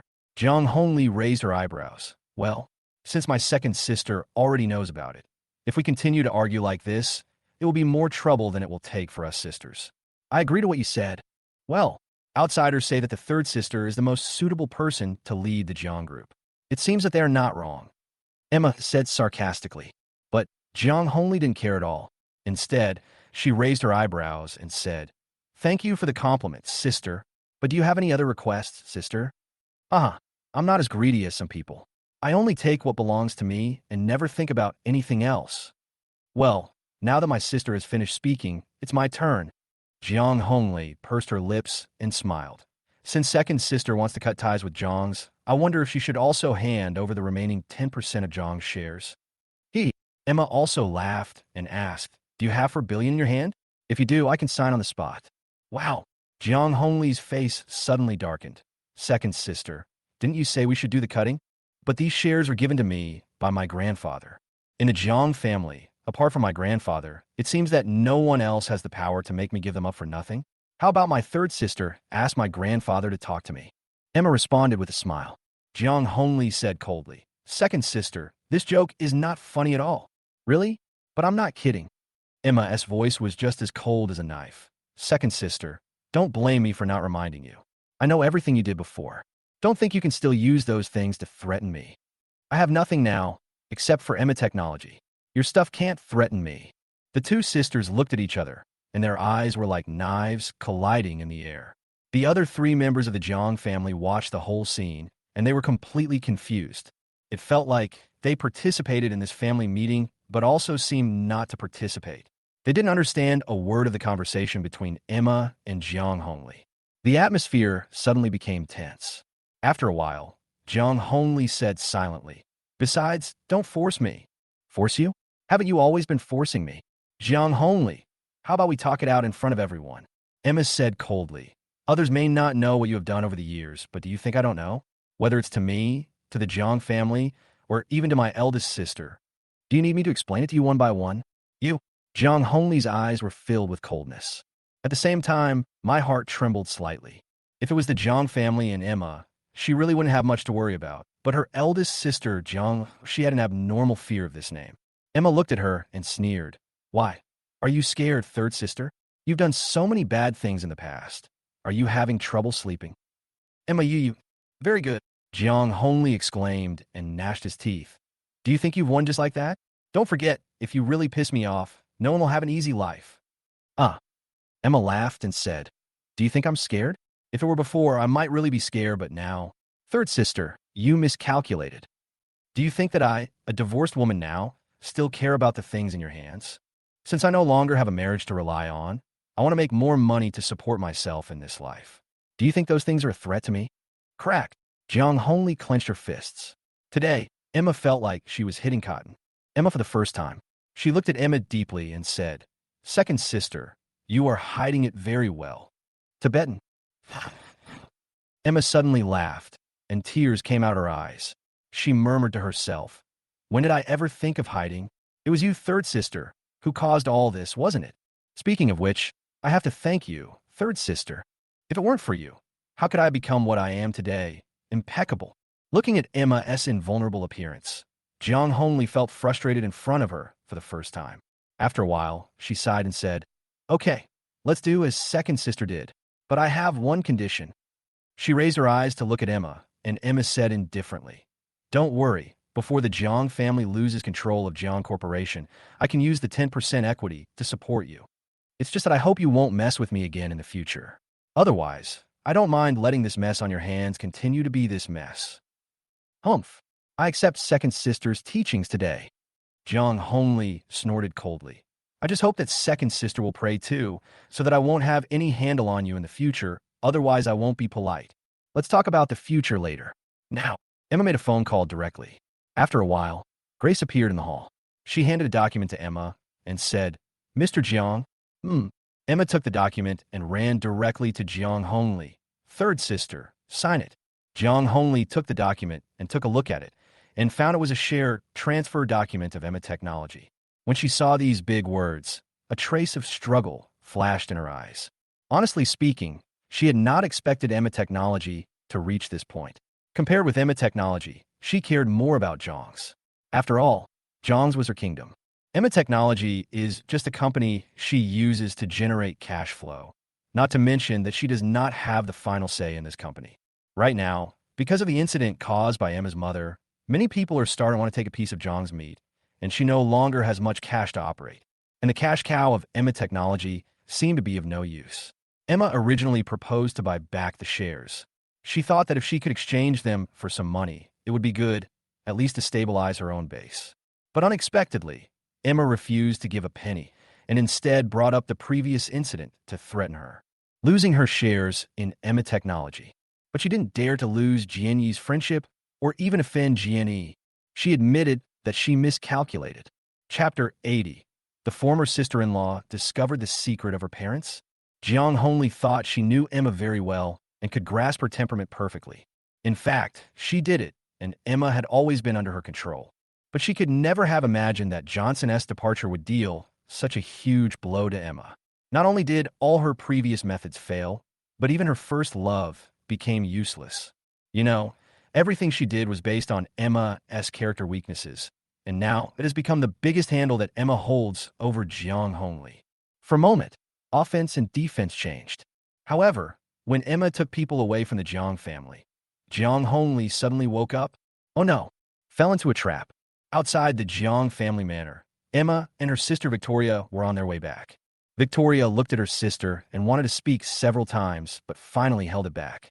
Seeing this, Emma just turned her head away and smiled. Ask whatever you want to ask. Well, sister, you look so strange today, Victoria said weakly. Emma sighed inwardly when she heard this. Is it strange? So much has happened over the years. Who hasn't changed? Once upon a time, she was as innocent as Victoria, loved sweet love, and liked to live every day without any worries. But reality tells her that if people don't learn to change, they will only be used as stepping stones and stepped on by others until they're covered in mud and become indistinguishable from the crowd. What she didn't expect was that as things escalated, she would lose control of it all. Sister, what did the third sister do to you? And the eldest sister, she has not returned to the country. Is it because of the third sister? Emma was silent. Faced with this innocent sister, she didn't know how to explain. Should I tell her that the Jiang family is rotten to the core and that the internal strife in the Jiang family has reached the point where fire and water cannot coexist? Thinking of everything Jiang Hongli had done, even though she seemed to have everything under control just now, in fact, she was extremely scared. She was just gambling that Jiang Hongli was afraid of Jian. So she broke down Jiang Hongli's defenses step by step and took back the shares of Emma Technology step by step. In fact, if Jiang Hongli's rhythm had not been disrupted by her, she might not have succeeded today. After all, Jiang Hongli was afraid, and she was afraid too. The reason why she was able to defeat Jiang Hongli today, after all, was that she had grasped Jiang Hongli's weakest point. Xinyi. Jiang Hongli cares too much about Jiang Group and the cooperation with Jian Yi, but Jian Yi is too proud. She is so proud that Jiang Hongli is like an insignificant ant in front of her. But Jian Yi has the capital to be proud of. Victoria saw that her sister didn't say anything, and her face looked a little gloomy. She suddenly felt an impulse in her heart. Sister, aren't you curious about my attitude toward my parents? I grew up in a Jiang family, but now I can't get close to them at all. Emma was startled when she heard that. If Victoria hadn't mentioned it, she would have seemed to actually pay attention. It seems that these days, Johnson and Sophia have repeatedly spoken ill of Emma's father and Emma's mother, and it seems that this little sister has always been helping Johnson and the others. At first, she thought Victoria was just a child, but now that she thinks about it, it doesn't seem to be the case. Nian, have you discovered something? After thinking for a while, she asked. Victoria nodded silently, her expression a little gloomy, but she didn't say anything. Emma glanced at Grace, who was driving, and immediately understood. The car was unusually quiet along the way. Hentang Palace. As the top villa complex in Jiangbei, the people who live here are either rich or noble. Especially villas number 1 to 9, the minimum value is over 10 billion. The entire villa complex is built around the mountains. It is one of the rare villa complexes surrounded by mountains located in the Jiangbei urban area, providing a sense of tranquility in the midst of a bustling city. Johnson is now living in villa number 9, which was arranged by Sophia. Was very curious about Sophia's arrangement. Even though he vaguely knew that Sophia's current status was not low, it was unlikely for her to buy a villa in Hentang Sky Palace, let alone the top-level villa number 9. At least, Johnson and Emma, who own Emma Technology, dare not make a decision easily. Not to mention numbers 1 to 9, even if it's anything else, you'd have to grit your teeth if you wanted to buy it. Even though Emma Technology's previous market value was over 10 billion, the time was too short. It is simply unrealistic to raise hundreds of millions to buy a villa. Just look at Johnson's dividends over the past few years. It is such a large group, but his dividends are only more than 400 million. Unless they are old established billionaires who have sufficient financial resources and cash, only such wealthy families would not feel bad about spending hundreds of millions at once. But even in such a villa, Sophia arranged for him to move in. I've always wanted to ask what's going on, but Sophia rarely comes back recently, and I don't know where she is doing. Johnson, whose injuries have not yet fully recovered, has to cooperate with the doctor every day and do nothing but, "Boss, why don't you go somewhere else? Even if it's in the pond over there on the rockery. This swimming pool." Nina was helpless. She even wanted a doctor to examine Johnson's brain. Ever since her boss came to the villa, he seemed a little abnormal. Other things were fine, but after seeing the swimming pool, he became crazy and started playing the fishing game in the swimming pool. What's the difference between this and a patient in a mental hospital fishing in a wash basin? If her boss hadn't been so logical, she would have been tempted to call Sophia. Johnson glanced at her, put away the laptop on his lap, and said, "This place is spacious. I'll be more comfortable here. Besides, fishing is all about mood. Does it matter whether the fish are bitten or not?" "Well, boss, if the fishermen hear what you say, they will beat you to death." Nina pursed her lips, indicating that if she talked too much in the future, she would be a dog. Johnson looked at her like this, smiled slightly, and said, "What's the matter with you coming here today?" Nina nodded and said, "According to your instructions, I have sorted out HALUA Media these days, and I have arranged for the finance department to seal up HALUA Media's accounts." "Oh, good job." Johnson nodded, then asked, "Did HALUA Media say anything?" Some executives were quite dissatisfied. After all, after the accounts were sealed, all projects except those that were more than halfway completed were stopped. They were naturally unhappy and even contacted President Jiang. However, but what? It seems there is no connection. "Oh," Johnson responded calmly and asked, "Did the financial company tell us how long it would take to complete all the accounts?" Nina nodded. "Just a few days." Johnson nodded slightly. Nina looked at him like this, thought for a moment, and said, "In addition, President Jiang left 30 million in the account of HALUA Media." Chapter 81 Sophia. What pig feed did you eat? Hearing this, Johnson remained silent. In fact, HALUA Media has always been solely owned by Emma, and its purpose is only to make cash. If this company did not have complete production and distribution qualifications, it would not be worth 800 to 900 million yuan at all. It was also when Sophia was investigating Emma's secret increase in shares that she discovered that it was actually Emma who was running this company. As Emma's cash cow, she can leave 30 million to Johnson. Is it because of regret? Johnson shook his head, put these thoughts aside, and said softly, "Don't worry about these for now. Focus on cleaning up those termites. I have a great use for this company." "Clear." Nina nodded slightly, and after seeing Johnson wave his hand, she left silently. Not long after Nina left, the fishing rod in Johnson's hand suddenly moved. He felt a sudden inspiration. A hint of joy flashed in his eyes, and he raised his hand slightly. A box was fished up. Oh, something new. He held the box in both hands and carefully rubbed the patterns on it. Just from the surface of the box, he could tell that this was an unusual object. He didn't know what was inside. He opened it excitedly. Blood Dragon Inner Pill. There's a blood dragon in the wilderness who likes to eat the essence of the sun and the moon. It takes 1,000 years to make a pill which can revive the dead, turn bones into flesh, strengthen the organs, strengthen the body, change the tendons and bones, and give birth to new life through blood transfusion. Blood Dragon Essence. Strengthens the body, protects against all diseases, a treasure for healing. This. Johnson's eyes widened. After waiting for so long, he finally got something useful. There were two things in the box. One was a small jade box, which contained the blood dragon's inner elixir, and the other was a green skin gourd, which contained the blood dragon's essence and smelled of a faint floral fragrance. Johnson reached out and twisted the blood dragon's inner elixir. The inner elixir is about the size of a thumb, crystal clear and without a trace of impurities. He looked at the inner elixir in his hand and suddenly felt a little conflicted. He didn't know if there would be any side effects after taking this thing. In the past half month, he has been fishing almost every day, but he hasn't caught much, with an average of 1 catch every 3 days. Including the paper puppet secret technique he obtained before and the blood dragon's inner elixir this time. He has harvested a total of 7 items. There is literature, poetry, songs, movies, and advanced AI special effects software. The most fantastic thing is Uchilua's paper-cutting art and the blood dragon's inner elixir. Thinking of the mysterious paper puppet technique, he looked at his current body. His already unhealthy body had also been involved in a car accident. Now he has truly become what Emma's mother calls a sickly person. You always say you want to live a free and easy life, but if you don't even have a good body, how can you live a good life? He looked at the inner elixir in his hand, feeling bitter and expectant.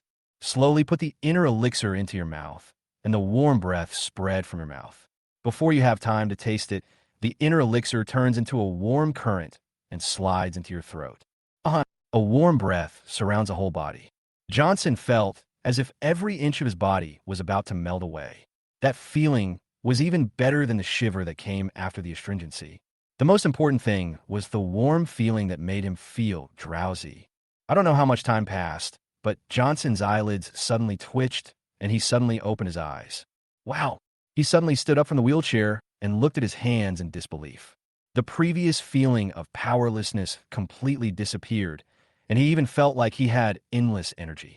He reached out and picked up the armrest of the wheelchair, and it felt as light as a feather. He even squeezed the armrest with so much force that it flattened. Ha ha ha! Johnson jumped into the pool, slammed his hands into the water, and laughed like a 100-pound kid. God knows what kind of pain he has suffered in his heart over the past few years, as he has gone from a healthy adult man to a weak and frail person who can't even lift a finger. Although I have never regretted it, the feeling of loss is not something that most people can understand. Now all of this has returned, even 10 or 100 times stronger than before. Johnson laughed heartily, and his voice spread far, far away. A long time. As if he was tired of laughing, Johnson lay on his back on the water with no sign of sinking. In the villa, Sophia, who had just entered the door, heard a burst of hearty laughter. Is it my younger brother? Sophia was puzzled. What could have happened that made him laugh so happily? She hurried to the swimming pool, but the scene before her almost frightened her to death. Little brother, don't scare big sister. Looking at Johnson floating on the water, a subconscious thought flashed through Sophia's mind. She almost cried out, then jumped into the swimming pool with a splash and swam quickly toward Johnson. Johnson was stunned when he heard the noise, and then he saw Sophia swimming towards him quickly. Big sister. Johnson blinked. He seemed to have heard his elder sister crying. While she was dazed, Sophia also noticed Johnson standing in the water. You scared me to death, little brat. Sophia grabbed his arm and looked him around. Tell me, if something goes wrong, how will you let my sister live? Well, sister, I'm fine, don't cry. Johnson looked at Sophia, who was crying, and reached out to wipe away the tears from her eyes. However, it would have been better if he hadn't wiped them away. After he wiped them away, he found that there were more water stains on Sophia's face. Sis, you didn't think I fell into the water and drowned, did you? Johnson didn't know whether to laugh or cry. He was lying motionless on the water just now, and he really looked like a corpse floating on the water, but he didn't expect that his eldest sister would misunderstand him. You little brat, you said your injury hasn't healed yet. Why are you tossing and turning? What if? Hey, can you stand up now? Sophia unexpectedly discovered that her younger brother could actually stand in the water, and now he was supporting herself and seemed to have more strength than before. Hearing Sophia's question, Johnson smiled and turned around without caring about being in the water. Sister, I'm fine, and I feel better than before. You. Sophia's eyes widened, as if she had seen a ghost. What kind of pig feed are you eating? Johnson's mouth twitched. Could it be that this lady has been soaking in the water for too long and has water in her brain? Can pig feed have this effect? Sister, how about we go up first and talk slowly later? Chapter 82, Why does Emma's mother dote on Oscar?